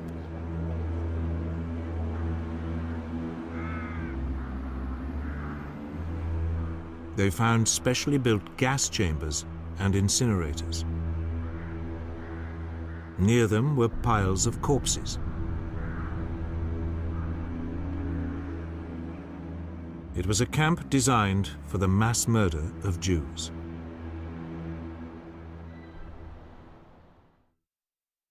Kann ich nur zur Antwort geben für eine Regierung? Wir wollen nicht lieben und wollen... Adolf Hitler had always been anti-Semitic.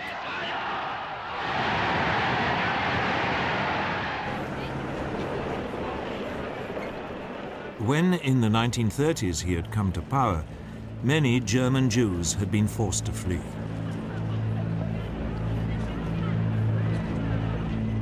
Those who couldn't were persecuted and deprived of their rights.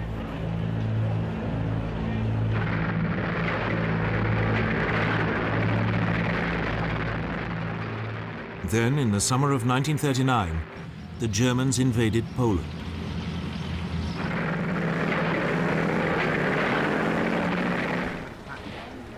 Suddenly, the German Reich found itself ruling 2 million more Jews.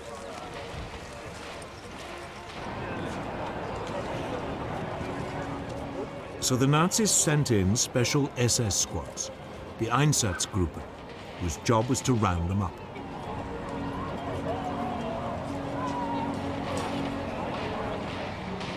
Many Jews were immediately shot.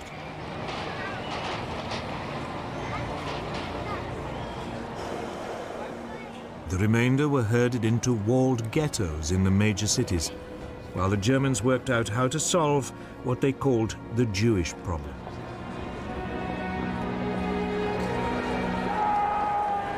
Life in the ghettos was harsh. People were systematically starved and beaten.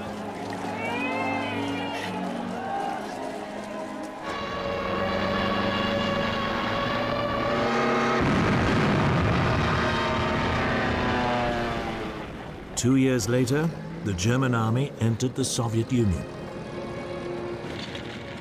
Millions more Jews suddenly found themselves under Nazi rule.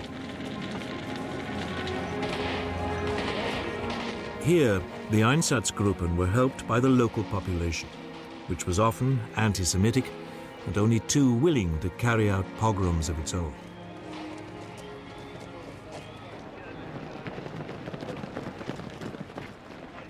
Hundreds of thousands of Jews were rounded up and exterminated.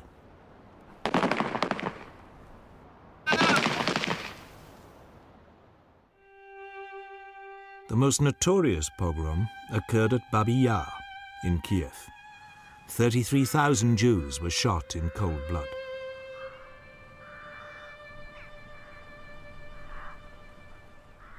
But machine gunning was an expensive way of dealing with the Jewish problem.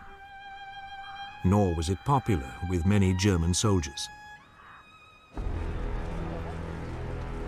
So, at a conference in January 1942, the SS leadership cast round for more efficient solutions.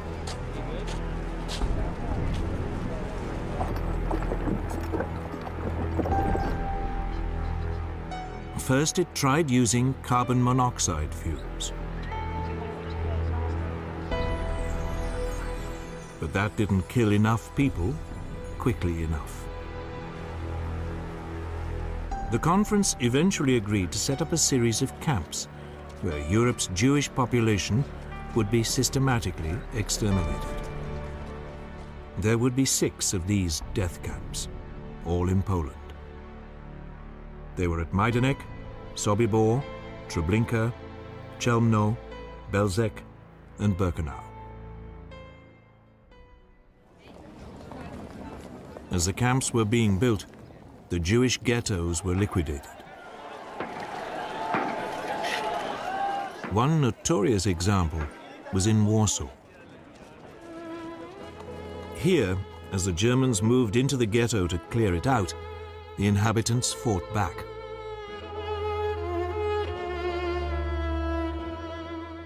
They held out for nearly a month.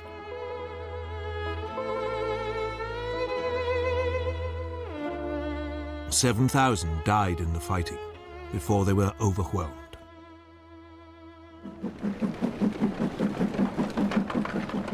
Those who had survived it were rounded up and sent to Treblinka.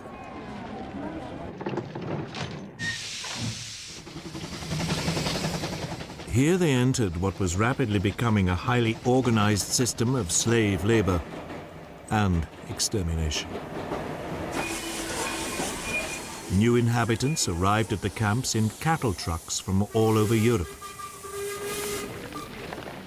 At places like Birkenau, the extermination facilities were next to work camps like Auschwitz. At facilities like this, the new arrivals were sorted. Able-bodied men and a few women went to the work camp to be worked to death as slaves. Children, the old, and most of the women went straight to the gas chambers.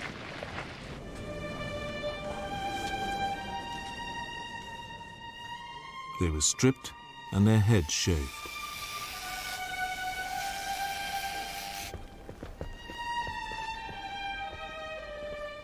Next, they were herded, up to 2,000 at a time, into sealed rooms disguised as showers.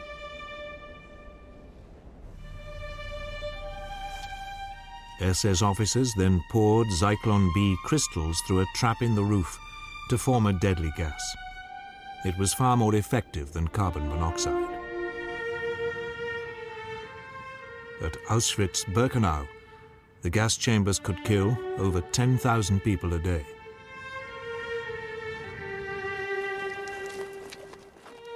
Small groups of prisoners known as Sonderkommandos were used to clear the bodies out of the chambers. Some bodies were burnt in pits, some in crematoria. The camps could also be profitable businesses. Major German companies built factories near them and paid the SS, which administered the camps, to hire Jews as slaves.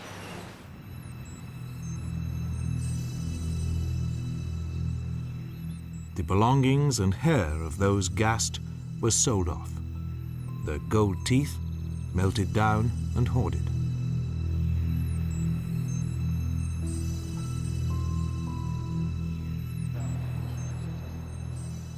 For most Jews, resistance was almost impossible. At Treblinka, Sobibor, and Birkenau, however, the Sonderkommandos mounted brief and doomed rebellions.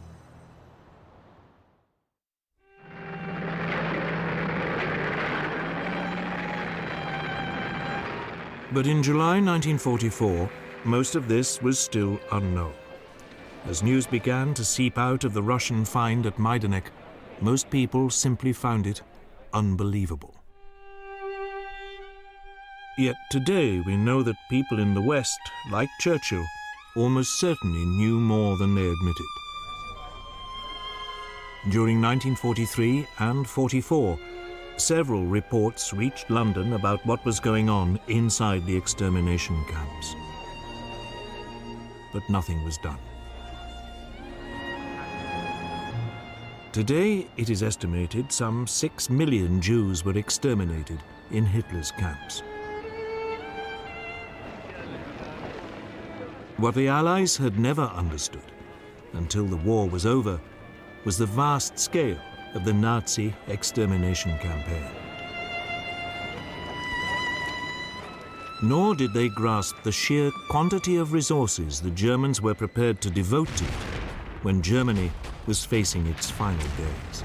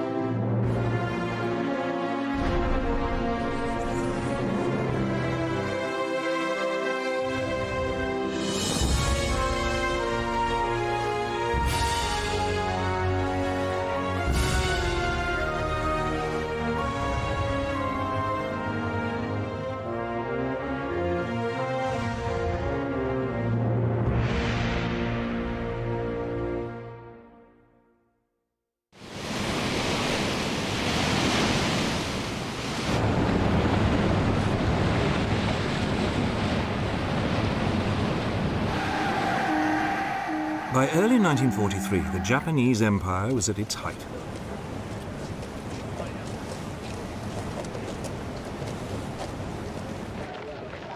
The country had occupied Malaya and Burma, the Philippines, and the Dutch East Indies, Indonesia today. These territories had become vital sources of strategic supplies such as oil and rubber. Now the United States laid plans to roll back the Japanese gains.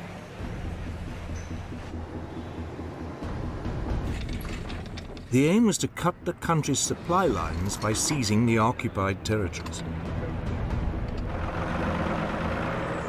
Japan could then be gradually strangled to death.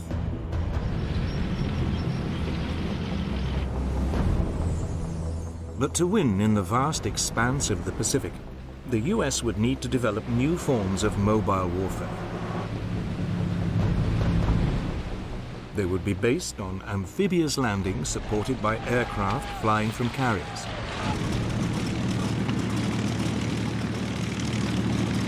The Japanese, unable to match American firepower, resorted to increasingly desperate measures.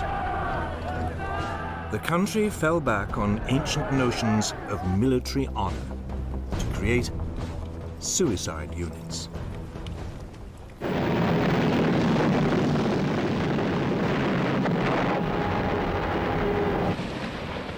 The result would be a terrible loss of life.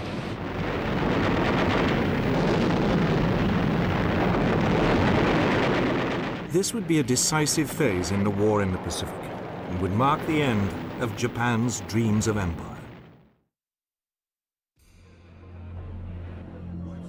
But this was to come. Back in the spring of 1943, the US military chiefs faced a dilemma. They had been presented with two options for the defeat of Japan. The flamboyant US Army General Douglas MacArthur, commander of the US and Australian forces in the Southwest Pacific, favored a primarily land-based route. His idea was to seize the Solomon Islands, Papua New Guinea, and the Philippines. They could then be turned into a strategic barrier that would cut off Japan from its newly conquered lands in Burma, Malaya, and the Dutch East Indies. Japan would be starved into surrender. Equally importantly, this plan would mean MacArthur could repay a debt. Earlier in the war, he had been kicked out of the Philippines by the Japanese, and he had promised to return to liberate the country. But the US Navy had a different idea. It would bypass the heavily defended Solomon Islands, Papua New Guinea, and the Philippines. Instead, it would seize a string of much smaller islands scattered across the Central Pacific and close to the Japanese homeland. Rather than a barrier, the US would have a series of strategic bases from which to attack Japan's supply lines.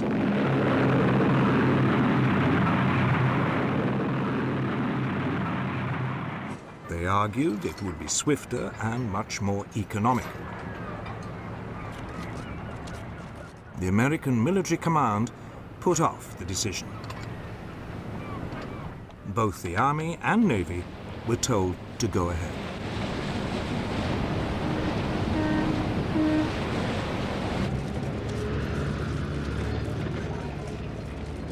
In June 1943, MacArthur's plan was launched. It was called Operation Cartwheel. The first target was the major Japanese military base at Rabaul on New Britain in the Solomon Islands. It would be a two-pronged attack.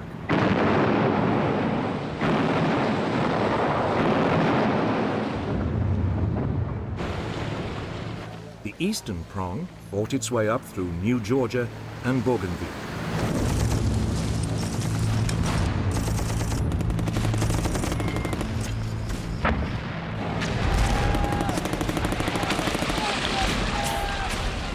The western prong battled its way through Papua New Guinea. But the virtually impenetrable jungle and unhealthy climate made progress slow.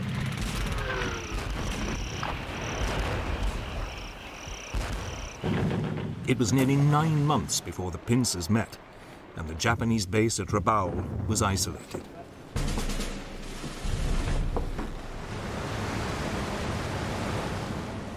Meanwhile, as the US Army took control of the Solomon Islands, the US Navy mustered a mighty fleet.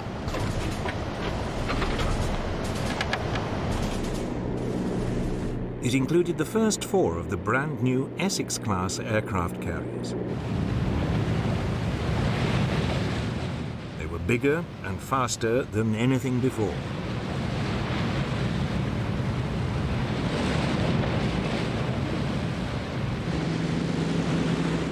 The new carriers were equipped with outstanding new planes like the Hellcat and Corsair fighters, Helldiver dive bombers, and Avenger torpedo bombers.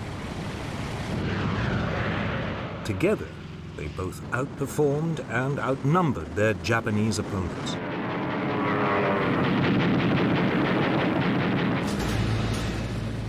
The Navy's first targets were the Japanese garrisons on the coral atolls of Tarawa and Makin in the Gilbert Islands.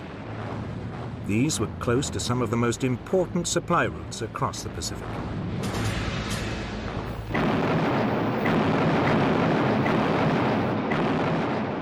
For a week, the atolls were bombed by carrier-based aircraft.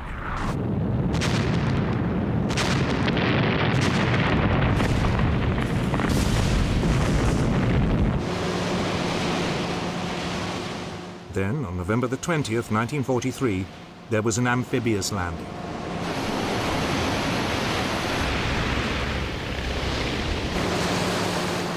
Makin was captured with little difficulty.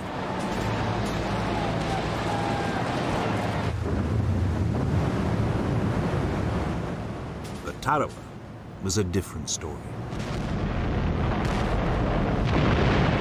Reconnaissance had failed to reveal that the water was too shallow for the landing craft.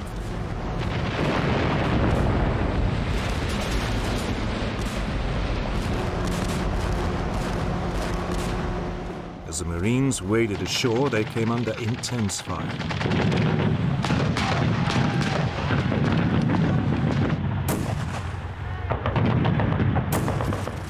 The island was honeycombed with fortified machine gun nests.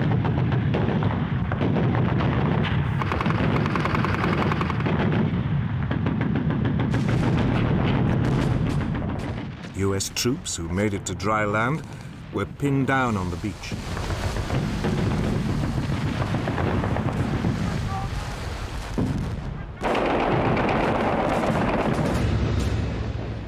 By the end of the day, over 1,500 of the 5,000 US Marines landed had been killed or severely injured.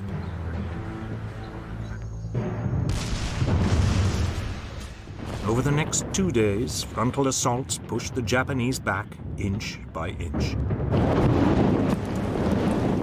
Very often, only flamethrowers could eliminate the Japanese strongpoints.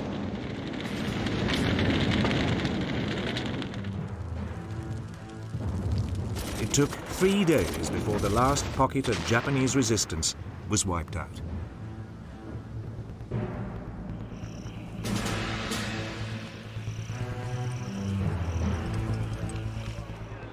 Of the 4,200 Japanese troops on the island, only 17 were captured alive.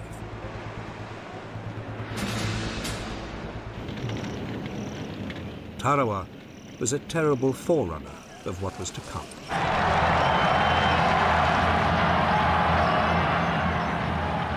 The Japanese had shown that there would be no question of surrender. They would fight to the death. It was a grim prospect.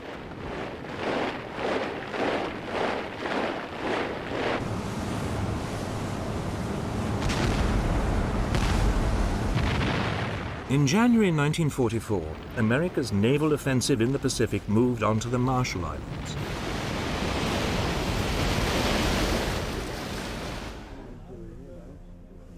Admiral Chester Nimitz, the U.S. naval commander in the Central Pacific, was anxious to avoid another bloodbath. So, aircraft from his carrier force bombed Japanese airfields on the islands for nearly 2 months.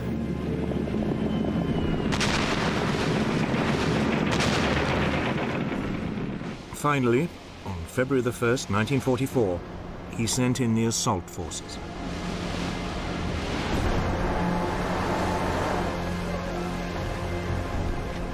The flat and open island of Roy was quickly overrun.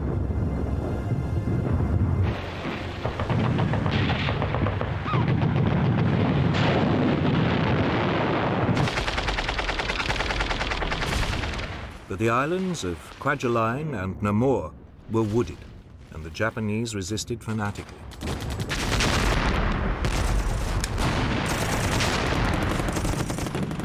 US forces used flamethrowers and explosives.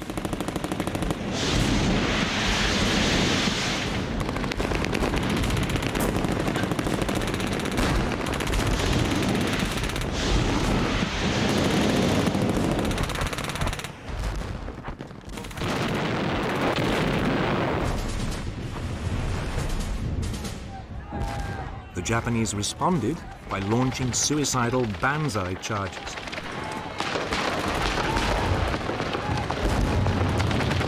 But the US forces now knew what to expect.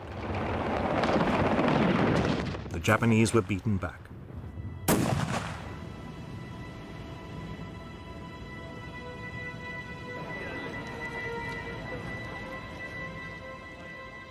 Over 8,000 Japanese soldiers died, for the loss of less than 400 US lives.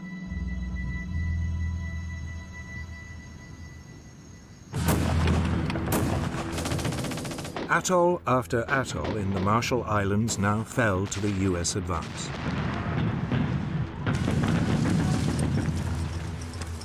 Kwajalein was followed by Atoll. The island of Truk was bypassed and cut off. Though a small Japanese garrison would remain undefeated until the end of the war.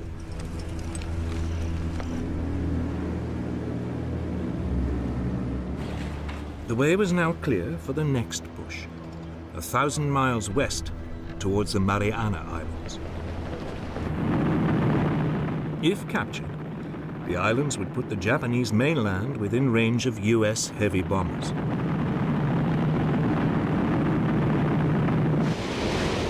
They would also enable America to block Japan's supply lines from Southeast Asia.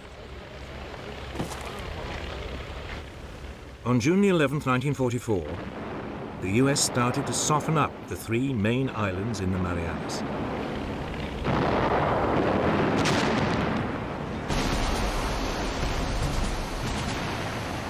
Four days later, Marines stormed the beaches of the northerly island of Saipan.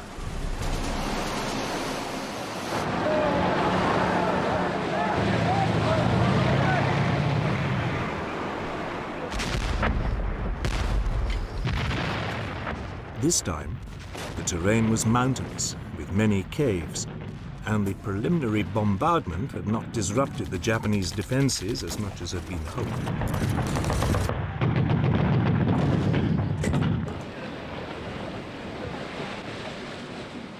Nevertheless, by the end of the day, the American bridgehead was secure.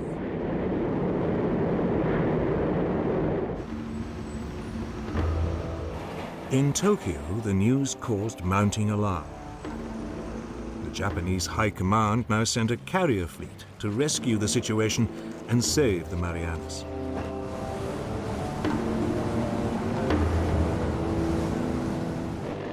But the task force was spotted by US submarines.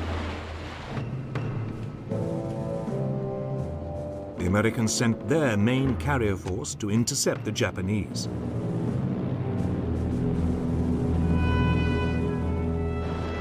On the morning of June the 19th, 1944, the Japanese launched airstrikes against the US ships.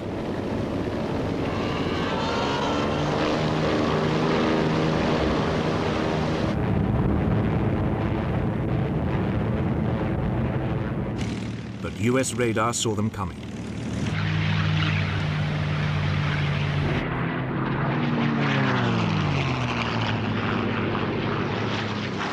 "450 fighters were scrambled to intercept the Japanese planes.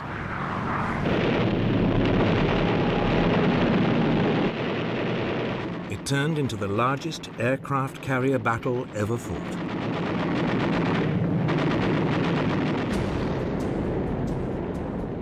The US task force had 15 aircraft carriers and more than 900 aircraft.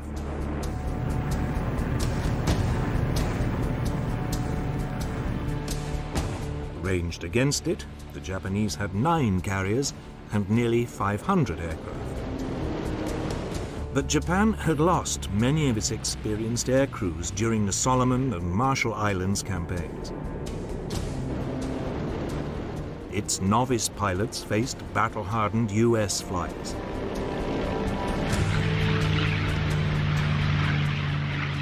The Japanese were outgunned and outfought.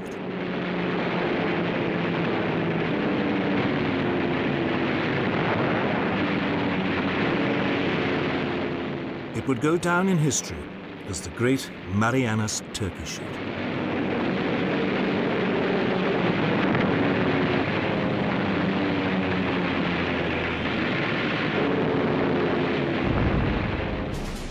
Half an hour into the battle, a torpedo from a US submarine hit the newest and largest Japanese carrier, the Taiho, while she was still launching aircraft.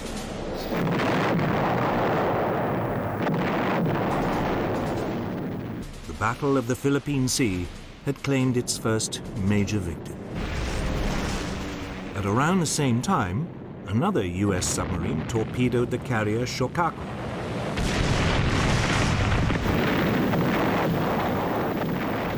She was completely destroyed. Nevertheless, the Japanese commander decided to continue with the operation, hoping to stop further US landings in the Marianas.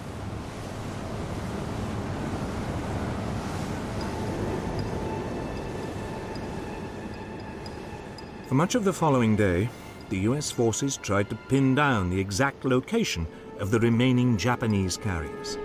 Bearing 096. It took them until the afternoon to find them. It was late in the day to launch an attack, and the aircraft would have to fly at the limit of their range. But the US Task Force commander, Admiral Mark Mitcher, decided to gamble and attack.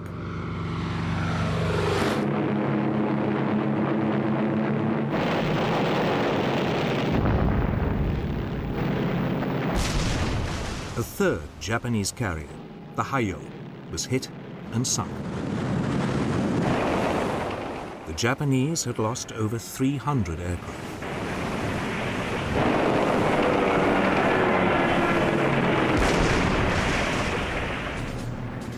But as the US planes now returned, dangerously short of fuel, they ran into a problem.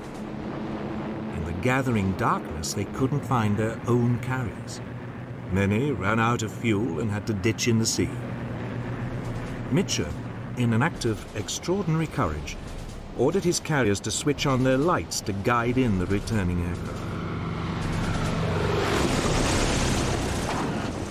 Fortunately for the Americans, there were no Japanese submarines to see them. Nevertheless, over 80 US planes were lost, either through having to ditch in the sea or through crashing while they landed.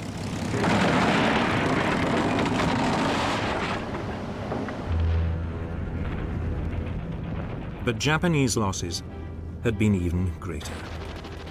3 carriers and most of the aircraft needed to equip its remaining carrier fleet were gone. From now on, the United States Navy would dominate the Pacific, striking when and where it wanted.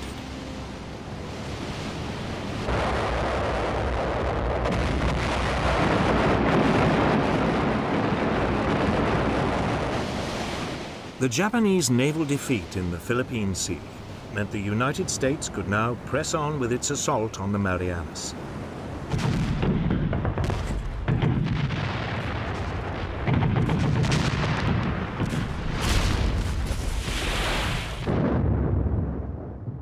The Japanese forces on Saipan held out for 3 weeks before they were overcome on July the 9th, 1944.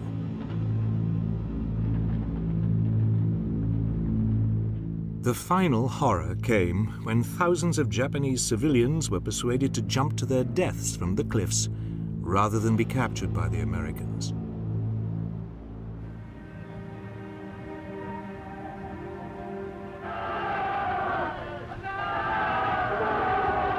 The last Japanese troops then launched their now inevitable suicide charge.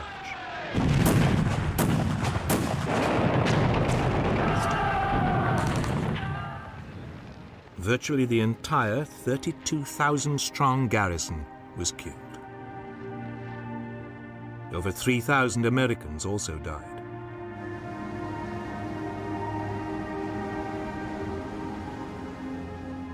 Two weeks later, US Marines landed on the islands of Guam and Tinian, also in the Marianas.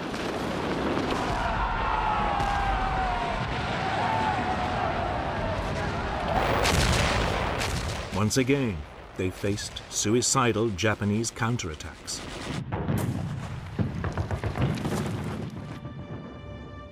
But they failed to stop the American advance. The US Navy had seized the Marianas. Both the US Army and Navy offensives had now completed the first phase of their separate strategies to isolate Japan. The US military planners now had to make a choice. Should they continue to back MacArthur's strategy and move on to the capture of the Philippines? Or should they go with the naval plan and send a fleet across the Pacific to seize Taiwan or the Ryukyu Islands?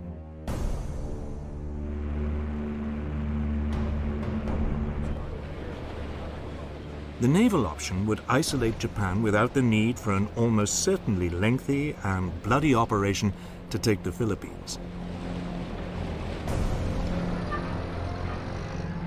But at a meeting in Hawaii on July the 26th, 1944, MacArthur charmed President Roosevelt into backing his plan to liberate the Philippines. The Navy was instructed to support it before returning to its island-hopping strategy. It was a decision that would cost a horrendous number of both military and civilian lives.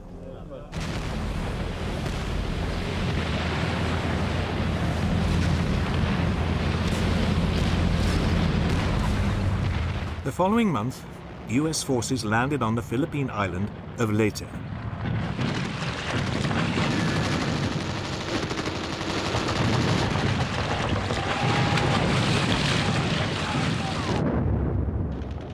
They took the Japanese by surprise. They had expected the first US landing to be on the main island of Luzon.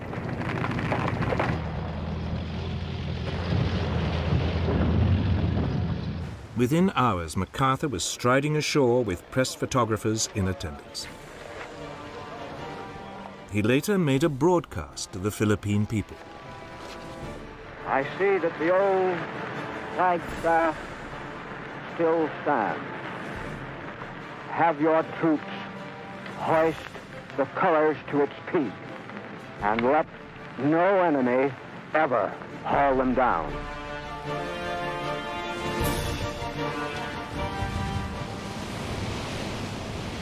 But the Japanese soon recovered and launched an ambitious plan to use the remains of their naval power to counterattack. Operation Show, meaning victory, was typically complex. The main strength of the Japanese fleet was divided into two groups to form a pincer. One pincer would approach through the San Bernardino Straits and attack the US landing from the north. The second would come in through the Surigao Straits and attack from the south. Meanwhile, a decoy group of Japan's last 4 carriers would approach the Philippines from the northeast, hoping to lure away the main US carrier force covering the landing. The northern arm of the Japanese pincer came under air attack almost immediately.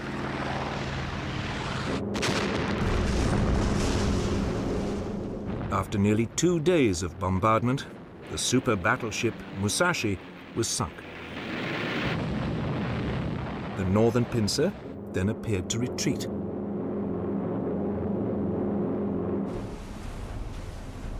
It was now that the US commanders got into a muddle. The man in charge of the main carrier force covering the landings was Admiral William Bull Halsey.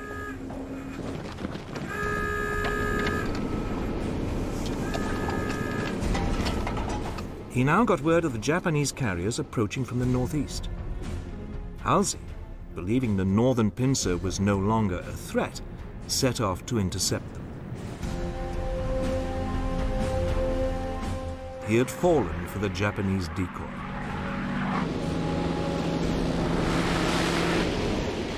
The force protecting the US landing was now severely weakened.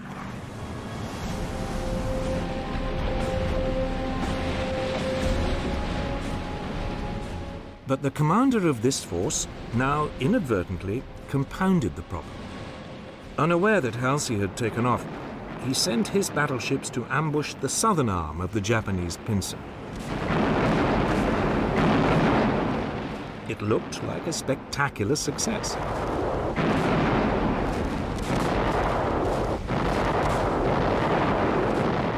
But then disaster struck.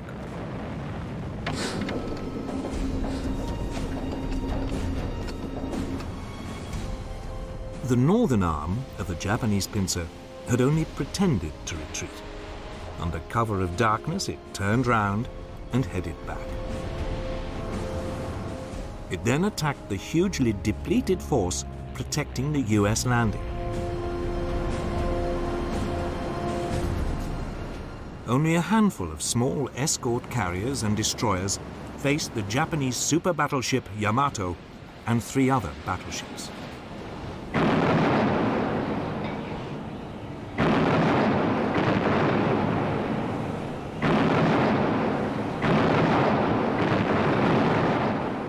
It was now the turn of the Americans to put up a desperate fight.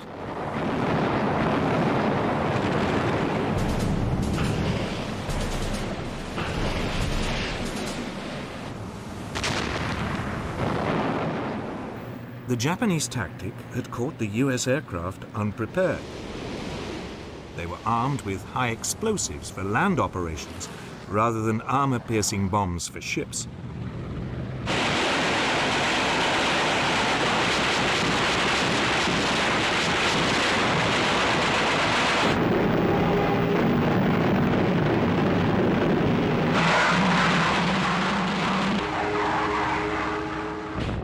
Then, just as it seemed the Japanese must break through, they suddenly turned tail. Their commander had worried he was sailing into a trap.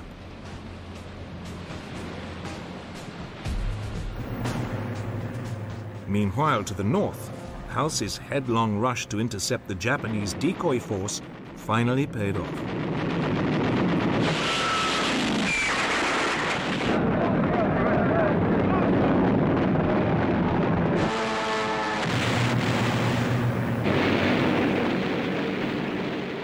October the 25th, 1944, all 4 Japanese carriers were sunk.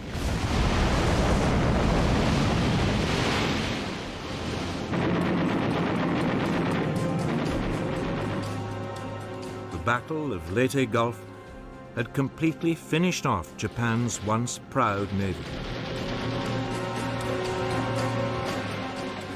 There was now little hope of holding back the American advance. For Japan, it was time for desperate measures. The stage was set for a terrible climax to MacArthur's plan.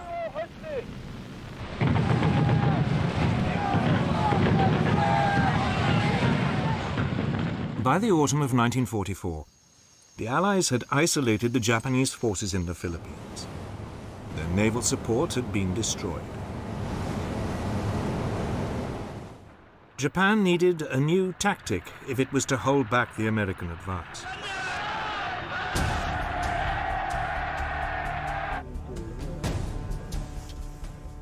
The Japanese commander in the islands called for volunteers to join special units.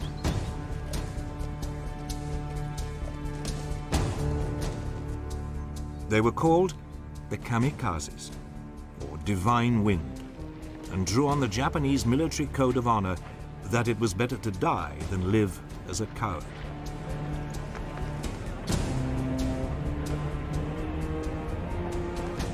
They were suicide units.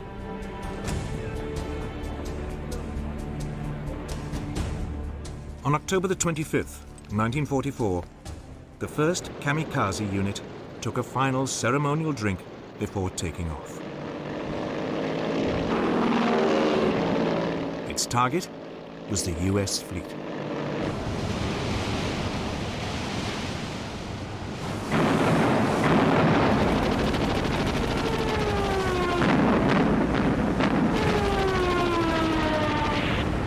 The escort carrier, St. Lo, was sunk, and 2 others badly damaged.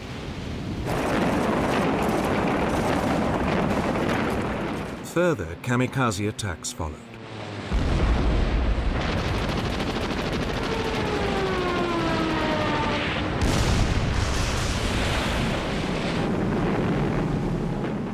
Not all were restricted to the air. The Japanese troops now began strapping mines to their bodies and deliberately diving under US tanks. The American advance through the Philippine island of Leyte slowed.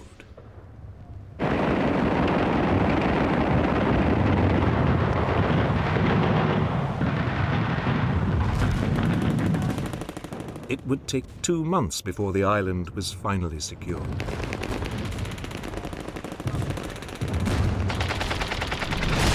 Over 70,000 Japanese troops had lost their lives.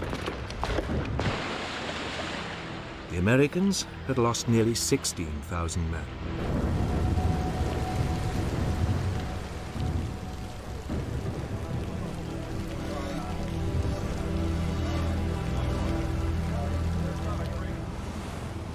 But MacArthur was undaunted. He now moved on to the main Philippine island of Luzon. The defenses were, as usual, softened up by air attacks.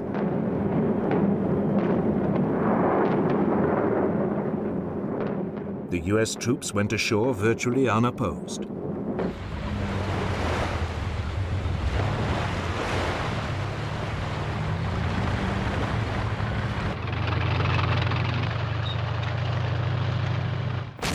But as they advanced, Japanese resistance stiffened.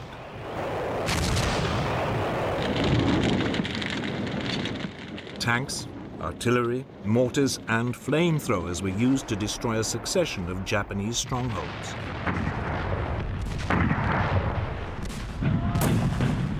Painfully, the US forces battled forward.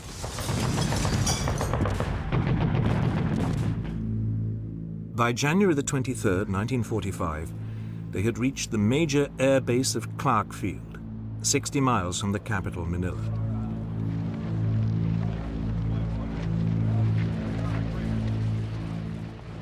A week later, they were approaching the capital itself.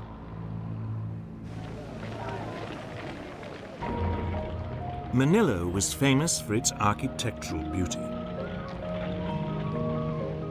The Japanese regional commander had taken a decision to preserve its buildings by not defending it.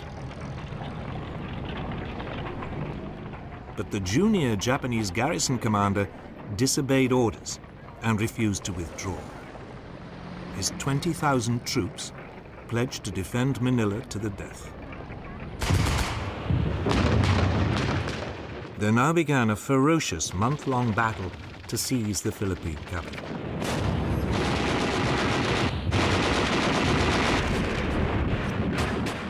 The US troops fought their way into the city.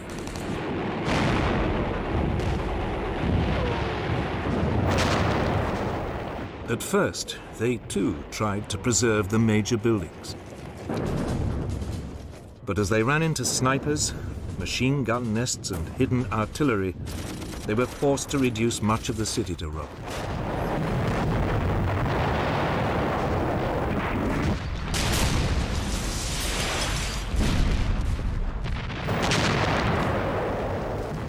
By the end of February, the Japanese defenders had been driven back into the 16th century citadel of Intramuros.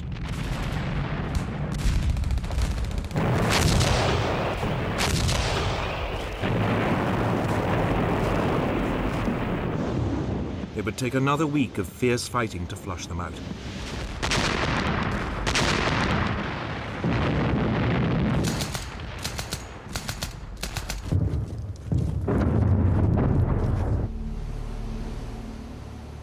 Finally, on April 13th, 1945, US forces mounted an amphibious attack on Manila Bay's last fortification, Fort Drum, the concrete battleship in the harbor.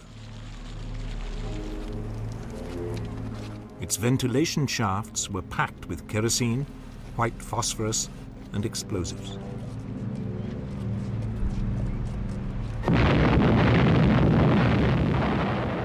None of the defenders survived.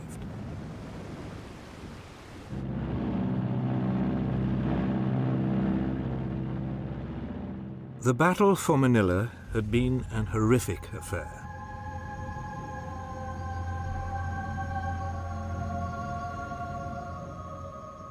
Thousands of Japanese and US soldiers had died.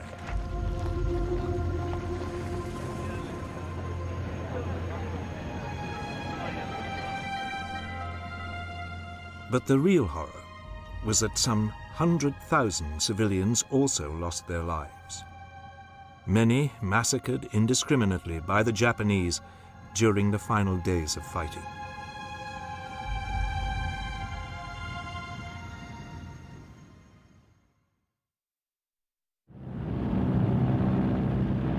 Elsewhere in the Philippines, there were more than 50 US landings on other smaller islands.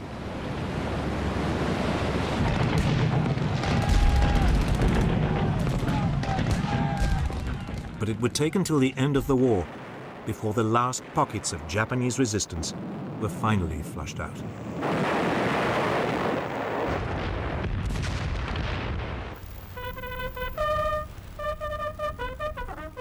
MacArthur's conquest of the Philippines had proved as difficult and costly in lives as his critics had feared. It may also have been unnecessary.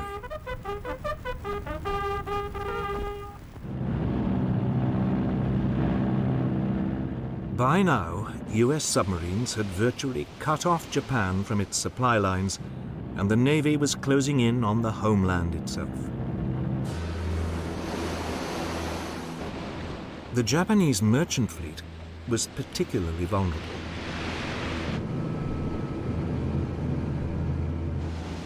It was rarely organized into convoys, and anyway, there weren't enough escort vessels to protect them.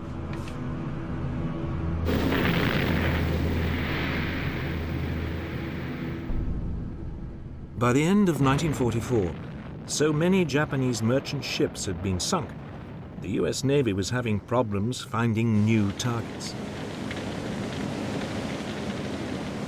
US submarines now moved in ever closer to the shores of the Japanese home islands. Japan was being starved of fuel, food, and raw materials.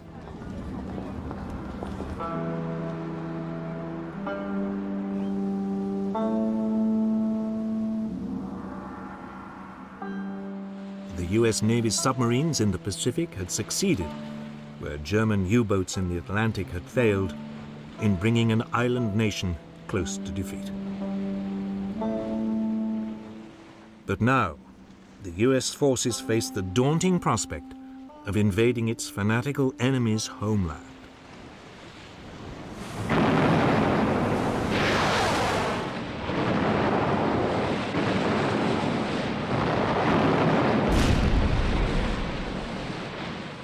By spring 1945, US forces were closing in on Japan from the south and east.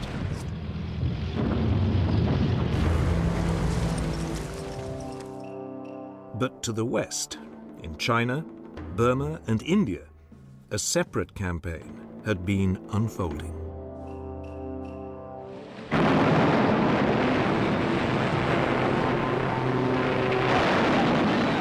Japan had invaded China in 1937.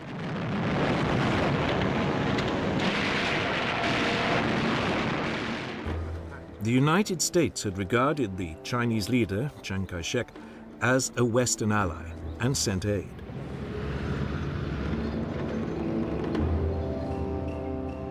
Much of it went in through British-controlled Burma along the so-called Burma Road over the mountains to southern China.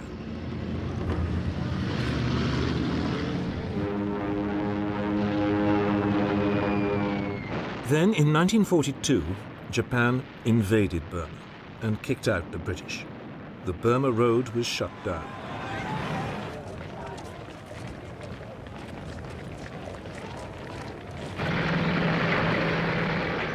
Six months later, Britain launched the first of a series of attacks to retake Burma and reopen the road. The first, in late 1942, advanced down the Burmese coast from India. But the Japanese crushed it.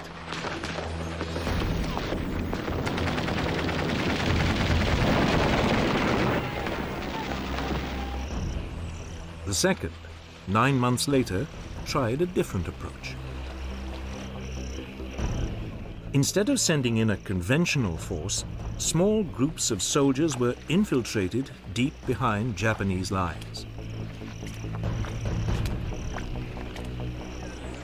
They were known as Chindits and were the brainchild of an unconventional officer called Ord Wingate.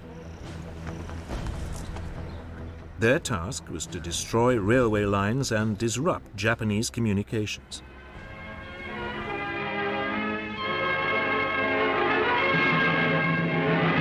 Chindits, that's the name for the guardian statues which stand at the steps of Burmese pagodas.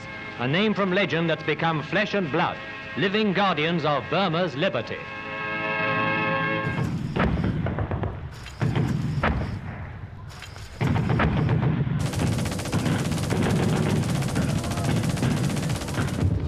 But the Japanese soon began to hunt them down.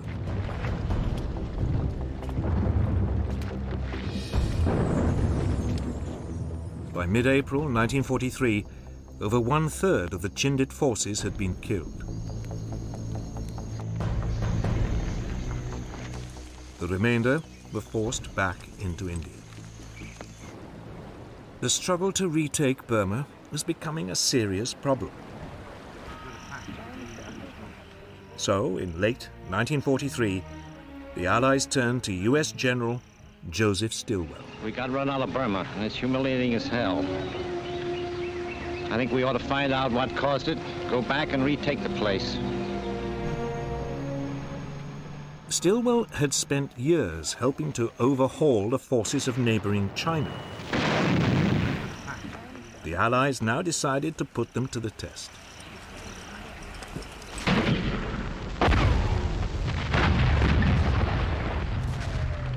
Stilwell's Chinese soldiers, reinforced by an elite US group of jungle fighters known as Merrill's Marauders, would be sent into Burma.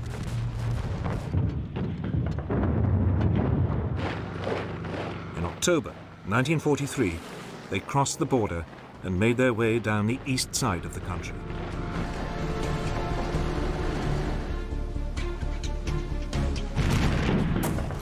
Meanwhile, the British India Army launched a diversionary strike along the Burmese coast.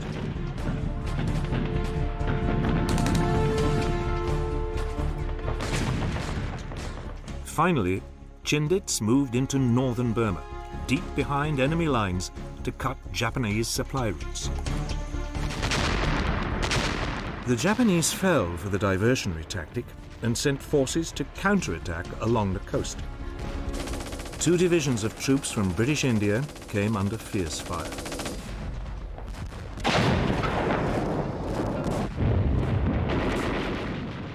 the Allied forces stood their ground. They were resupplied from the air. They could now fight back, and 2 weeks later, the Japanese withdrew.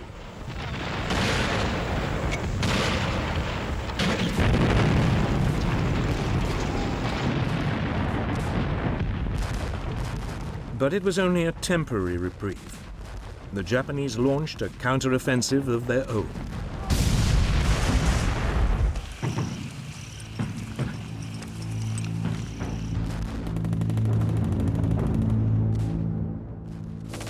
In March 1944, they invaded India in an attempt to disrupt Allied preparations for further attacks. For 2 weeks, there was intense fighting. The towns of Kohima and Imphal were besieged.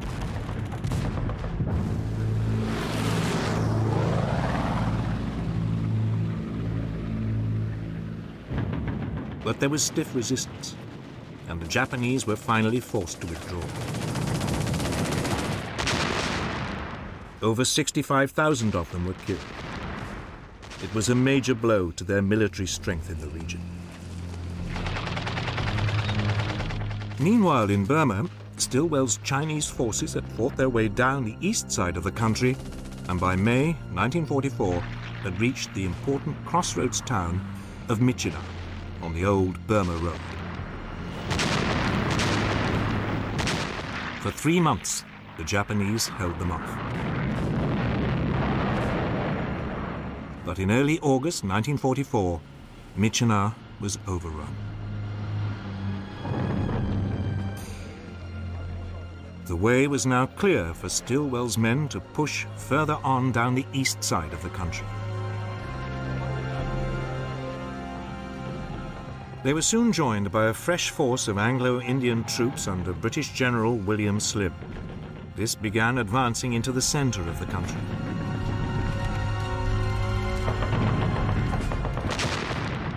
In early March 1945, Slim's forces took the important communications center of Mektila. Soon afterwards, they seized Mandalay.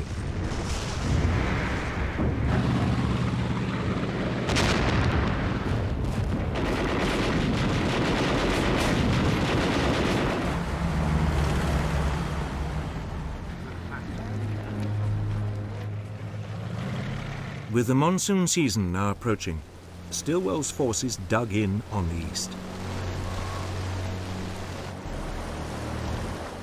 But Slim's forces pushed on towards the Burmese capital of Rangoon. They were slowed down by the rain. But by early May 1945, the Allied troops were 20 miles north of Rangoon.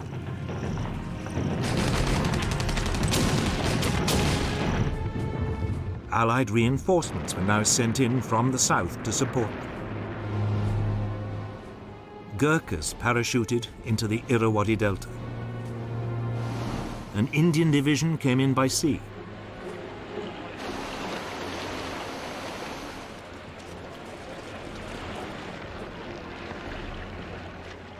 On May the 3rd, 1945, the Allied forces finally entered Rangoon. But the city was empty. The Japanese had pulled out rather than risk being cut off.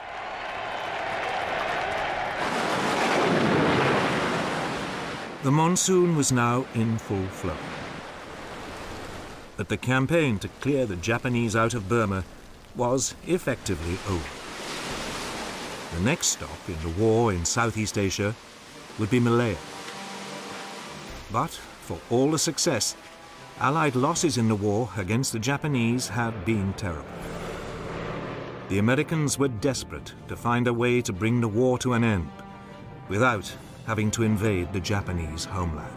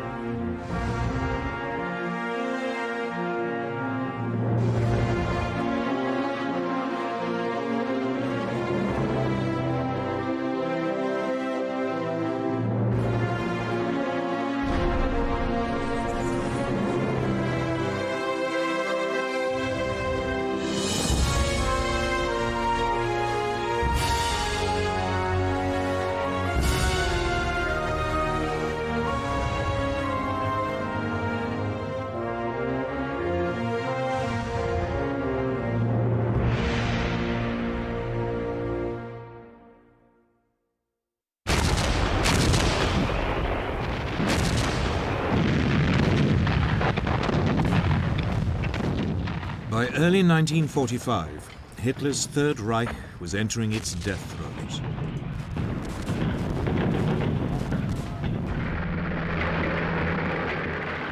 In the west, Allied forces had pushed to within striking distance of the Rhine. In the east, the Red Army was crossing the Polish border into Germany.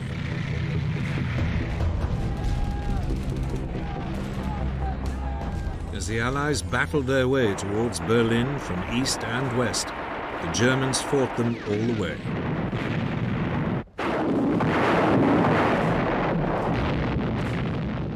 But it was a hopeless task. By May 1945, Hitler would be dead, and Germany finally defeated.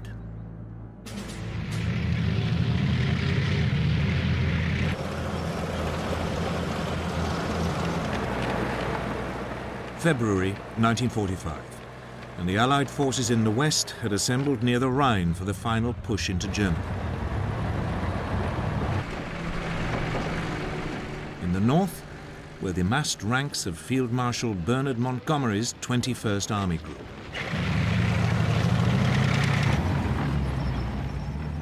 To its south was General Omar Bradley's 12th Army Group. It included the U.S. Third Army, commanded by General George Patton.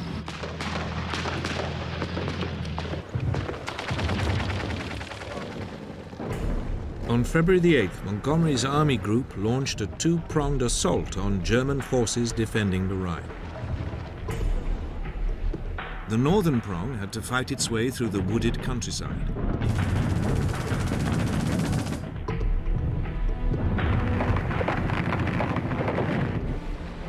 The southern prong was delayed when the Germans released water from a series of dams, flooding the surrounding area.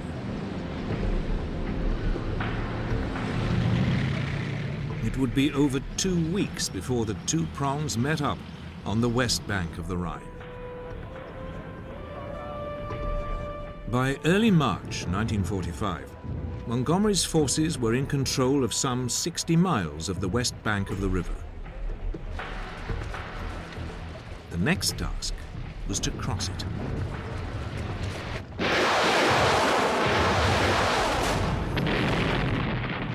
South of Montgomery, Bradley's armies were also moving eastwards, looking for a route across the river.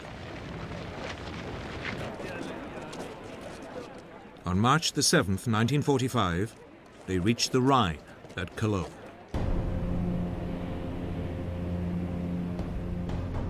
But Hitler had ordered all the bridges to be destroyed.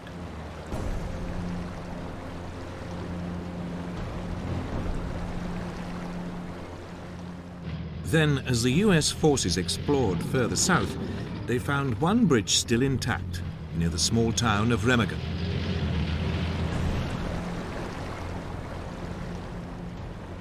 They made a dash for it, brushing aside German resistance.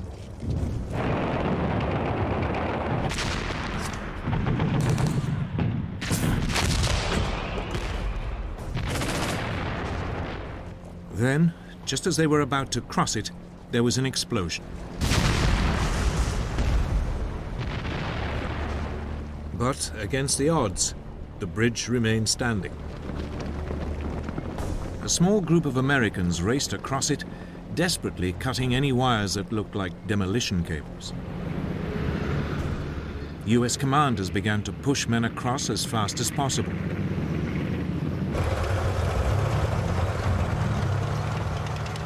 The Allies had at last penetrated the German heartland.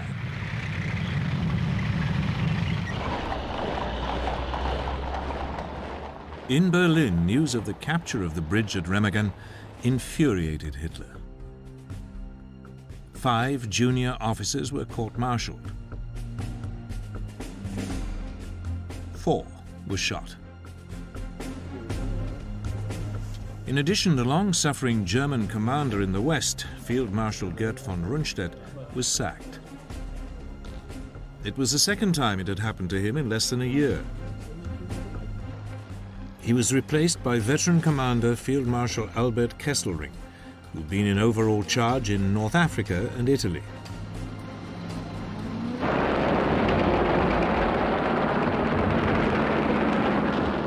Over the next week, the Germans launched desperate air attacks to try and destroy the bridge at Remagen.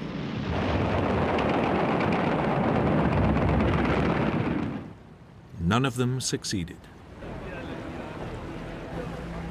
Then, suddenly, on March the 17th, while combat engineers were repairing it, the bridge unexpectedly collapsed.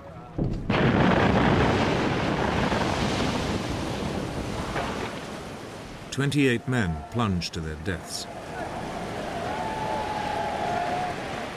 The first Allied thrust into Germany had been blocked.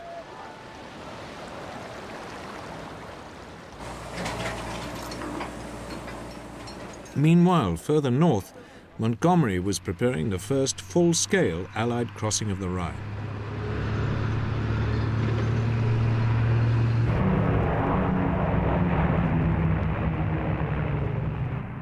On March the 23rd, 1945, he launched an aerial bombardment on German forces defending the east bank of the river.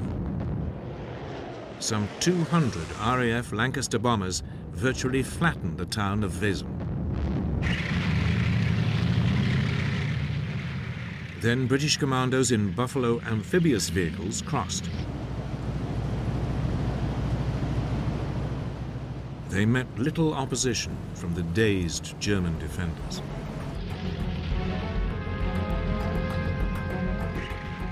Other divisions followed.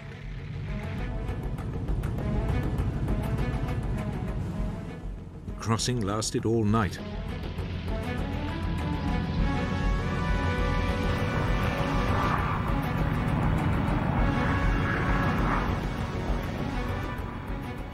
The following day, in the largest airborne operation of the war, 17,000 men of British 6th and US 17th Airborne Divisions were dropped to seize key positions east of the river.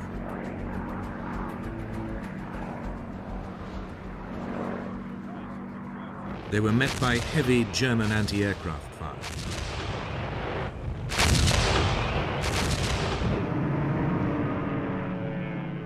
A newsreel report told the story.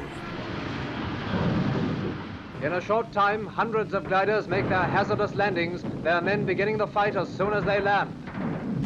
One glider has its wing shot away when only 50 feet from the ground.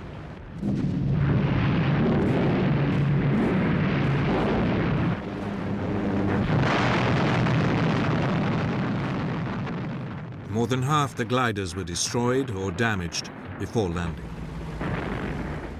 But within hours, the paratroopers linked up with Montgomery's land forces and the Allied bridgehead was secured. It should have been, for the ferociously competitive Montgomery, a moment of glory.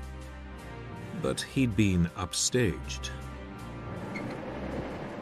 The night before, his great rival, General Patton, had unexpectedly crossed the Rhine near Oppenheim and had already entered Germany. It was a sign of the intense rivalry between Montgomery and American commanders as they competed to be the first into Germany. Over the next few days, there were more Allied crossings. German defenses along the Rhine collapsed.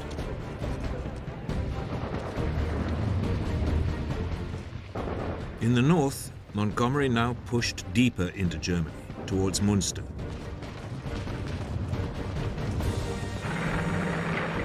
In the south, Bradley's forces, including Patton's Third Army, pushed east towards Marburg and Lauterbach.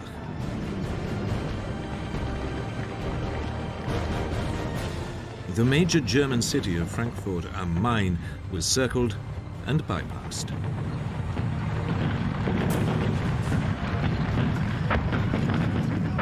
Die-hard German troops fought back ferociously.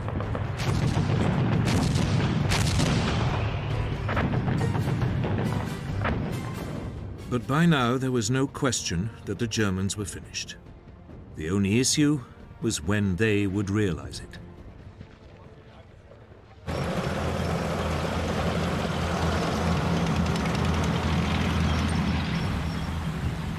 As the Western Allies battled their way across West Germany, Stalin's Red Army in Poland prepared to launch a major offensive on Germany's eastern border.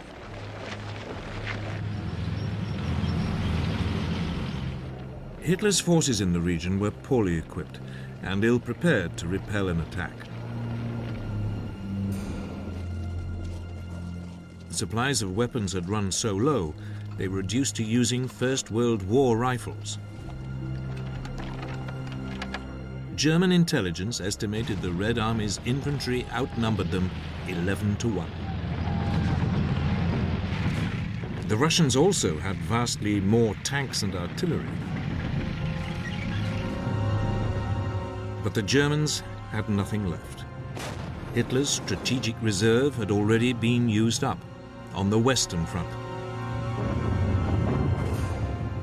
On January the 12th, 1945, the Russian offensive began with the usual artillery barrage.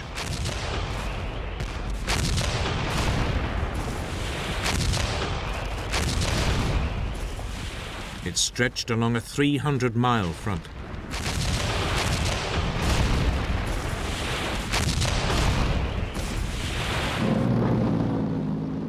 A week later, the Red Army drove into the devastated remains of Warsaw.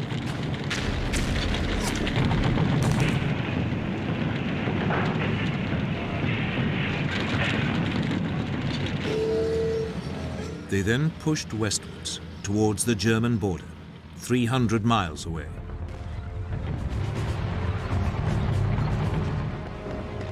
To the south, a second Soviet force took the Polish town of Krakow on January the 18th.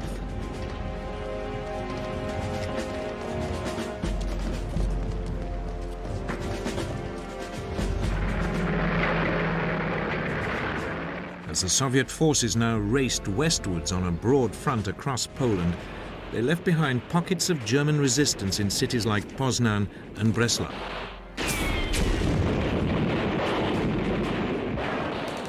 These would later be mopped up.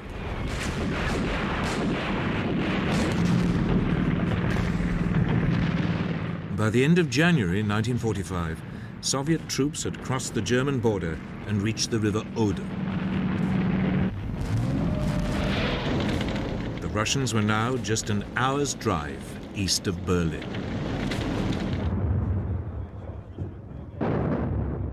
For the veteran Russian commander Georgy Zhukov, it had been a triumph. He had traveled 300 miles in just 14 days.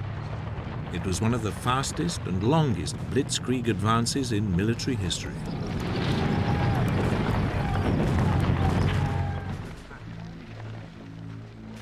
Zhukov's troops now paused to catch their breath and bring up supplies.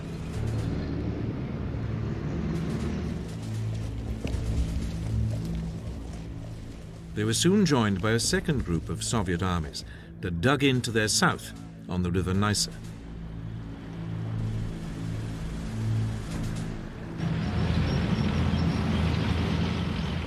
Meanwhile, a third Russian force penned the remnants of the German armies in East Prussia into the Baltic port of Königsberg, Kaliningrad today.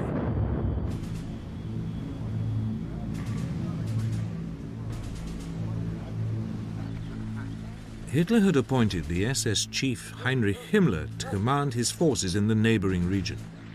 It was a sign of how deeply he had come to distrust his army generals. But Himmler had no military knowledge or experience.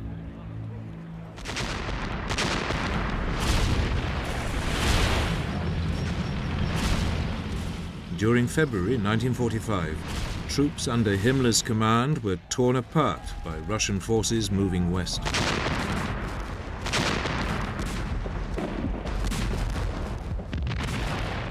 This time Hitler could have sent reserves. A large force of German troops still occupied the Courland Peninsula in neighboring Latvia.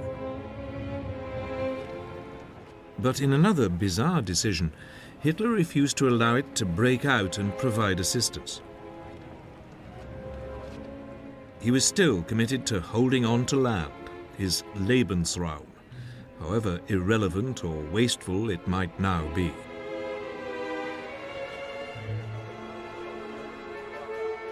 It meant some 200,000 German troops spent the final months of the war doing nothing.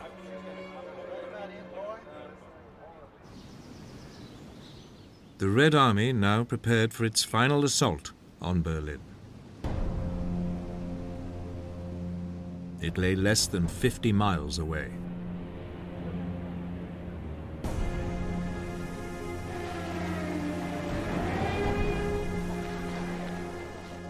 In Germany, the imminent Soviet invasion caused mass panic among the civilian population.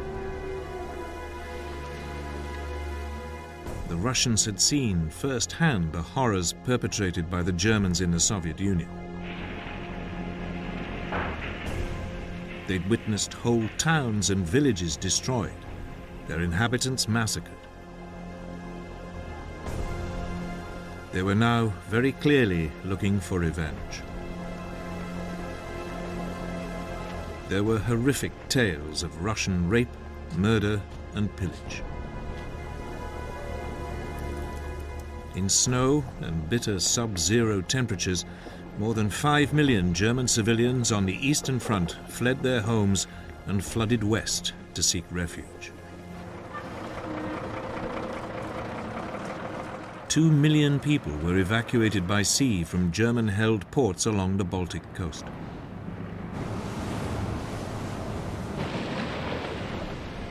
They were easy pickings for Soviet submarines.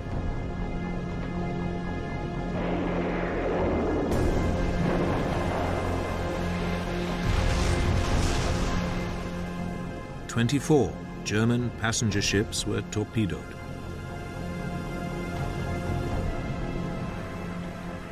They included the cruise liner Wilhelm Gustloff, which had over 10,000 people on board.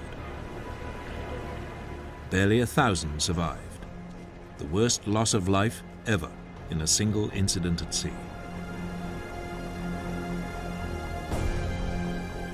Hitler's acting Chief of Staff, General Heinz Guderian, now urged the Führer to bring back any units that could be spared from the Western Front to defend Berlin. Hitler agreed and brought back the elite 6th SS Panzer Army. But he didn't send it to Berlin. He sent it to Hungary. He had become obsessed with defending Germany's last remaining source of oil, the Hungarian oil field west of Lake Balaton. It was an ill-considered decision.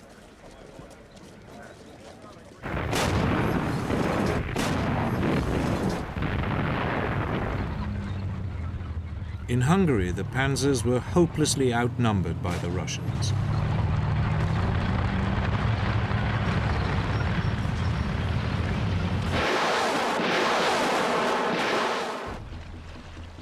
To make matters worse, the weather conspired against them. A sudden thaw turned the ground into a sea of mud.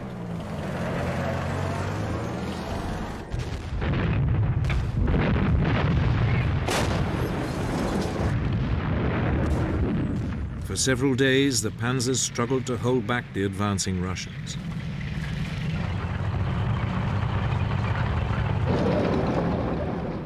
But they were steadily forced back into Austria.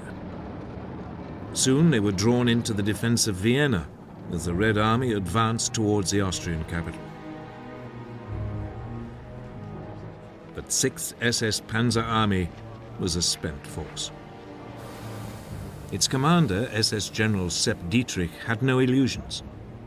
"We call ourselves," he said, "the 6th Panzer Army because we have only 6 panzers left."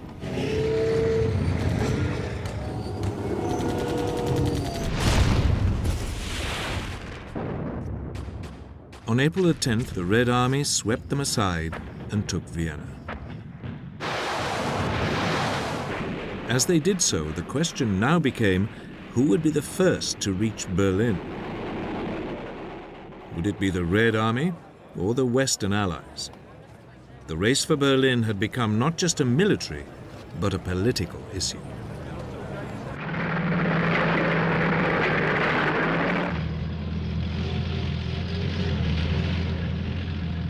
By March 1945, the Red Army was lined up along the River Oder, awaiting a final assault on Berlin. It presented the Allied military command in the West with a dilemma. Berlin was less than 300 miles from their advanced positions. Most Allied commanders wanted to race to the city to beat the Russians. But at a conference a month earlier in the Black Sea port of Yalta, the Allied leaders had divided up Germany into zones of influence. Berlin was firmly inside the Russian zone. So Eisenhower was instructed to tell his commanders to ignore Berlin and spread out to take the rest of the country.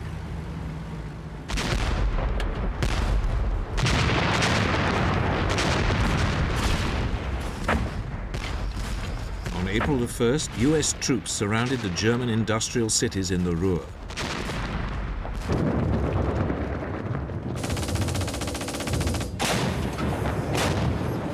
German soldiers occupying the area put up a stiff resistance.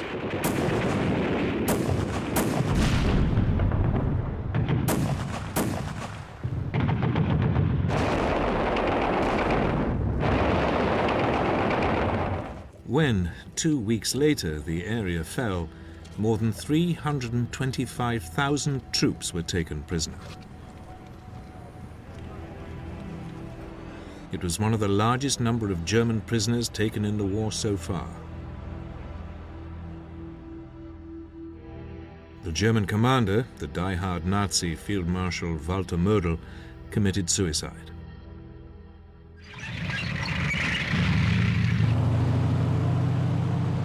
Elsewhere in the country, resistance was more patchy, and General Bradley's armies stormed across Germany.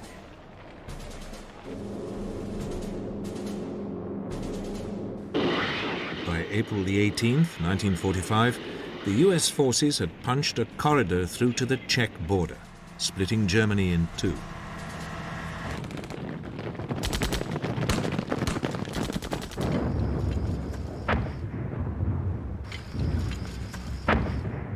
Meanwhile, north of the Ruhr, Montgomery's Canadian First Army began the liberation of Holland.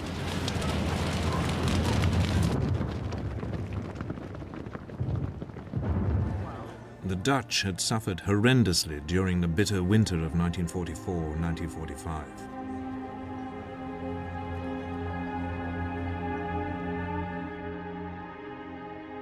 The German occupying force had deliberately taken supplies of food and fuel from the country to use elsewhere.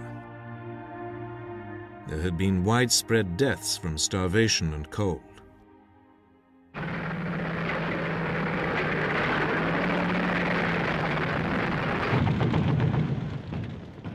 The Dutch town of Arnhem was seized on April the 15th, 1945. Progress was rapid, and on the following day the Canadians had liberated Groningen, close to the Dutch north coast.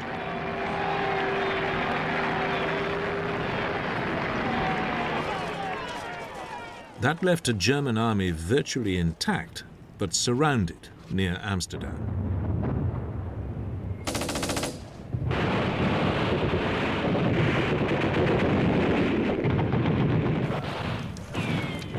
Soon afterwards, a ceasefire was negotiated.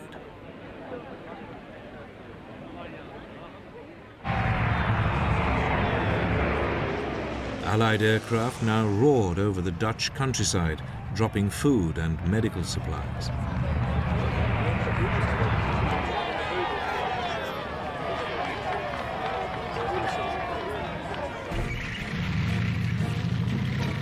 At the same time, the British Second Army, also under Montgomery's command, pushed fast across the North German plain.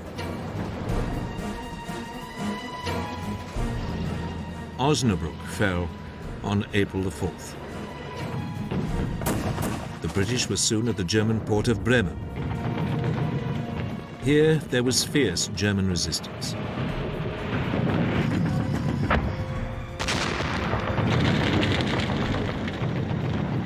It took 9 days of house-to-house fighting before the port was secured.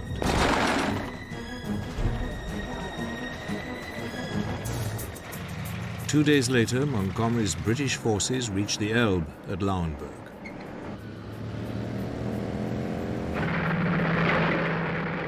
As the Allies advanced across Germany, they now came across horrific new evidence of the Nazis' final solution. In early April 1945, US troops overran a concentration camp at Ohrdruf, near Weimar, in central Germany.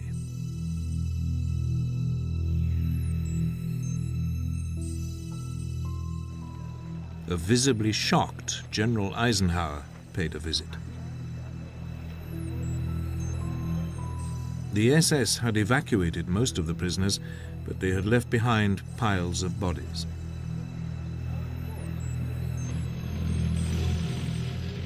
Eight days later, British troops overran another concentration camp at Belsen, north of Hanover. Here they discovered over 70,000 prisoners.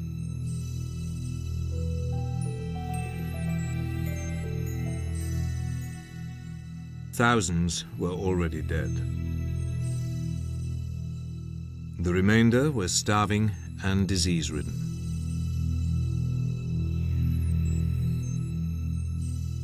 A radio broadcast by the BBC correspondent Richard Dimbleby gave the horrific details. I passed through the barrier and found myself in the world of a nightmare. The living lay with their heads against the corpses, and around them moved the awful ghostly procession of emaciated, aimless people, with nothing to do and no hope of life, unable to move out of your way, unable to look at the terrible sights around them. It was as though they were waiting their turn. This is what the Germans did. Let there be no mistake about it, did deliberately and slowly.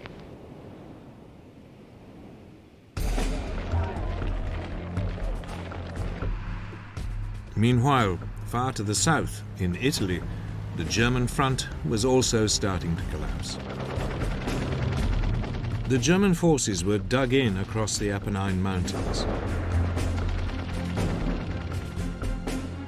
Field Marshal Sir Harold Alexander, the Allied commander in the Mediterranean, now launched a spring offensive. On April the 9th, 1945, British troops attacked, pulling German forces in from along the front.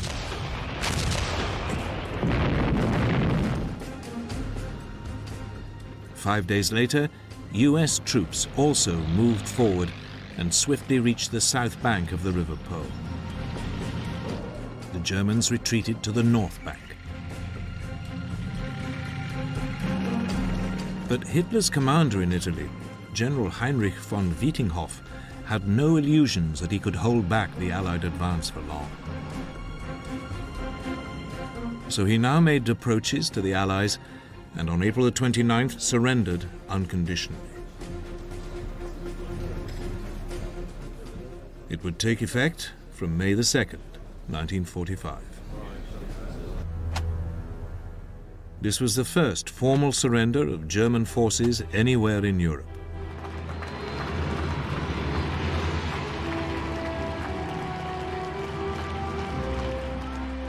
The war was moving swiftly towards a conclusion.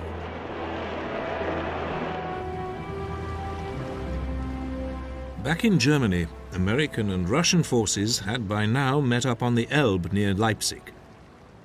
The moment the world has been awaiting so long, when a lie from west meets a lie from east. The meeting was achieved on April 26, when a detachment of the American 69th Infantry Division, under Major General Reinhardt, was rowed across the Elbe to the Russians assembled on the far bank. The stage was set for the final assault on Berlin. Hitler was desperate. He now turned to the old and very young for help in defending the city. His 1,000-year Reich was preparing for its final, apocalyptic struggle to survive.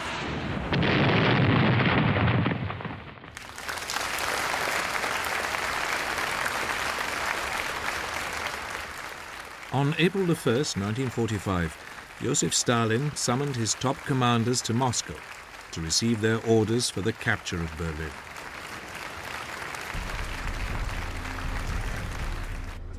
Marshal Georgy Zhukov, Russia's most successful commander, would make the main assault from his bridgehead on the Oder River.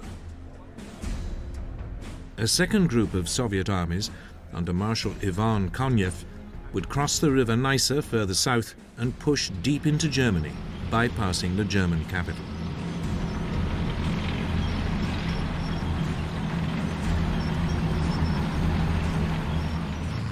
Between them, they represented a massive Soviet force of over 2.5 million men. They were equipped with 6,000 tanks and self-propelled guns, and 40,000 guns, mortars, and rocket launchers. But the Germans were never going to make it easy. The city was defended by about 1 million troops. Many were dug into strong defensive positions, particularly along the Silo Heights, a steep escarpment rising out of the Oder Valley and slap in front of Zhukov's point of assault. The defenders were a mixed bunch of combat veterans, SS fanatics, and inexperienced conscripts, some as young as 14, as well as elderly members of the Volkssturm, or People's Army.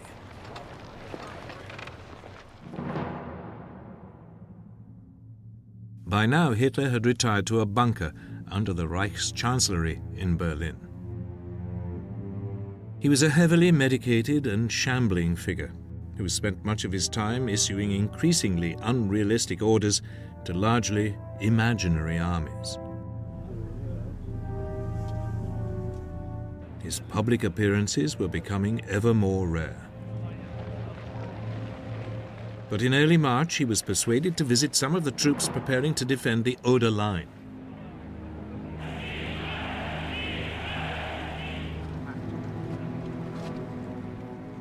Later in the same month, he emerged to inspect a small group of Hitler Youth soldiers.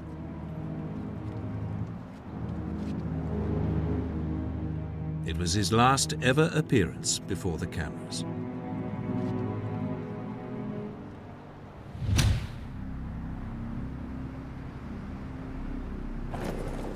Then, on April 13th, 1945, the US President, Franklin Roosevelt, died of a heart attack. He had been one of the architects of the war, responsible for throwing America's might behind the Allied offensive. The Nazi propaganda minister, Joseph Goebbels, seized on the event to encourage his increasingly befuddled Führer to believe the Allied alliance would collapse. A German victory could still be snatched from the jaws of defeat.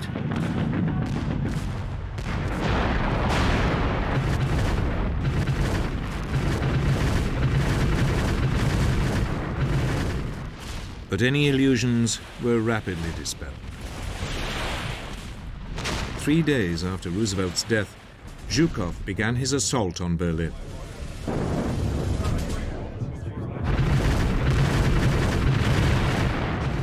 He had one gun for every 13 feet of the front. But the German defense had anticipated it and pulled back to avoid the bombardment. As a result, when Zhukov's infantry advanced, they met unexpectedly heavy resistance.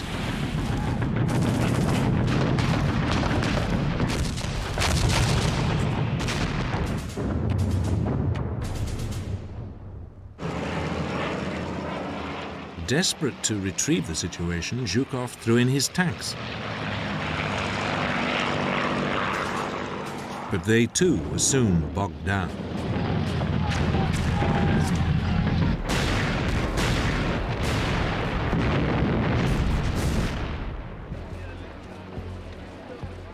Meanwhile, to the south, the assault by Konev's second group of armies had gone better.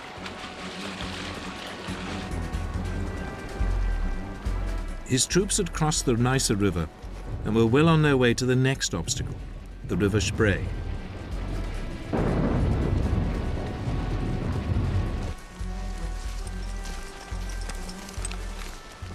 Stalin stoked the rivalry between his two commanders by authorizing Konev to swing his tanks north towards Berlin. He was only too happy to see a race to take the city.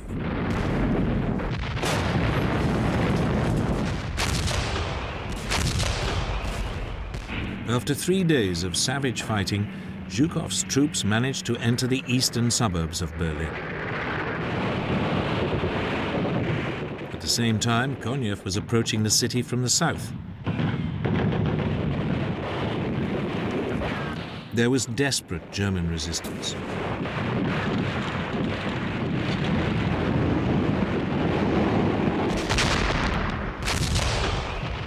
But on April the 25th, the Soviet armies met up and the final assault on Berlin began.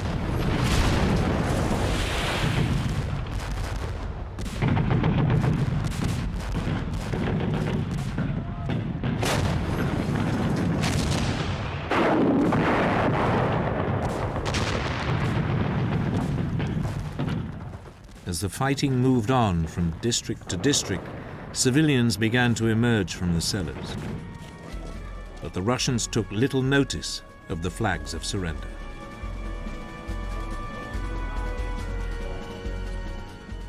The rape of German women and girls was widespread.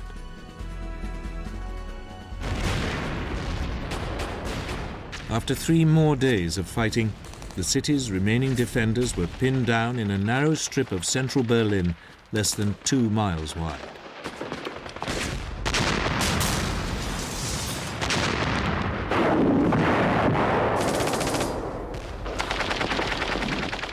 Every street and house was contested.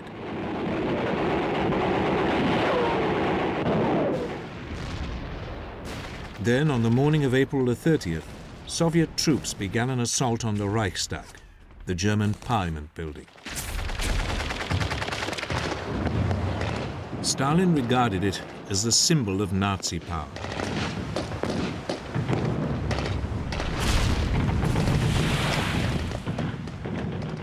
They were stopped by heavy fire.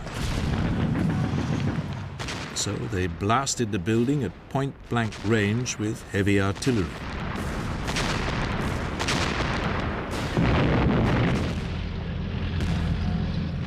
That evening, the Russians stormed it.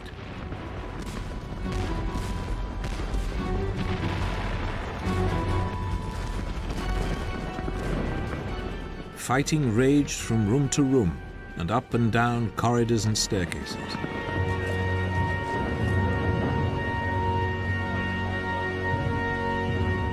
It would take 4 hours before the red flag could be hoisted on one of the towers.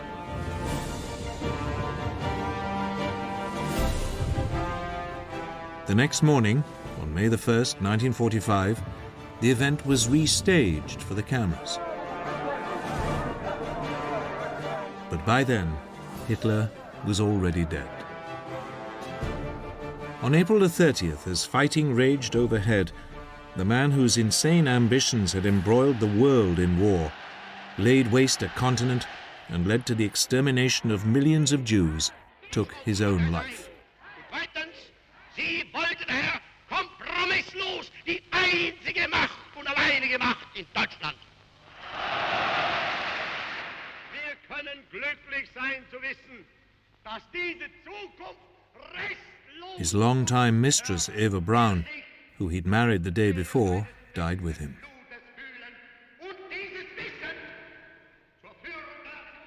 Their partially burned bodies were buried in the garden of the Reichschancellery.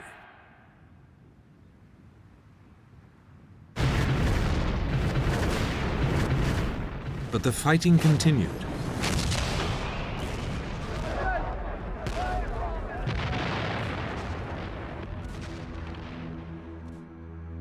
Hitler had appointed Grand Admiral Karl Dönitz his successor, and for the next few days the new leadership attempted to salvage something from its nation's cataclysmic defeat.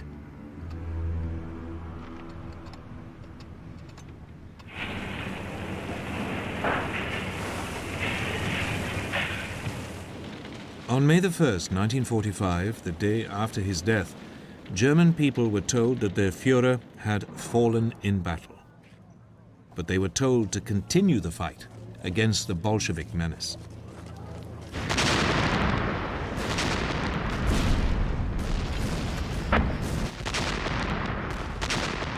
But the German leadership was falling apart. In Berlin, Joseph Goebbels and Martin Bormann tried to negotiate a citywide ceasefire with the Russians. But the Russian commander, Marshal Zhukov, demanded unconditional surrender of all German forces everywhere. It was more than Goebbels and Bormann could deliver. Fighting in Berlin continued.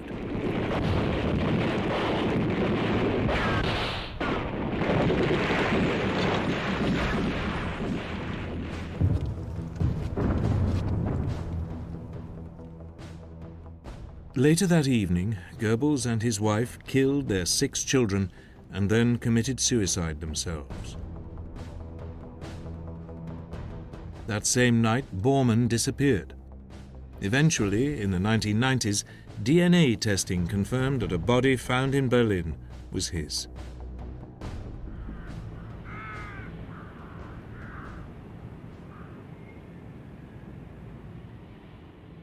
The next morning, Berlin surrendered. By mid-afternoon, all fighting in the city had stopped.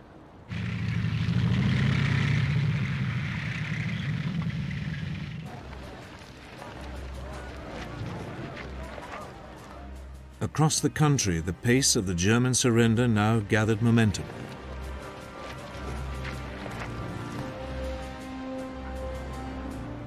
The following day, Dönitz sent a delegation to the British commanding officer, Field Marshal Montgomery. He offered to surrender all German forces in northern Germany.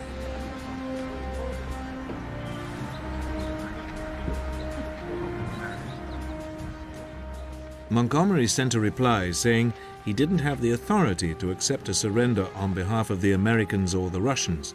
He could only accept the surrender of those troops fighting him. Dönitz had no choice but to agree to Montgomery's terms. But that left Germany still fighting in the rest of the country.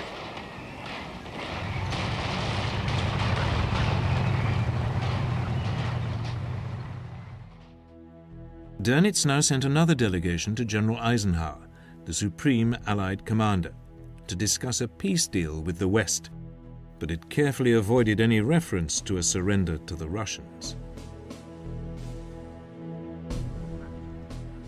Eisenhower rebuffed him and insisted that only the unconditional surrender of all German forces was acceptable. Once again, Dönitz was forced to back down.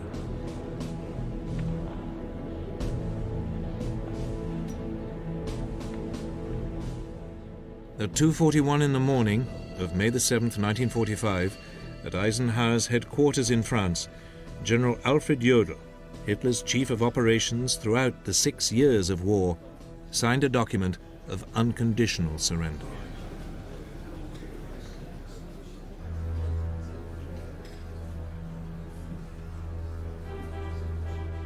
Eisenhower's chief of staff, Walter Bedell Smith, signed for the Western Allies. General Ivan Suslaporov signed for the Soviet Union.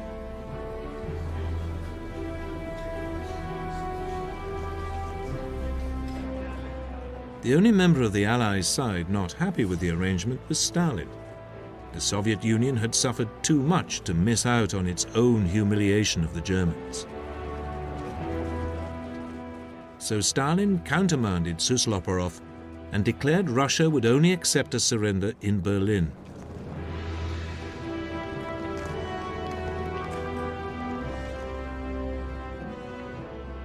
It meant that the following day, Hitler's former chief of staff, Field Marshal Wilhelm Keitel, signed a second surrender document to satisfy Stalin.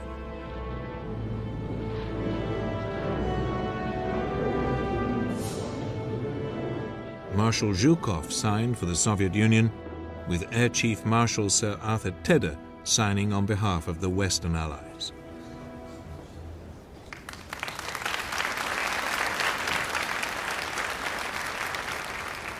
In January 1943, the late President Roosevelt and Premier Churchill met in Casablanca. There they pronounced the formula of unconditional surrender for the Axis powers.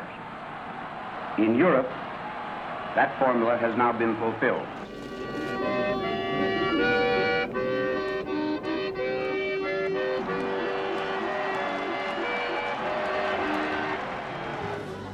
Across Europe and the United States, crowds began to celebrate the end of the war in Europe.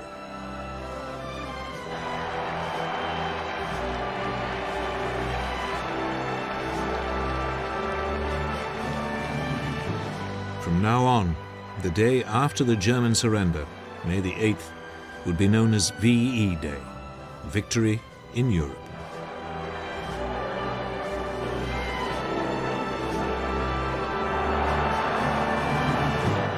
But as the celebrations continued, many were aware of two very sobering issues. In the East, Japan was still fighting.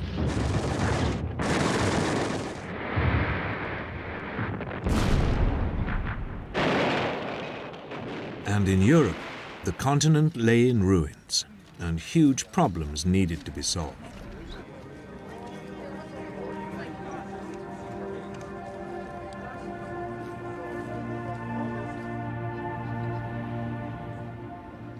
Millions of Germany's concentration camp victims and slave laborers would need help to rebuild their lives.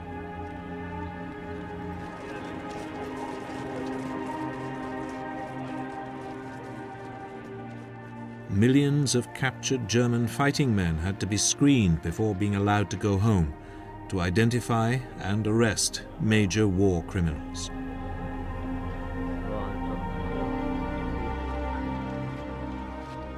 The SS was a particular target. It had been responsible for some of the worst atrocities of the war.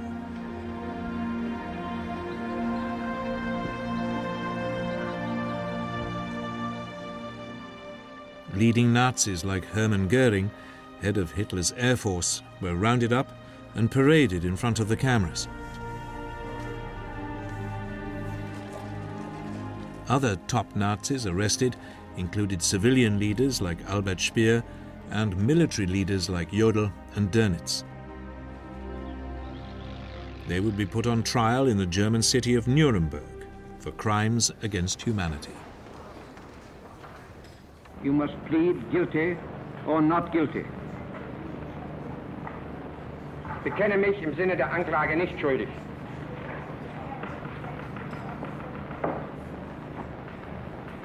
Rudolf Hess, you must plead guilty or not guilty. Nein.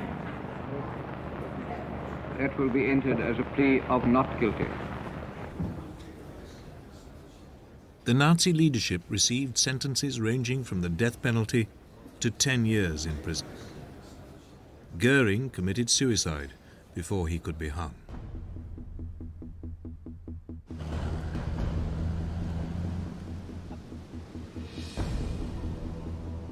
Two months after the German surrender, the Allies met in the Berlin suburb of Potsdam. Germany was divided into 4 zones of occupation: Soviet, British, American, and French. Berlin, although deep in the Soviet zone, was parceled up between the Allies in the same way. The peoples of Europe would also find themselves divided. Some would now live under the control of the Western Allies, some under Communist Russia.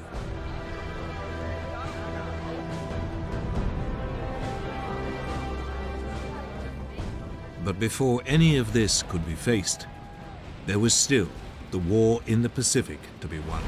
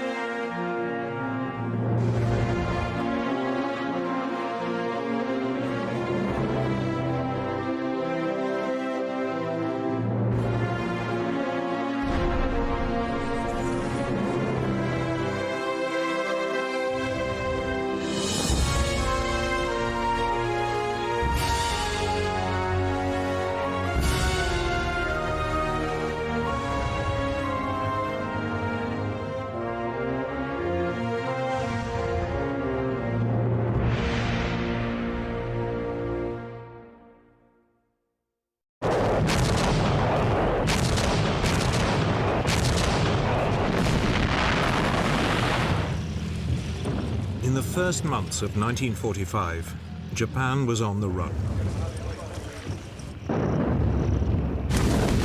The Americans had fought their way across the Pacific. US submarines and aircraft had destroyed Japan's merchant fleet and naval air power.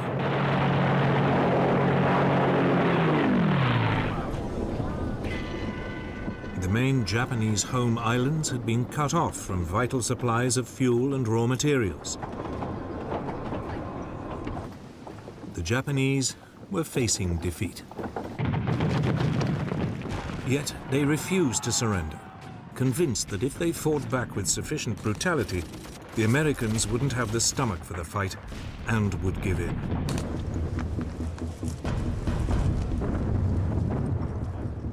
Japan made clear that every move towards the home islands would be paid for in Allied blood. It presented the United States with a huge problem. How could Japan be defeated without a terrible loss of American life?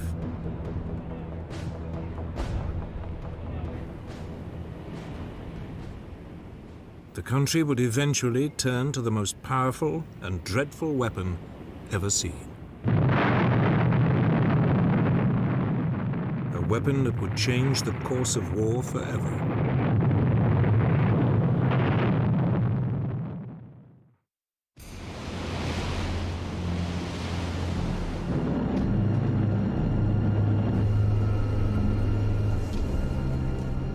In early 1945, as US military planners considered the next move against Japan, their gaze fell on the Japanese-occupied island of Iwo Jima. It lay a mere 800 miles from the Japanese mainland and would be a valuable base for attacking the country. The US commander in the Central Pacific, Admiral Chester Nimitz, assembled the largest landing fleet ever brought together in the Pacific campaign and prepared to invade the island.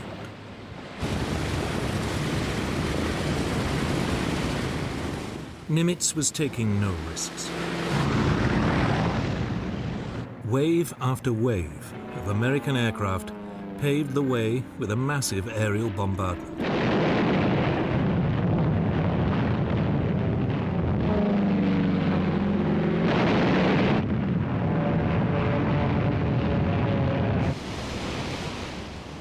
Then, on the morning of February the 19th, 1945, the guns of the Naval Task Force began one of the most prolonged bombardments of the war.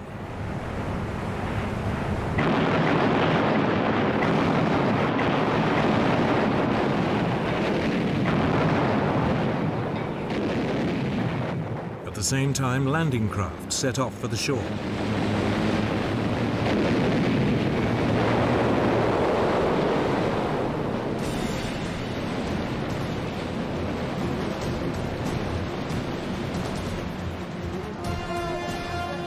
The Marines hit the beaches of Iwo Jima along the southwestern shore just after 9 o'clock in the morning. For a few moments there was an eerie calm. The massive naval and aerial bombardment appeared to have overwhelmed the Japanese garrison. Then a hurricane of Japanese fire swept over them.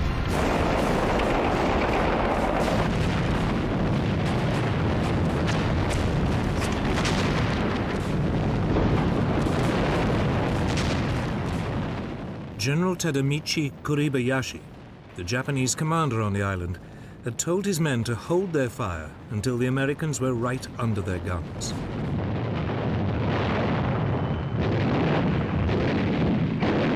Now the Japanese opened up from a network of tunnels, caves, and bunkers.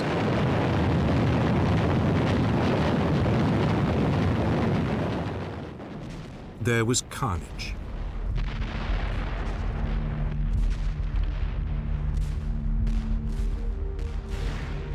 But gradually, small groups of US troops inched their way forward.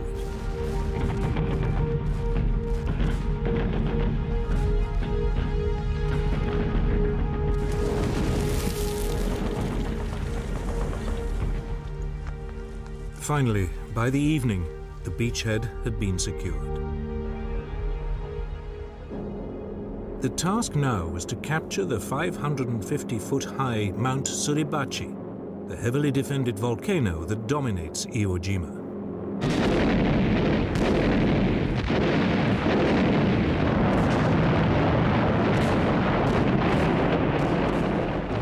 For 3 days, Marines clawed their way up the steep, pitted slopes. They were supported by a constant air and naval bombardment from the invasion fleet.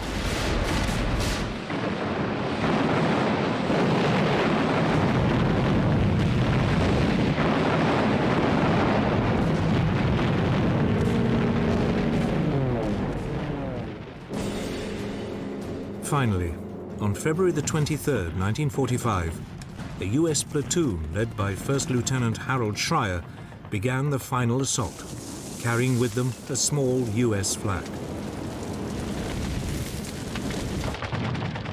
They reached the summit and raised their flag using a piece of piping as a pole.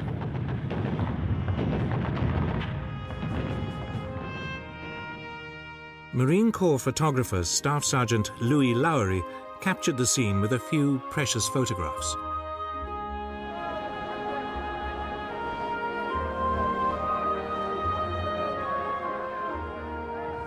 The hard-pressed Marines on the beaches below cheered and wept.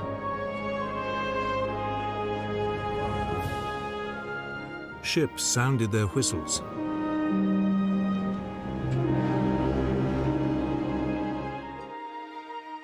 Three hours later, the event was restaged with a larger US flag. The moment was immortalized by photographer Joe Rosenthal with one of the most iconic photographs of the war.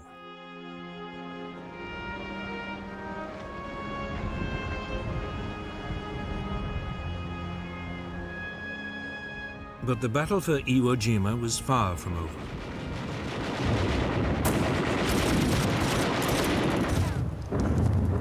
The rest of the island was still in Japanese hands.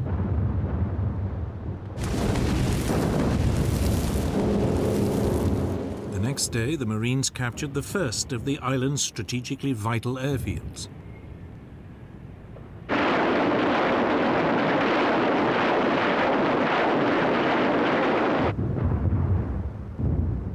But Kuribayashi had told his men to take as many of the enemy with them as possible. Their duty to the Emperor to die on the island.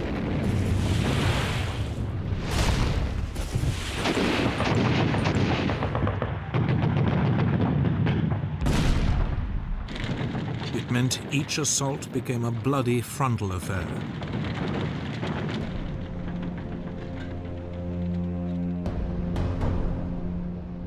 It took 2 weeks before the remaining 2 airfields on the island were in US hands.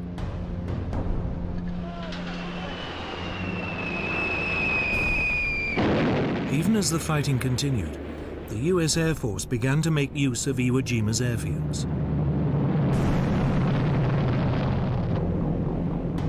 During the late spring and summer of 1945, over 2,500 damaged US bombers made emergency landings on the island, often saving the lives of their crews.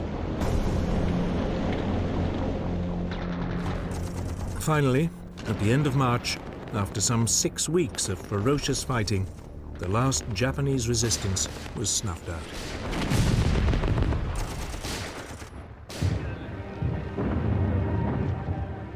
But the capture of Iwo Jima had come at a terrible price.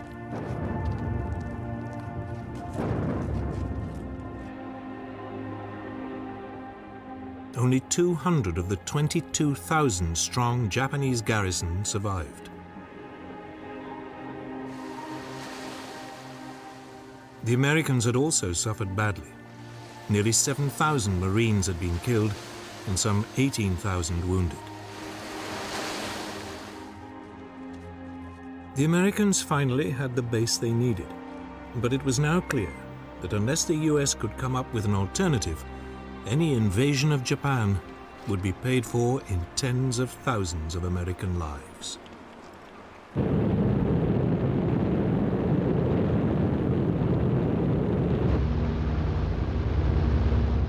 In the United States, one group of military planners had long believed there was an alternative to invading Japan. It was called strategic bombing.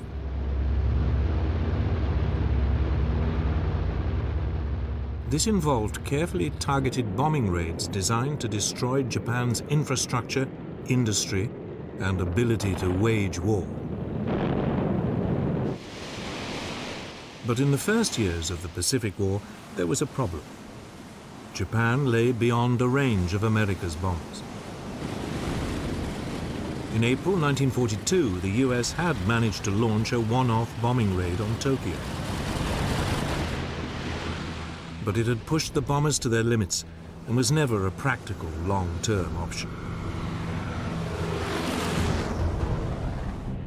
Then, in early 1944, the Boeing Aircraft Corporation produced a revolutionary new heavy bomber, the B-29 Superfortress.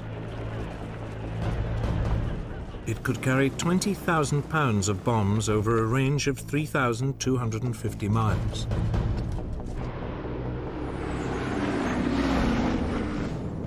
Suddenly, Japan was just about in reach of America's forward bases in the Pacific.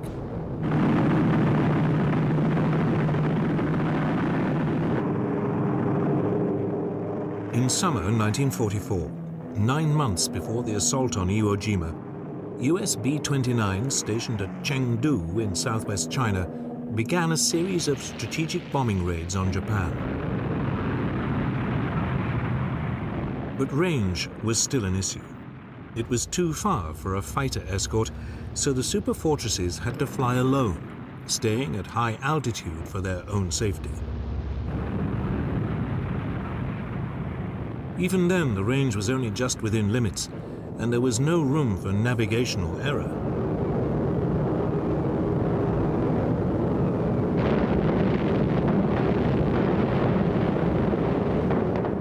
Many of the bombs missed their targets.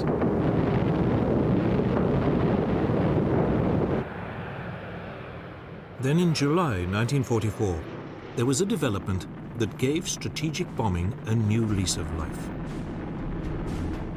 The US Navy captured the Mariana Islands in the Central Pacific. They were only 1,500 miles from the Japanese homeland. This was well within the B-29's operating range. The odds for a successful bombing campaign on Japan had dramatically improved.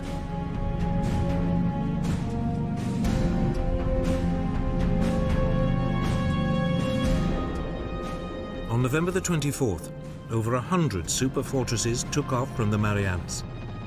Their target, the Nakajima aircraft factory in Tokyo.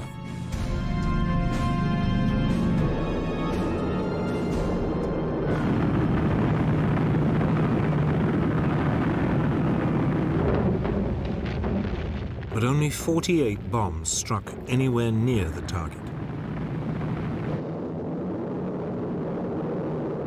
For 3 months, more raids targeted other industrial sites. But the B-29s were still flying without a fighter escort and still dropping their bombs from high altitude.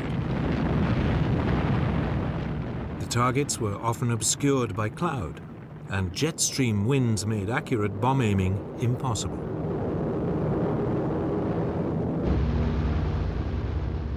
To make matters worse, the B-29 suffered from engine problems. There were also attacks from kamikaze pilots.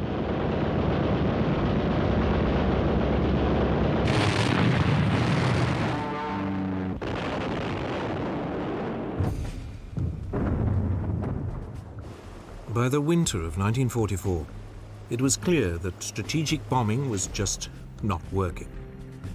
If Japan was to be bombed into submission, the US would have to come up with something else. So it was that on December the 18th, 1944, America tried a new tactic. 84 B-29s set off from Chengdu for Japanese-occupied Hankow on the Yangtze River.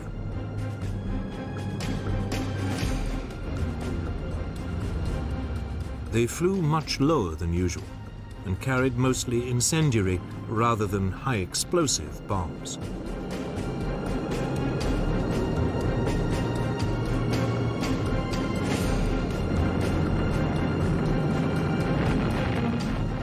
Hankow was devastated.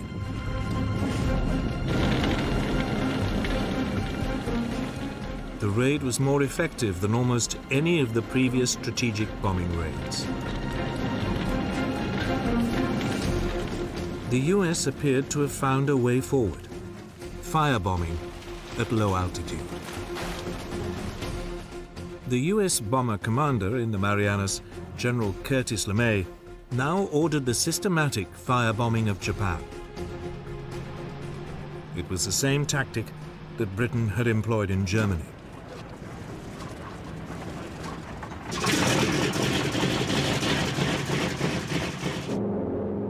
On the evening of March the 9th, 1945, Pathfinder aircraft roared over Tokyo, dropping incendiary target indicators. The fires they started marked the aiming points for almost 300 B-29s. Coming in at just 5,000 feet, they dropped over 2,000 tons of incendiary bombs.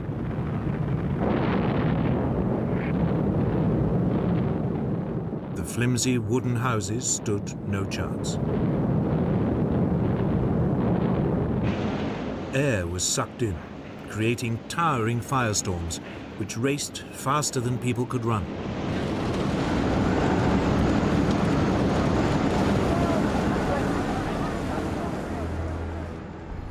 The glow from the burning city could be seen over 150 miles away.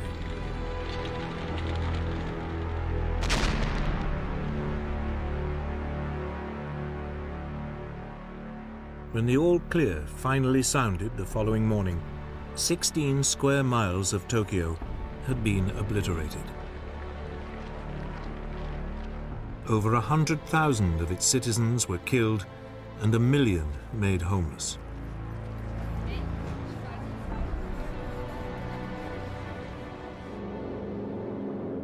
Tokyo was not the only city to face this devastating new tactic.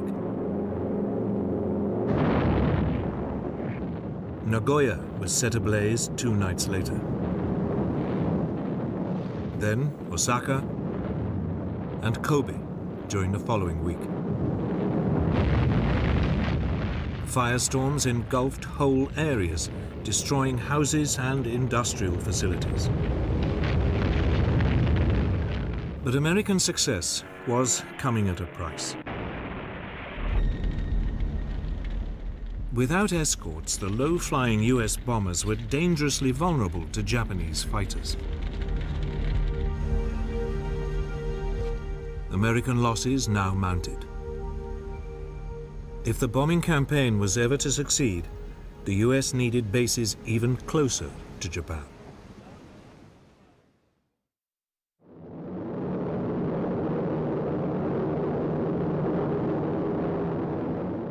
Within weeks, Iwo Jima fell. Now, at last, the US Air Force not only had a base for its bombers within easy striking distance of Japan, it could finally use its Mustang fighters to escort them.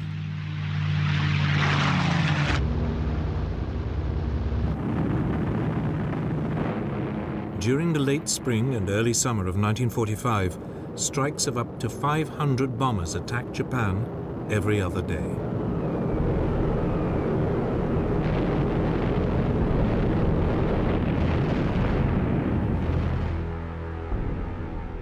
Once the largest industrial areas had been crippled, LeMay moved on to lesser targets. Yet, in the face of catastrophic damage and an appalling death toll, the Japanese showed no sign of cracking. It finally dawned on the Americans that strategic bombing alone was never going to defeat Japan. It looked like a full-scale invasion of the country was becoming inevitable.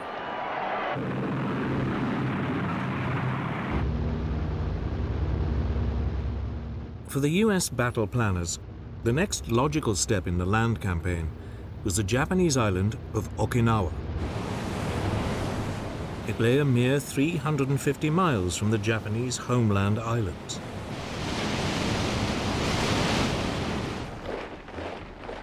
The island was defended by more than 120,000 men.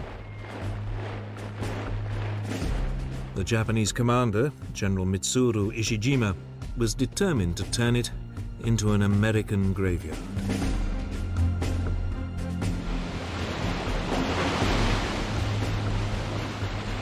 Once again, Admiral Nimitz, the US commander in the region, assembled a huge fleet.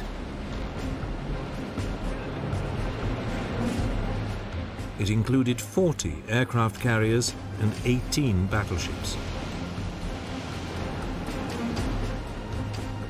The opening bombardment of Okinawa began on March the 23rd, 1945. It lasted for a whole week.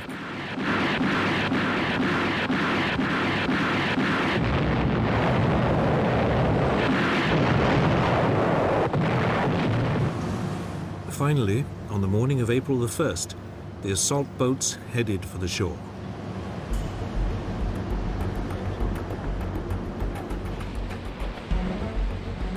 To their surprise, they met almost no opposition.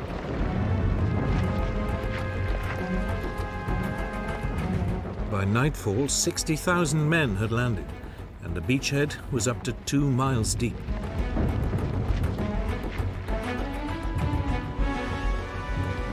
For the next 2 days, the US forces built up their strength and pushed across the island. Again, opposition was unexpectedly light.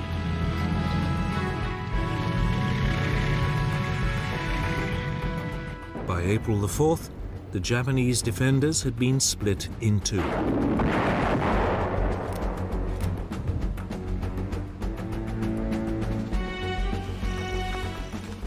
Marine divisions now headed north. Army units pushed south. The Marines continued to meet only sporadic resistance, and within 3 weeks had cleared the northern part of the island. But it was a different story in the south. There, the army units ran into savage fire.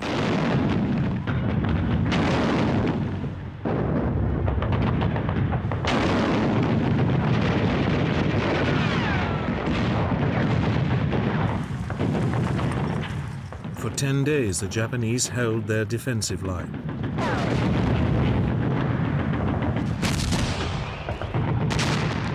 Then, when they could hold out no longer, they simply withdrew to the next defensive position and continued to resist all over again.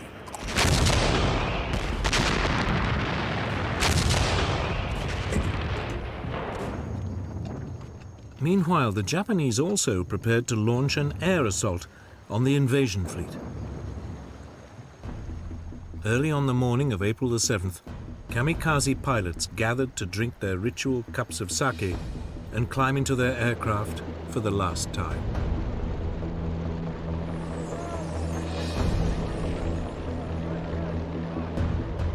Over 700 aircraft, half of them kamikazes, took off and approached the US landing fleet.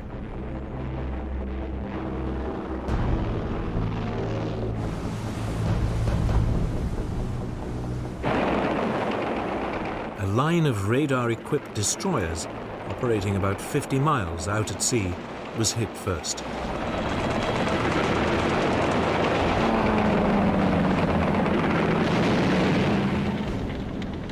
By the end of the first day of the attack, 2 US destroyers had been sunk.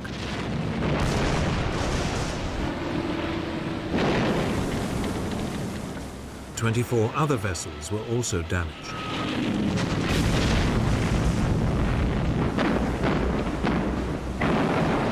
But the Japanese had lost over 300 planes. Over the following days, the Japanese introduced a new weapon. The Oka, or cherry blossom, was a rocket-powered suicide missile driven by a kamikaze pilot.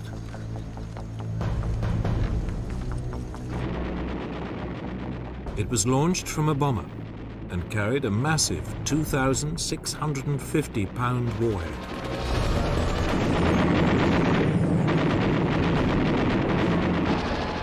On April the 12th, another US destroyer was hit and sunk.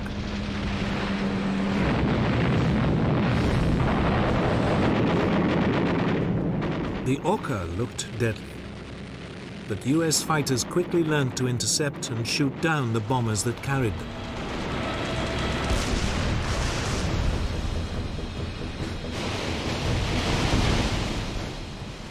In desperation, the Japanese Navy now sent a suicide mission of its own. The Yamato, Japan's largest battleship, was loaded with just enough fuel to reach Okinawa and ordered to fight to the death, sinking as many US ships as possible in the process. But as the giant ship approached Okinawa, it was spotted. Some 400 US aircraft descended on it.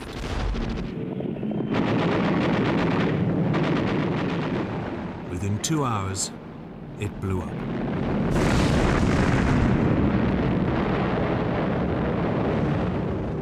The fireball could be seen for over 100 miles.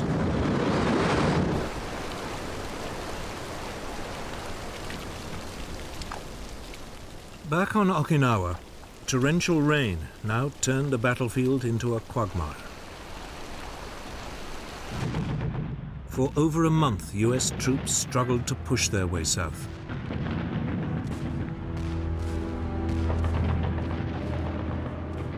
Every cave or dugout entrance had to be blasted by flamethrowers, grenades, and explosives. As before, as one defensive line was overrun, the Japanese slipped back to another, and the whole grim business would start again.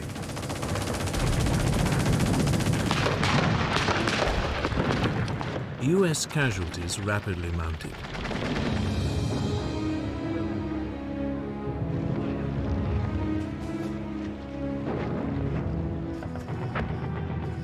Finally, on June the 1st, the town of Shuri was captured. Then, on June the 4th, a new contingent of Marines landed to the south of Naha, the island's capital, and linked up with troops pushing down from the north.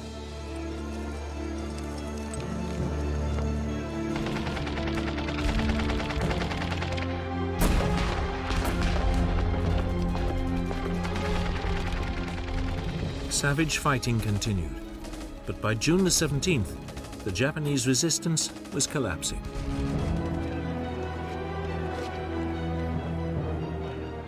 Five days later, the Americans finally secured Okinawa.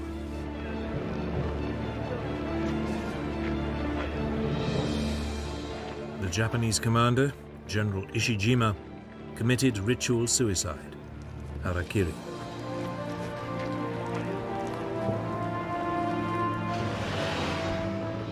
Over 7,000 prisoners were taken, the first time ever that such large numbers of Japanese troops had surrendered.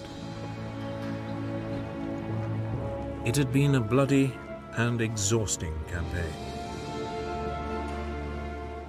100,000 Japanese soldiers and some 40,000 civilians had been killed.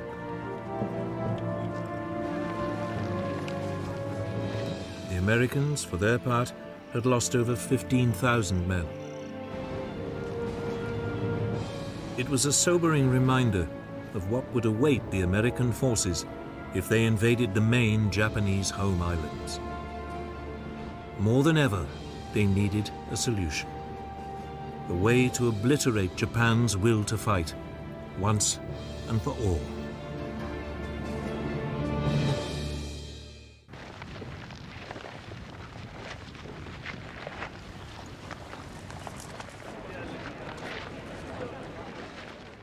The victory at Okinawa meant America's military planners now had to decide what to do next. Despite shattering defeats, the Japanese still showed no sign of surrendering. Some US commanders argued for a continuation of the firebombing campaign. But by the summer of 1945, it was clear that bombing alone would never defeat Japan. An invasion seemed unavoidable. But the question was, at what price?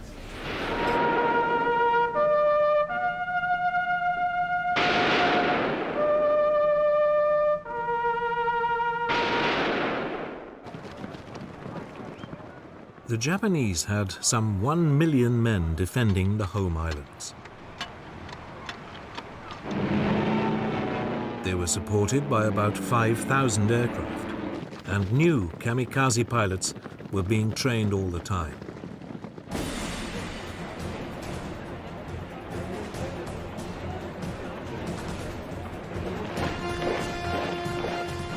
Mass suicide attacks by civilian volunteers could also be expected. A bloodbath seemed inevitable. It was estimated that over 250,000 American lives might be lost. Then, in July 1945, the new US President, Harry S. Truman, heard about the results of a top-secret Allied scientific research program. It was called the Manhattan Project. For 3 years, Allied scientists had been working on an atom bomb, a weapon that draws on the vast quantities of energy released when an atom is split. It would have an unimaginable destructive force.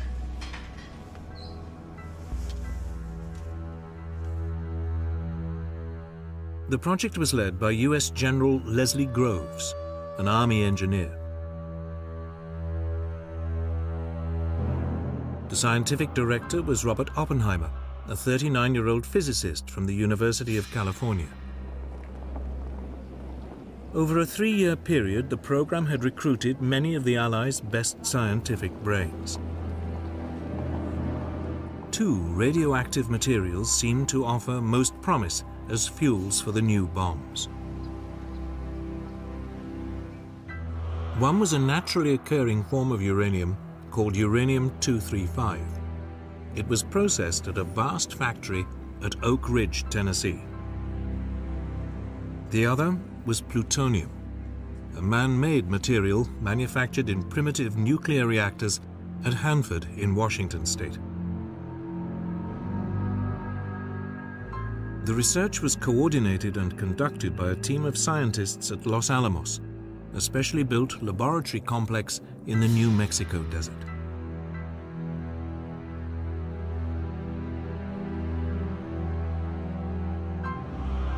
By early 1945, the Los Alamos scientists were pretty confident that they had a uranium bomb that worked. But it required huge quantities of uranium-235, and the scientists worried that they didn't have enough of it. So they also designed a second bomb that used plutonium. But this, unlike the uranium bomb, was much less well understood, and they weren't sure it would work.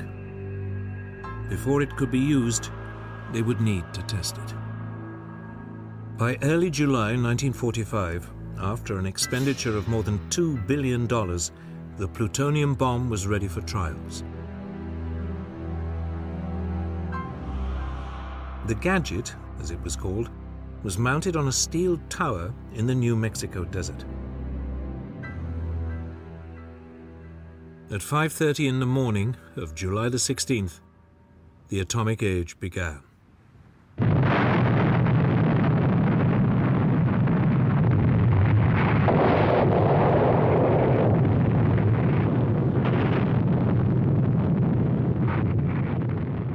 News that Operation Trinity had been successful was swiftly passed to President Truman. He had recently arrived at a conference in the Berlin suburb of Potsdam, meeting with Stalin and Churchill, discussing the future of Europe. Truman didn't hesitate. He ordered his commanders to prepare to drop the new bombs on Japan as soon as possible.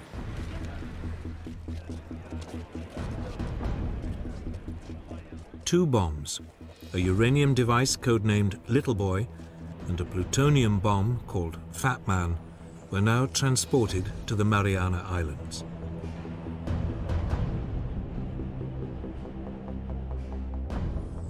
There, the immensely experienced Colonel Paul Tibbets, leader of the specially trained 509th Composite Group, prepared his B-29.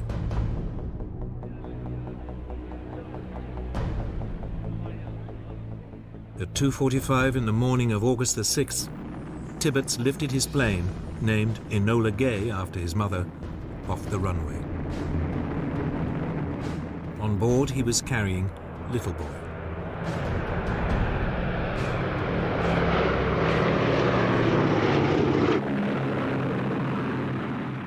The flight to the target, Japan's fourth largest city, Hiroshima, went without a hitch.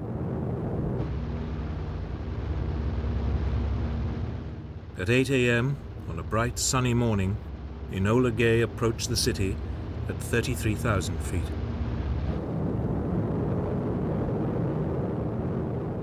Then, at just after 8:15, Little Boy was released.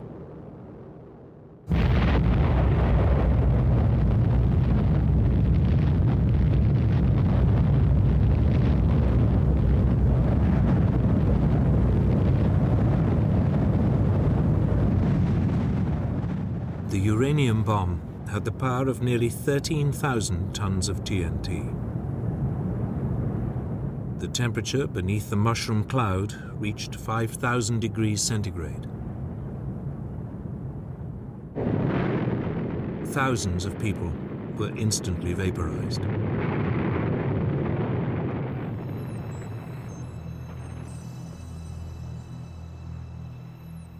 Shock waves leveled buildings up to a 5-mile radius.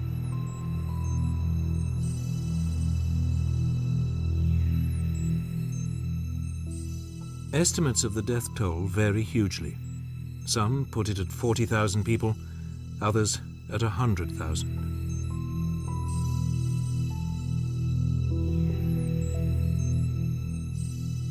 Many suffered from terrible burns and blistering.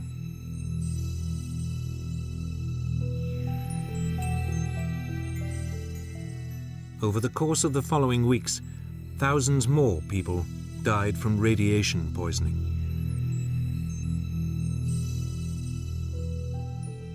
On August the 7th, 1945, President Truman told the world about the bomb and issued Japan with a warning.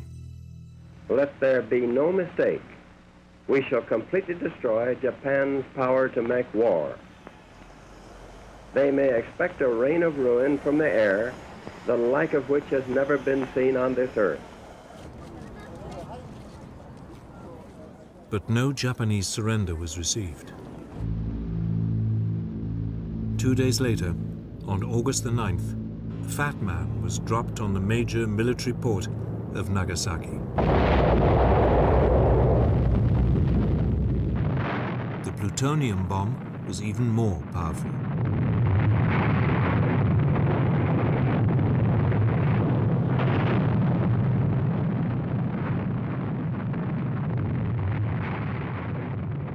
In fact, the bomb fell way off target, but it still caused massive destruction.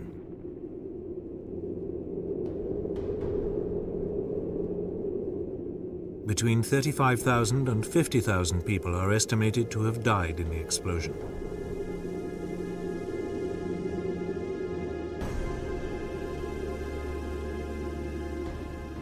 The Japanese government could now have no doubt that they faced a new and horrific weapon.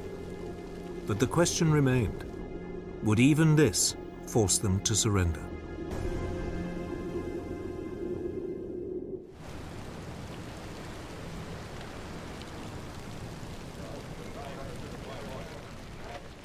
The Nagasaki bomb was followed by a stark warning from U.S. Secretary of State James Burns.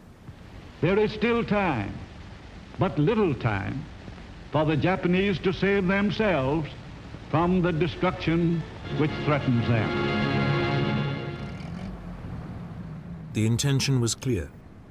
The atom bomb would be used again and again until Japan gave in.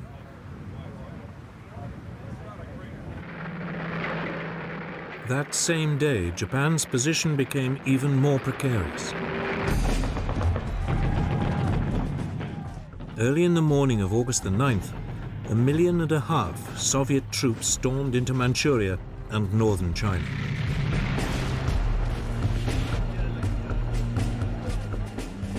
The Soviet leader Joseph Stalin was not only after territory, he wanted a say in any final peace settlement in the Far East.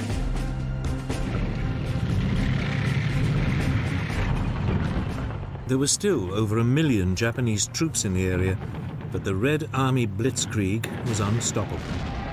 The Japanese position in the war had become untenable.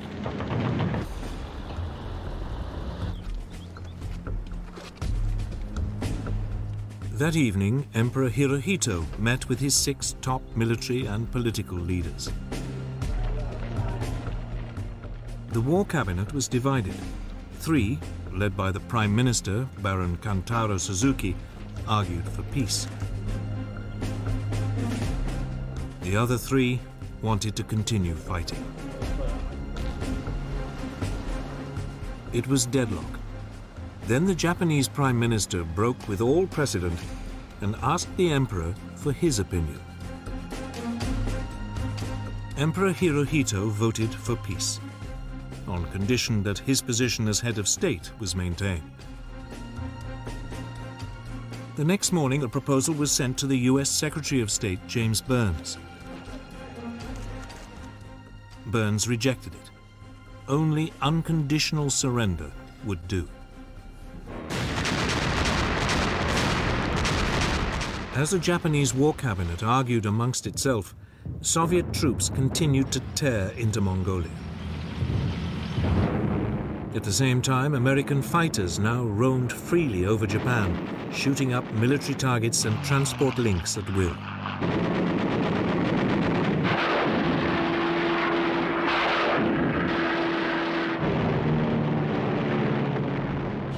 Massive air raids continued to devastate Japan.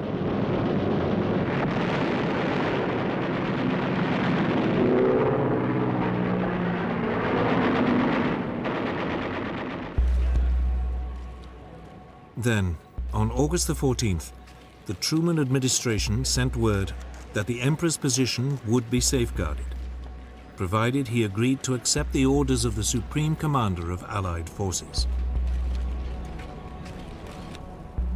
Hirohito used his huge prestige to instruct the war cabinet to endure the unendurable and accept the terms. That day in Washington, President Truman announced that Japan had surrendered unconditionally. I deem this reply a full acceptance of the Potsdam Declaration, which specifies the unconditional surrender of Japan.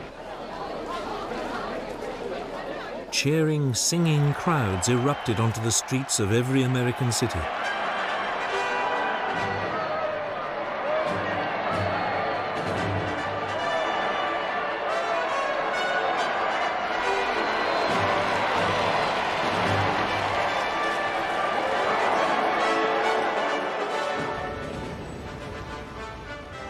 In Britain, it was midnight when the new Prime Minister, Clement Attlee, broadcast the news. Japan has today surrendered. The last of our enemies is laid low. Peace has once again come to the world. Let us thank God for this great deliverance and his mercies. Long live the King. Within minutes, crowds appeared on the streets of London. Many gathered outside Buckingham Palace. A giant street party lasted well into the following day.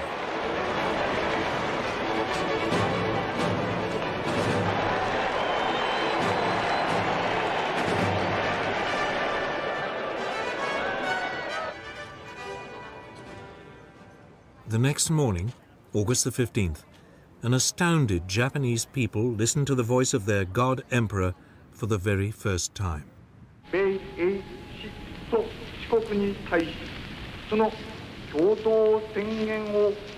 He told them that Japan's position had become impossible, and the country was obliged to surrender. All military forces must lay down their arms. Such was the emperor's prestige that almost every unit obeyed.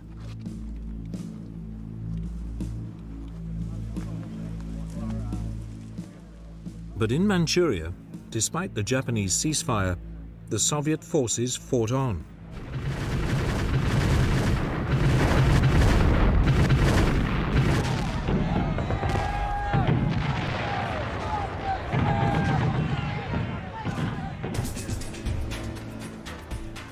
For the first time, large numbers of Japanese troops now surrendered.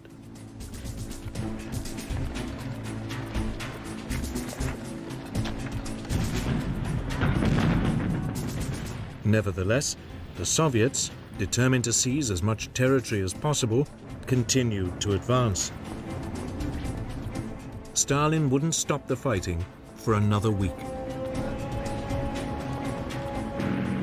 By then, the whole of Manchuria, half of Korea, and part of northern China were under his control.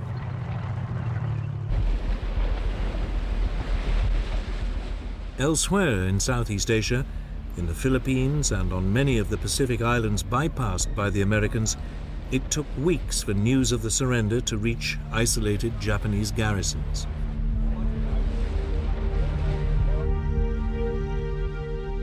Some Japanese soldiers would remain hidden in the jungle for more than 30 years.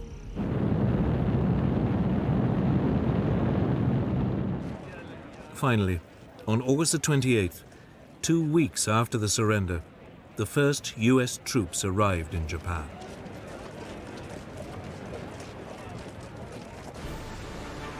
A huge US fleet gathered in Tokyo Bay, sailing past the shattered hulks of the once proud Japanese Navy that they had so comprehensively defeated.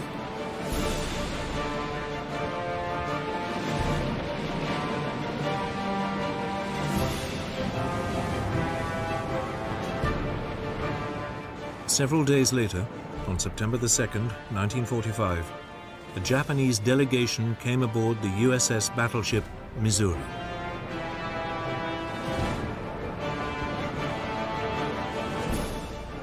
On its quarterdeck, the new Japanese Foreign Minister, Mamoru Shigemitsu, signed the document of unconditional surrender.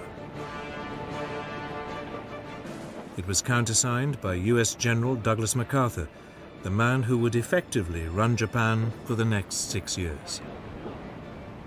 As Supreme Commander for the Allied Powers, I announce it my firm purpose, in the tradition of the countries I represent, to proceed in the discharge of my responsibilities with justice and tolerance.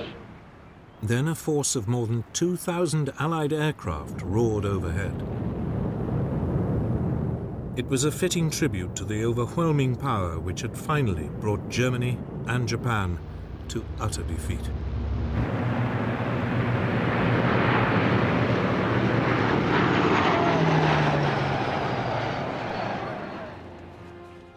World War II was at an end. Japan's ruthless desire to wage war had been crushed by a weapon of awesome destructive power. Now, in the East as in the West, the world would be divided and shared along new lines. New allegiances would be formed, and new enemies would vie for global influence under the specter of nuclear war.